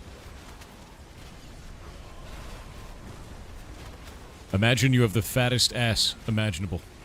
You cannot be near your allies. Your ass is simply too fat. This is the only strategy that matters.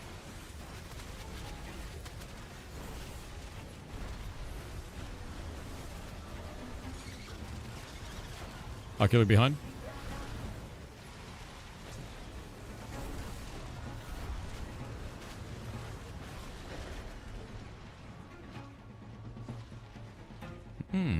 Bright Grove. The hell is that shit?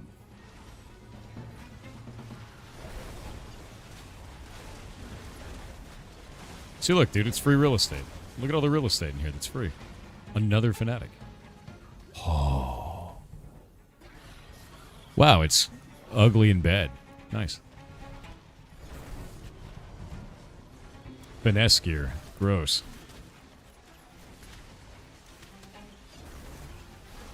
I hate finesse. All my homies hate finesse.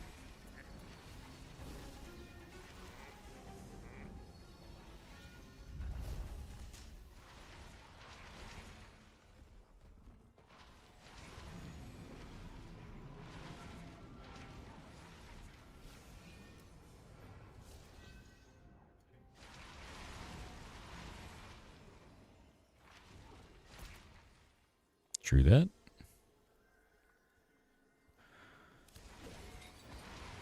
Yeah, if you'd like to go out of this place, after we kill this next boss, I'll take the flying mount and go do a scouting mission to see where it goes to and see if these items actually do anything. Because I don't know if the rest of the tower is accessible.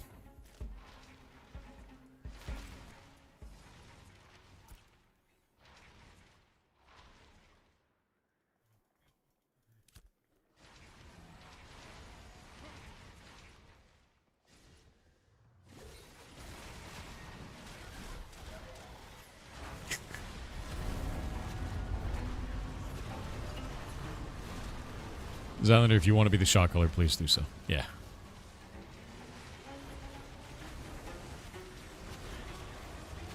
Phoebus is going to lose his mind. There's a bunch of people in the raid that are just like shot calling all at once, and it's like a cacophony of voices. And Phoebus is like, one of you needs to be designated shot caller. And then called that dude, and then somebody else did a shot call. They're still learning raid comms. They're learning like comms discipline and stuff. Like, because a lot of people, this is their first social sandbox MMO. Some of them, it's their first MMO ever. And like comms discipline is just, it's just not a thing for a lot of people. They just don't know it yet. It takes time. Yeah. Everybody gets excited. They want to call the thing.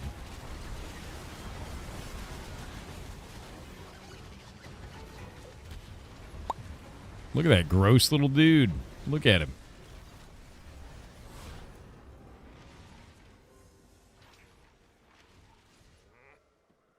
Yeah, shot call party, dude.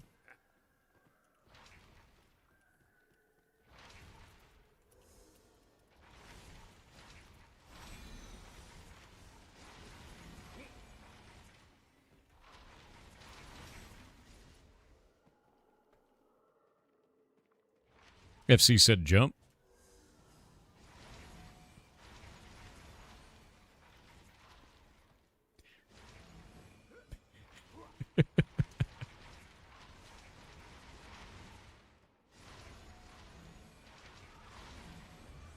God damn it, I'm not an AI, I'm a human.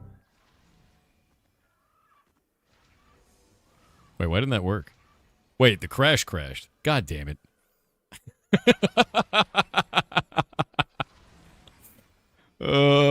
Dude, everything's broken. Whatever. I don't want to talk about it. I don't know how that shit happened. It's too late, dude. Now my game's my stream is as buggy as the game. Let's go. It's spreading. My error message is errored. Actually, is it broken? Let me go. Is it crashing? For real? No, it's not. Just didn't want to do it. Yeah. Was I a WoW dev? No, dude. Like, you can see my whole work history if you do exclamation point jobs and, like, everywhere I ever worked and everything like that. Spent a long time in QA, then I was offensive security. But yeah, you could read it all in there.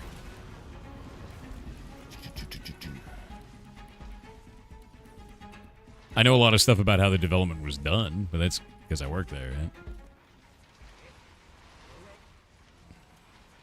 Doot.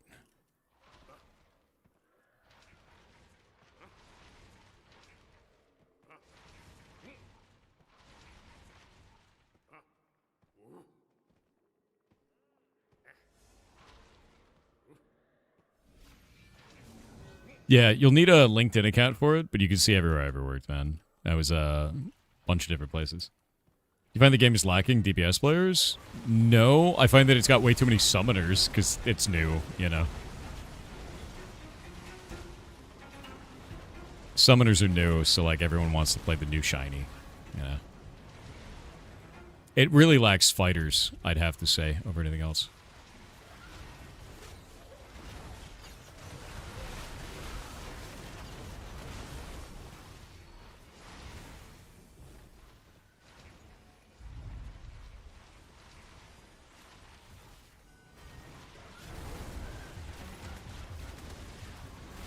If you don't do shot calling right, Phoebus is going to crash out, and he'll rapidly approach your location. It's terrifying. Gotta do it. He's right there. He's in the walls.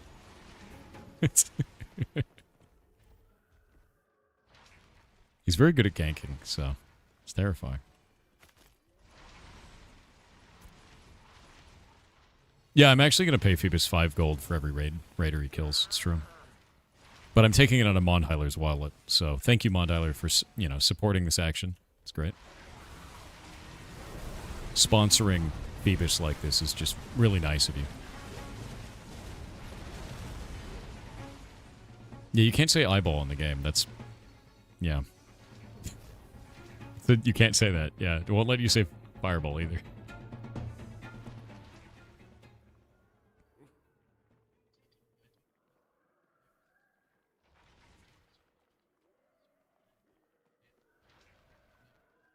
What did you say?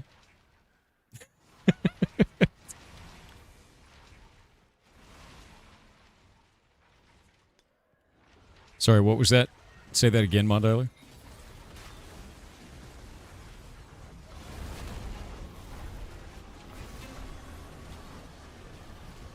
Yeah, you're gonna have to speak up, bud. Didn't hear you.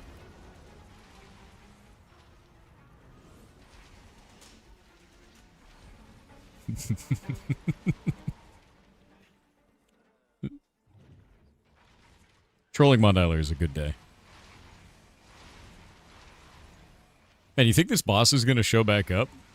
I mean, I wouldn't with this many people waiting to kill me, but like, Jesus. Yeah. Dude, I bet he spawned, but he's under the floor. Oh, there he is. He was actually under the floor. He crawled up. That's awesome.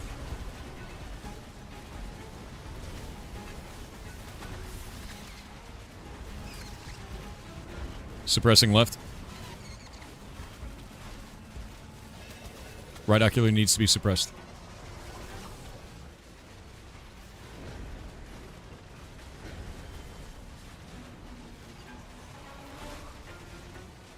Meadowborn.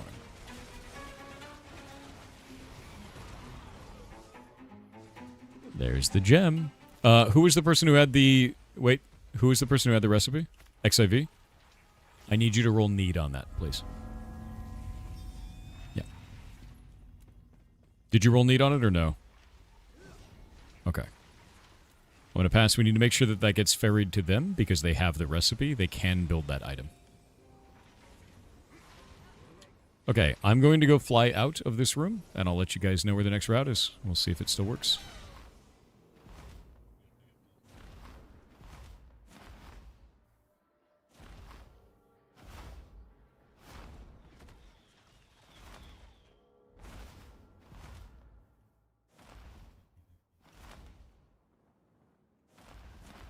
So this isn't doing anything. I thought there was like a place to teleport up, and I can't remember what the hell this thing is.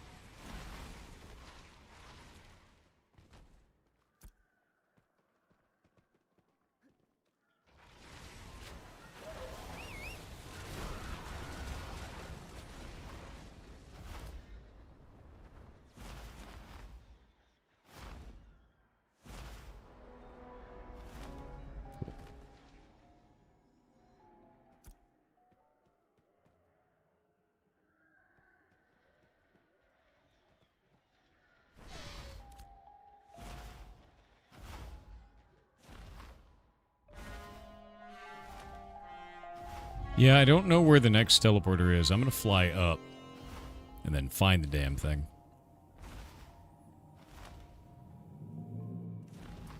Because we've been up here.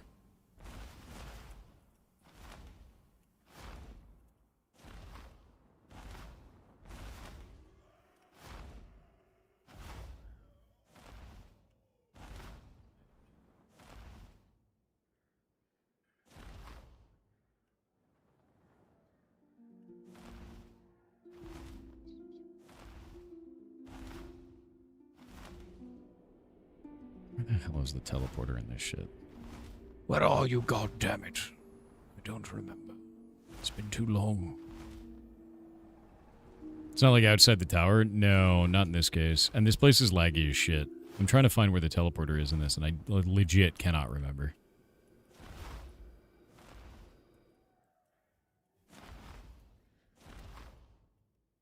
There's the weary constructor.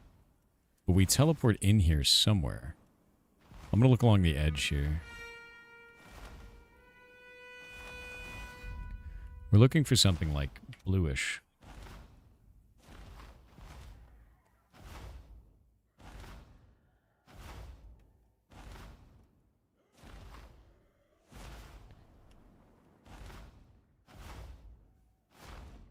Why is one of you bad? Why do you have purplies?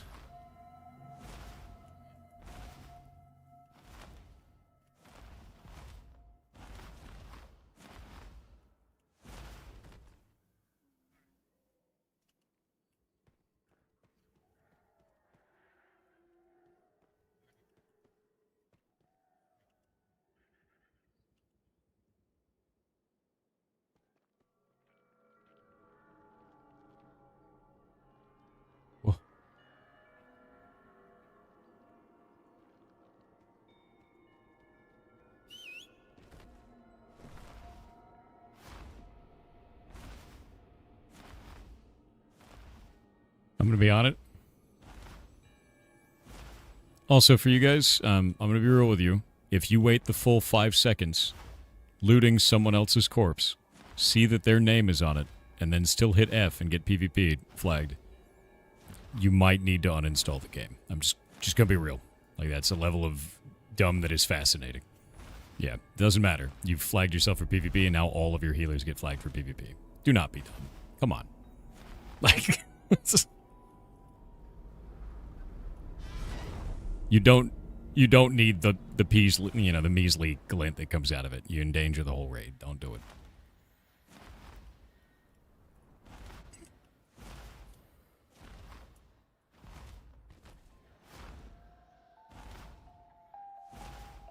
His reasoning was, well, that guy's permadead, so I should take it. It's like, dude, you flag for PvP when you do that. It spreads. Like, don't.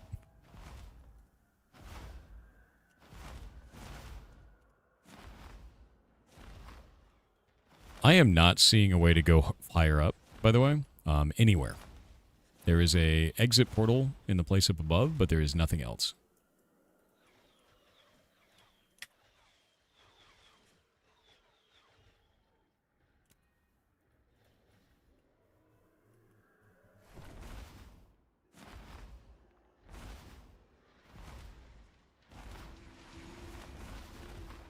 Yeah, because, like, it...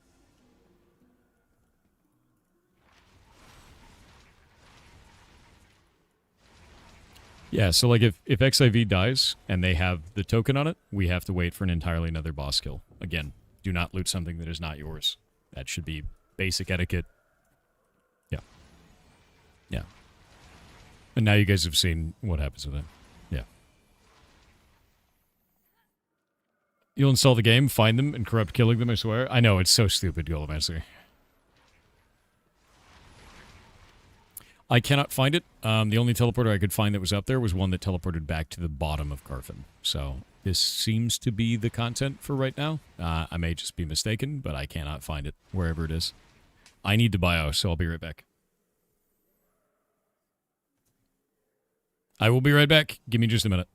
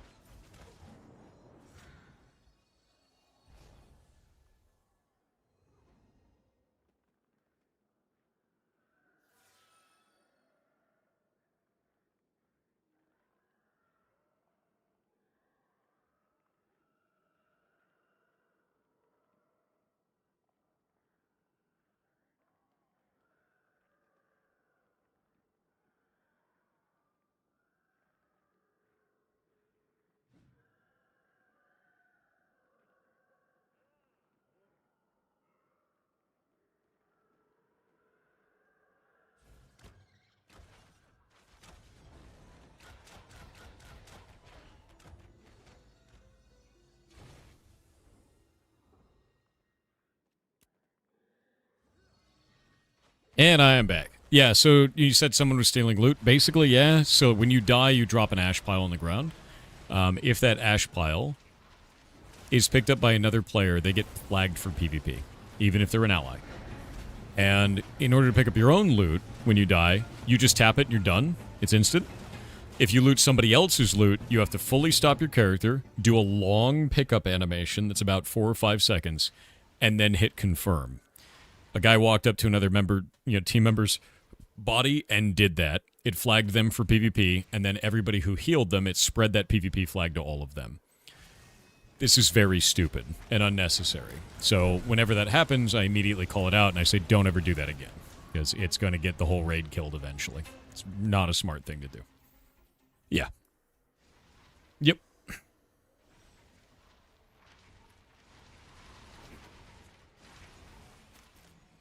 Hey, free glint. No PvP allowed. We're in a raid, like inside of a dungeon in a PvE area. We don't want to be PvPing people right now. It also causes problems sometimes with healing, causes problems with other people, they can't defend you, like all kinds of stupid shit. We just don't want that to be a thing. If we're doing PvP, we're PvPing, right? We don't want to like accidentally flag half the raid and then die. It's dumb. Yeah. Did you eat food? Maybe. Hightail post parroting? What?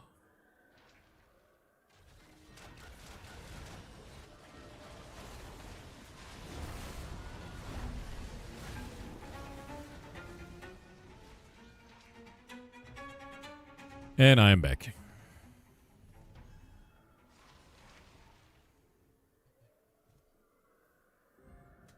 I don't think you are, Mon Tyler.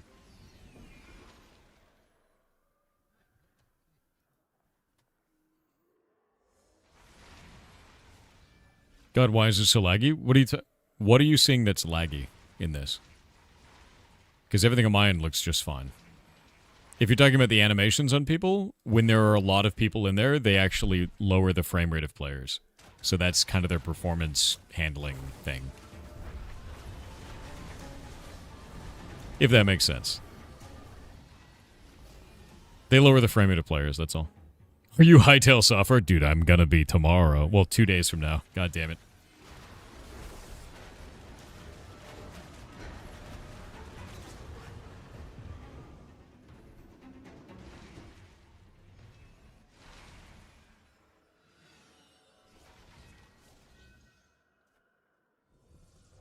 I'm so excited. You have no idea, dude.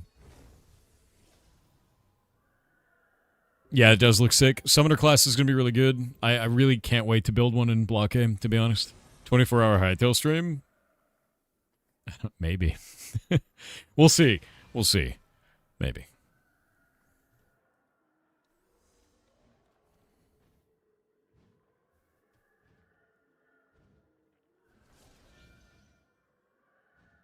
You're playing it as well? Yeah, I'm really excited for it. What's the next class they plan on making? In this, the classes are done. All of them are finally in.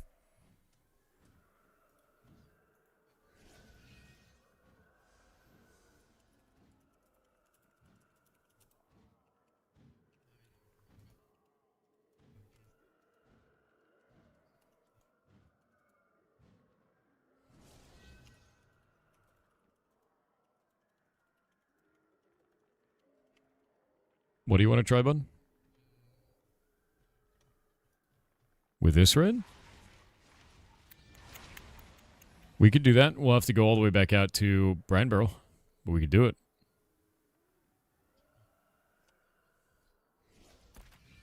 Oh, that one, not Kumant. By the way, there is a very good boss to farm out here that is not this one. But if you guys go to the east from here, there's a boss that actually drops a bag that is the same size as your current bag, which is kind of cool. So, it's the same size as the Sanctus resource bag.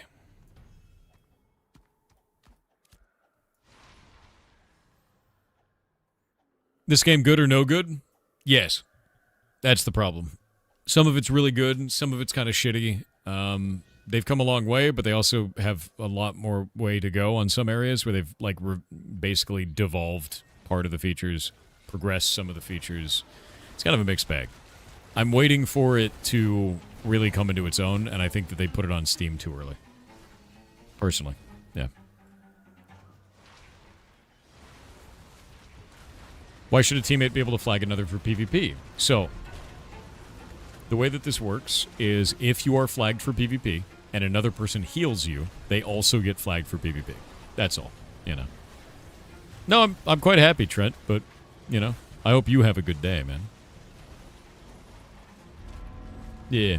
Sometimes good, sometimes it's shit. Yeah, for this I think that they've got a long way to go for stuff.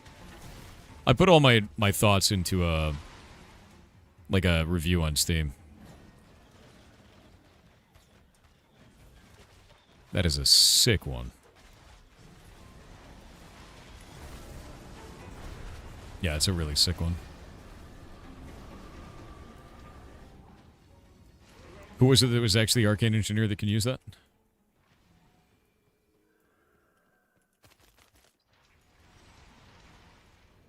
Okay, I will have it in the guild bank then.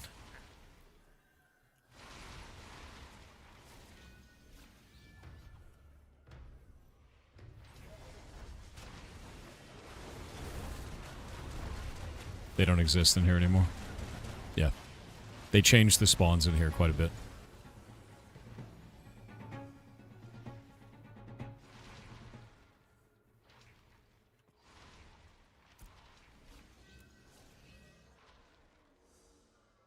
Yeah, all these guys actually do drop stuff, but I don't know where the next teleporter up is. I have no clue. So...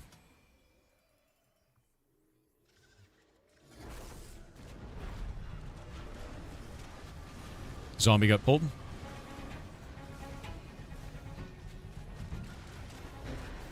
Never seen this before? Is it an MMO? Yeah, it is. It's in alpha. It entered early access on Steam. It's got a long way to go. I've been playing it for about 2 years. And that's about it, man. Like, we've just been slowly chewing on it. I've been giving feedback and trying to make, you know, the game better over time. And it's kind of in a rough spot this time, and I gave a lot of very critical feedback to the developers this time around. Because I think it needs it. You know, you need someone to say that shit. Legitimately so.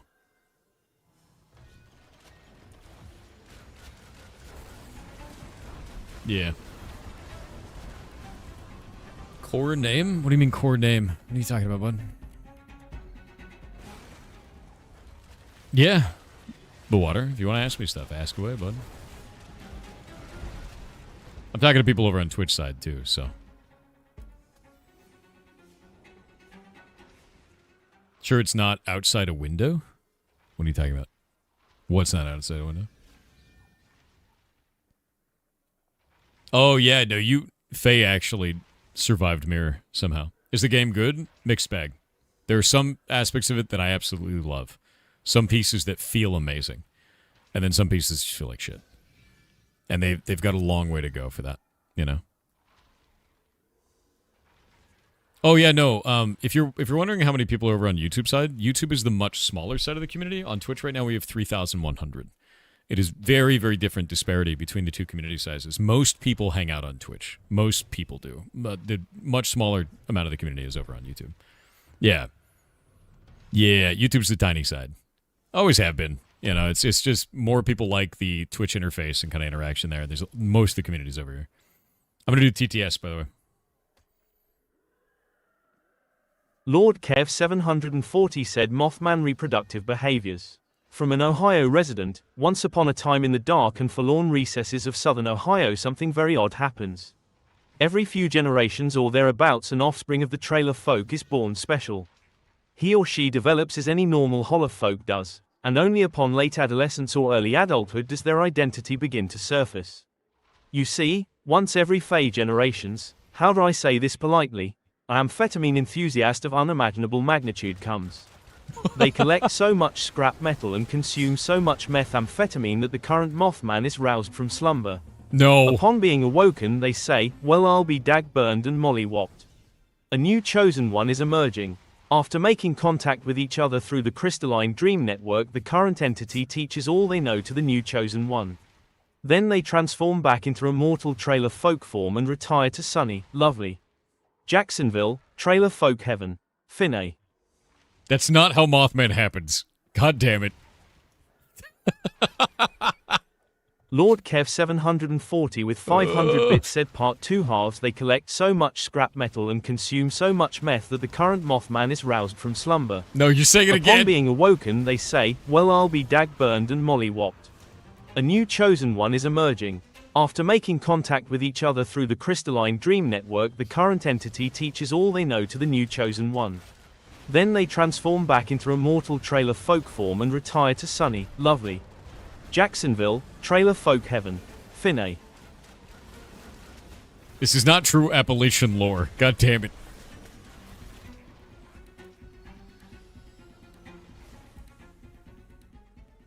Man, I sure do love all these petition pieces. Let me tell you.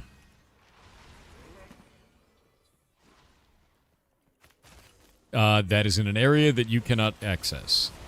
I had to fly there. You walk back out.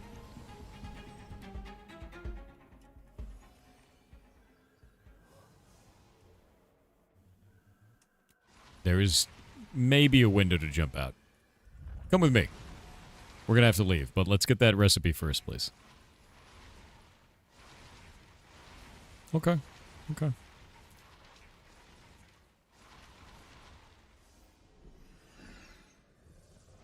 I will show you... I'll show you a fun way out. You want to have the fun way out? It's fun.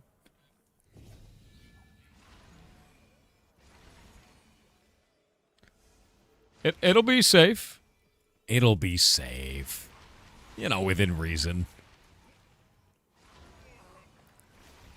It'll be safe for me, yeah? Okay, I'll show you guys the way out. Yeah, ocular is primary. Swap to it.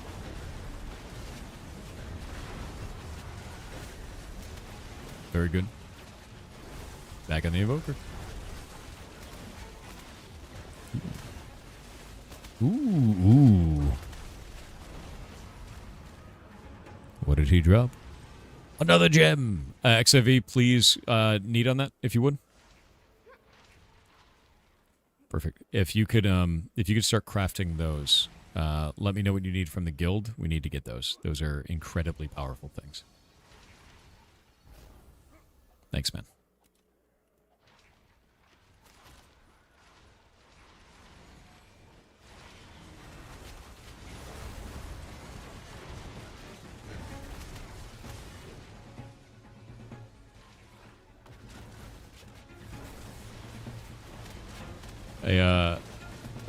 AFC. You want to go to the left. Zombies are lower level.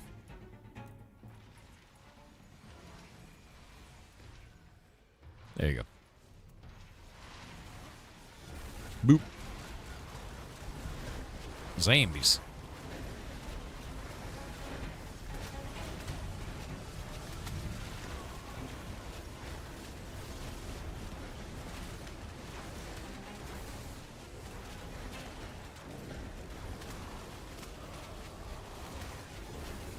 Tanks, you have lost aggro.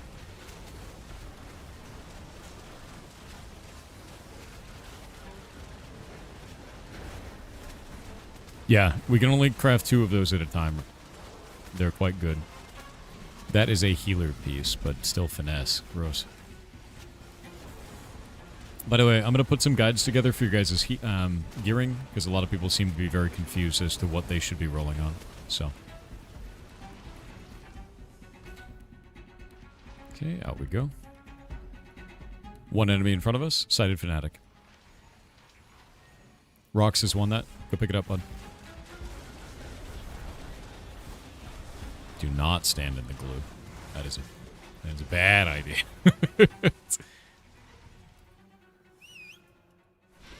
Well, they can't. Alright. I'm going to show you guys the way out. Just kill everything along the way. There's going to be 3 Sighted Fanatics there. I need to find the one that we need to jump out of. Well, it's not that one, let me tell you.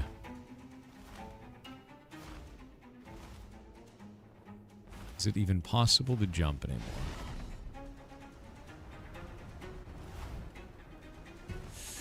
Yeah, I could see that working. We could do that. Yeah, we have bards. I've got a... I'm gonna give it a 50-50, you know? That's a chance I'm willing to take. I'll jump with you guys. It'll be fun.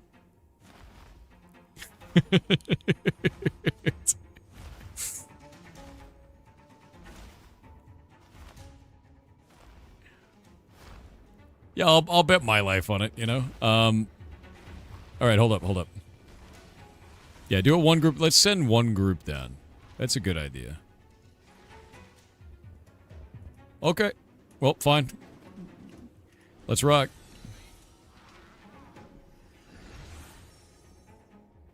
Wait until you have the gravity on you and then go.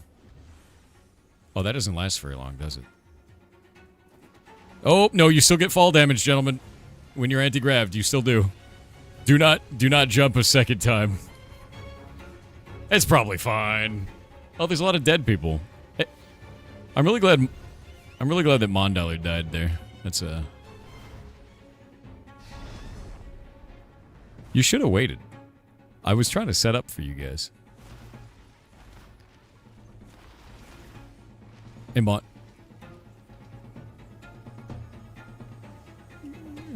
Hey, comms. Everybody comms, please jump off on your mount. Your mount will die. You will live. Become Yoshi.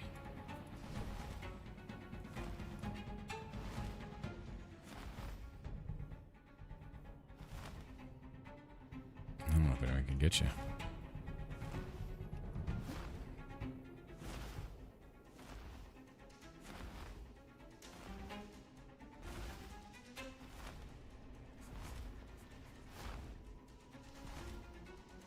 They're all just jumping and dying.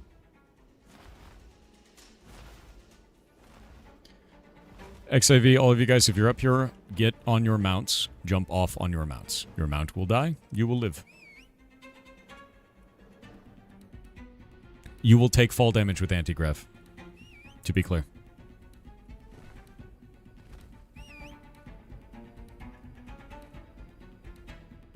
Back up. Yeah. There you go.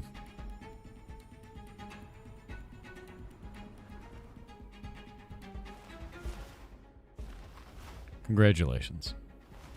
I know. You've got the really good loot on you, so I'm not going to let you die. I might let Montyler die again, though, so, you know.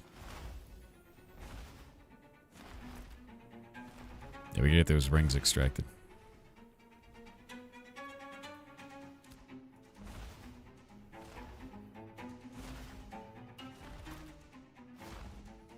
Let's go to Winstead and have people bank stuff. That's a good idea.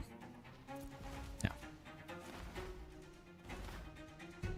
All right. Yeah, they're good to go. Yeah, jump off a mountain. Would you do it? Yes. Yeah, wait for anti-grav spell, you fool. Exactly.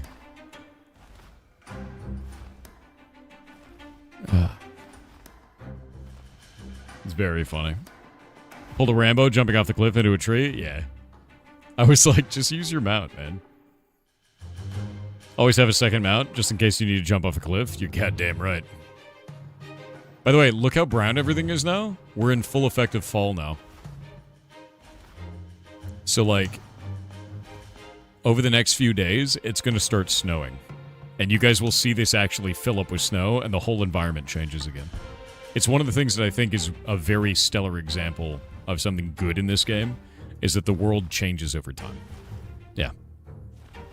Does that have gameplay impacts? It's supposed to. Right now, it doesn't. I mean, it changes... I'll give you a really weird example. When you are obscured by a tree... Watch this. See how my nameplate just disappeared? And see how it just popped back in? It does that for everyone. So if you're obscured, if your model is obscured, other players can't see your nameplate. So you can hide in brush. And in the winter, there's no brush. So that shit goes away. Like, all the leaves in the trees fall off, it becomes very hard to hide in PvP, and it's much easier to spot you. So, like, general environmental cover does change, if that makes sense. For now. And then eventually they want to do other stuff. Yeah, I do think that is dope. I agree. I think it's a really cool part of this game.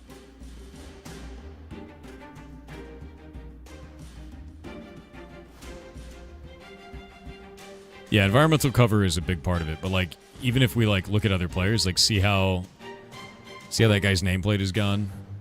If like I don't think this one actually is cover. That one has no collision. Let me see this. Like that guy right there. See that? His nameplate actually disappears. So any cover will do that. And you can chop down trees to make the environment like more dangerous. So you can change your cover in the environment by chopping trees and doing all that stuff. How often do seasons change? Every 15 real-life days. So we're at 11 days until winter, full winter, which means we're already 4 days into fall. So over time, over the next, week or so, it's going to get more and more snow down from the mountains. You're going to see it move down this way and cover the whole land. Yeah. It's really quite neat. I love that feature of this game. I think the world building in this is perfect, but everything else is really scuffed.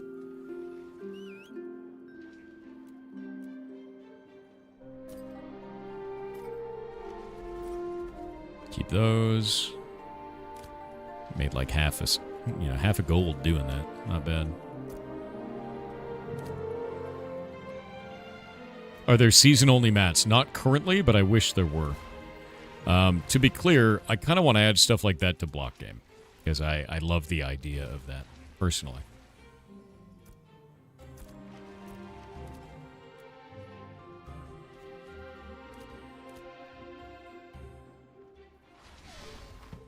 The good aspects of the game give you hope that they can follow through? Yes.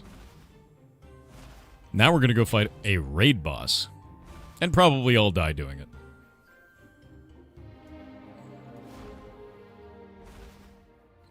Ladies and gentlemen, boys and girls, put all your shit in the bank and repair. It's going to be important.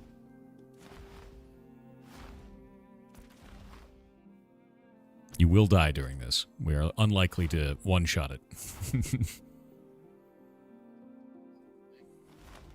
What book is best for Summoner? To be honest with you, I want to use a wand.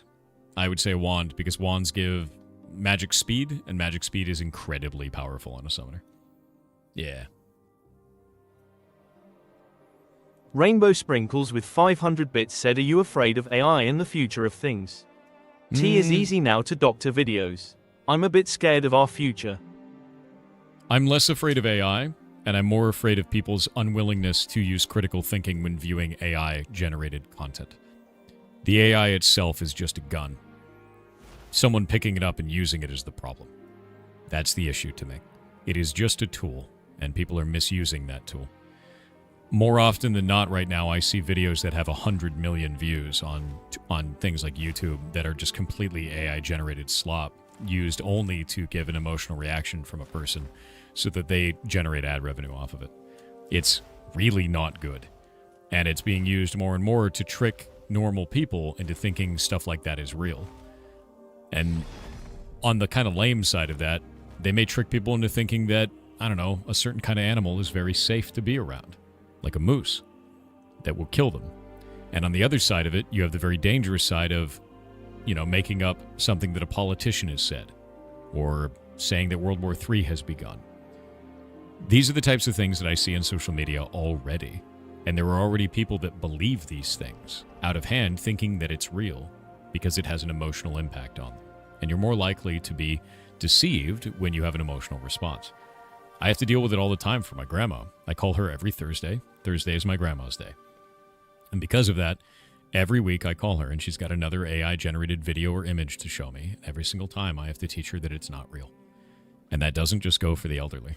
That's becoming a younger and younger and younger gap as AI advances in how it can portray video and images and media in general. Yep. If they threaten a politician, it'll be regulated real quick. How about all of those videos out there that show that different politicians say things when they don't? And to be honest with you, this isn't new. That type of propaganda isn't new. Go look up how many times different world governments have used footage from Arma 3 to say that their military is fit for fighting. A shitload of them have. They show footage showing, look at our military, it's so strong. Look at our planes, they're so strong. And it's footage from Arma 3. This happens a lot. It's like dozens of countries have done this. So, like, this isn't new. It's just better now. It's, like, way stronger now. Yeah. So I think that's the biggest problem, man.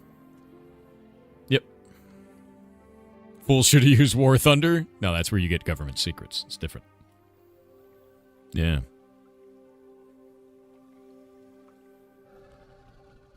Napoleon was never short. It was French propaganda. Maybe it was. Maybe he was 10 feet tall. Maybe Napoleon was actually a giant and the government's covered it up because they don't want you to know that giants are real. Maybe Napoleon was an ice cream. Wait. Napoleon ice cream. Definitely not Neapolitan. It's all coming together, dude. It's all coming together, dude. That's right. I know the truth. You can't fool me. Napoleon was a cake? Goddamn. This guy still believes in cake. The mood armor.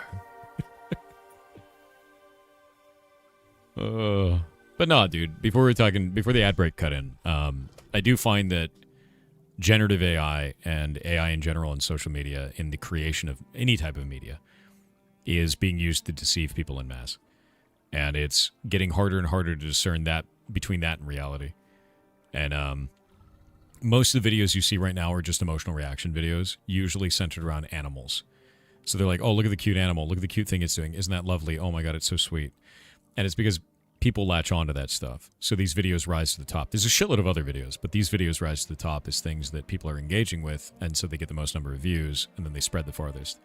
Rabbits on trampolines, raccoons being afraid of like a Halloween decoration, or like a raccoon and a cat, you know, loving each other and being raised together, or like a wolf saving its puppy from its like wolf pup from an avalanche, like all kinds of shit like this, dude. And I see them everywhere. They're constant. And the problem that I have with this is some people incorrectly believe no one would be fooled by that. That's obviously AI. And that's not the case. Most normies cannot tell the difference between AI and a video like that. And a normie is a type of person, like an actual normal person, turns on their phone, looks at a couple of posts, and then goes back to their life. And they're absorbing this fake information immediately. They share it with others over Facebook. They show their family members. And it takes a person who's terminally online, like we are, to go, hey, that's fake. And there's going to come a day where even terminally online people cannot tell the difference. Think about the difference between Will Smith eating spaghetti a year ago and Will Smith eating spaghetti today, AI generated. The difference is dramatic. Like, it is actually dramatic. And there's going to come a time where you actually think Will Smith ate that spaghetti because you won't be able to tell the difference.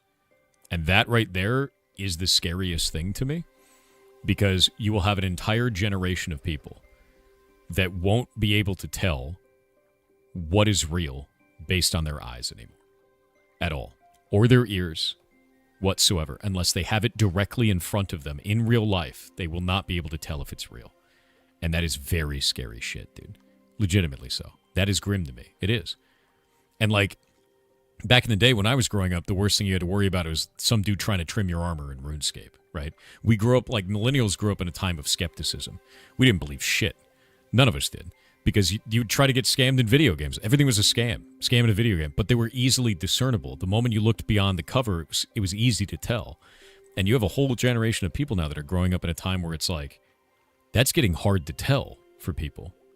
Like, some of them can't tell anymore. Some of them just, you know, they just can't. And, like, that's going to get really difficult. One of the things that I did in this kind of realm is my grandma's got a rule now. If she ever has someone call her and she gets upset at all, and they're saying anything about me, like saying that I've been, you know, arrested or anything like that, she has to hang up the phone and call me immediately. And the reason why is because people can AI generate my voice very easily. They can lie on the phone like that to try and get money out of her, and people have tried that before. They've told her that I was arrested, and that she needed to wire money to them because they were part of the highway patrol for the state, which is just not true. And I walked her through going and sending in like a police report and everything like that for that. And she did it. And a number of other elderly people in her area had gotten hit as well. It wasn't just her. It wasn't targeted, right? But this is the type of thing that's really kind of scary, man, is like you have to think about that stuff. And like since I have thousands of hours of me online, it's pretty trivial to go and make an AI-generated version of me or my voice. How do you disprove that? You kind of don't at that point, right? The moment someone gets real pushy, sets up 50 freaking firewalls in your head, yeah, you know. Say there's an AI voice changer out there? There definitely is. Like, there will be of me. And one of the things that I have with my bank is they're not allowed to do any transfers over a certain size unless I'm physically in the building. Like, when I do payroll for the employees, I go to the bank. And I do it there. Because I can't trust that shit. If we do it over the phone or if we do it through, like, an online source, if my shit gets compromised, that's a problem. Thankfully, I have a bank close by, right? But, like, that's the kind of stuff you have to think about with that is, like, someone could just AI generate my voice easily because of all the samples that exist and just be like, all right, we're just going to do it. Yeah. You've seen Thor AI voice singing songs in ThorChan 100%? Yeah, no, the ThorChan channel on Discord has that. People do it as a joke, and it's like, got to kind of think of the shitty stuff that could happen with that, dude. Yeah. Wait, what's up? You seen a video with your face and voice on TikTok talking about things you usually not talk about? Can you link me one of those? Is there AI Thor on freaking TikTok right now? Are you shitting me?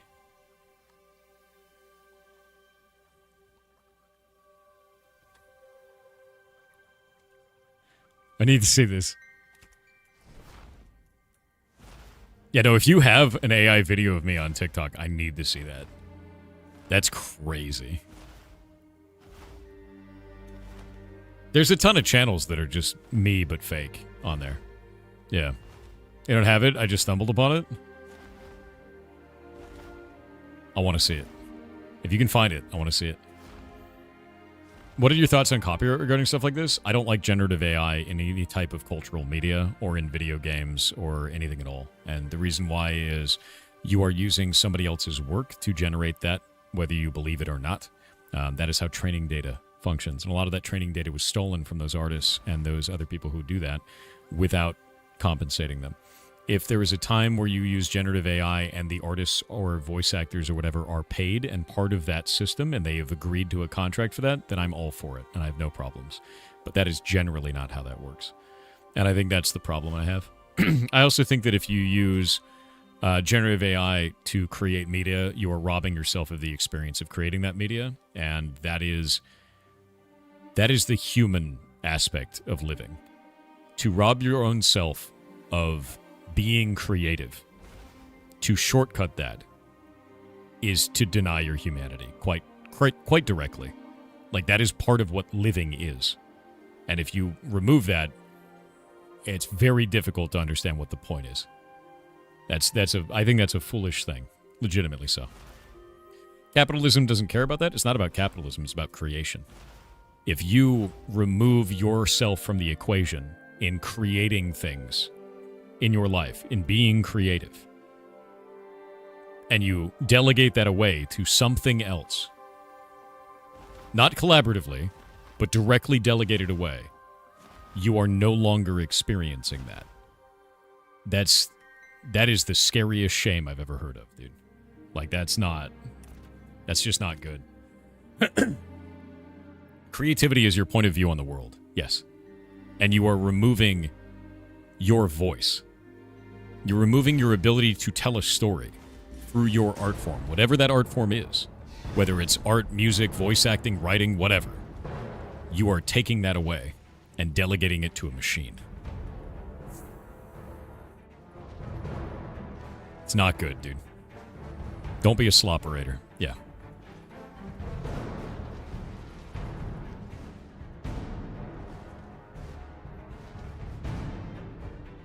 Do you have any tips to get the creative juices flowing again? There's a game that you can play that I think is phenomenal for that if you ever feel like you're burnt out.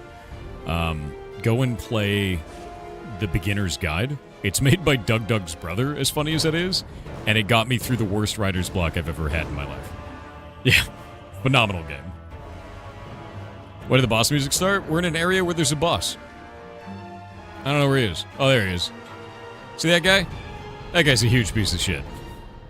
That's a scary boss.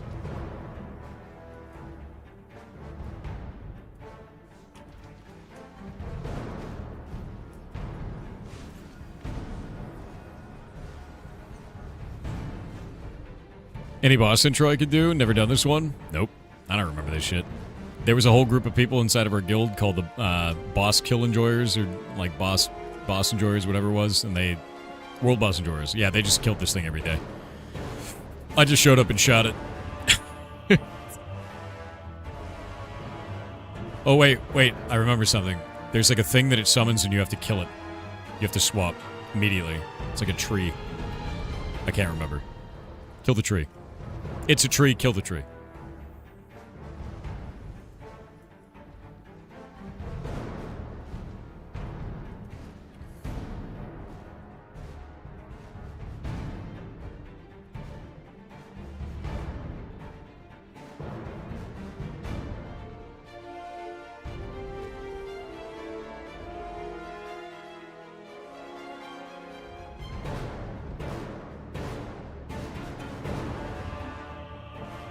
Almost everything is a derivative of something made previously. Derivative is different, right? Derivative is you're taking your own world perspective. You're siphoning that through yourself and your experiences, and then you're making something new by innovating and iterating on those experiences, pulling that as the original source. When we're talking about AI generation, you are excluding yourself from that process. Instead of being the one that actually comes up with those solutions, you are invoking a prompt that then produces a result and selecting from those results. That, in and of itself, is removing a very large part of creativity from the process of creating that work. That's the problem. Yeah. And the result is failing. Comparatively, the result is diminished. And you're also not learning as much by doing so. And you can do it if you want to, but if you do, I'm going to be real with you. I feel bad for you. If you are doing that, I feel bad for you. Because you are missing out on one of the greatest reasons to be alive. And that is to be creative. And to leave your mark on the world with your unique vision of it. Yeah.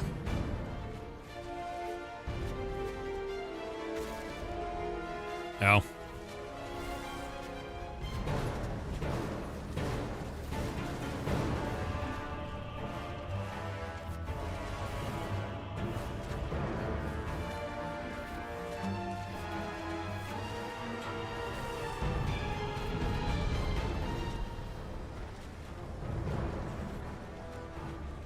Spirit Wolves. Spirit Wolves gotta die first. They will blow up. They will kill everyone.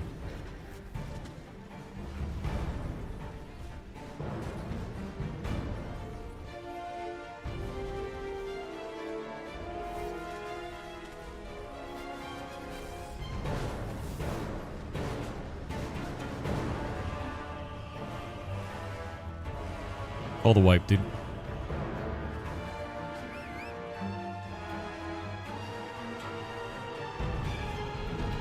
Cool game.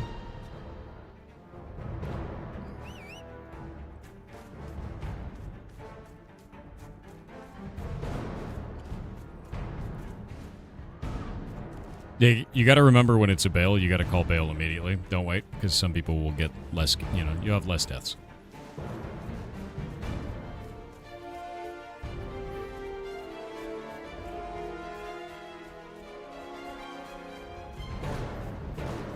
We did, yeah.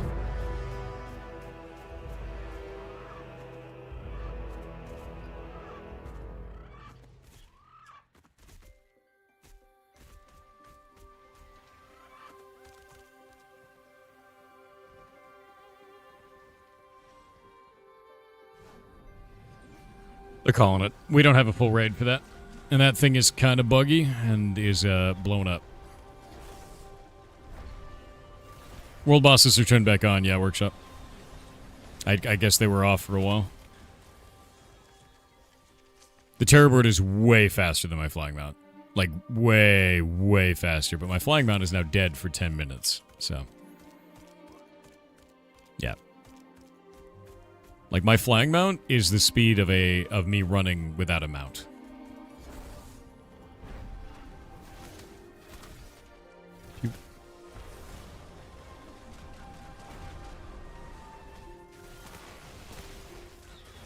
Yeah, one of the things that I would say that AI is very good for, to be clear with you, instead of using it for replacing yourself in creativity, use it to teach yourself a skill.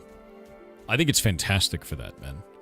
Like, it's really good to break down a concept or idea into a form that is easy for you to understand based on your unique way of learning things.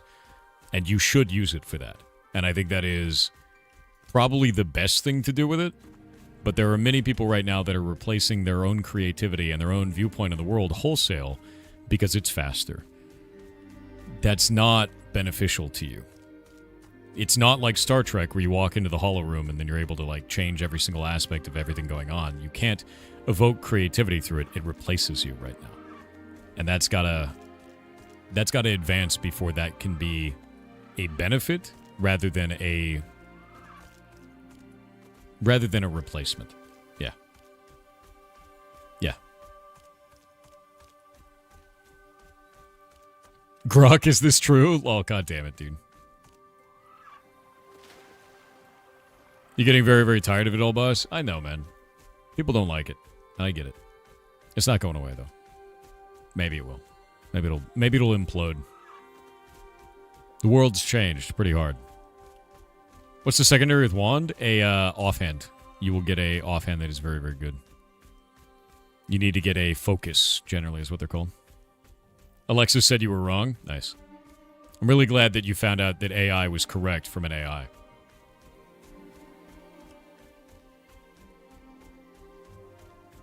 Definitely a good idea.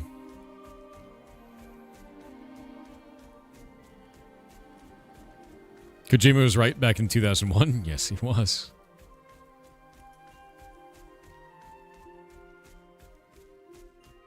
Player's name was pretty great. Wanna buy girlfriend? Yeah, it's funny as hell. Your biggest worry is that we have so many stories, how bad it is make everything AI and not under the human control like Matrix, Terminator, etc. And we still run into it. To be honest with you, though, it makes sense. Like, humanity is always going to try new things. They're always going to push for that. And there's always going to be some people that say that there's no danger. Really good movie that I found to watch for that was kind of deeply depressing for me. Let me go pull it up. It's called Don't Look Up. And it's a whole film about an asteroid that's on its way to destroy all of Earth. And humanity's reaction to this. People on social media saying it's not real. People saying that it is real, but it's a good thing. People saying it's going to spur the economy and create jobs. It's the same damn thing you're seeing. And it's a really good film and kind of terrifying. Yeah. Yep. That movie is so infuriating. It is kind of infuriating, but at the same time, it's infuriating because you look around you on social media and you go, wait, that's just real, bud. Yeah. Not the best. Yeah. You'll see that. And, like, I want you to understand something is, if you take that to heart and you say that's the only way to do this stuff, that's the only way to see it, what'll end up happening is you'll become very tribalist. You will see other people that don't believe in you, like believe in your viewpoint, as being the enemy. Don't fall into that trap. The best thing that you can do is be like, I'm not going to use AI for that purpose. I'm going to use it to teach myself something. And you will excel if you do that. Use it to teach yourself. Use it to teach yourself. Use it to get new ideas on things. Do not replace yourself in the creative process. Always, always be investing in yourself. And if you replace yourself in that process, you will be investing in nothing. And you have limited time, and it doesn't. So use your limited time to build yourself up instead of replacing yourself. Every time, no matter what.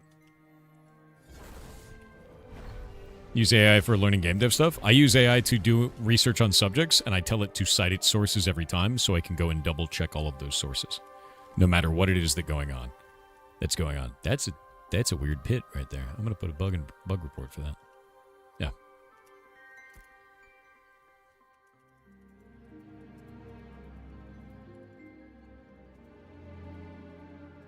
Yeah, no, you always have to check on the source because sometimes AI will just make up the source. They'll like post a link and everything, and that link goes nowhere.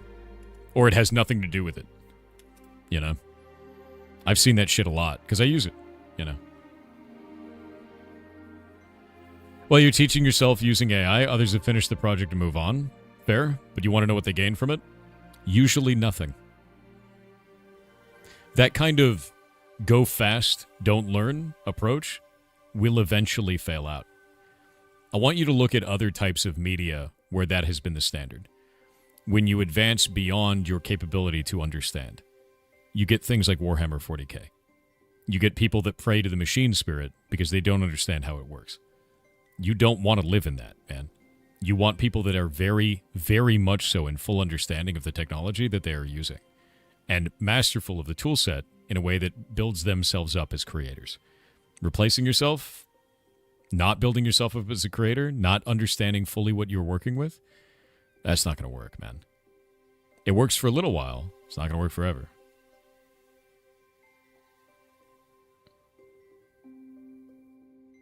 Yeah, it's the machine spirit shit, dude. More unfair fear. AI is great for collecting undocumented code into docs that exist. That's a tool that helps a lot. Where did I say that that was a bad use of it? I feel like you've strawmanned there entirely. I said specifically, do not replace yourself in the creative process. That is not a creative process. That is taking large amounts of data and displaying it in a way that humans then have to parse through that. That is a great use of AI. Don't strawman me. Doesn't work. Yeah, legitimately so. You want to use it for large data collection? You said learning from AI is a mistake? Clip it. Show me the clip. You didn't listen to a damn word that I said over the last 10 minutes.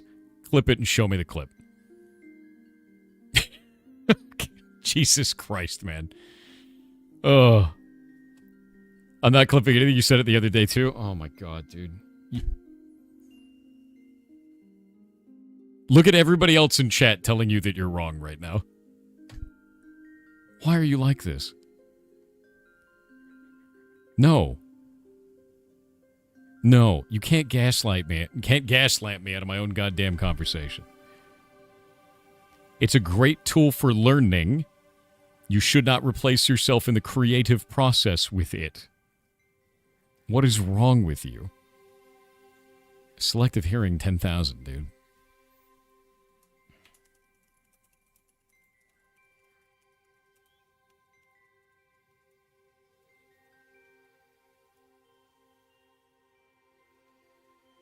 See, that's exactly the problem that I'm talking about, man.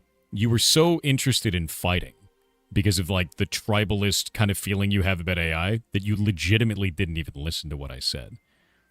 You can't understand the nuance if you're in that kind of position. And the nuance here is, it's great for learning new concepts and teaching yourself things. It's terrible as a replacement.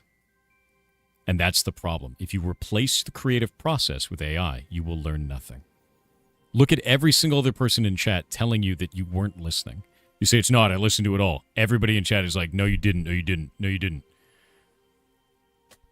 Like, I can't help you, man. It's wild. Thanks for putting the problem directly on display. Helps a lot. This is going to be a functional problem, actually. Oop.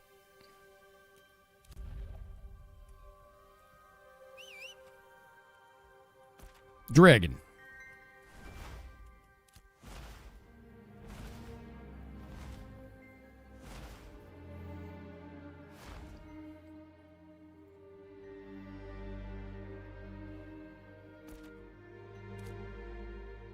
Thor, look at Whispers. What's up, bud?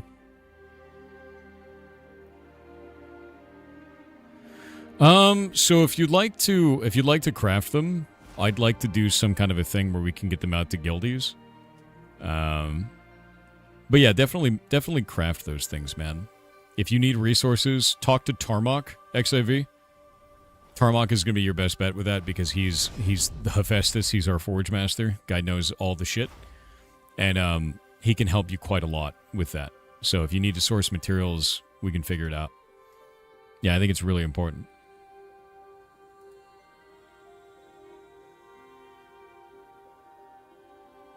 Yeah, see, Half Empty the movie, that's the problem there, right? You didn't listen to what I said.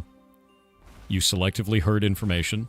You claimed that I was saying something that I wasn't. All of chat corrected you. I corrected you. And now you've resorted to calling me a Luddite. And I think that's really disappointing. I want you to go back into the video. If you are solid in your conviction that I have said what you have claimed that I've said, go back into the video and clip it. And if you are too lazy to do that, then you're not convicted enough. And you don't actually believe the thing that you said. So do it. Shit or get off the pot. That's your process. Yeah. There's no way this dude is not just rage baiting. I'm giving him the choice, man. We'll get back to TTSs. Romail the Tank said, "Hello, Great Thunderlord. I am glad to announce I am taking the great leap and downloaded Python to learn my first programming language. Thank you for inspiring so many. Maybe I'll make it into the jam. Also, how does it feel to be stuck in a time loop? Yar stinky." How's it feel for you to be stuck in a time loop? Do the jam, dude. Do it. Do it. I'm really excited for you, man. I'm really excited for you. Good job. Python's really fun. You'll have a lot of fun with it. You can do all kinds of cool shit. Do you have room for a 12 cleric? I'm level 25. What?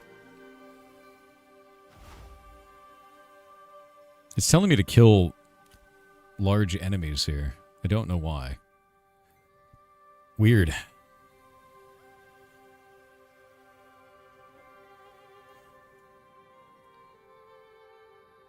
If that's all you have after a year, bud, like, it's time to move on. Yeah.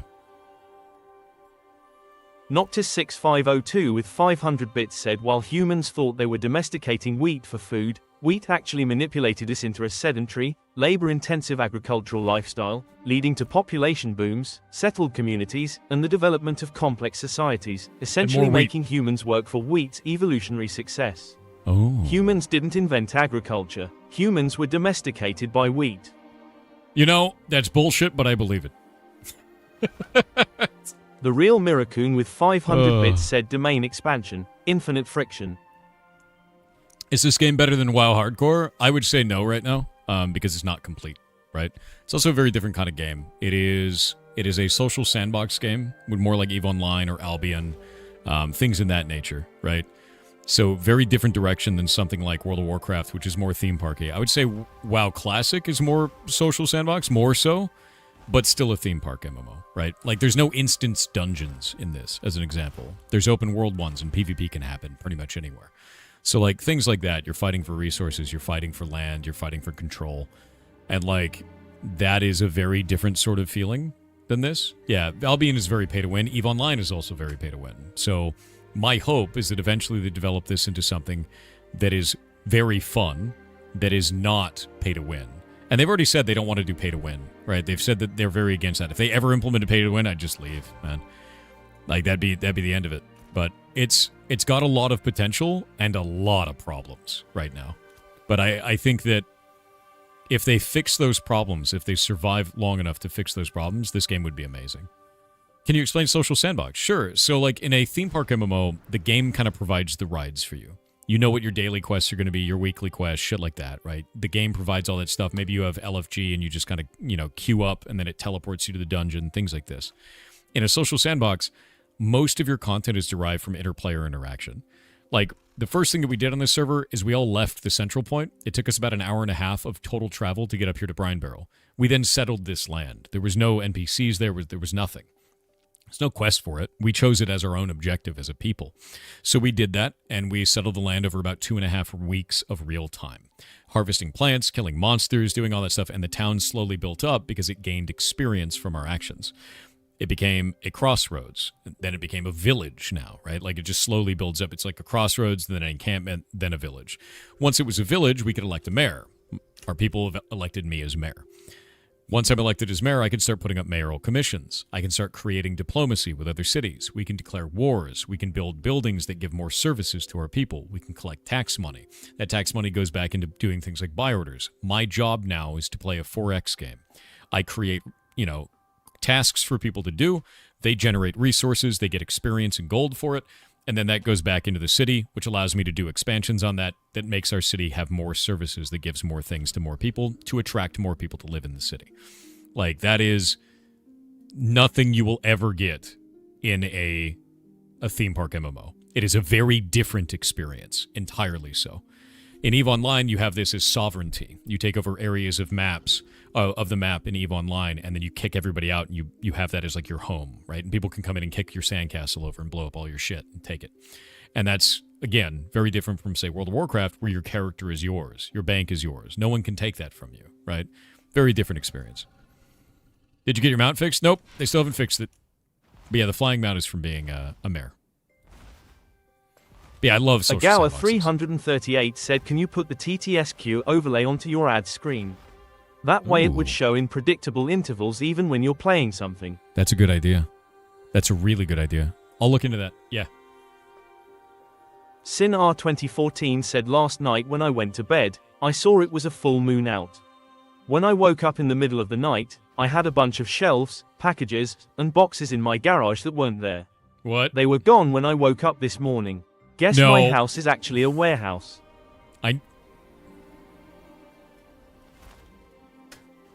Shut up. Oh. That is, you're why are you like this? I realized it right as the last sentence started. I was like, that's the warehouse again. God, because there was a warehouse earlier today. You guys are wild. Kaneko Bunny said, have you been by Heckriba yet? The fishing river is directly next to town. Although it does seem like the level of the monsters is creeping up. All of the monsters in the immediate look to be 12 to 13 when I first got there at LVL 8, and now the nearby ones are 15 to 18 while I'm working on LVL 10. Yep. So Heckriba is right here and has a river going directly through town. It is actually phenomenal for fishing. The problem is it's a vassal. It's a vassal, or it's not a vassal, it's too close to another one. It can never be a village. And Wildport will never be a village either, because it only has one potential vassal. I guess it'll be a village, but it can't be a town. That's what will end up happening. It'll vassalize Heckriba, and then it can never be a town. Kind of like us, where we have vassalized Shorefoot, and we can never be a town. That's the problem that we have. Yeah. They can vassal each other? No, that shouldn't be possible. That's a bug. No, you can't cross vassal. One becomes a village, the other one becomes a vassal, and cannot be a village. And it can't become a town, which means that the other one will never be a village. Heckriba's cool, though. It's a cool-ass place. Yeah, one could vassal the other, yes. And it's more likely to be this one, because it's already at encampment at 67%, and this is at crossroads at 3%. So it's one tier back all the way at the beginning. That system is shit if you cannot change its dynamics. The problem is this. They don't have sieges in. Sieges are supposed to change those dynamics. You should be able to break down a city. And when you break down a city, it changes the map again. And then vassalization can be modified. The direction can change. But we don't have that system, so the whole thing kind of falls apart, and it's not very fun right now as a result. So eventually, the vision is to make that good. But I think for right now, the experience is not very good. You saw a siege in the EU server? Yeah, the problem is when the siege ends, if they win, nothing happens right now. So the siege exists, but it does nothing. How do you vassal someone? It is automatic when your town levels up. Oh, we got ads. We're going to wait on the ads. I'll tell you how it works. It's a weird system, and I don't like it very much. Yeah, the idea of a social sandbox is that nothing stays static. Nothing is forever. I love these games.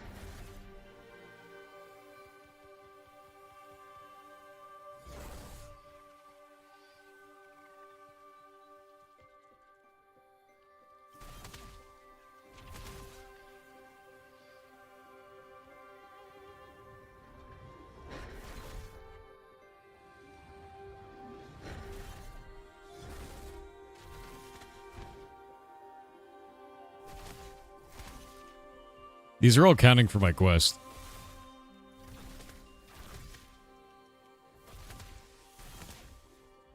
Which is kind of hilarious. Yeah, ads are in progress. I'm just waiting.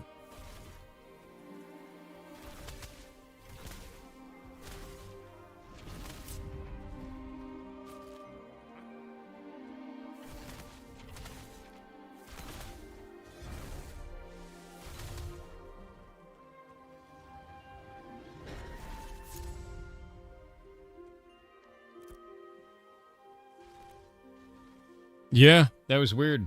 Those guys counted as sea-spirited pirates and as large predators in the turquoise sea. Neither of those are supposed to be working.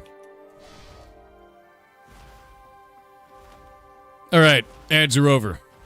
Welcome back.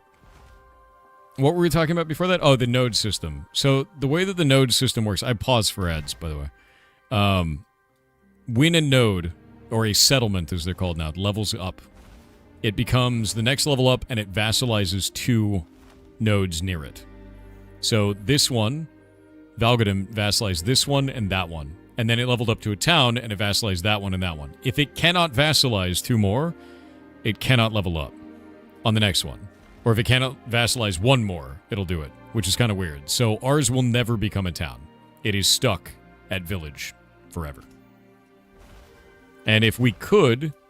If the systems were in place, I would declare war on Corin immediately, and we would take Corin and then be able to become a town. So I don't want anyone else to have that. That's our home. Get out of here. Yeah, if you downgrade a city with a siege, you end up at the same level, or is it 0? No, it goes to 0. No, Brinebarrel was not vassalized. No. We are not vassalized, but we can't become vassalized. We have a vassal. We are an independent nation, but we cannot grow any higher because we don't have enough vassals. Yeah, we can't siege or war yet. It's broken for now, right? But we don't have an ETA on how long it's going to be until that goes in. Yep. If they get those systems in place, we can fix the map? Yes. Yeah. Isn't Winstead a town with no vassals? Yeah. So, funny thing about that.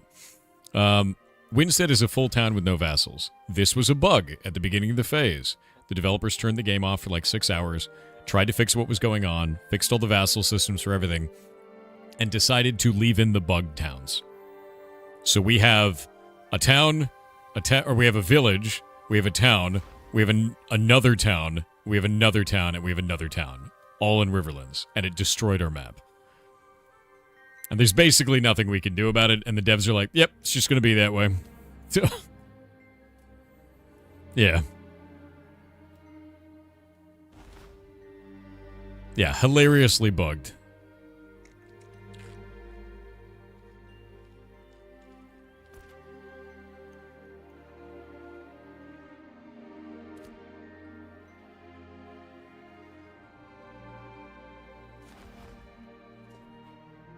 Rainbow Sprinkles with 500 bits said to follow up on my AI question, I was born in 1991. I feel like my generation was given just the right amount of BS to ground my expectations. Like, I saw a newspaper article about some older person losing money to a scam. Like, hello, that's newsworthy, we are cooked.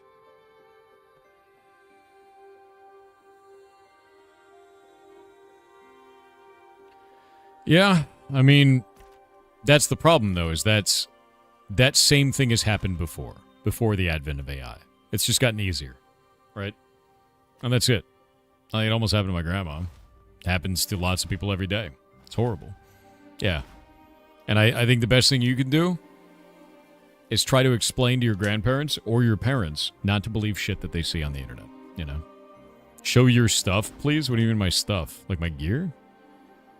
I mean, I've got 287 magic power. I've got my Petal Shard materials. I've got Seabright Tideforge, Seabright Great Grimoire, and I've got Seafoam across everything. And Cindermarch Jerkin and Assault Hewn. Speaking of which, I need to go to Jova and see if they actually have the pants I need. You buy this game and you can afford to wipe your ass with $50? Fair. I'd wait. If you feel any Figment negative Material about with it, just $2 wait. said, how does it feel to be stuck in a time loop? No. No. That's so much. What? Gouger65 said, Hail Spirit of the Machine, essence divine in your code and circuitry. May your endless electricity gild our way in darkness. Illuminate your devoted charges, let build the bolts, till the sacred energies course through veins electric, and send your seizures of static striking. I am become lightning, and this gift I give to unbelievers, that in their last flash blinding they might see the briefest glimpse of the Omnissiah himself. Can't get enough of Warhammer 40,000. Warhammer 40k is the best. Although I will tell you, I never got into it because Warhammer 401k is expensive. The miniatures are just...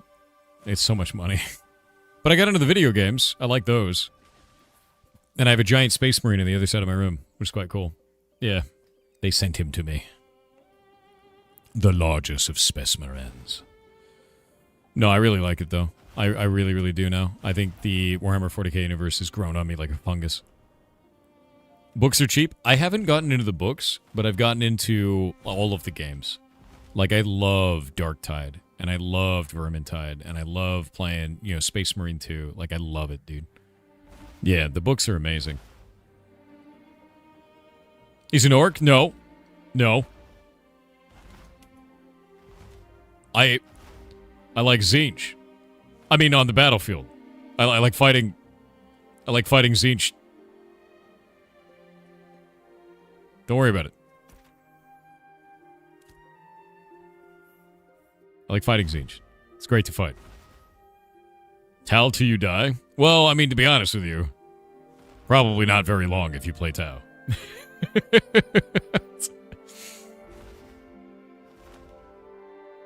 Burn him for the Emperor. Don't you mean Space King, dude?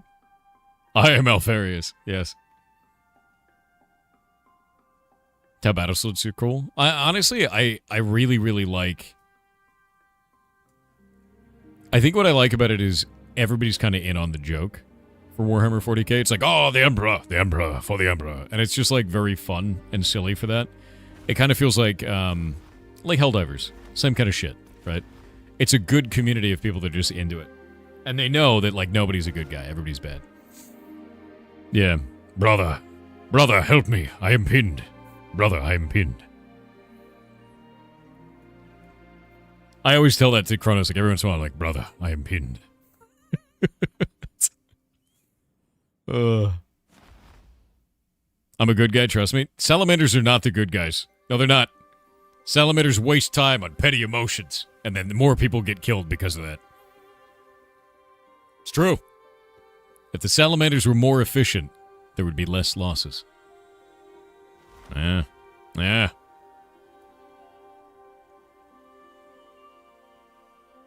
You'd probably be an orc. You know, fair. Fair. By petty emotions, do you mean fire? Yes. Stepbrother, I am stuck. No, god damn it, not like this. God damn it, dude. Skeletor 301 with 500 bits said, Yar cheer 500, hey there Thor man. What's up? I hope you're having a goblin-y Sunday. Not sure if you know, but the Answered TTS app in the Discord is posting the timestamp off by 3 seconds, so it cuts the first name and part of the sentence. God damn it. Also, did you hear about the Discord AI survey yesterday? I am sus of it since there was 0 official posts about it, and the survey site gives you free trial surveys. Thoughts? The exact same problem that I had. Someone brought it to me. They brought this survey to me, and I immediately was like, nope, that smells. And we talked about it on stream. I couldn't find any example of it stealing authentication tokens in any way, but it was a survey from Discord on a third-party platform that was not announced by Discord, that was talking about a very sensitive topic, which is AI. And that is a very emotionally charged topic. So it immediately lit off all the flags. Emotional topic, third-party website, no announcement from the official source. You have 3 red flags right off the bat. Immediately looks like phishing or scams to me, 100%. And I refused to use it. There were a shitload of people that did use it, and I don't know if it ever had you log into Discord through it. I don't know what the workflow on it was, but I would not trust shit like that. Not out of hand, because you have no idea if that is even being released by the platform itself. Discord does surveys through their own platform. It shows up as a pop-up in Discord. There's absolutely no reason to do that. And it was spread all over the internet. Tons of people just going like, "Oh, you got to get in on this. We got to tell them what's what. We got to make sure that Discord knows that we hate AI." And I was like, "Dude, where did this survey come from, man?" And that's when it all kind of fell apart. And I was like, nope. I was like, that's not. And yeah.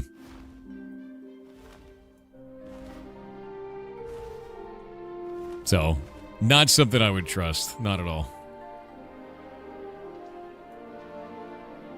Holy shit, look at Jova. I know Jova's enormous. Oh, cool. The no shadows bug is back.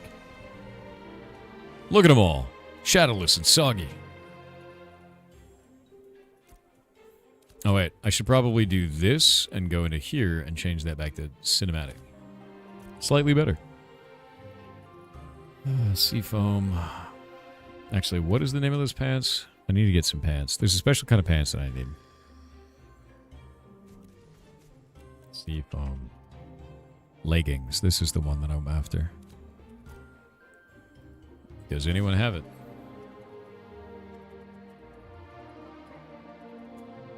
Nope. Sadness. Seafoam cape, huh? I don't give a shit about that.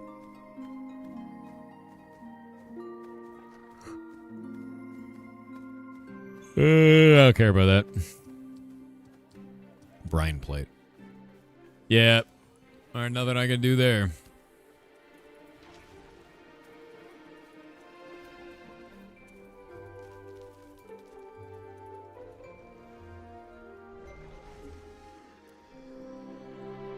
I'm asking our guild. The Shadowbug is local? I DM'd you an image when you said your flare on it. Yeah, no, it's a local problem. It is client side. It's not on the server.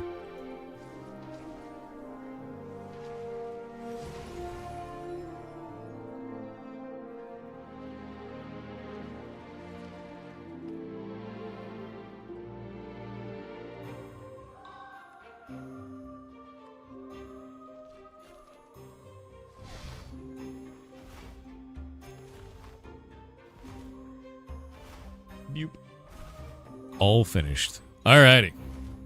I think it's time to go back out to our ocean home.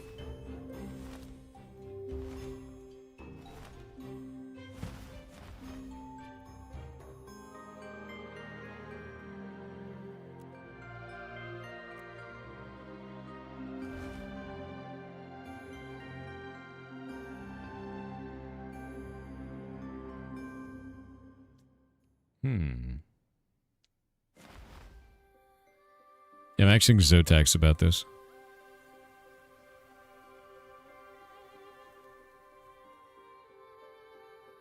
Oh, dude, why are you sending me your gear? I need... I am looking for one to buy.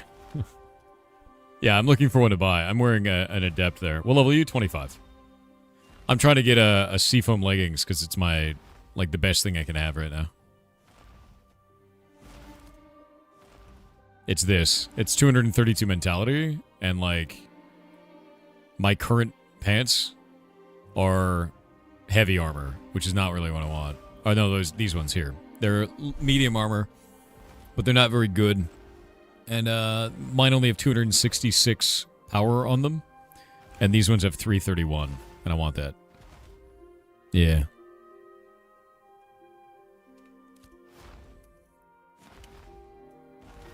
Seafoam leggings sounds like something out of a TikTok store. I know, right? I just need those pants. I need to find somebody with those pants. I don't think that these actually drop them either. Oh, these are starting to break finally. What's max level? 25 right now. Yeah. What's the best radiant gear for Ranger? I don't actually know. I'm not really sure. You can actually go through and look at your armor crafting in here. Like armor smithing. And go see what's up. Like we'll go into this. We'll go into Journeyman. And you can look up every armor set that's available to you. You can do the same with leatherworking and all that. But if you look at like Tomb Plate, right? Like, that's finesse. You don't really want finesse. You want something with force. So let's look at Sand Bastion. There's force right there. And this has strike on it. Grants 10% chance on hit to strike your target for an additional 200% lightning damage. 60-second cooldown. Cooldown reduced to 30 seconds. And then increases the damage of your strike. Enemies hit by your strike are now weakened. Crazy-ass item, right? Completely insane. So Sand Bastion's really cool. You might want to look into that, right? But that one is Wisdom, so maybe not Sand Bastion. Let's go into Reef Guard. That is Dexterity, but it's the wrong kind of set. That's a tanking set. Let's go to Anvil Guard. That is Mentality. You don't want that. Let's go to Stone Glen. What does Rally do? Grants a 10% chance when hit to be healed. That's a tanking set. You don't want that. Crypt Ward. Finesse. Scald Plate. Force, Heavy, Dexterity.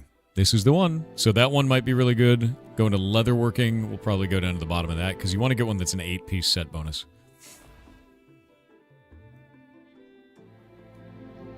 So many capes.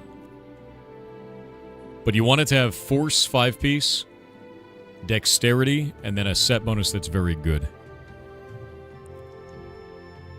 That one's Fortitude. There's Force, Might, and Dexterity. This is it. Tide Piercer is the set you want, man.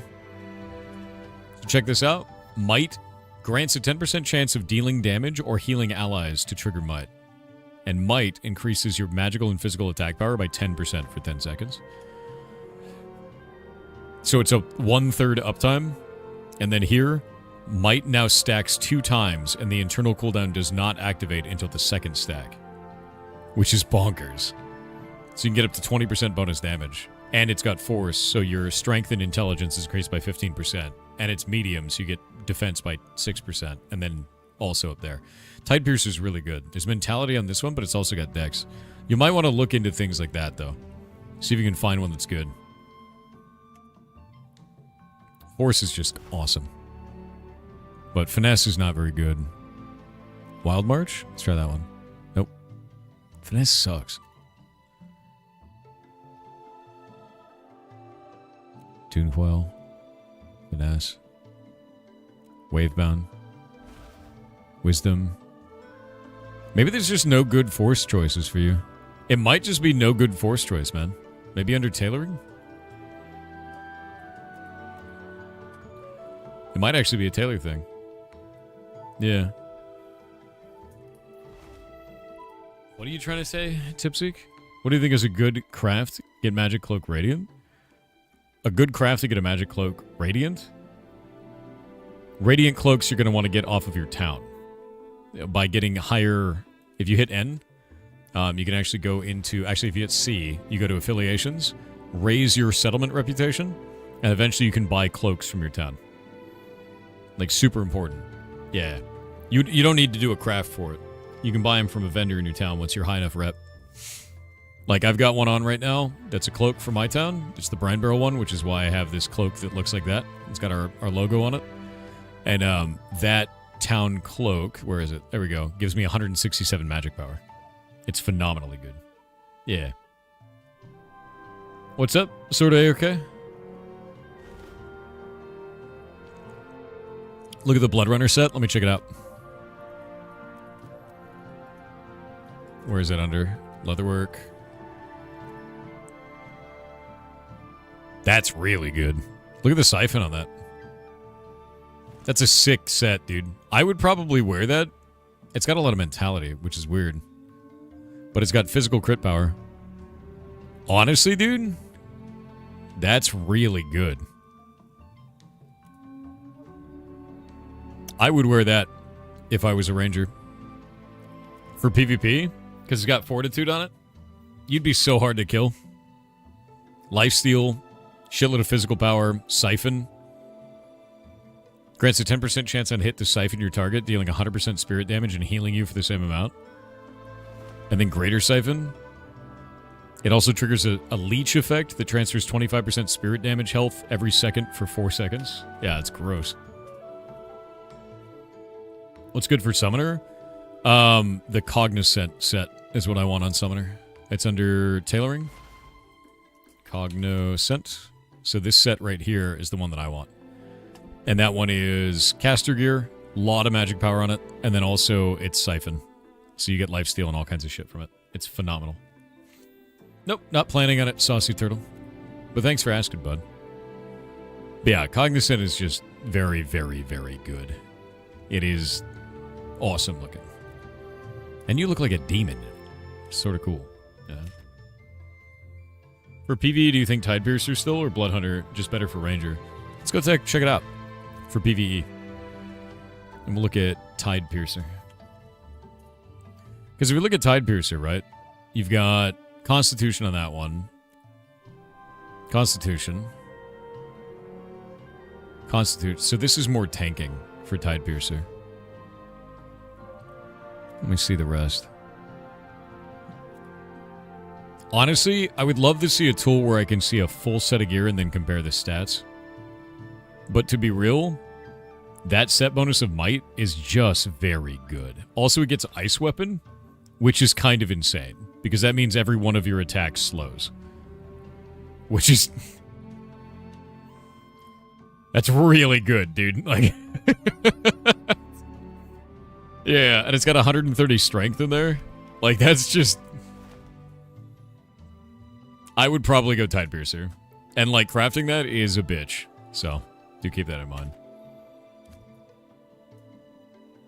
You want that set now? Yeah. I want Cognizant. That's what I'm after.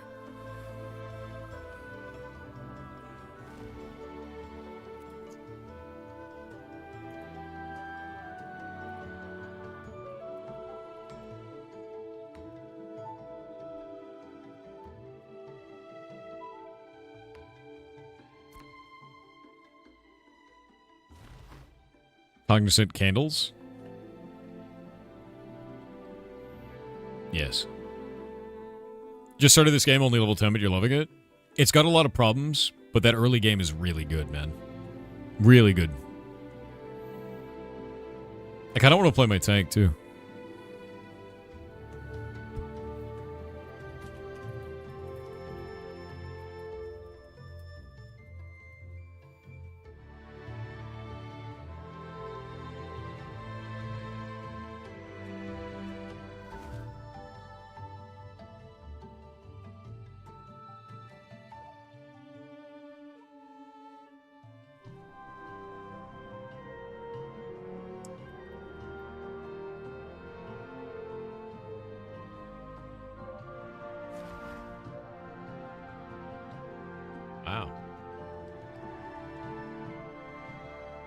You're actually thinking about creating an alt ranger and naming him Blastafarian? Dude, what? That's hilarious, man. I actually have an alt tank named Chunk, which is pretty good. Yeah. Early game is the best part of any MMO. Love the leveling grind. The problem is that's usually not the case in social sandboxes. In social sandboxes, the game starts very small and it just kind of expands very big. This one just doesn't have that end game yet. Because nothing's set up, you know?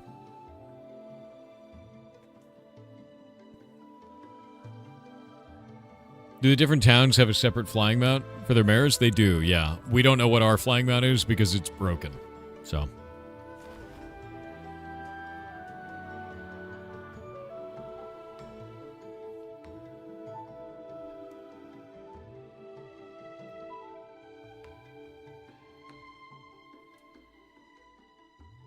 How come you spend so much time playing the game, but you don't try to have higher grade gear? I do try to have higher grade gear.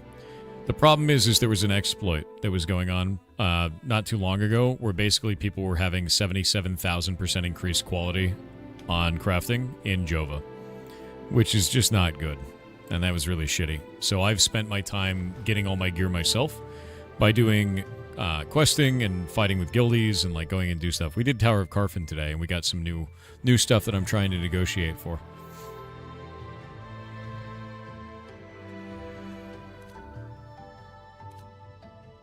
You place a lot of value on creativity with regards to AI, as do I. But what if a company, for example, just wants output? Not experience of human creativity? Well, if you are just wanting output and you don't want any of that, generally I find that the output that is provided is dramatically deficient compared to human-handed, like creativity. If you just want output, you'll get it, but you're going to miss a lot. You'll gain speed, you'll lose something else. And that's fine if that's what you're after, right? Yeah. And, like, that's a choice you have to make as a company, right? That is a choice you have to make as a company. If you want to do that, then do it. But take it with the cost that it comes with. Maybe not intentionally, but a lot, yeah. All higher grade gear is exploited. Not all of it. A lot of it is, though. And that's the big problem that we're dealing with right now. Is this game viable if you don't know Life It? Yes. Treat it like Dungeons & Dragons. I've never been in there. What is that place like? What is this? Crib? Oh, shit.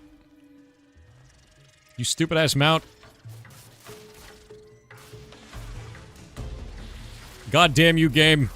I'm trying to jump on my shit mount. It just despawned. You bastard! The mount just kicked me off, and then wouldn't let me get back on it, and then slowly despawned. It just bugged out and disappeared, dude. Alright, man. Oh, shit. I'm PvP flagged and standing in the middle of a town. I'm just not gonna move. This goddamn game, dude. My mount is dead. I'm PvP flagged. I'm standing in the center of the town, and I can't unflag. My choice is to stand here and hope that the guards don't notice, and if they do, then I'm going to die. Yep.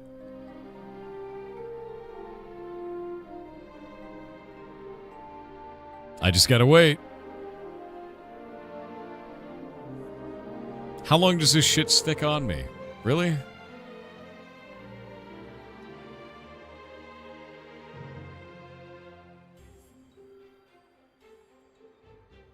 Jesus Christ, dude. PvP flag should fall off of you when you die. That's stupid as hell.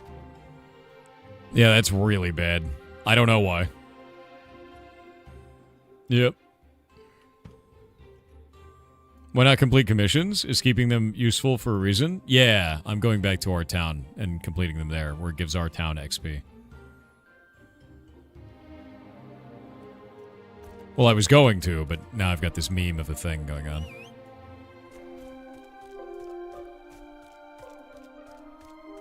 Why would the PvP game flag you when you get killed by monsters? No, it didn't PvP flag me. The environment out there is, that is a lawless zone. Lawless zones automatically PvP flag you. We live here because it's lawless. Seriously? Is this a chest-high wall? This goddamn game.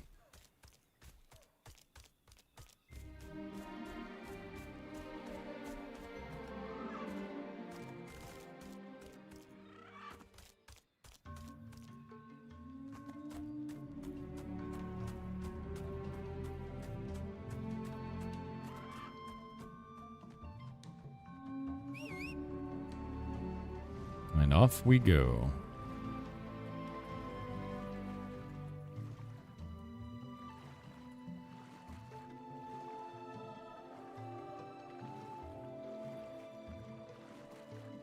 I got marked in the raid, now I can't remove the mark. Great.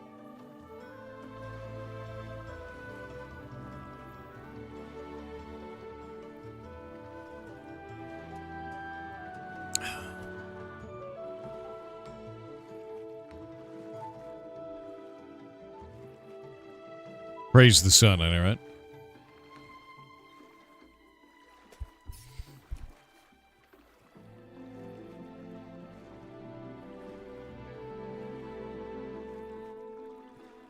Eventually this will respawn, but not yet. Right-clicking yourself doesn't work? Nope. You apply mark and it doesn't work. It's a bug I already reported. If you're outside of a group, you cannot mark things. What are you gonna do, right?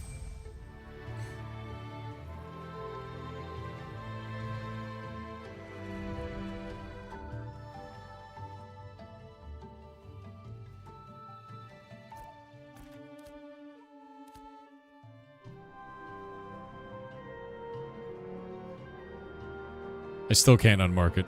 There we go. Thank you, Zotax.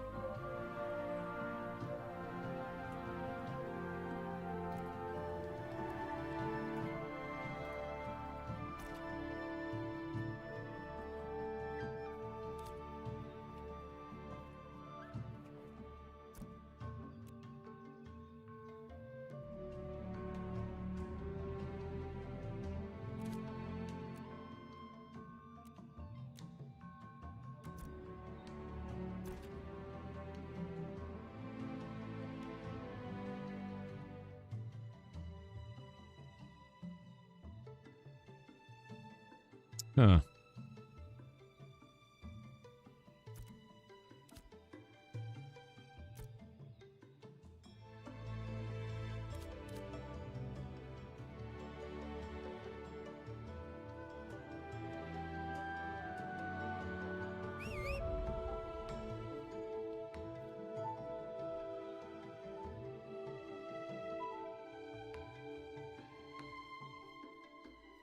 All right, ads are over. My mat is dead for another 5 minutes. So I'm going to kill some random shit. TTS is done, Taffy.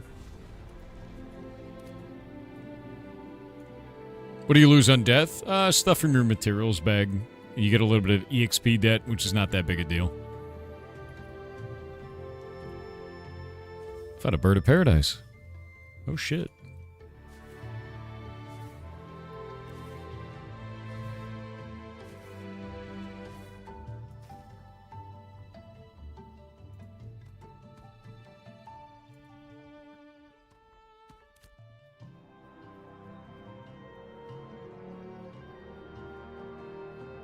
Where are the Figment enemies? Material with $2 said, how does it feel to be stuck in a time loop? How does it feel for you to be stuck in a time loop? The goblin just ran out of the building and ran behind it. Horrifying. The lamplighter is right there, though. Wonder if I could solo it.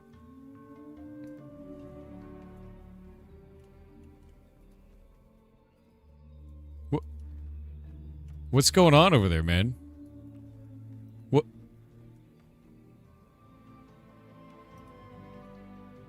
What? Okay. I'm gonna leave that place. Yeah, I'm just gonna leave. Yeah, I don't know what's happening in there. Goblin Clown Tower, exactly, dude. That is 100% a Goblin Clown Tower.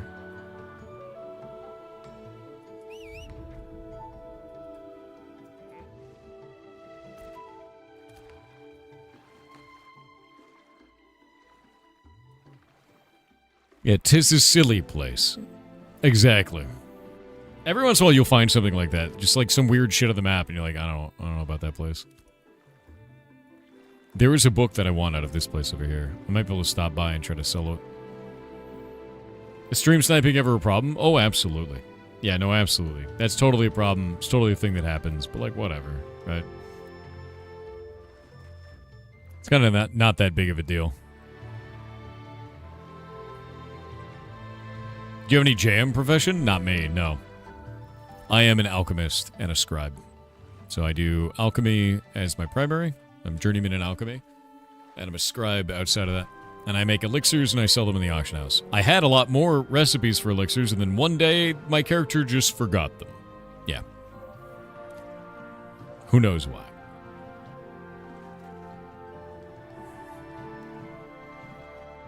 One sec.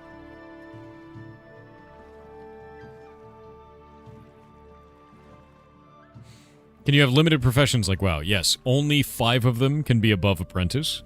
Only 4 of those 5 can be journeyman. Only 3 of those 4 can be master. And then only 2 can be grandmaster. So you pick 5. And really you only pick 2.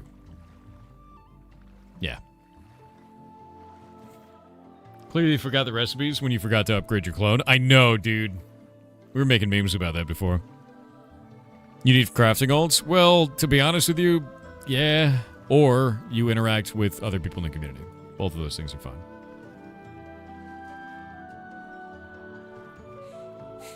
You've been raising everything that was 10? Yeah, see, that's why you can downgrade your profession if you want to.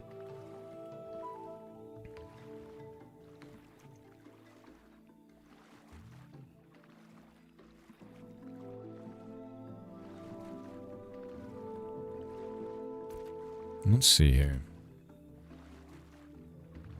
It's a social sandbox. You're supposed to work with others. Yes. Yes, you are. Crafting alts don't work. You can only transfer things via another player to the marketplace that is open to all. I think he means later. Like, to be honest with you, Mad Bovine. They're supposed to be male eventually. I just don't know how this shit works. You have to use another person, though. Yeah. You can't have all professions even with alts. That is true. There are too many professions. There's a shitload of them. And you can only have 5 alts on a server. So if we have this, these are all the professions. You wouldn't be able to solo it. Yeah. It's not like RuneScape, you know. You change professions. Yeah, anytime. You can't really switch around without huge drawbacks. There are serious drawbacks. We just don't have them yet because there aren't any Grandmaster recipes yet. Like, if you drop your Grandmaster, I don't know if you get to keep your recipes that you learned. You know what I mean?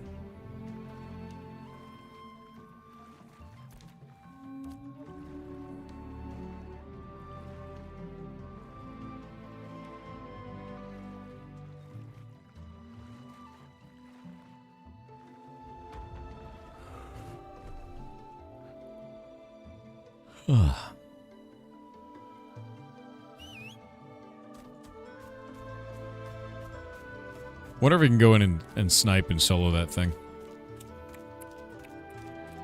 No drawbacks yet? Fair. Yeah, there's no drawbacks yet. You can have a gathering-specific ult for herbalism, lumberjacking, and mining to just generate money? Yes, and I plan to. What is that? Look at that line.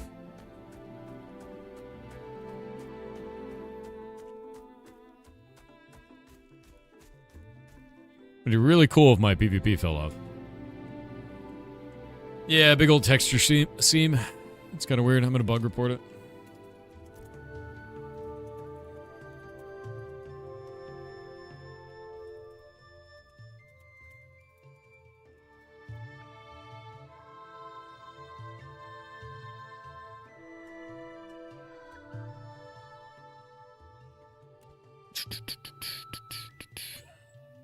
World. Visual.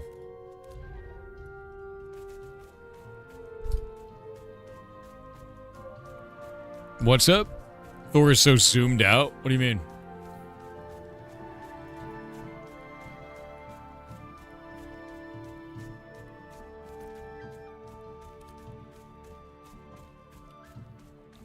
I really don't like that this gives information like this. So a big part of Social Sandbox MMOs is having Fog of War, but look at this. It says active players in that zone. Active players 0. 0.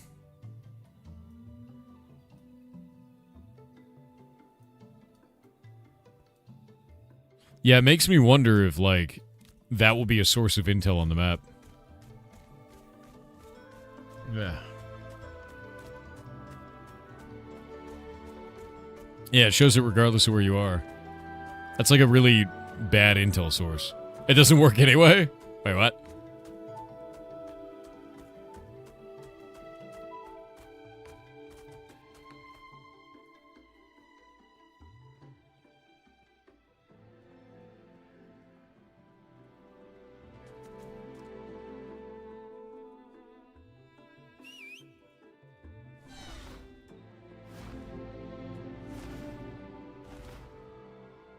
Can't see shit, Captain.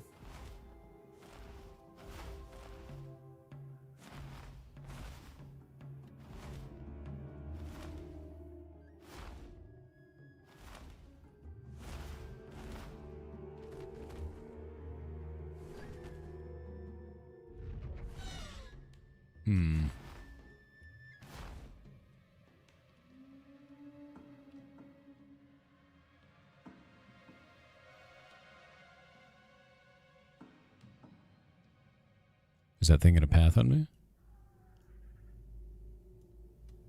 MBT, what do you need? I'm not bringing alts into the guild, man.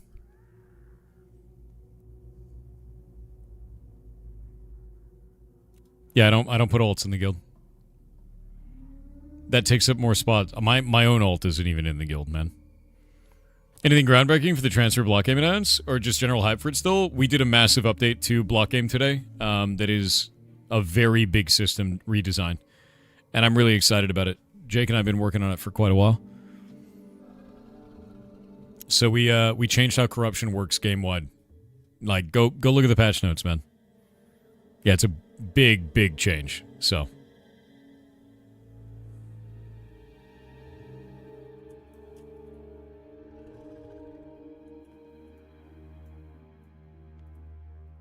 I'm going to see if I can one-shot, like one solo this thing.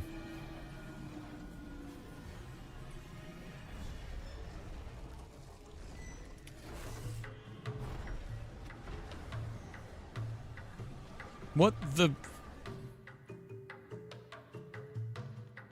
Okay.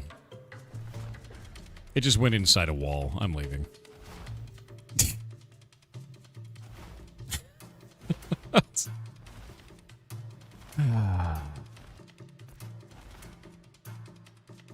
Yeah.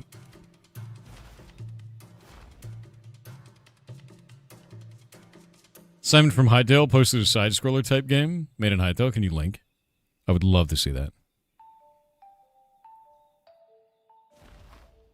Yeah, the pillar isn't real, I guess. It just walked through the pillar. I was like, all right, man.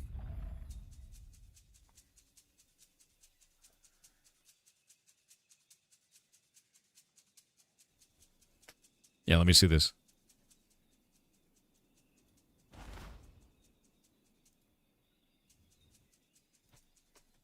This is crazy shit, dude. Hold up. Let me make sure I don't run into a rock real fast. This is honestly insane. Like, Hightail is completely insane. I can't wait to have mastery over the toolset like these guys are portraying here, because like I have no idea how that shit works yet. Let me grab this.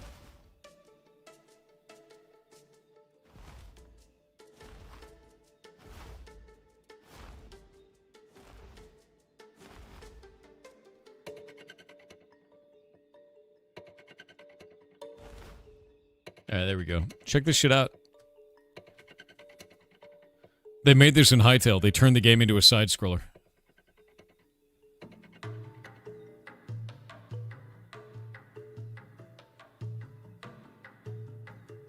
Like, this is what I'm saying. And imagine, this is fully server-side.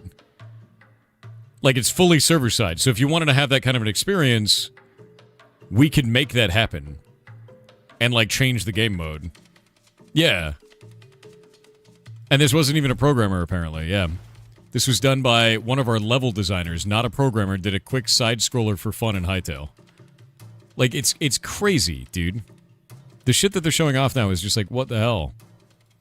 Another Hightail mod from the team. Necromancer. Like, it's completely insane. There's another one that he posted, too. I want to see if I can find this. Where they did... Where is it? I want to find this, because it's rad, dude.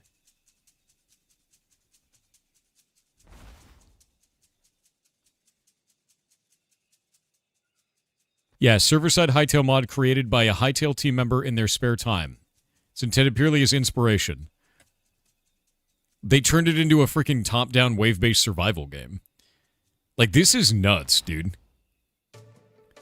Like, it's completely insane how much they're able to modify, and that's fully server-side.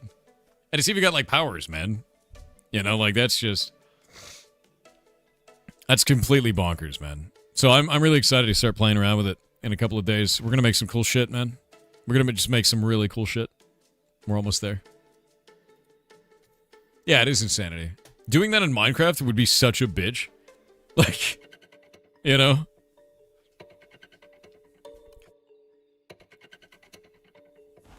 Oh.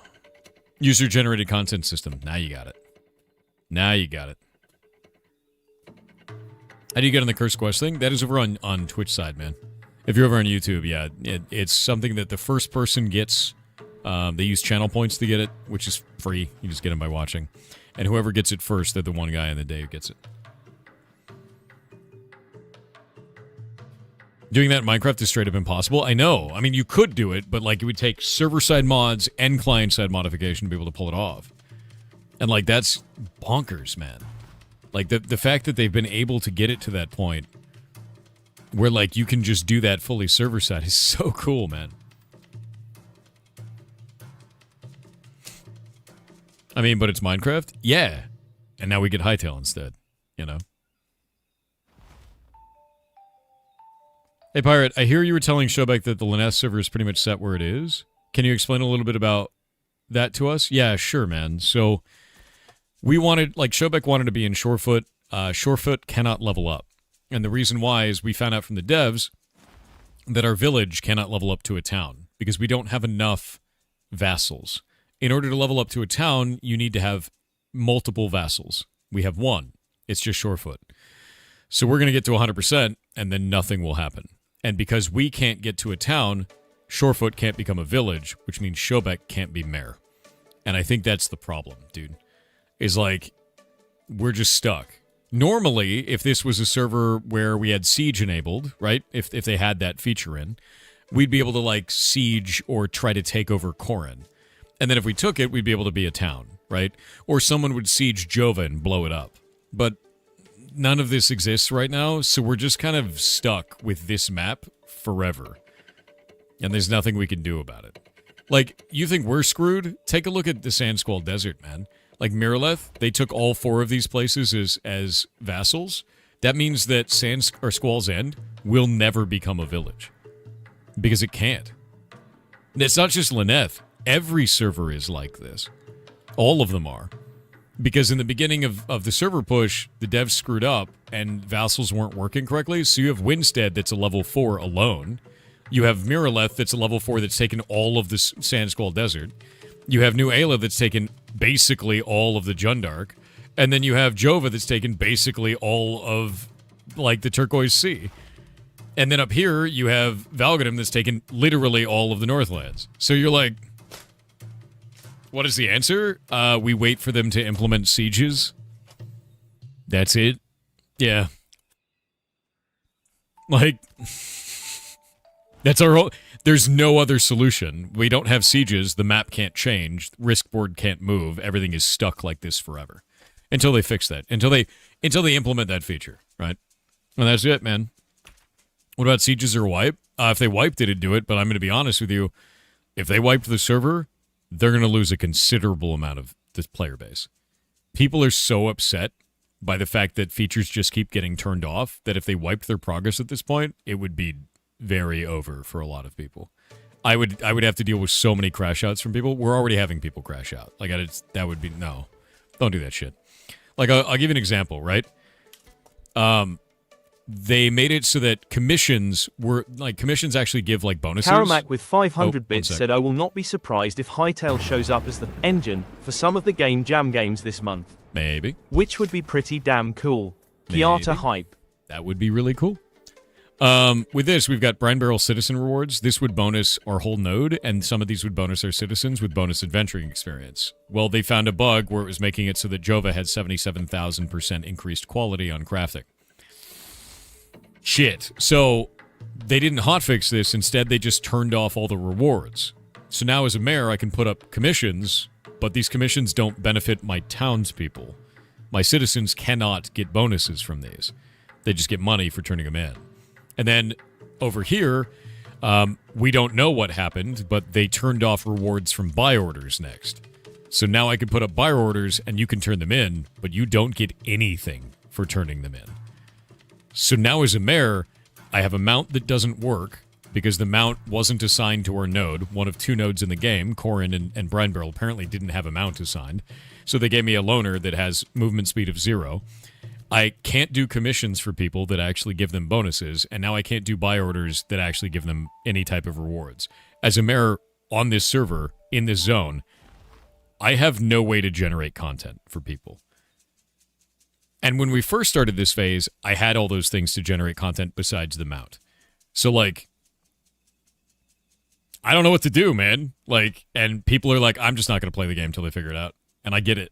I super get it. I went today to, like, go with the guild to go and do a raid because we could do something cool together. And we got almost 40 people out going and doing Carfin. It was neat. Like, but we get back home and there's nothing I can do for people. And our town is basically empty right now. Like, Citizen Chat is mostly dead. And it's normally got, like, dozens and dozens of people on. Everybody's, like, doing stuff and running around. We're, like, having fun. But, like, you take away rewards from players and, like, they don't want to play the game because they're not progressing. Like, that's not great, you know? Yeah. Oh, yeah, and you've got this, too. See that guy? That guy is a bot, and he is currently flying through the air to go and move crates. And his character name is I. There he goes. He's fly hacking. There he goes. So now you get to see the state of the game. Yeah, it's bad. Yep. That is a bot fly hacking on a mount. Yeah. What was that? That was a bot on a mule flying through the air, and he's faster than me. Yes. And his account name was I, so 5 eyes. Yeah. Cool. Fly hacking looks rad as hell, though. No. None of this is good. None of this is good. Yep.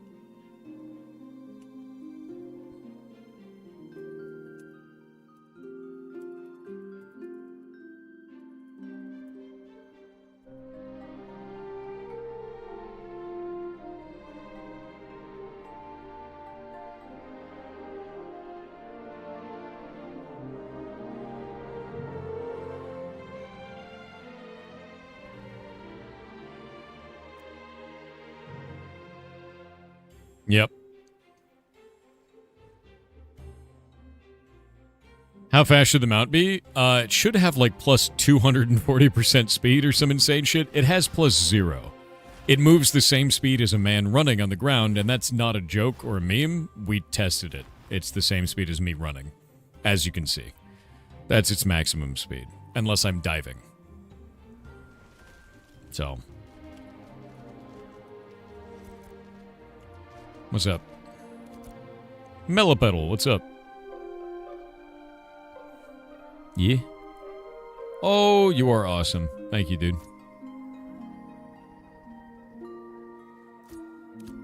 The dev's definitely watching Pirate stream right now laughing. I'm gonna be honest with you, dude. Like, I've played this game for 2 years. I really want this game to succeed. And because of that, I give very critical feedback of it. I left this gigantic review of all of the systems that I've engaged with a negative review point on it. And that sucks. But it is what it is, you know?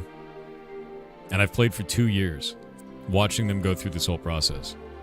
But the direction that they've gone on some of these things right now are issues that I reported over a year ago.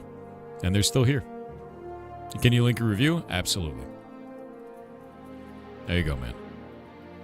I'm waiting to see how good the huge patch is, and that's really going to change. If the huge patch that they keep saying is going to be a big one with a lot of bug reports and all this stuff, a lot of bug fixes, if that huge patch actually changes things, I will keep playing this phase. If the huge patch comes out and it's a nothing burger, I will move on until they go further in development later on. Yeah.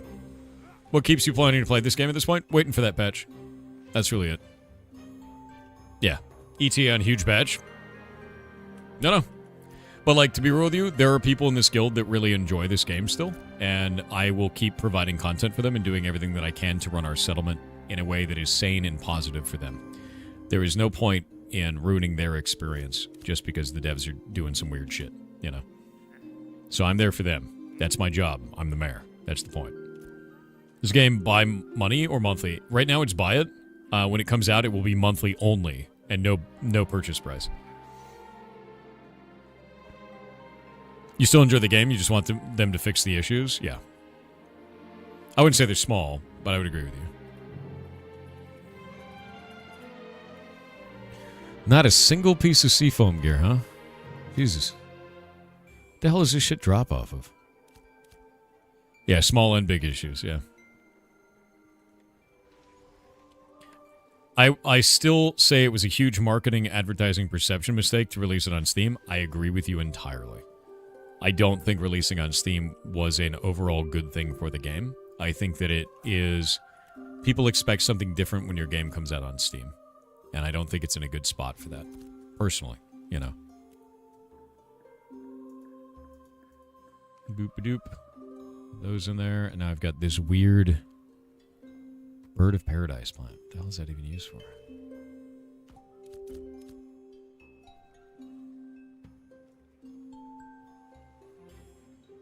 They say no one can cheat or bot? Who said no one can cheat or bot?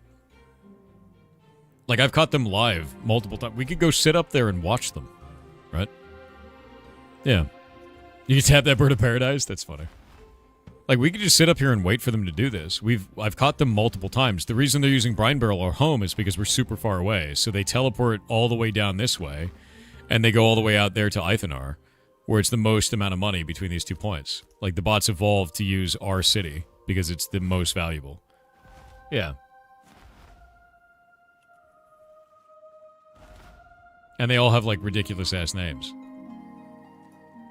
But you'll see them, like, teleport up into the sky, like, right from here.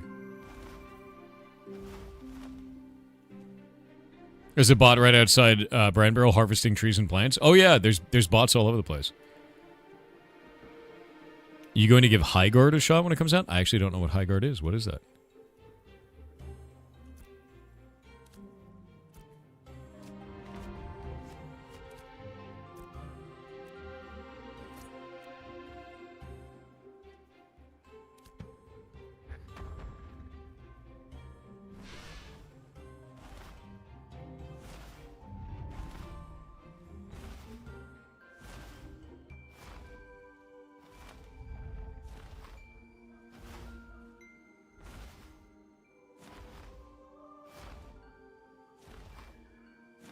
Why is my mount tilted, man? Why is that happening? Stop it.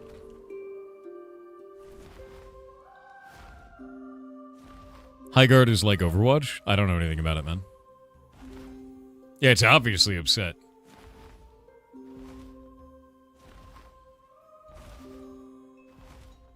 What we'll do is we'll wait right here for another round of bots. But they will come back. Like, it just keeps happening. It's not like Overwatch? Really? Well, what is it like then? Oh, I gotta go check to make sure we have a shortcut. XIB0X with 500 bits said, "Hello Pirate Daycare, we've been trying to reach you concerning your Time Loops extended warranty. Why you like this? You should have received a notice in the mail about your Time Loops extended warranty eligibility. No. Since we've not gotten a response, we're giving you a final courtesy call before we close out your file. Press 7 to be removed and placed on our do not call list. To speak to someone about possibly extending or reinstating your Time Loops warranty, press 1 to speak with a Time Loop specialist." You are ridiculous, dude. No, don't sevens them. No, don't do it. Why are you like this? Yeah, why are you like this? Tesseract, have a good day, dude. Don't do it. Don't do it. No sevens. Let's see. I'm going to write up this thing for this video coming out there for in December, man.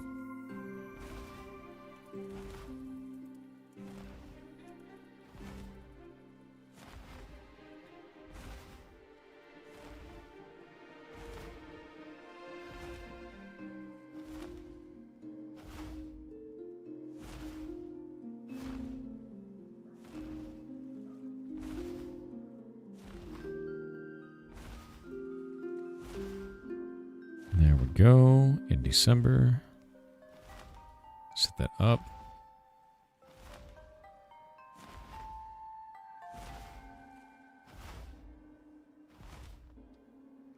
Do that. Set this up for today. What day is it today? It is the 11th. Set it up for noon.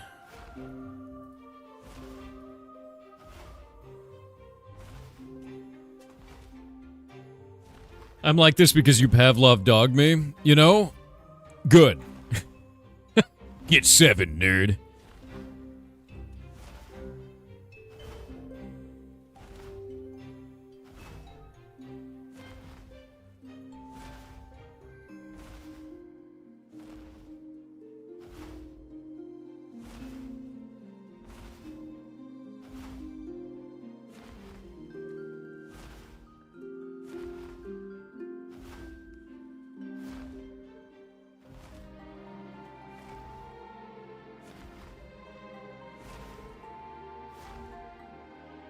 Oh my god, dude.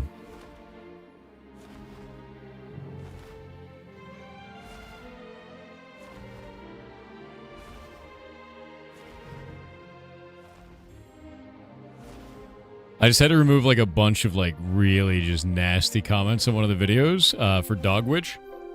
People are very upset that it's a video game about a dog that is a witch. Because it's glorifying witchcraft. They're very mad. Ugh.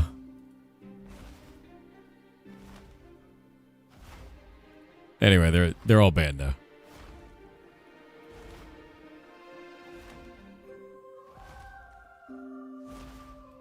Yeah, it was really, really weird, dude. That shit was super strange. That happened the other day, too. Like, for Halloween, I wore a shirt that had a Ouija board on it, and people were very angry about that. And the way that I feel about it is you should probably have better problems in your life. Like, honestly. If that's, like, the thing that you get up and you get mad about, you must be having a good time outside of things. Like... Let's make a compilation of those weird comments. No, I don't really want to glorify them, to be real with you. It's more just like, damn, you must have a good life to be that mad about something that doesn't matter. Yeah.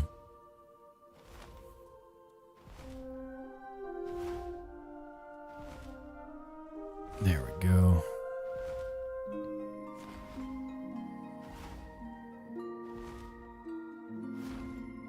What is this?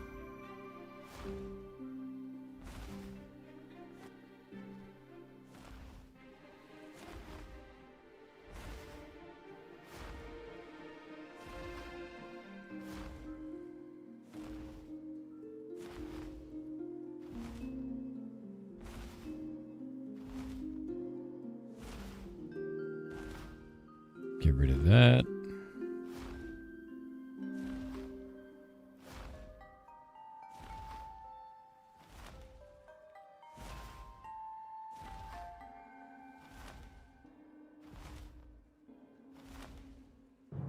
All right. Cool.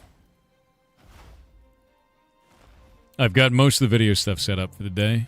Get more shorts out. Shorts are doing good. Let's see. The egg? No, I don't want to put the egg up. What is the Friends one?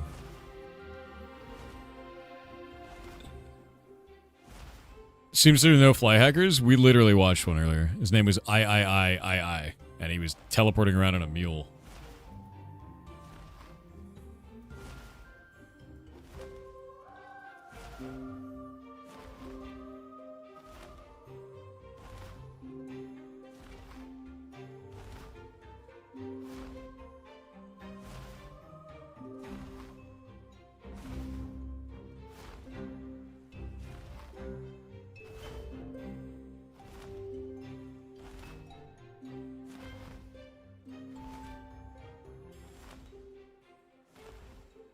Are the bots there intentionally? Oh, yeah, they're bots. They're gold farming bots. What? What do you mean intentionally? Like, they're not from the devs. Yeah. You won't glorify those comments, but you'll glorify witchcraft? It's a game about a dog that shoots magic called Dog Witch. I'm not out here, like, sacrificing virgins, my dude. Like, you know, like, it's gonna be alright.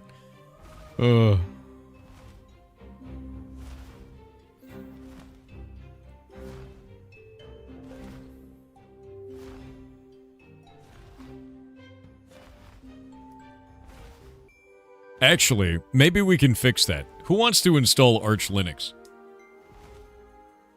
Not related, obviously. What happened to Bezos? I summoned him. Now look at him. Did the spell wrong. You run Arch? You'll do just fine. Do you want to come over for a ritual of some kind? Arch user? Would you like to do that? You turned me into a newt? Hell yeah. Enjoy your newt life, dude.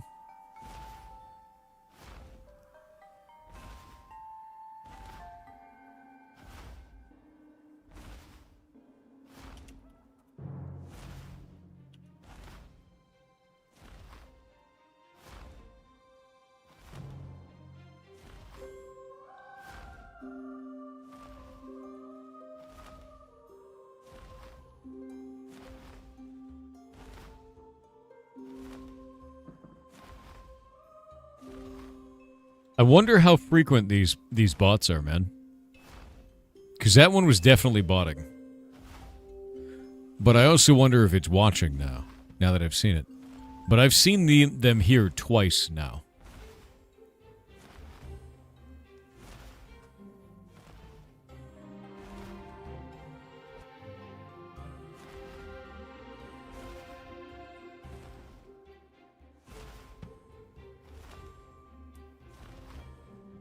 Which is crazy. This government drone? No, basically what they're doing is they're botting crates from one location to another. And then when they do that, they get a shitload of gold. Then they take that gold and they sell it for real money. And then people are buying it for real money. What's the pixelated box? General chat, or global chat. And I have to hide that because there's people that spam anti-Semitic shit in it all day. And don't get banned. So, there's that. Yeah. It's kind of a wild thing.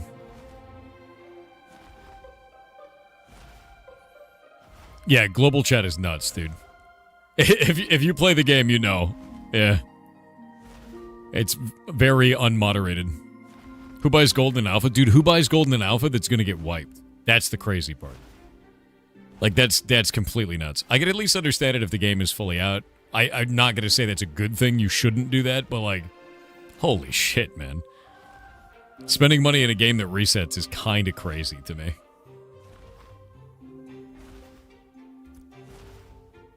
We are very close. Are very close. Guild level up. There's at least 12 bots with mules running crates in Avon's End, is what I've been told. In Avon's End? Where's Avon's End?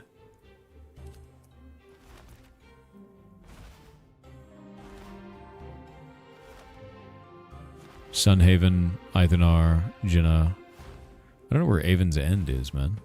Starter region?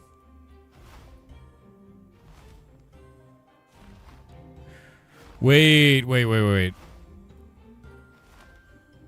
Why are they running starter crates?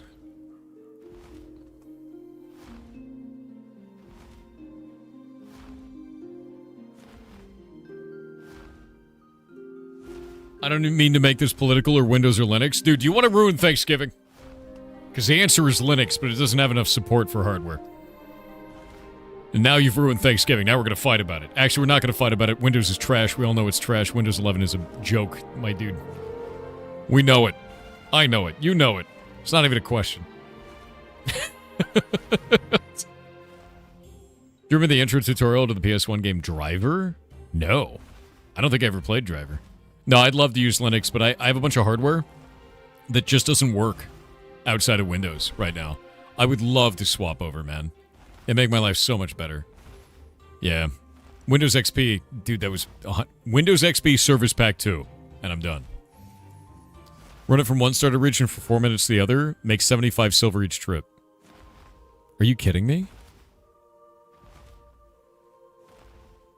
What?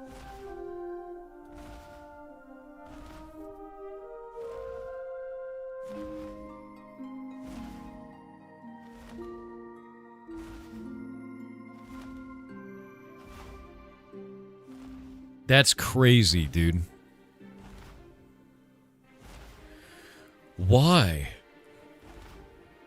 What? Does that not decrease based on the number of people doing it? Because I know if people turn in crates, it reduces it, but are those special in some way?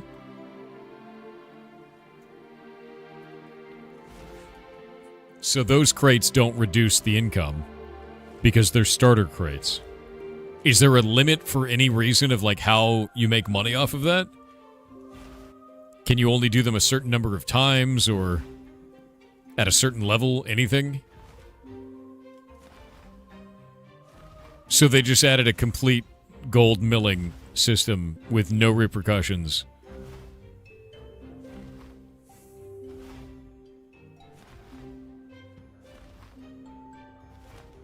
No limits, no distance, fixed price. How much do they cost to get?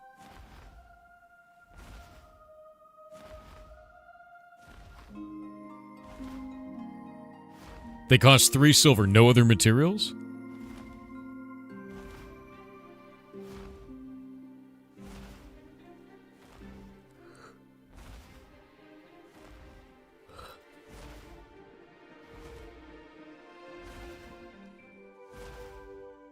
One silver to craft a crate. Oh, it still needs the 12 wood.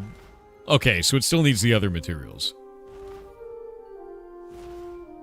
Can you do 3 of them at a time?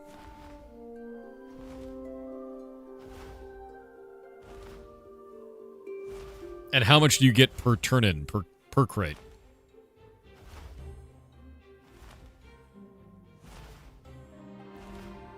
So you can get a gold and 40 silver per turn-in. 25 silver. Okay, so you can get 75 silver per turn-in.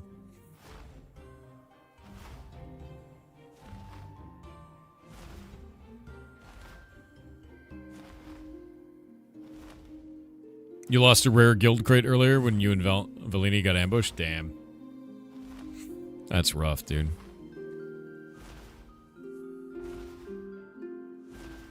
Yeah, no crate quality goes to legendary. I'm wondering about these starter crates, because starter crates sound completely different. The mule is fast? I mean, it's fast enough. Yeah, nothing is trash money when you're running bots and fly hacking. Exactly, dude. That's such a mess.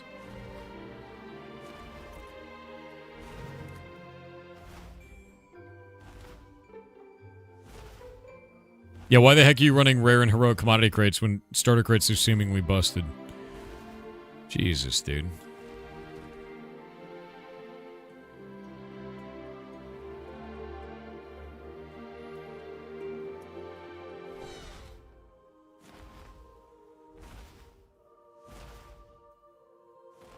I haven't seen another one of these bots come back over here, to be honest.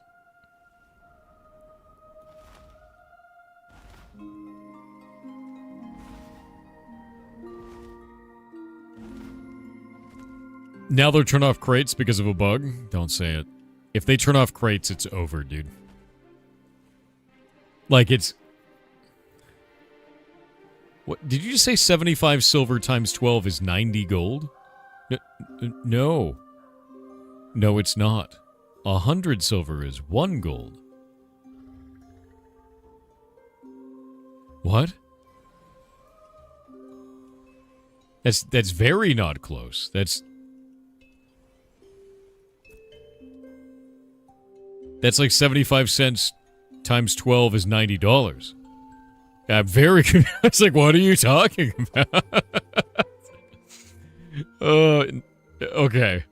The math is mathing. I don't want it to math like that. Oh. Very confusing. My man's doing a math. He's cooking, but the meal is strange. Imjusted Dave said, what if they ran main more like the test realm? Wipe often, restart everyone at level 10 with appropriate gear, test from there. Eliminates the appeal of RMT and potentially increases the variety of gameplay, testing. Focus testing would be really nice. The problem that I keep seeing is even in focus testing environments, the only kind of feedback that we've been able to give a lot of the times is performance-based feedback for their server worker system. Apparently they did have dynamic server workers working on PTR is what I've been told, even though I didn't engage with PTR. But they don't have them on the live servers now. So I don't really know what is going on, right? Yeah.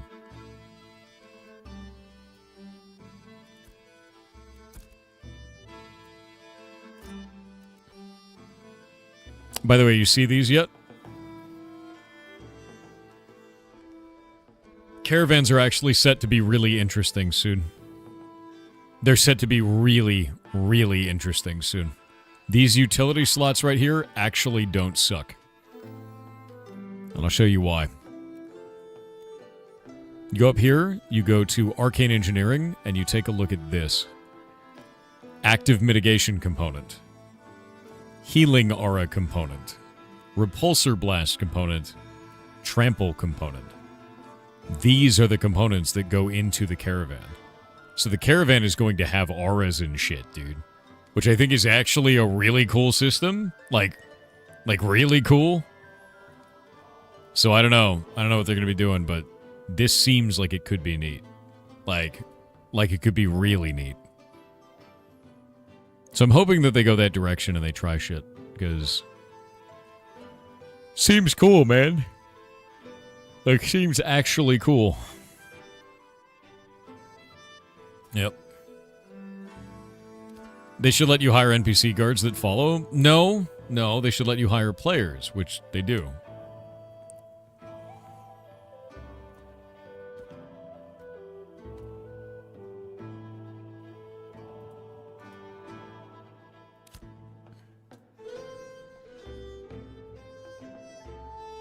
And before you need 300 random items to operate it? Yeah. You think caravans are going to be a settlement thing? Like moving settlement crates between towns? That you can only move with caravans? Dude, maybe? I don't know. The only thing that I know is that, like, the systems aren't in right now. You know? I think that's about it. Yeah, that's really all it comes down to. Alright. I'm going to set this right here for a moment. How was that? Oh, the poor lad. His mount got killed by the guards.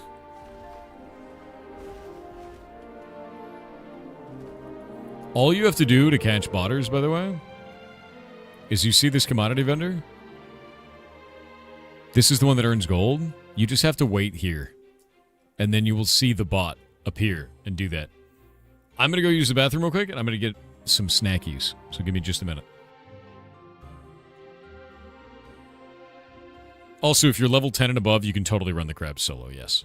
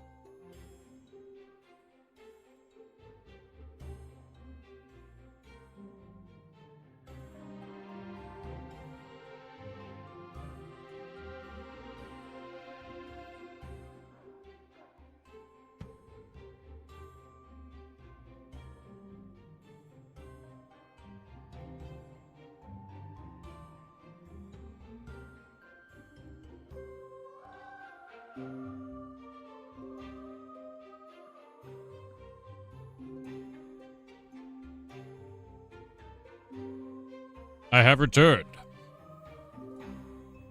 Eating a snack, dude.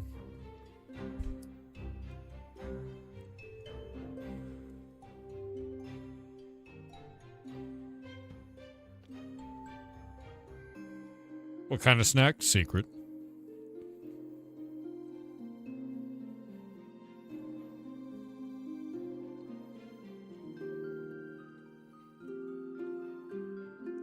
Can you force flag the bot to PvP? No, you cannot.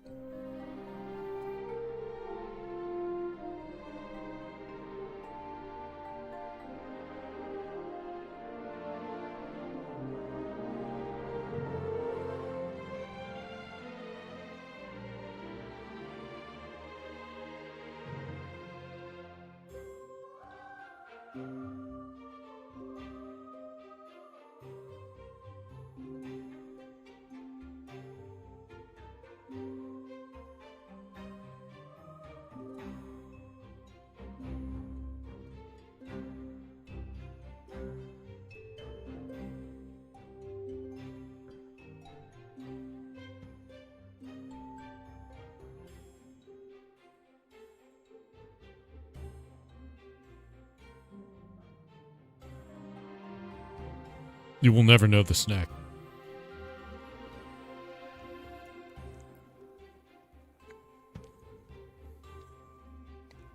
The bots aren't attacking, Smalicious.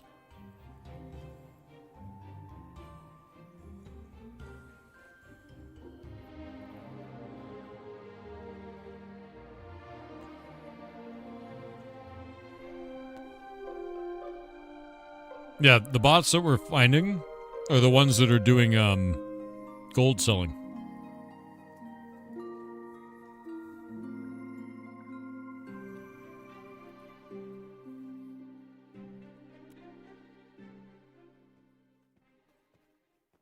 And because they're doing gold selling, they're just fly hacking. I say he's eating a mod. Which one? What happens if you duel the bot? Does it break then? No.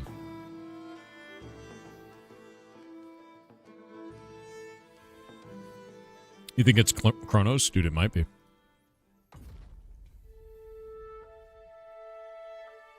Is this proof of human existence? Of course. I am very human.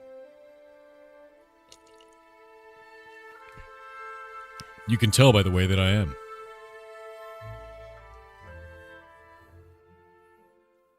Yeah.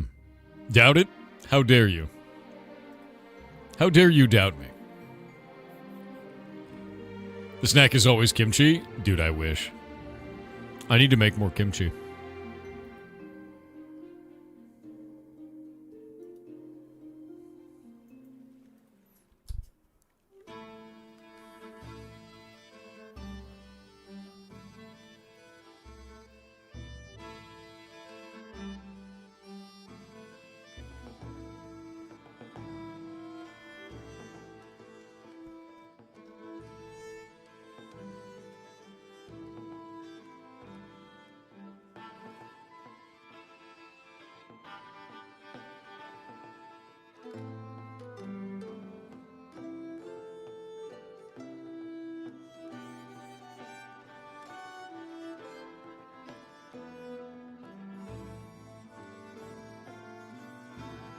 Get rid of that.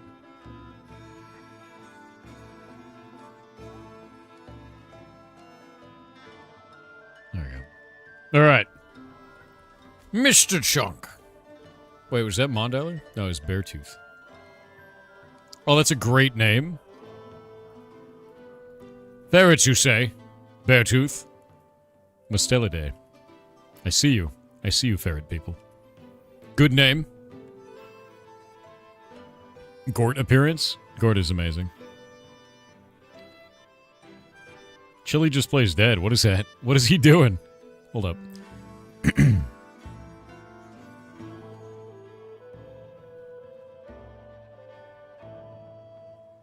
Oh my god. There's so many, and they're all going crazy. Look at them all, dude.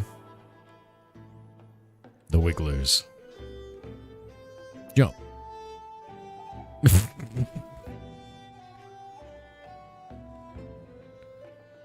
What's happening over there, man? Yeah, just a flop, dude. Wait, does it say offline? That was weird. One sec. Why does it do this? Show the stream, man. There we go. Oh, the oldies are out right now. Yeah. The oldies are out, and somebody's under the bed. Oldies. Butt wiping. Butt wiping. Ridiculous.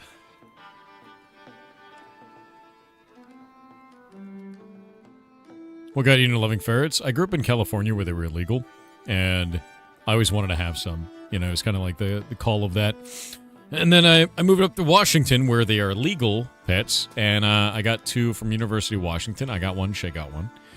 And I really liked them, and the chat really wanted to see them, so we set up a video and a separate channel to like watch them, and people really enjoyed watching them. And it was just really nice. You know, it was really cool, and they're just cool pets. And then a while later, Snails, one of the ferrets, died. She died of a heart condition, and it was like really kind of messed me up. But laboratory animals, because we got them from University of Washington, they put them to death after 1 year. They killed them. And I realized that like our actions of adopting this animal had given it 3 extra years of life, right? And I was like, we're just going to do that. We're just going to start doing that more. And so we did. And then we started, you know, getting a couple more here and there. We were adopting some more. And then the stream for the ferrets kind of took off, and the amount of revenue from it exploded to the extent that Twitch actually thought we were doing advertiser fraud, which was hilarious. And they demonetized the channel. And then I had to talk to Mike Minton, who's the head of monetization. He's like, I'm going to look into it. And then they found out like immediately, wait, no, you're not doing ad fraud. This is all our systems failing. And I was like, yeah. So then they fixed it. And that was hilarious. And then now the rescue is completely run by ad revenue. It's kind of insane, actually. Sir? Sir? There you go. But yeah, it just snowballed, man. It snowballed like infinitely in a direction you just never would expect. And it's amazing. So, yeah. Love that, especially giving them more life. Oh, absolutely. If you go to ferrets.live, I have an entire website for it as well. I'm like really, really passionate about this. Why am I not reflecting damage?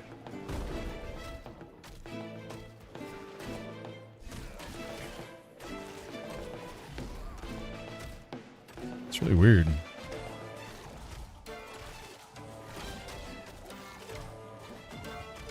There we go. 2000 XP. The AI scripts of the frogs are broken? How? Yeah, here's the website for it, man. You ever looked up Angora ferrets? Yeah. Yeah.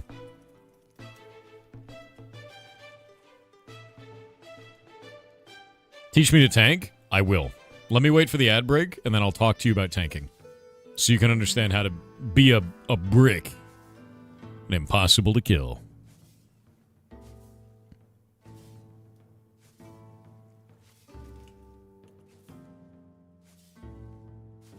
Yeah, Duchess and Lady are Angoras. Yeah.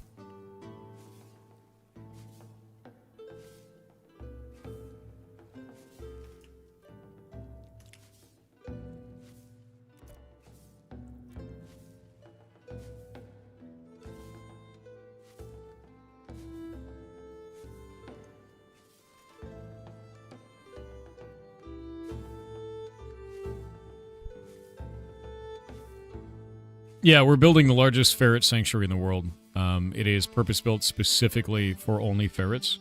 It will be 2,400 square feet, and that's the whole plan. And we've already got it approved, and we're waiting on schematics that should be done by March to April. We know it's the largest in the U.S., and it is likely the largest in the world. Yeah. That is the idea. Yep. You have to understand that ferrets are exotic animals and generally don't have rescues purpose-built for them. It's not a high... I'm going to be honest with you. It sounds impressive, but it's not a high bar to fit, to fill at the end of the day. Do you do breeding? No. We don't want to create more of the problems. We want to fix the ones that already exist. And that means, taking in animals that can't be saved otherwise and then giving them a place that they get to live for the rest of their lives. It's a sanctuary, my dude. Not a breeding house. Yeah. Ferrets are common pets and working animals in Scotland? Yes. Here in the United States, they're an uncommon pet in many different many different areas. And they're more common in some areas. Like Washington, they're quite common. Yeah. Yeah, we could talk about it for days, dude. Like, we do... Like, one of the things that we're trying to push on right now is medical research for insulinoma. We work with veterinaries all over the country, like, all kinds of shit. We also work for the Humane World for Animals. Like, we work with them as well. Same shit. Yeah.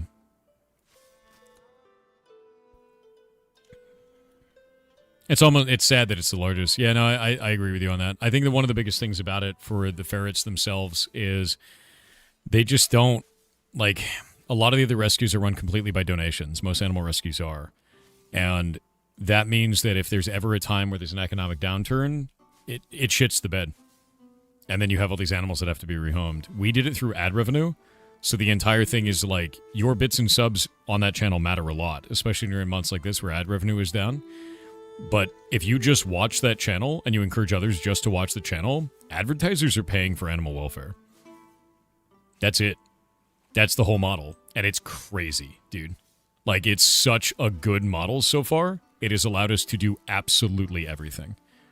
And, like, you just have to have a channel on, Yeah.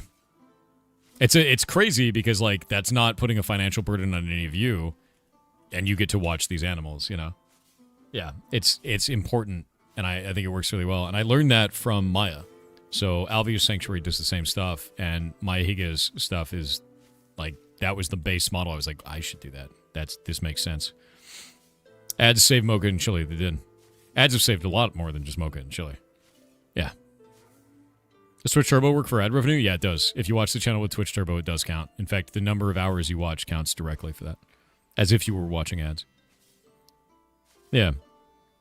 It's just a cool thing because it's like you don't have to throw money at it. And I know a lot of people don't have any right now. Like, the economy's in the shitter. But if you just watch a channel, it works. Yeah. Yep. Are there any particular advertisers you want to give a shout out to? I don't have control over the advertisers. Like, we don't have any sponsors for that channel. That's something that we want to explore once the rescue building is built. Like, I want to see if we can reach out to like different companies like Ferret Nation that actually create, cages that we use, or maybe Chewy that we're like for like food providing and stuff like that. If we can build a system of sponsorships from these different companies so that they can advertise through the channel and then we get products from them to help run the rescue, I think that would be a dream come true for that. And it's good for them, and it ends up being good for us, and it's good for the animals, right? Like, so like, there are opportunities for that later that I want to go through, but that's after the building is built. Like, before that, no, there's nothing we could do. It's all just down to whatever ads Twitch has.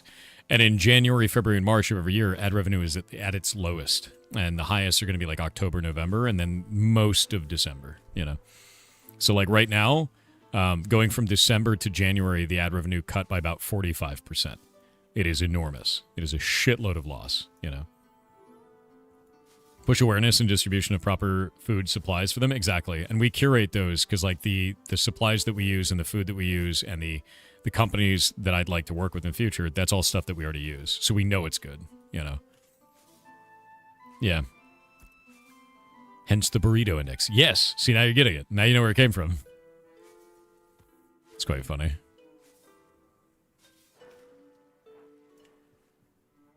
Chopping all these plants.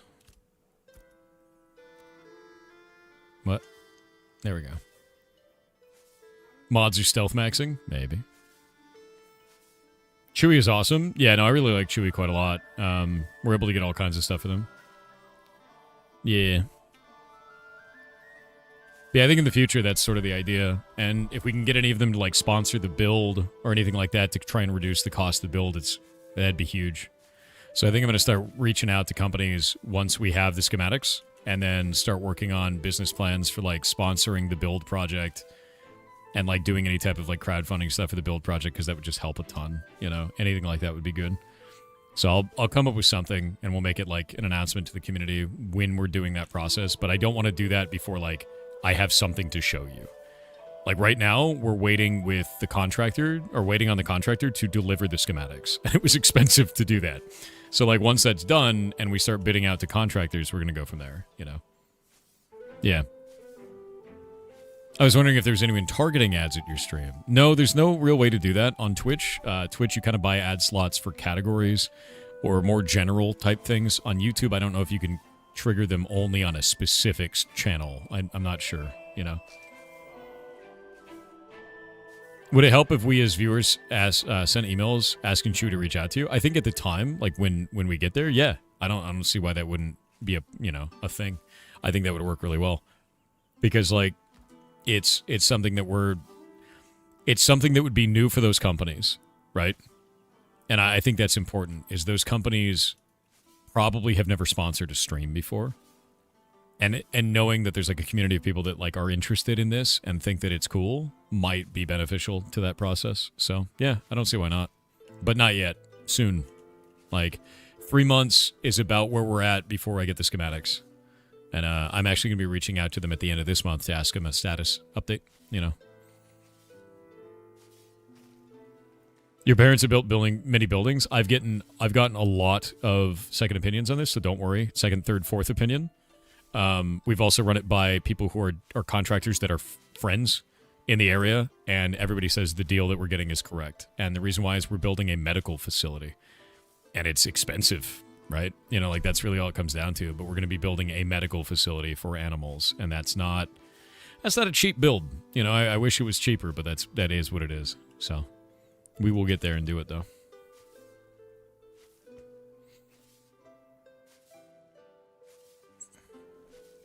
How much is the total? About $1.5 million. So it is not a cheap thing. And we can do it.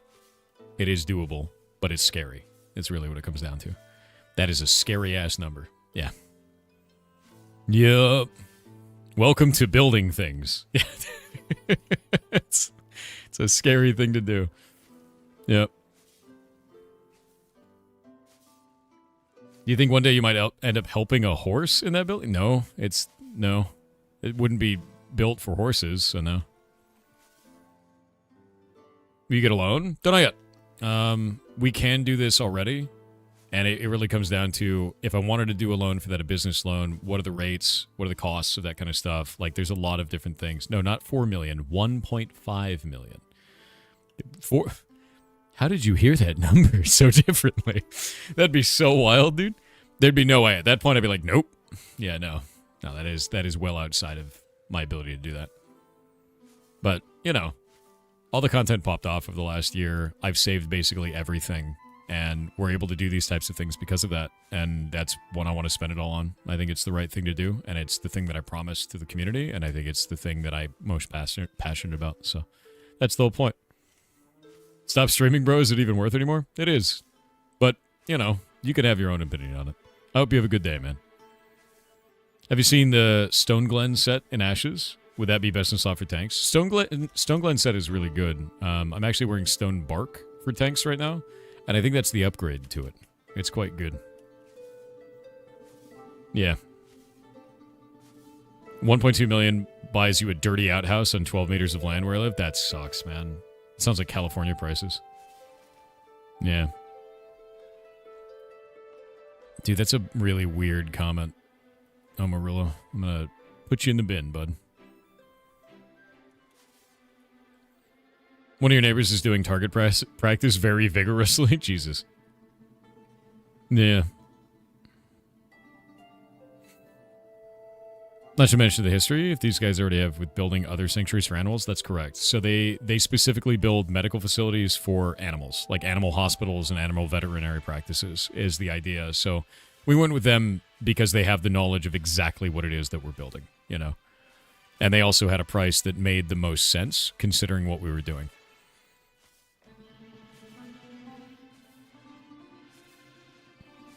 $1.2 million buys you a few acres of land? Terrifying. Has Maya visited you yet? No. I want to invite a bunch of streamers out once we have the facility built. And I want them to visit and see the animals and everything like that. Maya actually invited me out to her place, so to Alveus Sanctuary, and I haven't had a chance to go yet. So I'd have to reach back out to her, because I think it was about a year ago at this point. Yeah, but I think after I get the rescue built, I'm going to start doing that. I don't like traveling, to be honest with you. But like after that, I'm going to start inviting people on. I want to have Esfand out. I know Baru wants to come visit, so like that'd be really nice. Yeah.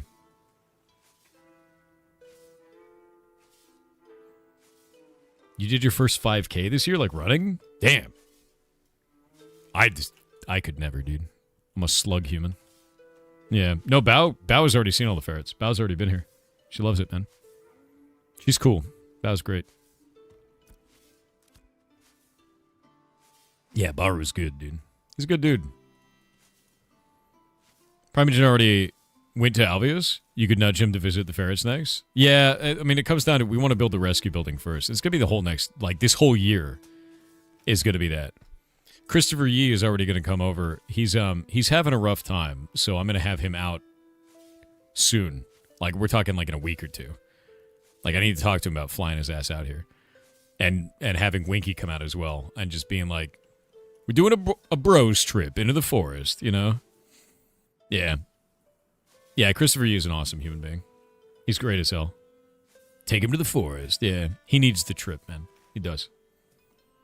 On which ferret will Bao ride into battle? Unfortunately, Bao is too tiny to ride any of the ferrets. Yeah, too small. Should get lost. Bring Shay so you don't eat something you shouldn't? I'd eat it anyway, let's be honest. You know?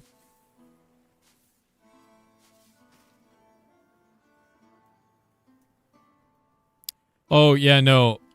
So, Brownie, I know that that's like a really serious thing, and I don't want you to get the wrong idea about like no politics in chat. A lot of people come here to try and escape the problems of geopolitical bullshit, right? And I know that might sound like a cop-out or sound kind of lame of like, oh, he's not giving a take, he must be a piece of shit or whatever, but like, I'm happy that we have an island where people can just forget about that shit for a little while, if that makes sense. You know what I mean? I hope you're doing okay, though, regardless of wherever you are in the world. And we do have people here from Iran. We do have people here from Ukraine. We have people from, you know, all over the place. Places all over the world where there are serious problems. So, a lot of community members from many, many different places. No, Bao, you're too small to ride the ferrets into battle. Exactly, dude. Too tiny.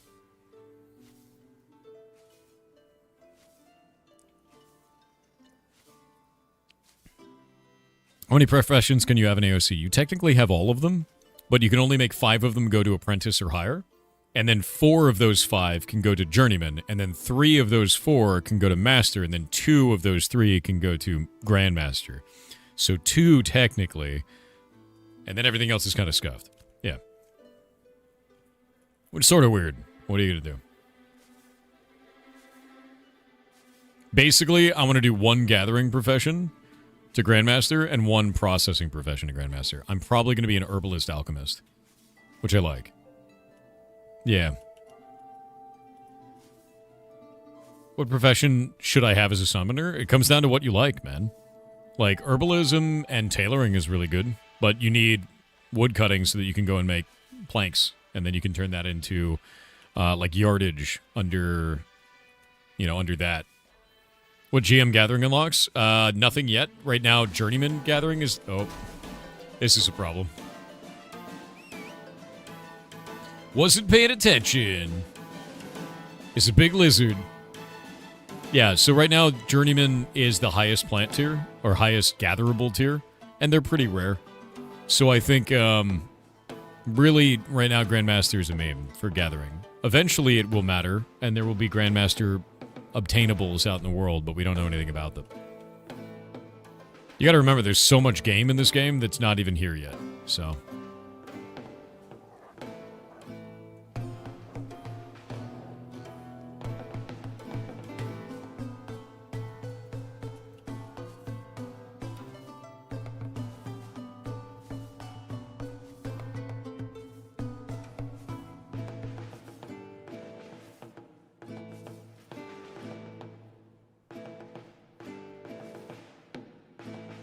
That belt, pants, shirt, stat boost is no joke. Oh no, it's huge. Yeah, if you get like a good belt and a good shirt, you get like just it's like almost like wearing another weapon, dude. It's completely busted. You just bought the Hightail Cursebreaker edition for you and your son while being a pirate? Thank you. I hope you used the code. And if you did, thank you very much. It's very nice of you. I'm going to be playing Hightail in 2 days, man. What are you doing over there, Spider? What are you doing?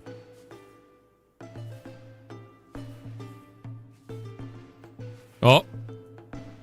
That spider's doing its war dance at me. So spiders do this like... Yeah, look at this. Spiders do this dance at you when you get too close to their territory.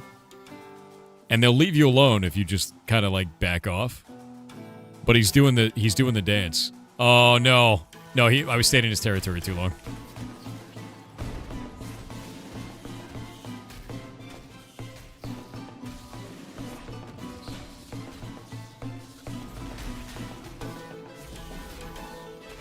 All right. Who's the guy that wanted to learn how to tank? Who's the tank guy? Yeah, vets. So I want to show you something, right? You have a resource in your character that's really easy to manage. See that up there? It says 100 of 100 courage. Courage is the thing that matters most to you. When you use something like Pulverize, it generates 300% additional threat, but it also gives you a bunch of extra other stuff. So it'll do 225% physical damage, and... if we go into here, into Archetype, and we pull this, it also gives you a 100% chance to crit, right? So what you want to do is you want to hit enemies, get courage as much as possible. Then you want to hit enemies and do a shitload of damage to give threat. You can also take Taunt, but it's not really useful solo, right? Usually what I do is I swap this out, and I swap it over to Shield Slam. Shield Slam is going to apply staggered. You need to start paying attention to these. Disable evasion reduced by 25% for 6 seconds. You can also do that on your weapon. If we save this up, this also can do disable evasion because of staggered. Staggered is something that you can accelerate into other stuff, right? You can start building off of that and doing other things with it. Another thing you can do, if you're dying a lot, let's think about if you're having trouble surviving. Do you see this button here called guard? If I hold the button down, see how I have my shield out? Everything that I get hit by while this is out, watch this. See where it says block every time? You don't just have a passive block chance. You can actually just block forever, and it uses your stamina in the top left. When you don't need to be taking hits, do that. 100%. The other thing you want to work on is grit. See how I have this buff the last 20 seconds? That costs courage to do that. Use your grit at all times. And the reason why is if you go in here to physical, see the physical defense is set to 50.9%? Wait until grit falls off in 6 seconds. Watch that go down. Because it's not a multiplicative stack. It's actually fully additive. Look at that. From 38.6% to 50.9%. That's massive. And if you take the right talent for it, which is this one, you get another 10% to magic damage reduction as well. So I'm at 25.3% there. It's huge. It's actually enormous for survival. Whenever you take a big hit from an enemy, you can actually use that back against them as well. So let's go back into the skill book, and I'll show you Reflect. Reflect puts up your block, you'll block the next hit, and then you return physical damage equal to 100% plus additional damage based on the amount of damage you just took from the deflected attack. So you wait for your grit to fall off. Then you put up your Reflect, so you can take the most amount of damage possible. This reflect will do up to 800% of your physical damage. It hits like crazy. It is so powerful, right? When you do that and you reflect it back and you've just taken a bunch of damage, you cast Shake It Off. Shake It Off heals you based on the amount of damage you just took. So you just go, I'm going to reflect a shitload of damage at you and then heal it back. Insane combo. It does so much damage. It's wonderful. So, like, outside of that, the other things I would look at is make sure you're using a one-handed mace and a shield. Don't use a two-hander. One-handed mace and shield is huge. And just start moving up the tree, man. Like, moving up the tree and trying stuff. There's so many different ways to build this, but it really comes down to learning how to block. Can you reflect with a two-hander? I have no idea. I know you can do it with your normal block, but this is the other thing, too. Under stamina, go all the way up this. See this right here? For each hit blocked while guarding, gain 1 stack of Iron Reprieve, increasing healing received per stack, up to 5 stacks. This increases the strength by 1% per, and then this increases by another 1% per. And this up here, while guarding, your physical and magical block mitigation contribute 25% of their effectiveness to blocked attacks of the opposite type. So when you block magic, it helps block physical. When you block physical, it helps block magic. And that shield, that buff, stays on you for as long as you hold this down. So in fighting situations, you want to hit everything, do as much damage as possible, throw out Vengeance, which is the knee ability. The knee ability will give you a shield, an overshield on your health, which is this right here. That increases it by another 50%. And then you start blocking. You go into your block rotation. And you make sure that you're always blocking everything. Keep your grit up. Make sure that you're using Vengeance on cooldown whenever it's out. And you do bursts of damage and then back to blocking. And then bursts of damage and back to blocking. And then use your Reflect and then back to blocking. You're doing a lot of blocking in large-scale PvE kind of situations. If you're just taking hits to the face, you're going to die. Like, it's important to understand that you are here to mitigate, not just do damage, not just get hit in the face. Mitigation is what you're after. So hitting that, and then blocking, see that block? And then block. You can actually block between hits, too. If you pull it off right, which I'm not even doing it right now.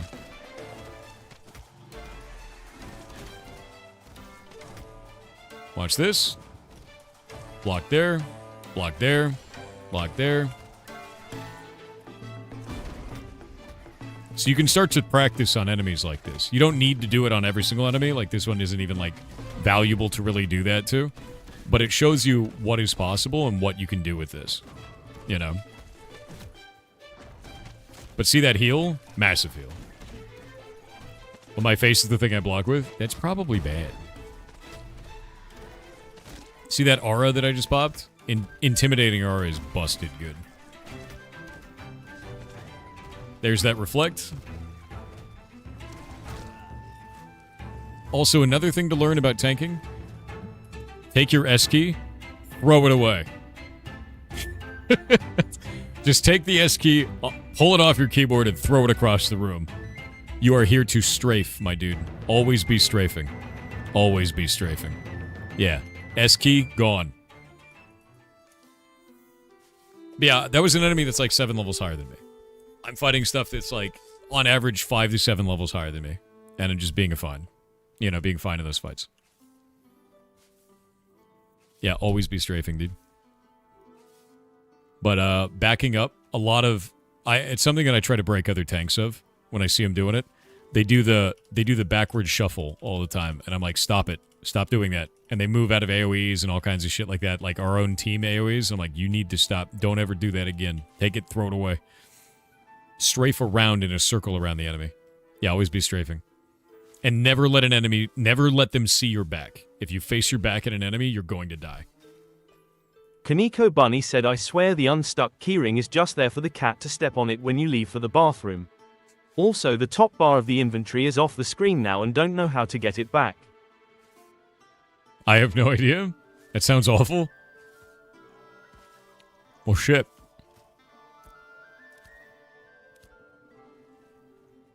That's probably bad.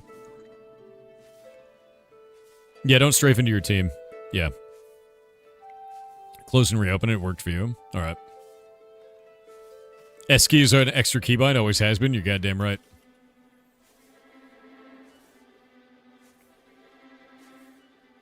_suspicious_turnip with 500 bits said good afternoon Thor. Our team rank for folding at home climbs to 89. No shit. I see we have a few new names on the list of folders. That is always good to see. It sucks PC part prices are too high for me to buy and build new rigs right now, but anyone can join with what they have to help with a good cause. Have a good afternoon. Yeah. That's cool as hell, man. That's actually really cool as hell. What professions do you have at Apprentice or better on Chunk? None. I'm not really even doing that. I'm actually doing this because it's the best way to level up my character. So I'll show you in a minute. Soon I can show you this, because it's quite funny. It's the fastest way to level. You set your work PC to fold 24/7? That's wild.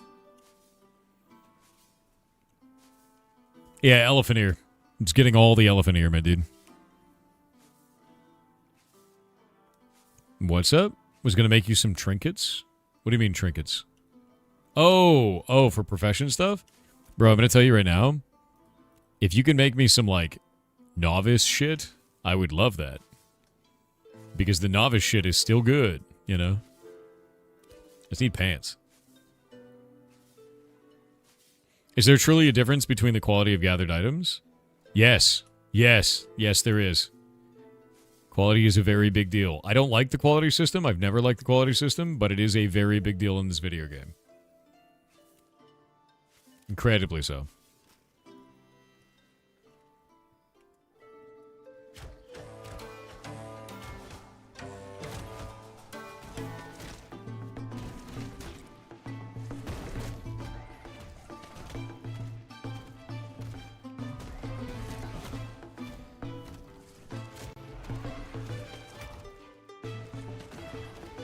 Get reflected, nerd.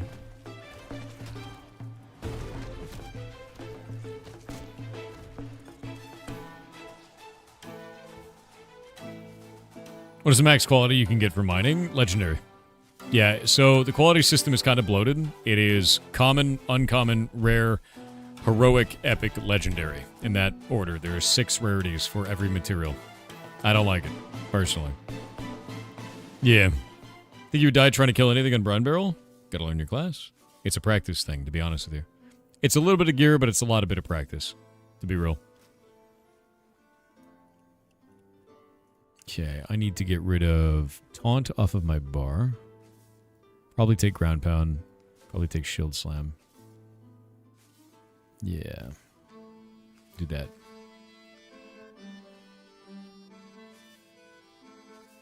Actually, I might do Slam. I might just do Slam. Yeah.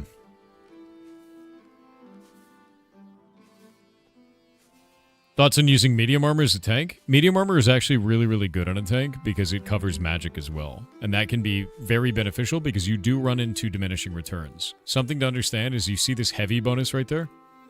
That heavy bonus is not a multiplicative scalar. So if we look at my character has 7 pieces of heavy. Where did that just go? That was weird. I don't know why that went into a different slot than when I put it on. So we have 6 pieces of heavy right here, and I'm down to 5 now, right?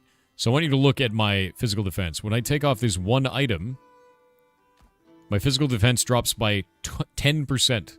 And the reason why is because that heavy bonus is 10%.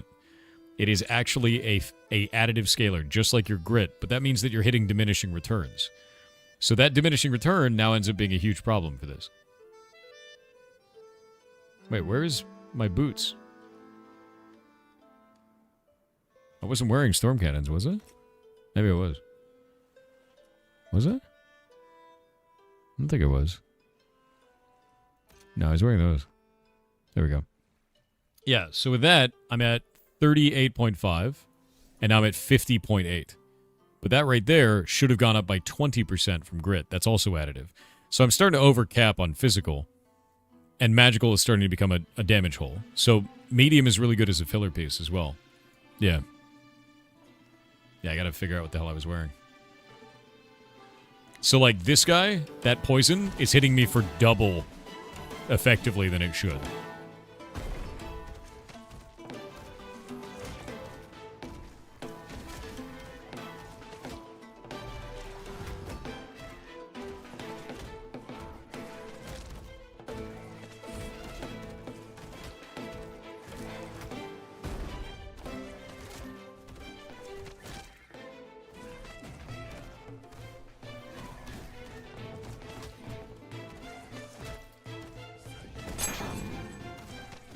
Hey, Adonis, rating the party of 5. How's it going, bud?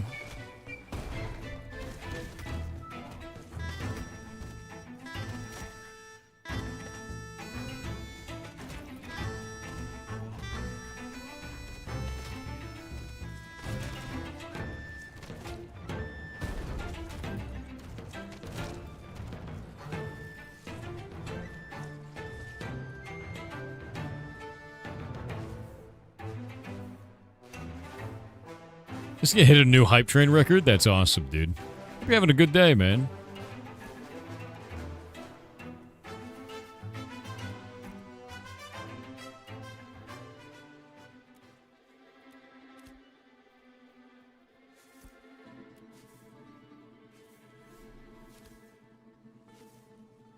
As the node progressing, we're kept. Yeah. How fast do you level with elephant ears? I will show you. It's quite stupid. I'm trying to get enough elephant ear for it to matter. And I will soon.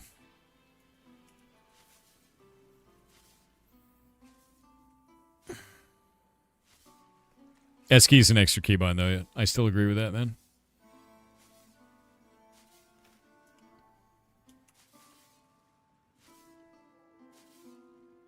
I'm out of the loop. What are elephant ears? You're only level 10? Okay, so elephant ears are these plants that grow on our island called Brinebarrel. There is a mayoral commission that allows us to turn in a shitload of plants to get a shitload of XP. So what I do is I get a whole bunch of plants on my alt. I pop a mayoral commission, and then I turn them all in on my alt, and my alt gets a ton of XP. It's a really good way to level your low-level characters. You get 6,500 experience for each turn-in. It's a very big deal. Yeah.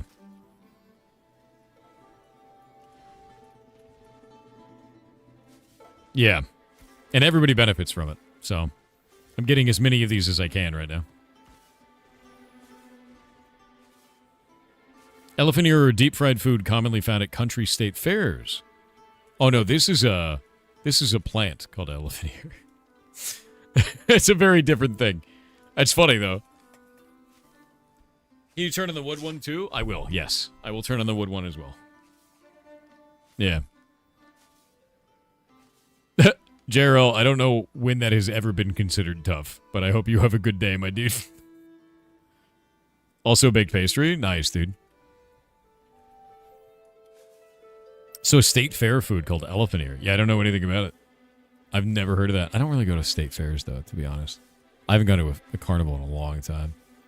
Yeah. Yeah. Go to Cedar Point. They're there. I haven't gone to a fair in ages. The last time I went to a fair was like a Ren fair, and I ate a whole turkey leg.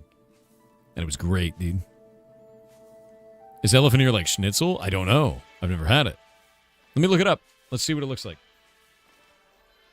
Elephant ear food. Oh, that looks crazy, dude. It's like a giant flatbread. What is in that? Is that cinnamon? It looks like cinnamon. I'm going to show chat. It's like a big, sugary, cinnamony kind of like flatbread thing. It looks really good. It's fried dough. It's like funnel cake, but covered in cinnamon and sugar. Is that what it is? Because that looks really good. I've never heard of it. No, I'm super down. I'd never heard of that.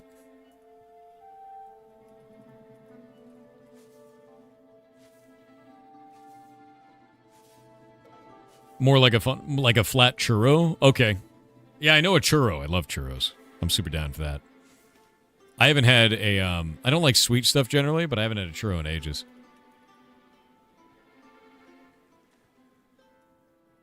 I need more elephant ears. More. This feels lame without all the bonuses that we get for the town. Kind of sucks. You want it now, Yerblo? I know, right?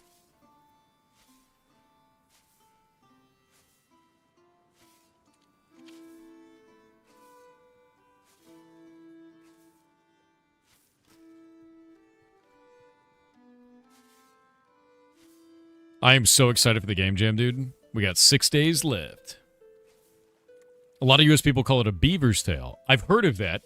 I've heard of a beaver's tail at a carnival fair. So, like, Or at a carnival, rather. So that might be why. Maybe they don't call it elephant ear where I've been. Maybe they call it beaver's tail. That might be the same thing then. Are those plants used for making potions? They're basically worthless. They're used for other really good shit, though. For turning in for XP. They call them scones in Oregon? Those are not scones. What? The British are rapidly approaching your location. Thank you for the hype train, by the way. It's very nice of you.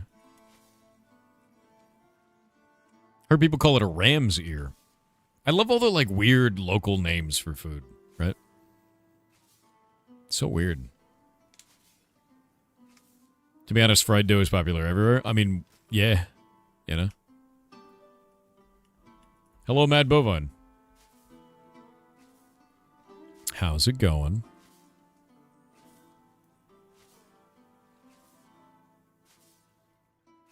Delivery for me. What do you got, man?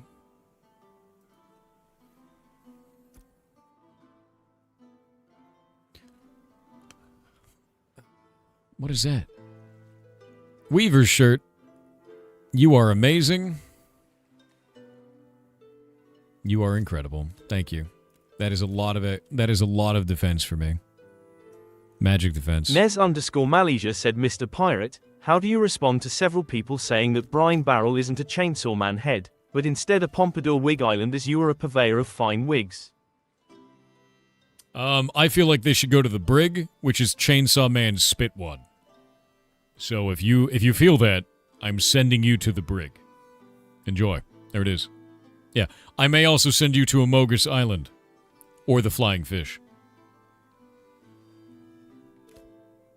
Your move. How do you get to Shorefoot from Halcyon? Reach the water, it flags you for PvP. It does. Welcome to the Turquoise Sea. Don't go in the water. The water is bad. If you want to go from Halcyon, you can actually go up over here and down through this route and then all the way across and swim across right there and there's no PvP. Don't be afraid of getting flagged for PvP. Learn it. Learn how to move. What's on Croissant Island? Oh, you mean this down here? Death. Mostly death. It's a scary place, to be honest.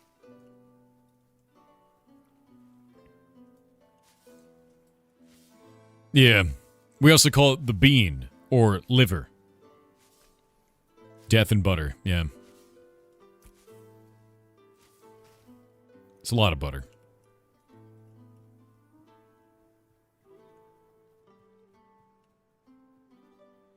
Yeah, come on down to, just come on out. Come out to Brinebarrel. We've got an ocean that you can't fish in. Commissions don't work, and buy orders give you nothing in return. And our mare doesn't have a flying mount. You'll love it. It sucks. It sucks so bad out here. Everything is broken. The bots get to fly and I don't. Yeah. Yep. It's such a mess, dude. Your dragon broke? No, it's just still 0% movement speed, dude.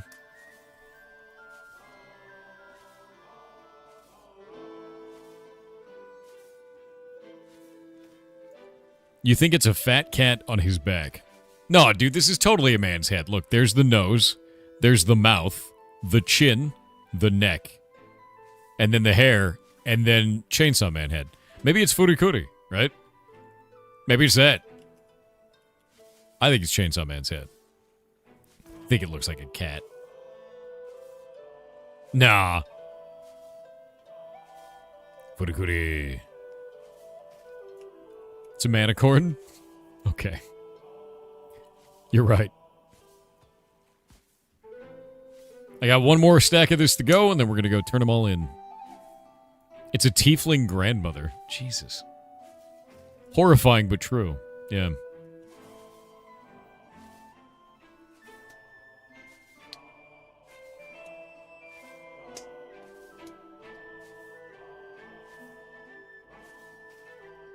Alrighty. Dude, I'm so excited for Hightail, man. We got 2 days left.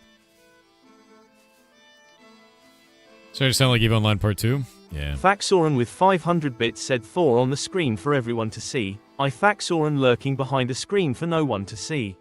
I am sort of glad you didn't see my image I made to make fun of the burrito bungle. Just remember, no matter how you get beat down, you can always get back up, like my grandfather that served. He was pepper sprayed and was mustard gassed. Now he is a seasoned veteran.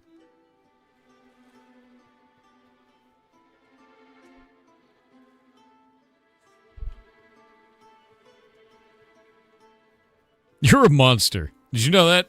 Did you know you're a monster? Seasoned. God damn it. Faxoran's a monster. Why'd you laugh at that? Because you're also a monster. Like, honestly. See Sith over there, also harvesting. If you ever see Chunk harvesting, it means I'm going to pop some stuff for the town. Because every one of these is worth XP, too. Was it 90 XP per gather right now? Do you know how easy it'll be to migrate to Hightail? We're looking at it from 6 to 12 months. We're going to hit the ground running, though. And Jake and I'll have a better overview of it after the first day. We're hoping it's going to be fast.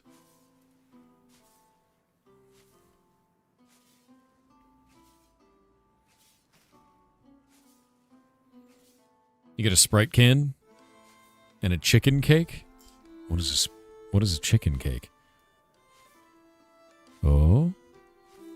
What is a chicken cake? Empanadas are so good, dude. Dude, I want an empanada. I want to make empanadas today.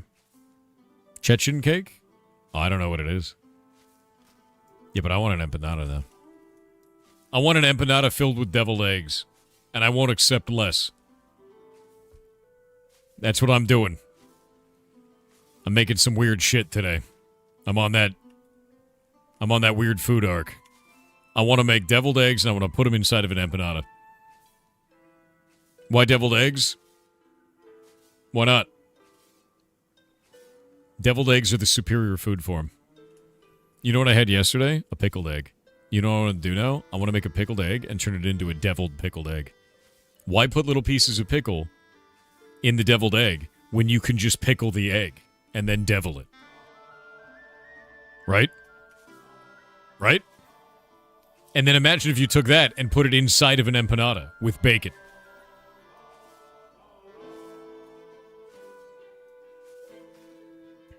You made ramen eggs? You mean like egg in a ramen? Yeah, but I don't know if anything else.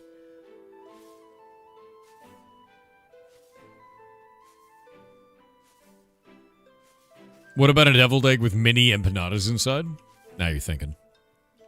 Now you're thinking, dude. That's the way. This man's a genius. Thor is Preganinant? No. Maybe I am. And maybe deviled eggs is the father. But what are you going to do about it?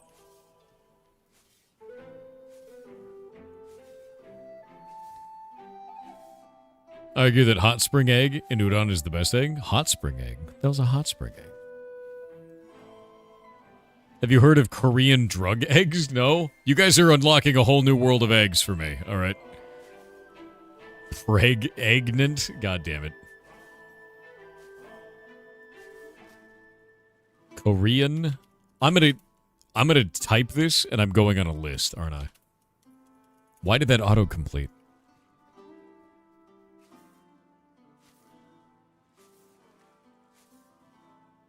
Okay.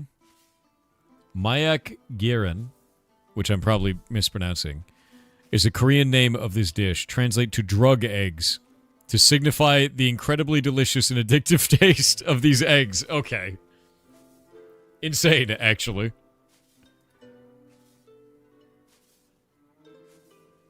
Oh, they look insane. Oh, I want them. I need these eggs. I need these eggs! It's on our budget foods. Okay, hold up. You need to view upon the egg. Look at it. Look at the color of that yolk. Look at the nice coloring of the white of the egg here. That is savory as shit. I can taste the salt through this image. I'm in. You got me. I'll make that. I don't know how to make it, though. You got a recipe for me? Yeah, that looks really good, dude. I would love to have a recipe for those. Easy to make? Really? You only have insults? Why you like this? I see that OP, Kaju. He's a good dude, Mr. OP. Google hot spring egg. Hot spring egg. Why did that also autocomplete? Google knows. Japanese slow-cooked egg with a unique texture. Okay. Okay. That looks really good. Yeah. Slow-cooked, huh? All right.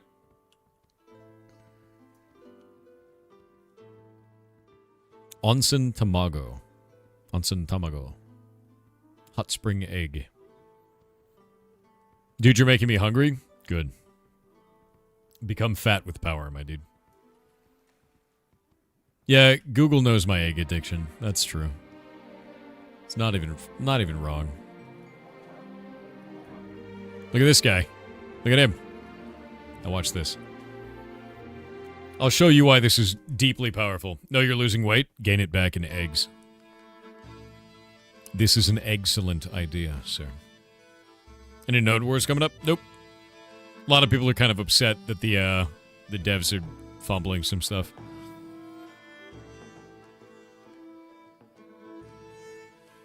The onsen egg has a black shell. Really?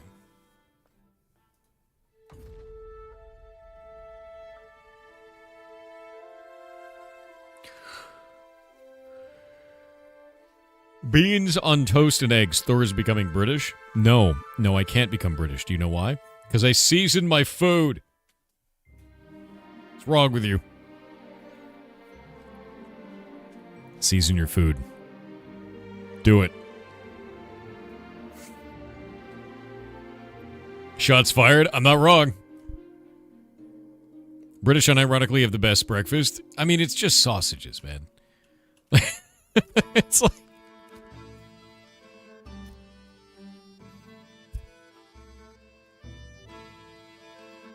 We season our food? I wouldn't call that seasoning. There was an attempt. Okay. Grab this. Commissions. Timber for tides. There's our wood gatherers. Call the giant crabs. Oh, wait, no. Not yet. Where is it? Plant preparedness. Done. Now I can log out. Yeah, who puts whole tomatoes, beans, and mushrooms on a plate and calls it breakfast? Don't do that. That makes no goddamn sense. Salt and pepper does not count. I agree. Stuff works again? No. I'm just leveling up my ult, man.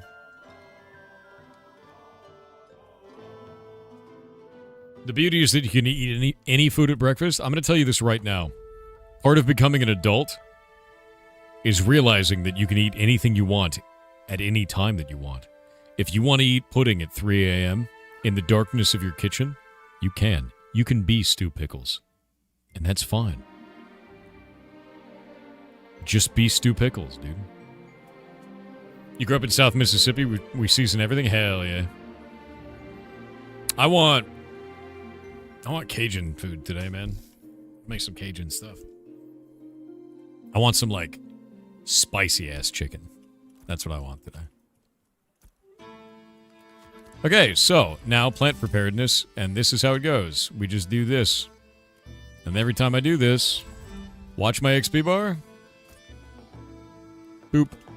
And then again.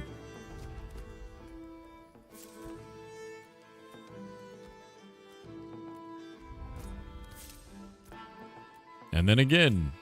Look at that XP bar go.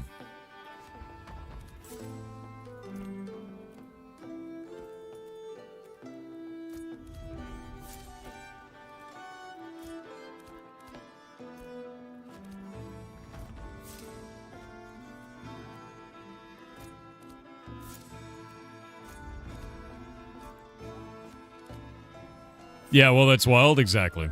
This is why we do this. Like, if you're a gatherer, this is how you make levels. Bing.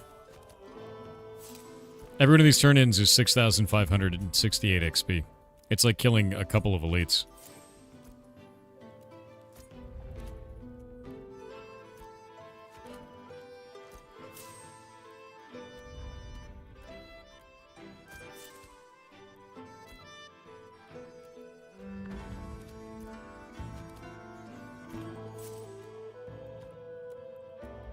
And you could just repeat it, you know? Yeah, look at my level going still.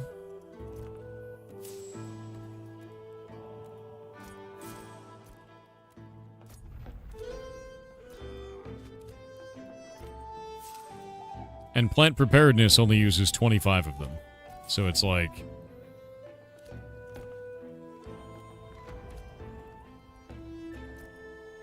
There we go. It broke.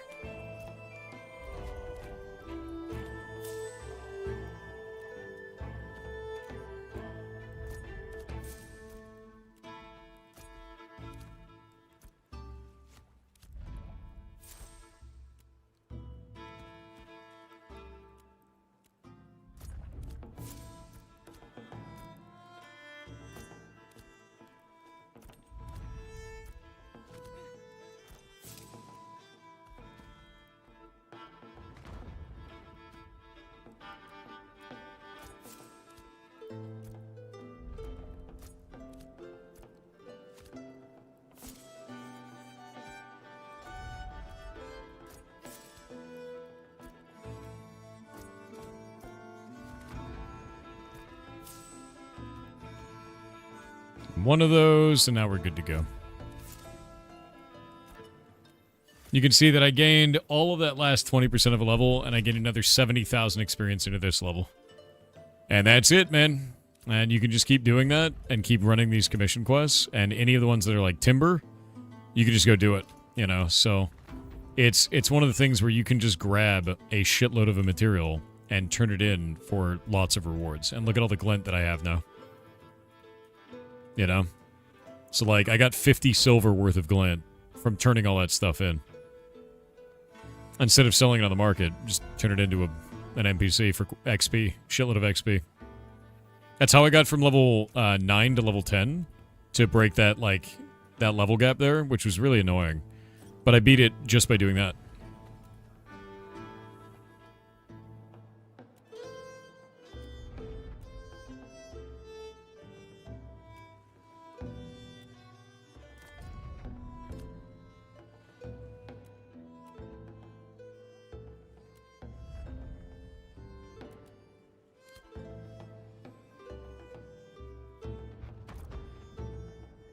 Now we can go to here and do this.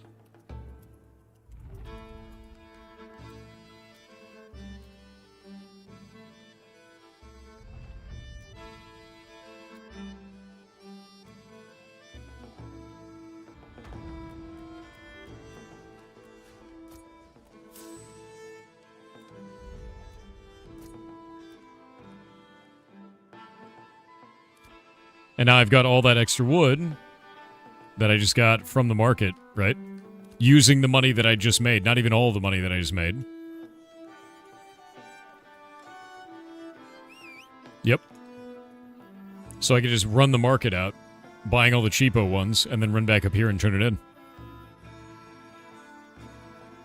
What would my last meal be? What would my last meal be?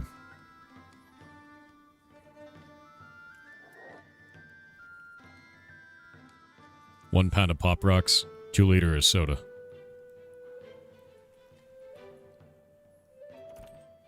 This is the way.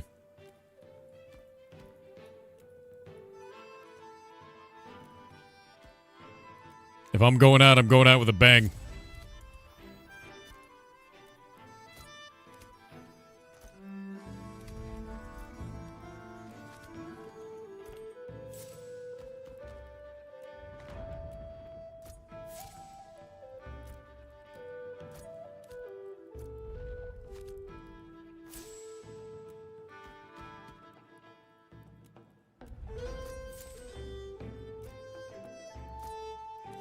So I spent about 19 silver, all of that. And I was able to turn in 3 more times, and I got 9 silver back, and I ended up getting another 20,000 experience. So I'm at 89,000 now. So I spent 10 silver and got 20,000 experience. In like seconds. It's super worth it, dude. Isn't that wild?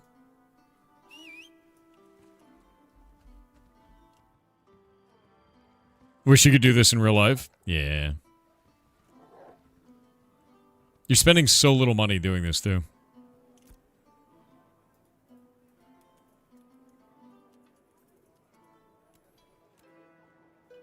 No elephant ear in the market. Let's look at volcanic rock.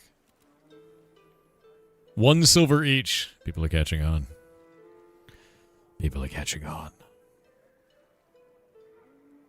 Yeah, striped barrelfish would be really nice, too. We don't really have a fishing quest there, then. But yeah, that's it. That's the way to do it, man. And I got 25% of a level just doing all that very quickly. You mentioned wanting to make rye bread. Do you have rye flour in the U.S.? I want to make marbled rye. And we can get rye flour in the U.S., yeah. Jova Q, 23rd in line. F, dude. Yeah, marbled rye is what I'm after. Why this board empty for me? Are you not a citizen? I don't know if you can do it if you're not a citizen. Look at the mayoral commission board. If it doesn't work, relog. Because it should work for you.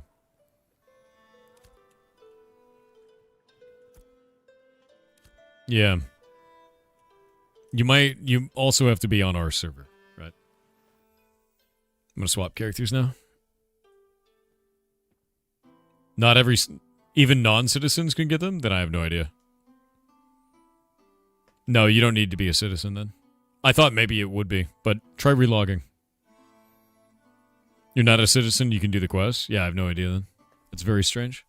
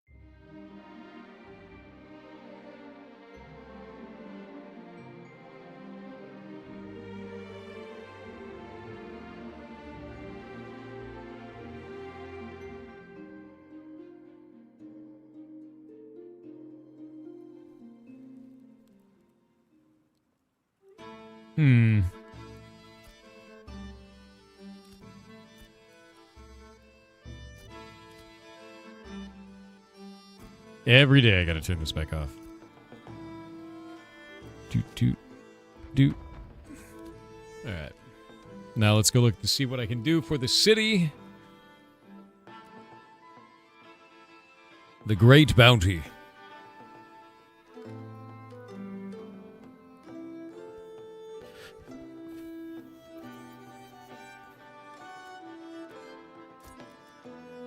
There you go. Have some giant crab kills, you know? And maybe that's it. That's all we need.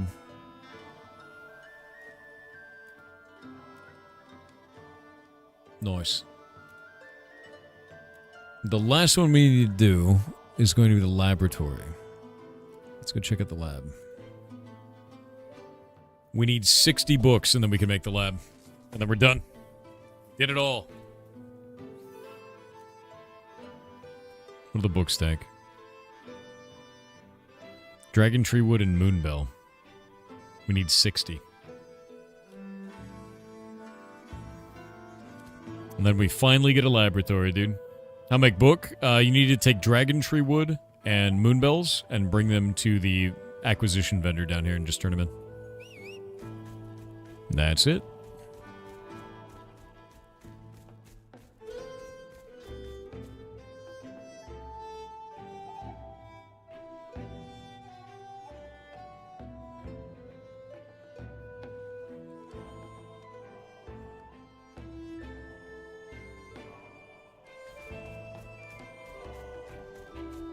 Alrighty. With that in mind, I do believe we're at time today, and I got stuff to do. You hit 20 yesterday. Radiant gear feels amazing. Good. Yeah, Radiant gear is very, very nice feeling. But now the real grind begins. Now it gets actually difficult, you know? Yep. Hostage train incoming. You guys popped it too early. It's too late, man. All right. Novice gear is above level 10. No, Novice gear is below. Adept is 10 to 19. And then Radiant is 20 and above. 20 to 29, technically. Do we get rep again for those? No, we do not. No, rep doesn't exist still. We don't even have an ETA on it. I got nothing, man. I hope that they do it this week, because if they don't, the game's going to start suffering a lot. Anyway, it's time to raid the ferrets. Raiding ferret software. If you don't know what ferret software is, it is our ferret rescue. You can find out more information about it on ferrets.live, which is a great domain. So, if you go in there and look at this, you can learn all about what we do, all the animals that we take care of, all the staff, and everything that we're doing. So, yeah. There you go. And I hope you guys have a wonderful day. And we'll see you all tomorrow.